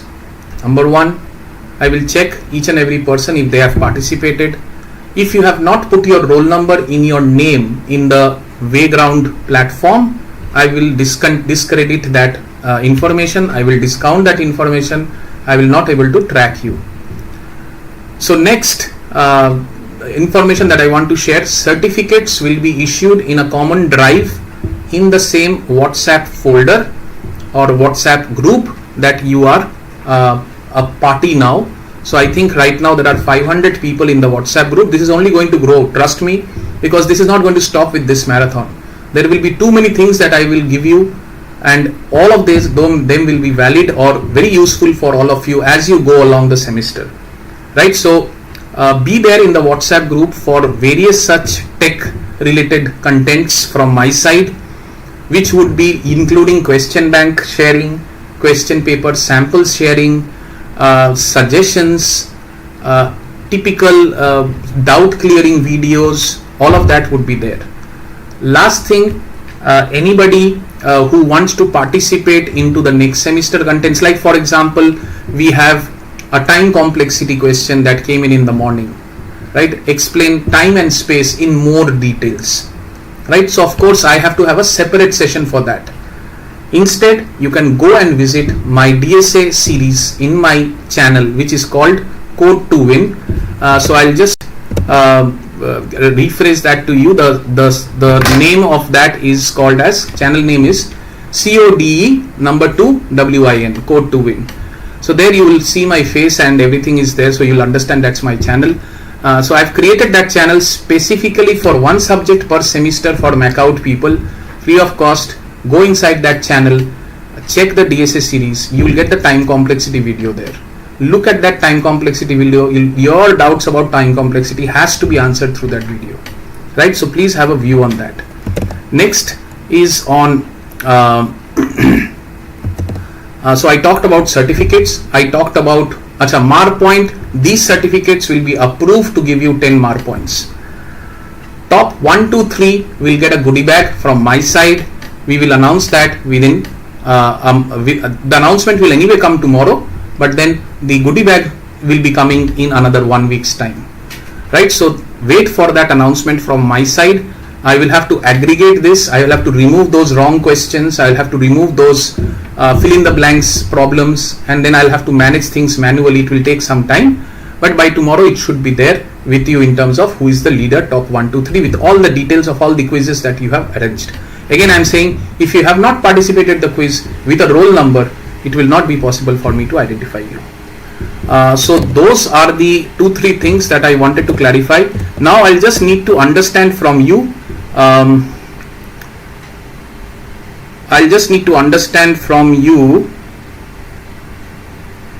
Okay, somebody wants me to repeat the channel name. Okay, so let me write it here, Code to Win _KB. So this is the channel. Please feel free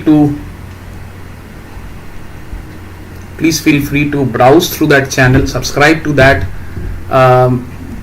Every semester one paper is there, free of cost. Just go there, everything is discussed. Like typically there will be some 15 to 20 video lectures covering the entire syllabus, and every PYQ will be discussed, every concept will be discussed, not in this hurried marathon manner, but in every detail. So of course you can get to that. Gate aspirant K6M is saying that please give WhatsApp group link. I'm trying to think, how did you join this this particular chat if you don't have the WhatsApp group link, right? So you must have got this WhatsApp group of this live YouTube link from somebody. Ask him, he will give you the WhatsApp group link. Please follow your mails that have been sent. If you have registered, then you would have been automatically directed to the WhatsApp group, and from the WhatsApp group is what we are actually talking about. 500 people are there. You should be a part of those 500, right? Somebody is asking for marks 7 or 8 for one C program to write. Should I write flowchart also? If the flowchart is not required, why will you write as flowchart? Not required at all. And depends on the C program. If the C program is add 2 numbers and it gives 7 or 8 marks, then you may or may not give the flowchart, but then you might want to give a pseudocode at least before you start the code. Yes, doubt clearing time now. Others who don't have any doubts, please feel free to leave this session. Be with me in the WhatsApp group. The next 4 years is what I will be with you. I will help you all along the way, and don't even worry about any cost angle involved. Everything from my side, all my 25 years of industry experience is a free for knowledge for you. That's my whole point in leaving the industry and coming to the education world. I want this knowledge to be freely imparted to you. Be with me for the next 4 years. We will make a difference to the knowledge that you get from cracking an interview at the end of 4 years. So you can leave now. I will be asking the group which is still there to figure out what doubts you have, and I'll try to solve those doubts. Anybody who has a doubt, stay back.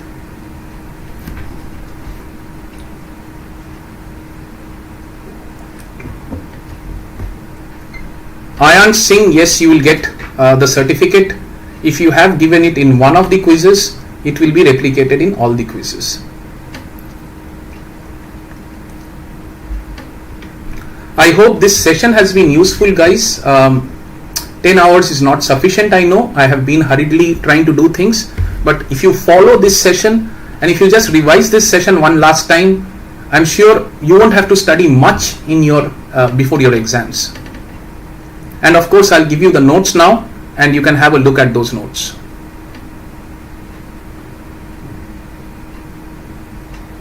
Okay, so people who have stayed back, please tell me what doubts you have to be cleared.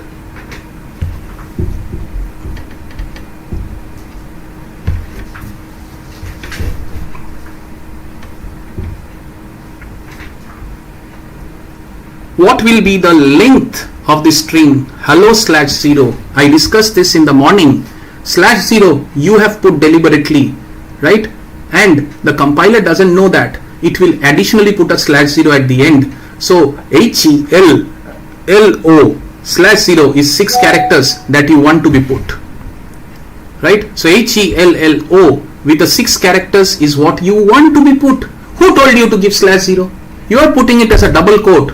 That means the compiler has a responsibility to put /0. Who told you to give /0? Okay, I have given /0 because I want it to be there. If you want it to be there, it is your character and not the compiler's null character. So that means it's a part of your string only. So the count will be 6. Right? So that is what is the answer to Shomi Datta. I hope that answers your question. Arithmetic expression and operator precedence. Orgo Shao, arithmetic expression and operator precedence. This is the entire module. What exactly inside that you want to be covered? I had covered it in the morning. First session was that. Did you miss that session, Orgo? Okay. Classified 101 says payment question in C language. Payment question. Concatenate, pointer, address and star confusion, calloc malloc. Okay, let me open up a window for clearing the doubts. Okay, let me open up a window, fresh window. So I will write a page here, doubts, and I will use that window. Let me switch this to OneNote. Okay, so I'm watching your window. So Orgho Shahu, let me put those doubts that are coming in. It says arithmetic expression and operator precedence. So Orgho, I didn't understand whether you were not present or present. Let me see if you have answered. Sir, you tell unsigned short that area. Okay. So you want to understand unsigned short. You want to understand only unsigned short from that area. Okay. So Orgho Shao wants unsigned short to be explained again. Orgho, I hope I am reading you correct. Next question that I am getting is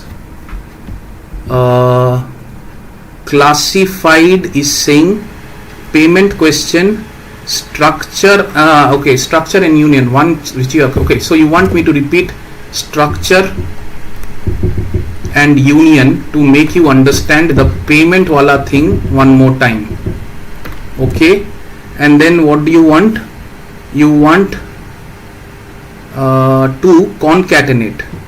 Concatenate is the concatenation problem that we just now discussed, like str1 hello world, we are concatenating together. How do we do that? That problem you are talking about? Is that the concatenate that you are talking about?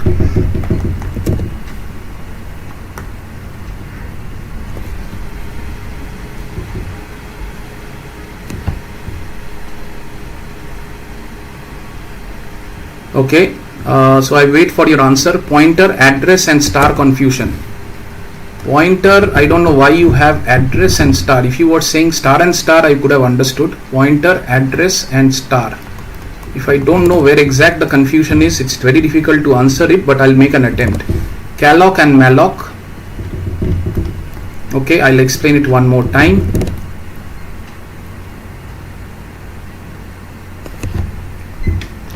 Can you give the topmost important questions? Yes, the topmost important questions, I'll write it separately here.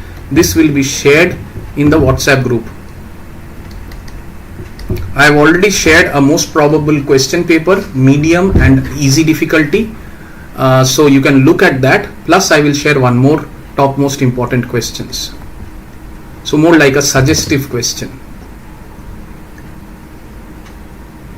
Which sort algorithm is most important? I can't say that, Babu. I am not from Macaut, I can't say that, but I can say that last year whatever has come, neglect that. The rest, please go and read that. I have a doubt regarding preprocessor directive and macros. Preprocessor directive and macros. It is there in my notes. So I will skip this for the time being because I have not gone through the notes, right? So if you see my notes, if you are still not clear, please call me, WhatsApp me any time of the day. I will definitely respond to you and I will clear your doubt. If required, I'll come on video with you and I'll clear your doubt on preprocessor and macros. Orgo is okay. Sir, you tell unsigned short. Okay. Payment question done. Okay. Okay. Call by value, call by reference. This is a very important topic. So we will talk about this. So these are the doubts I have gathered. If you are posting other doubts, you can still post. Function prototype. Okay. Function prototype. Okay. Let's talk about these doubts. And if you still have some doubts, please keep posting. I'll come back to the chat window, look at it and then explain to you again. So unsigned short is what I start with. So let me go back to where I actually started off in the morning, where I said that if you have, so we are definitely right now talking about unsigned short. How do I understand what is the range of an unsigned short variable? To understand that, let's go a step back. Let us say that all I want to say is, given a block where I can store ones and zeros, how many such number combinations can I create? Let's take a step back and try to understand the binary logic. So instead of 4 here, let us take 3. So I have given you 3 blocks or 3 pockets, and I have told you in each of these pockets you can put a 0 or a 1. How many such combinations can you create?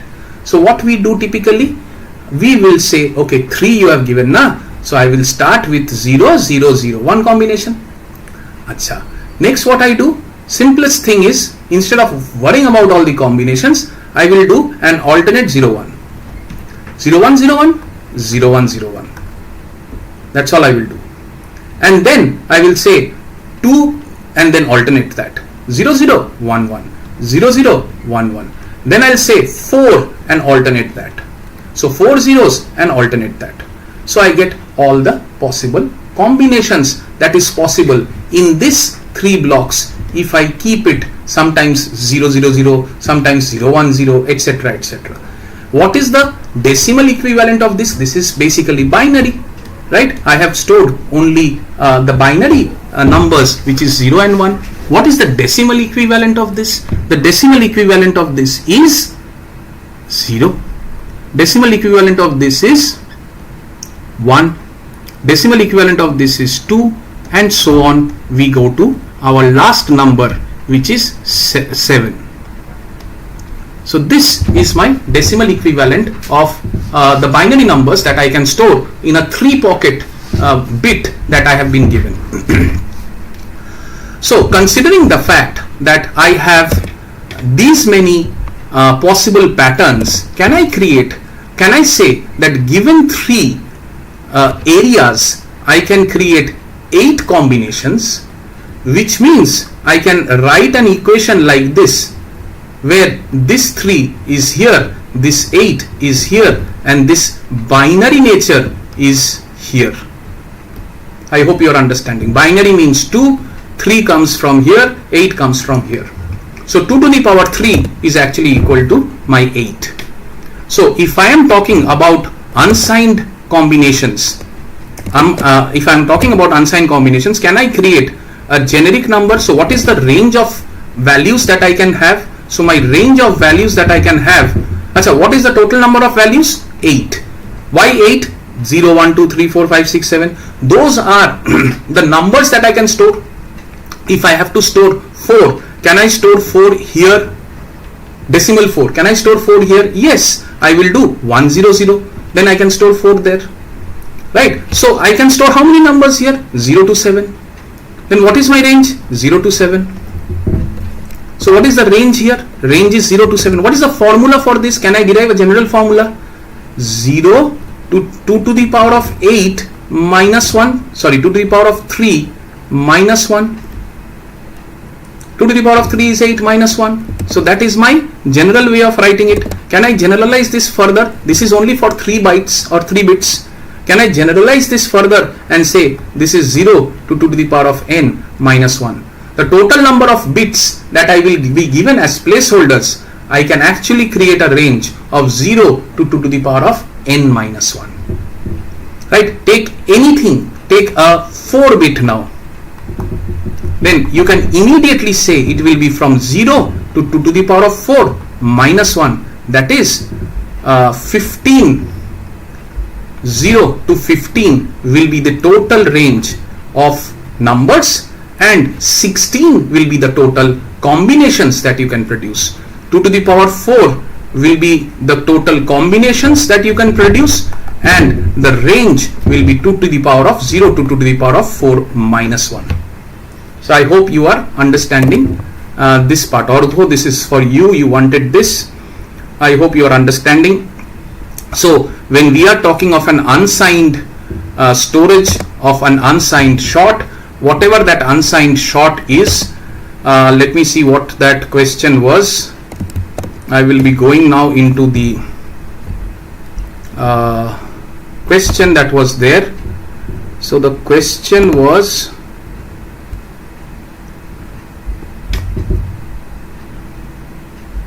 yes, unsigned short.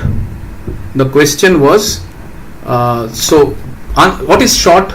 Short occupies 2 bytes. Right? So come back to wherever we were discussing.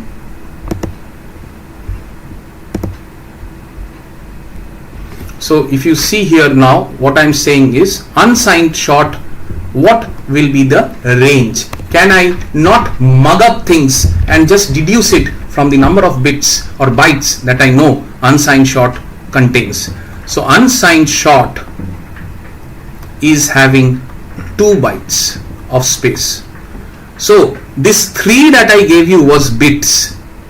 I am saying I am giving you 2 bytes. 2 bytes means how many bits?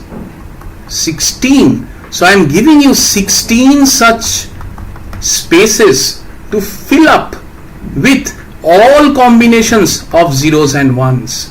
But you know a generic formula. Why do you have to go through the process? I have already given you a generic formula. The formula says how many combinations? 2 to the power of n. What is n? 16. 2 to the power of 16 will be the total combination possible. Okay. And then what will be my range? The range will be from 0 to 2 to the power of 16 minus 1. Because 0 is already counted, that's why that minus 1 comes, so that the total combination still remains the same. Right? So that's where you will get whatever 65,536 as the answer if you do this. Orgo, doubt cleared? Just respond.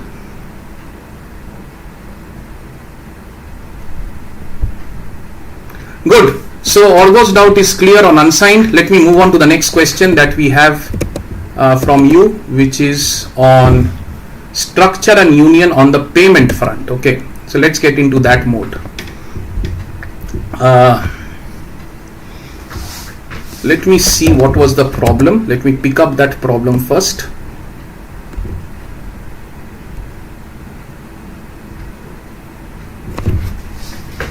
Yeah.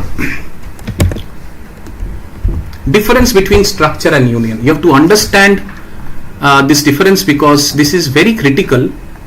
It comes multiple times. Now all of you by now know that structure and union both are actually your own data type. You are not happy with int, you are not happy with float, you want an aggregated data type. So you want something which aggregates 2, 3, 4, 5, 6 data types and gives you some entity which talks about a particular persona. Let's say employee. Employee is identified by so many things. Employee is identified by his name, employee ID, salary, date of birth. I want one data type which is called employee. Then I need to have so many individual native data types inside that. I am creating that either as a structure or as a union. So why structure, why union is what I have to understand. So assume the fact that I am defining a payment system where where a customer can pay by cash, by credit card and by UPI. Right, so if I do it using a structure, then the code will look like this: structure, payment, and inside that I need to have these three data types, which is that if it is a cash payment, I need to have the cash payment amount. If it is a card payment, then I need to have the character array of the card number. And if it is an UPI payment, I need the UPI transaction as another array. So this will be, let's say, 20 and this will be, let's say, 30. Right, so this is the my own data type. Now if I am creating if I have a data type, I can create a variable of that data type. So my variable is going to be called as struct payment P1. I've created a variable. Now using this variable, I am saying I will make a cash payment. So I will say cash payment is equal to 500. I can only make a cash payment or a card payment, or this is all or an UPI. So I have made a cash payment. Can I now make a card number payment or a UPI transaction payment? I cannot. I can only make one at a time. So then this P1 is actually saying that I will use the cash payment variable. So what is the memory that this structure consumed? The memory that this structure consumed, as I said, memories are in 4 bytes blocks allocated typically in all compilers. So the memory that is consumed by this is 4 bytes for this integer. Then you have 20 bytes to be allocated for your card number, which is basically 5 blocks of 4 bytes each. So this is your 5 blocks of 4 bytes each. Right, so this is 20, this is 4, and then you have 30, which is what? Which is another 4 bytes block to go to 30. So 7 4s are 28. Right, so we can have 7 blocks of 4 bytes. So let me put it in a different color. We can go to 7 blocks of 4 bytes. So this is 1, 2, 3, 4, 5, 6 and then 7. Right, so 7 blocks of 4 bytes each. 7 multiplied by 4, and because you made 7 multiplied by 4, you only got 28. So you need 2 more bytes. Where will you get 2 more bytes? You have to take 4 bytes as one block. So this is 4 bytes more that you take. So actually you are spending 32 bytes here, right? So instead of 30 you are taking 32 bytes, because computer will always allocate you 4 bytes when you are inside a structure. It knows that the structure has to have a unified amount of memory distributed amongst its stakeholders. Again, I am saying this is not applicable if you are outside the structure. Once you are inside the structure, this concept is called as padding. So this is the concept of padding. You were done here, but you had to take these 4 bytes extra, because from here you will be taking the 2 byte leftover plus 2 bytes of padding. Right, so this was still here, it was what? It was 28 bytes. And then you had 2 more bytes to be taken and 2 more bytes as padding. So that's what is the padding question. Now, if you are understanding this, then think about it now. How much memory did you consume? You consumed this amount of memory, which is 24 plus 32. 24 plus 32 is 56 bytes of memory you have consumed. How much did you use? You have used only this. You have used only this. So 52 bytes is wasted. You will never be using all 3 at the same time. Even if you say, I have given UPI transaction, not cash. Suppose you have said struct payment P2, and then you are saying P2 dot let's say UPI transaction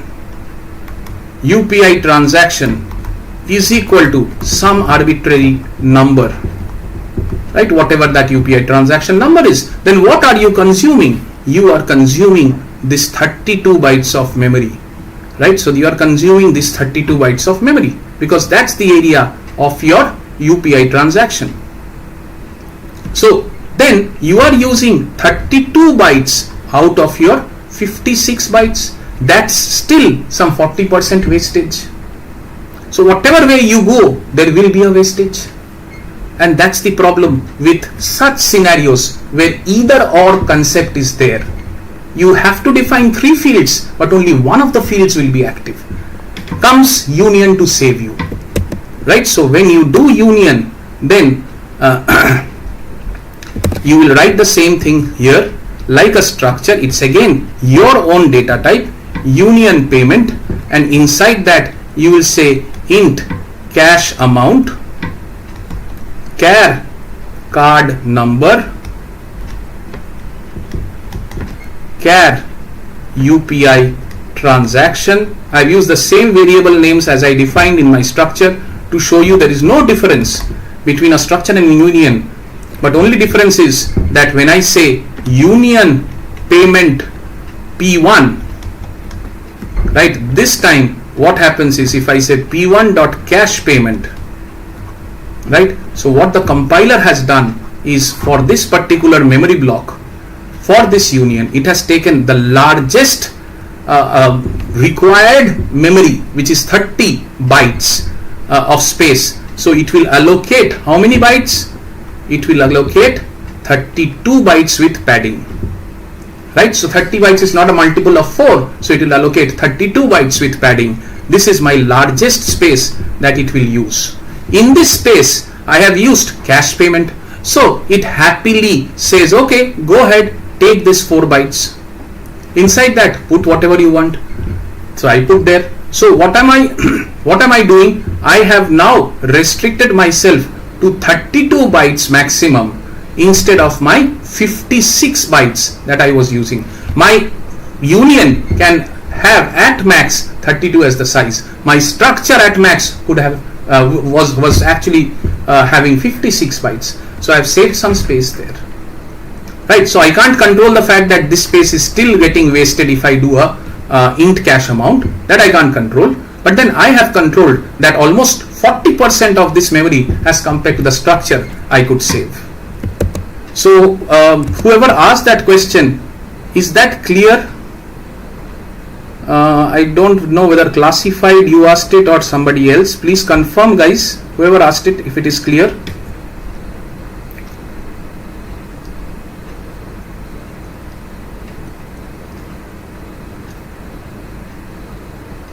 Okay, good. So let me get into the next topic. Concatenate. So you want me to make you understand concatenate. Okay, fine. So concatenate is going to look like this. I have a string str1. In that string I have, let's say, cat. Because it is a string, I have a null terminator. I have str2, and here I have dog, and I have a null terminator. So there I will say that I will take a pointer here. What my job is? str1 plus str2 without using string library function. Without using what string library? strcat is that library function. Without using this, replicate the behavior of strcat. That was the question. So I will say that okay, my array here is capable of handling. My array here is capable of handling a lot of spaces. Empty spaces are there. All these empty spaces are having /0, right? And this also has whatever. So if I would have defined this as str1 of, let's say, 10, str2 of 10, then both of these could be represented. I am not counting it. Assume that it is 10, right? So here also I have /0s.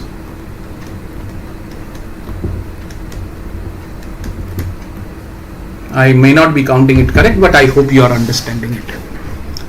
Now all I am saying is, if I can position this I till I reach a null, then I can run a loop of j starting from here, pick up this character and position it inside that ith area. So I will move where I will move to, I will run a loop that till while str1 of I is not equal to null terminator, I will move my I. Where will I stop? I will stop at 4, 0, 1, 2, 0, 1, 2, 3. So I will stop at 3. So right now I is at 3. Then I will say that till my str2 of j I will start again from 0, until my str2 of j is not equal to null. What I will do is, I will take each and every str2 of j. That means first it will take this d, because j is at 0, so it will take d and position it where? Position it wherever I has stopped.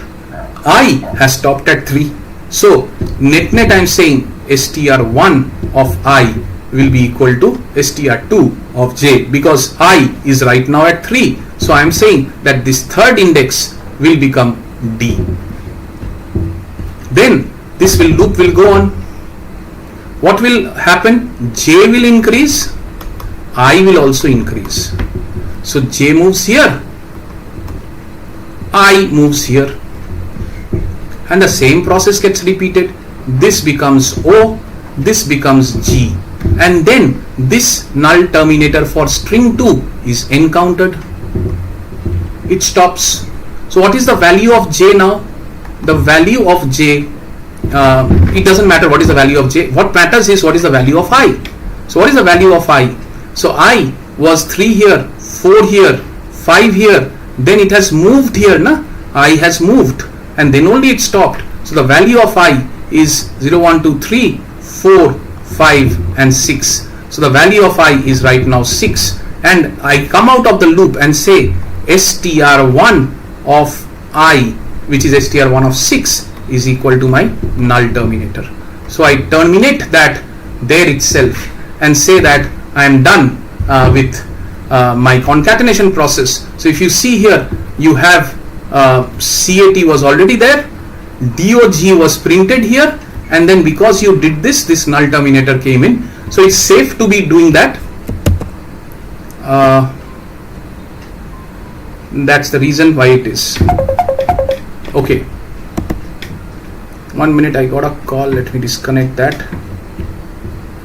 Okay, so now classified, you have made this question. I hope you are now cleared with the concatenation problem that we just now discussed. Please confirm that. I'll move to the next doubt.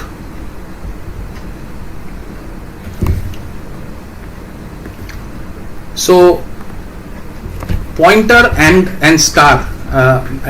Let me make an attempt. Difference between and star. Classified, I'm just waiting for your confirmation on the last question, if you are still there.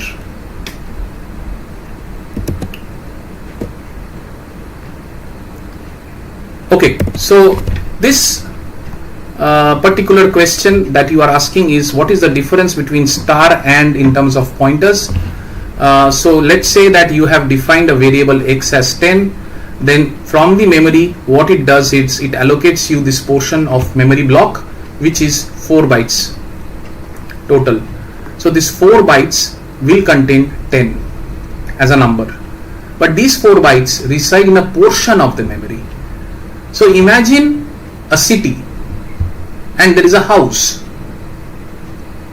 or a plot of land where you are supposed to build a house. How do you go to that plot of land in this entire vast city? You need some address. Similarly, how do you go to this 10 that was allocated to you? You need some address, right? And that is what is x. X is having an address. Okay, so this is what this particular question is talking about. That okay, I have x equal to 10 and x is 10 allocated at 1000. So how do I, if I can store 10 as a value inside x, then can I store this address as a value inside some other variable? Can I store this address inside int y equal to this address? I can't, because this address looks to be like an integer, but it's a hexadecimal number, which is a huge number, and for that I need to have a special variable created, which is where I say int star of y is equal to the address of this particular x. You don't know the address. I am just giving you the address 1000 here. How do you know the address? It can be any address. So generically the address is and of x. And of x is this, right? So this is my x, which is 10, and of x is the location where it is. So that is what is the difference between and star. This star is used to signify a special variable that is needed to store the address, and that's what you are doing here. So given this address inside y, that means you have created one more memory space, which you have called as a pointer kind of a memory space, which is star y, which has and x, which means 1000 as the address. I said I have to store 1000, so then the variable will have 1000, na? So if it has 1000, where will it point? It will point here, right? So it will point here. So that 1000 is going to point here, and this way what we can do is, given y, what is the value of y? The value of y is 1000. Can I say star y? Then what is star y? Star y means with this star I am going to dereference this arrow.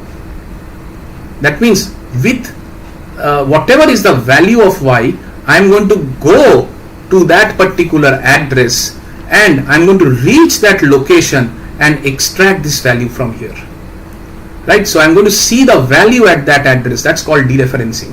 So instead of address, I have reached that house, right? And I'm now looking at the people inside the house. I no more require the address. That's called dereferencing the address, and that is what is happening through this star, right? So this star will therefore mean star of 1000. Star of 1000 means go to this 1000 and see or check the value at that 1000. What is that? That's actually 10. So that is the difference between this kind of a star, which is a special meaning pointer variable, and this kind of a star, which is called the dereference operator. right? So I hope that makes it clear. I don't know what the question actually was, but I've tried to make an attempt to make you understand that.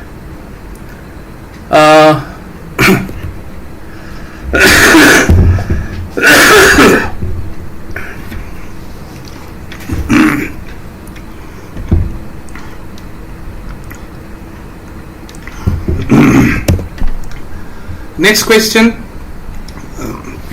is on calloc and malloc.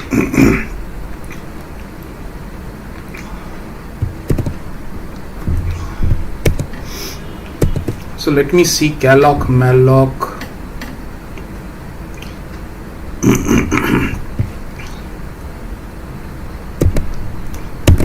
Okay, so calloc, malloc difference, if I have to explain to you one more time, where was that question? I'm trying to find out that question.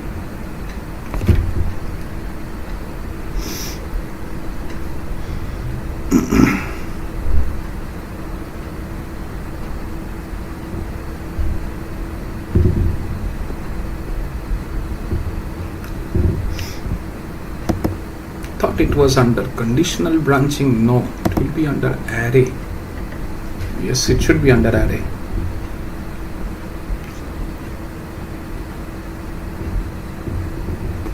Yes. Okay.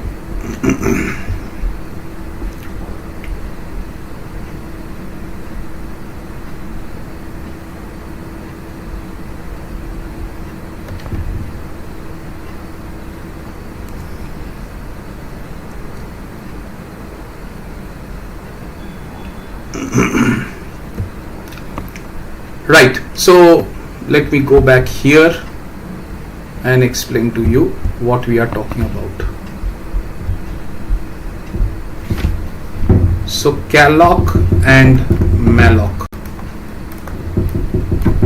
Malloc stands for memory allocate.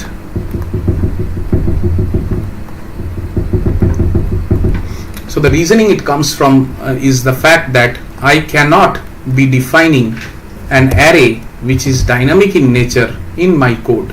So if I define int ARR and I say I don't know what will be here, I will expect this to come from the user.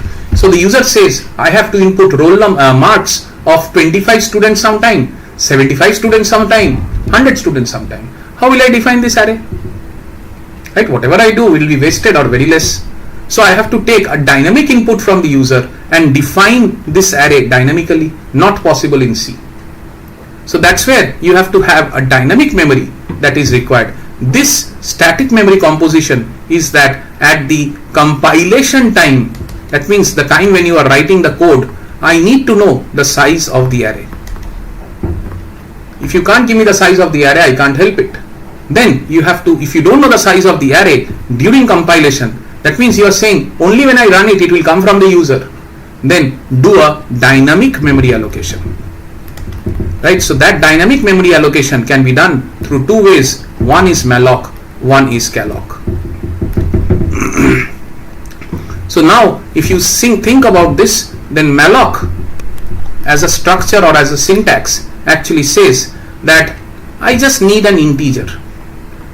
Give me an integer of the total number of bytes that you need from me.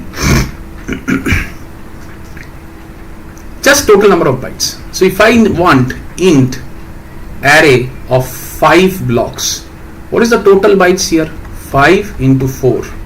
Each integer has 4 bytes. I need 20 bytes of memory. So if I need 20 bytes, I will say malloc, please give me 20 bytes of memory. Or I can say malloc, please give me 5 into 4 bytes of memory. Or I can say malloc, give me 5 into size of int bytes of memory. All these three are the same in a particular compiler, right? So I can say anything. All that malloc cares is this integer. How you want to give this integer is up to you. So now it knows it has to give you 20 bytes of memory. So it creates this 20 bytes of memory for you, right?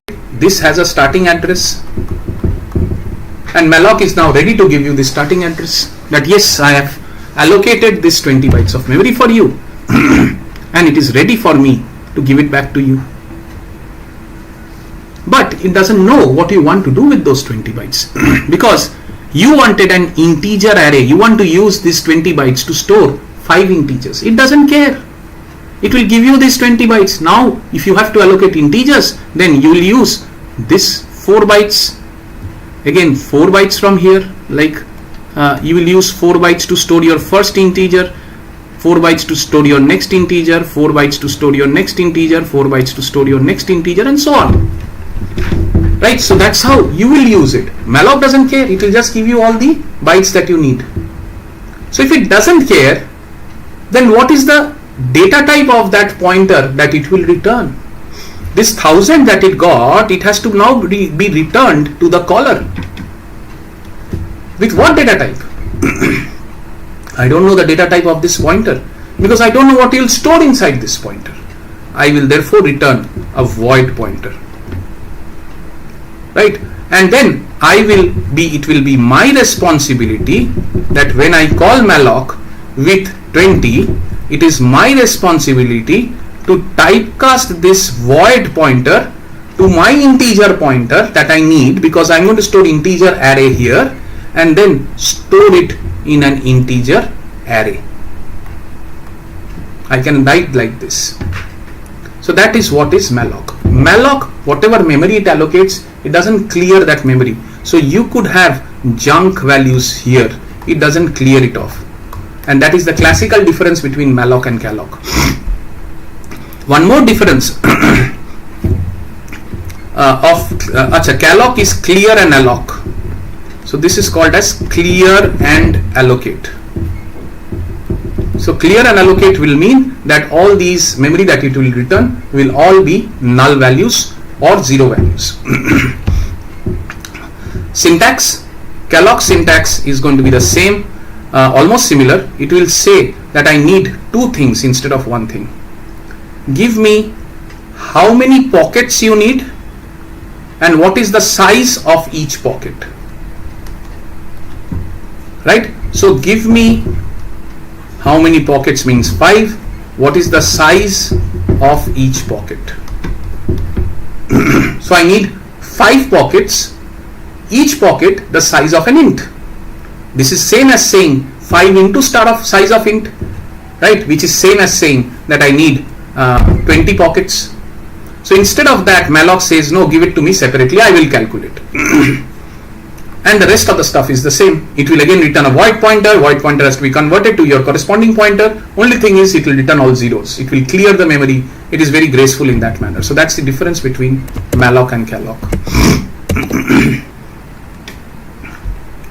So that is on this particular topic on malloc and calloc. I don't know who all is left here, whether I'm speaking in the air or any of you are listening. I'm not seeing any chat posts. Whoever is giving the doubts, I hope things are getting clearer. If you can just say that you still have anything uncleared. Whoever gave the doubts on malloc, calloc, if you are still there, is that cleared?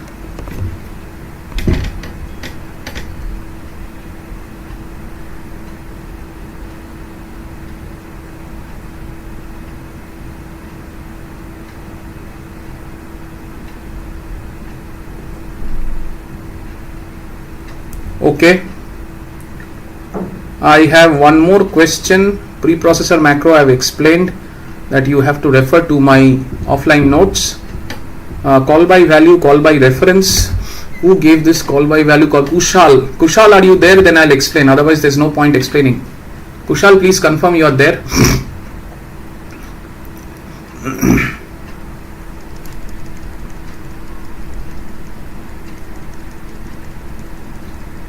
Okay, so call by value, call by reference, Kushal, for you. So I have my main function. Inside my main function, I have a variable called as x, where I have kept 10. So main is a function, it demands a space from the stack. So it gets this space which is main's exclusive space in the stack memory. Here it actually gets a space to store its x. This is at an address of 1000. I have put 10 inside this. Now I am saying I will call a function change to change the value of this x, and I write a function here which is called as change, which says I will expect x here, and I will say that I will change x to 220. So change is also a function, so it says that I also need some memory. So change says I also need some memory from the compiler. Change gets its memory. What is the memory it needs? It needs a memory to store int x. So it says int x is what I will need to store, and that address, let's say, is 2000. What am I doing here? I am saying x, please go into this x. X, please go into this x. So what does this happen? This makes it 10. Now I am saying x equal to 20. So what happens? This becomes 20, because that is changes area, right? So x becomes 20. Now if I print x from here, %d x, which print is happening? This print is happening because I am inside main now. Has x changed? No. What was my intention? To change x. But what happened? X did not change. Why? Because a copy was passed. A copy of this variable was passed. A value of this variable was passed, which is called, therefore, as call by value.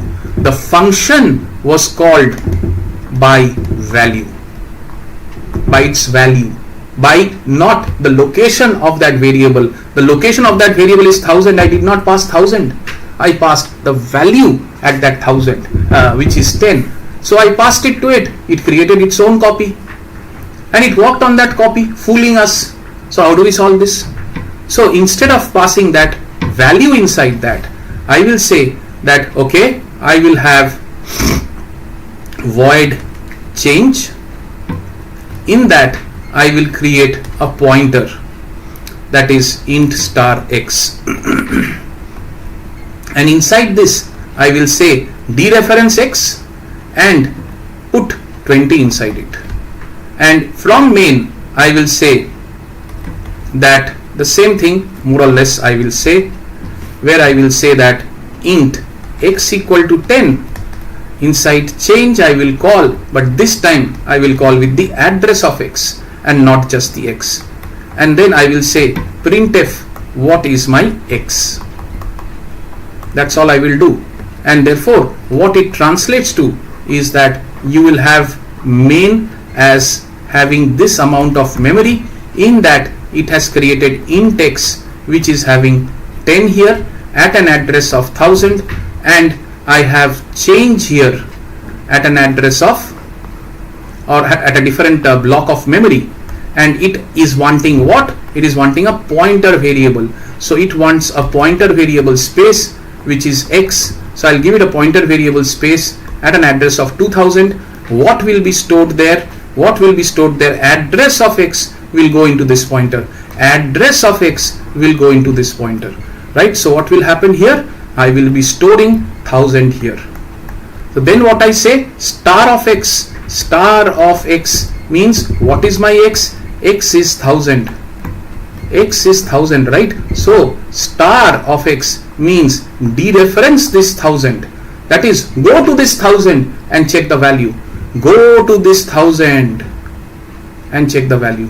So what is that value there? 10. What do I do with that? Replace it with 20. So this becomes 20. So this becomes 20.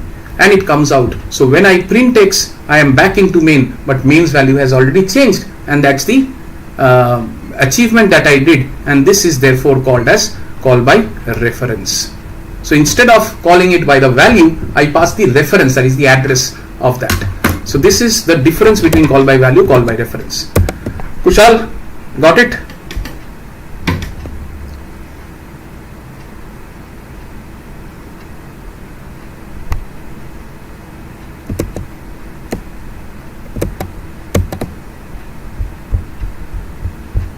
Please confirm, Kushal. Anything left? Function prototype. Function prototype, who asked? Are you there? My Cricket News 2131. You asked for function prototype. If you are there, I'll explain. Please confirm if you are there. Function prototype.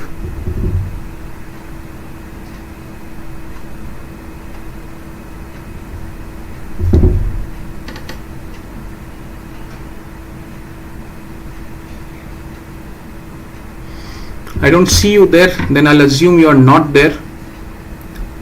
So others, let me see if any other doubt has come in. What is a keyword? Saregama Kishore. What is a keyword? Keywords are specially reserved words which the language disallows you to use as variable names, as strings, etc., etc. So those keywords have special meaning for the language, like let's say scanf has a special meaning, printf has a special meaning. Those will be called as keywords which you cannot use as a part of your variable naming conventions. So those keywords are not necessarily available for you to be used freely as and when you use it. Topmost probable questions, yes, you will get it in the WhatsApp group. Okay, so that's all that I have that I can see here. So guys, I hope this session has been useful. It's a non-stop 10 hours talk for me. My throat is gone, but as and when it becomes useful for you, I don't mind doing such sessions. Please keep connected in the WhatsApp group, and this we will do a lot of things in the WhatsApp group. Just wait and watch what all we can do. Thank you so much for staying back. Thank you so much for being with me. Till the time we meet next on similar sessions. Till that time, goodbye and best of luck.